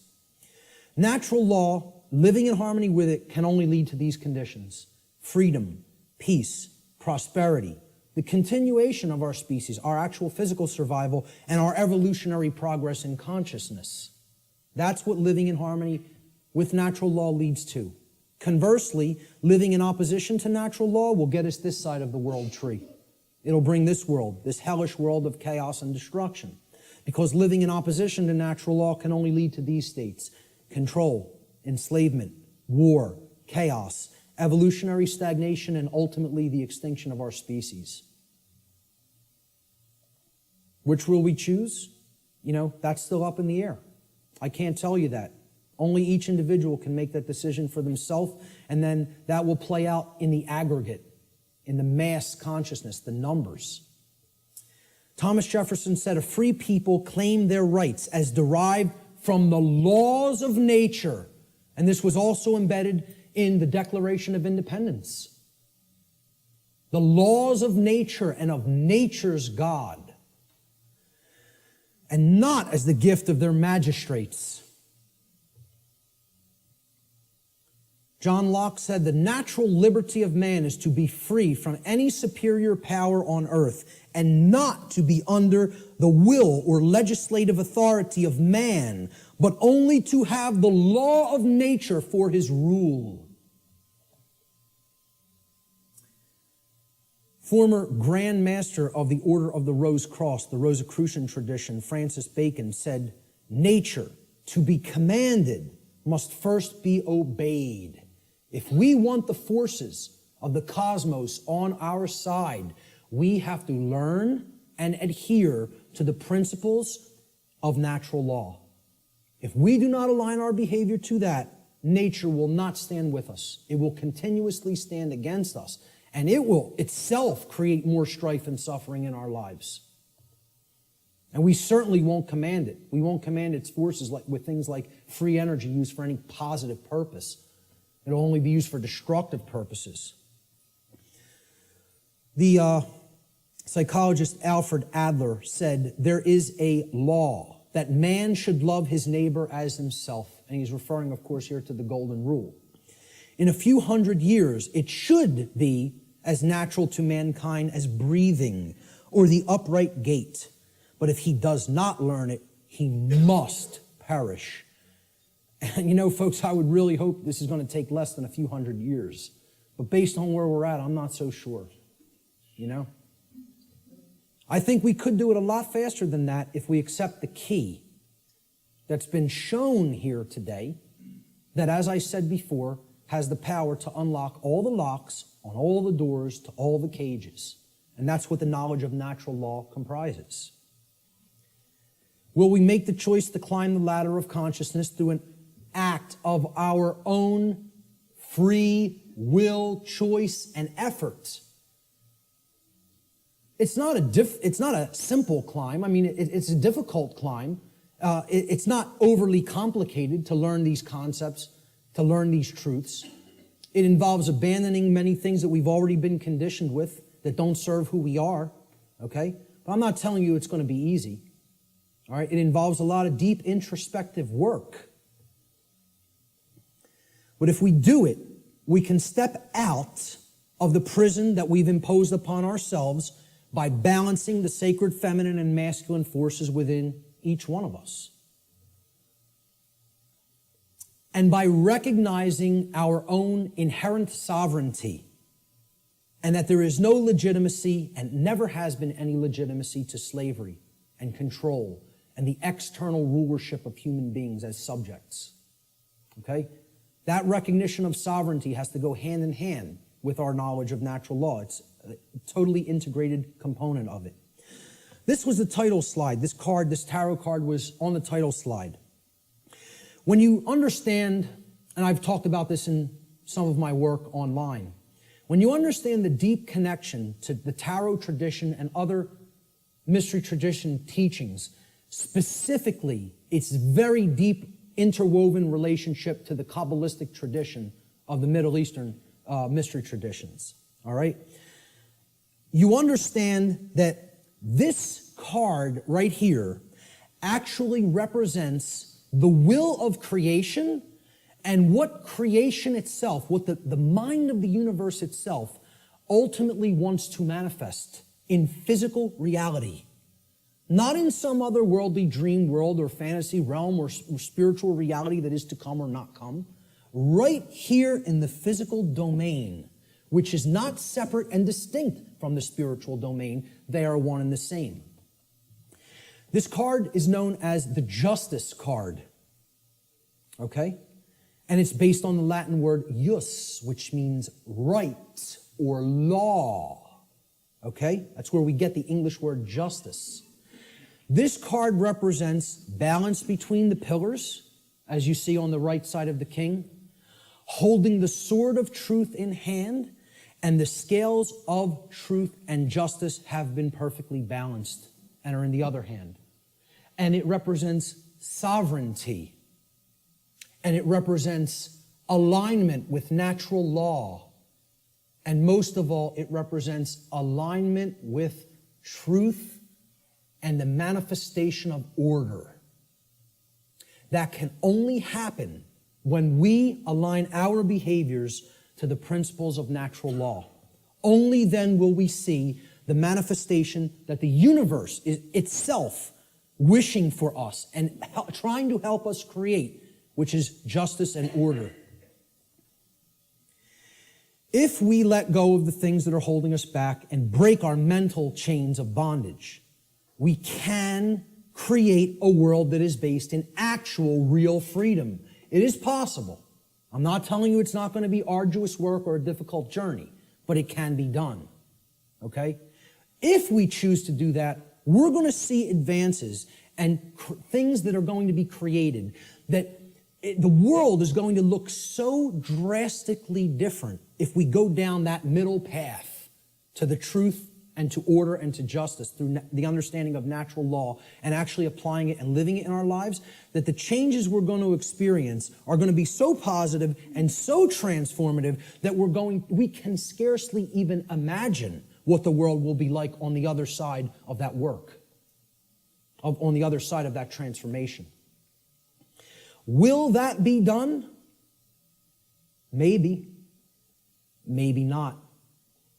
The answer will come from what you see in the reflection of that device right there. That's what will determine it. Nothing else. It's up to each individual. Ladies and gentlemen, thank you so much for your kind attention today.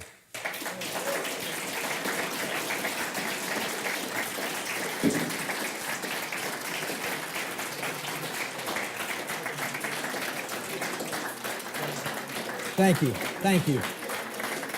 Thank you. I appreciate that. Finally, this right here, Lex Rex, simply means the law is king. The law is king. Lex Rex. That's my final slide. Thanks so much. Let's do some question and answer. How much time do we have, by the way? Did I run way over or did I leave some? Oh my God. Hey, I'm very happy that the venue allowed us to go over by this much, okay? And that they didn't just come in and say, you got to get out of here. So I really did want to leave time for questions, but I think it would be, I don't know if it would be really just, intrusive and ignorant at this point to just stay even beyond this time. So maybe we should start packing it up, all right? I apologize for going so far over. I think the information speaks for itself and is worth it, and I hope I was clarified on that. Listen, I'll tell you what. Anybody has specific questions, since there's no time for questions, let me just get this across, okay? Since there's no time for questions, I'll make a personal effort, and I rarely tell people I will respond to email questions. You tell me that specifically that you attended this seminar here today in an email. And if you have a specific question, get to the specific question quickly in your email, and I will make the time over the next few weeks to try to respond to everybody. I'll promise that. How's that? Does that sound okay? All right, great. Thank you. Thank you guys all so much for being here, for staying for the whole thing. Thank you. I'm very impressed with you guys today. You know, that takes a tremendous effort of will and attention. So, you know, thank you guys so much.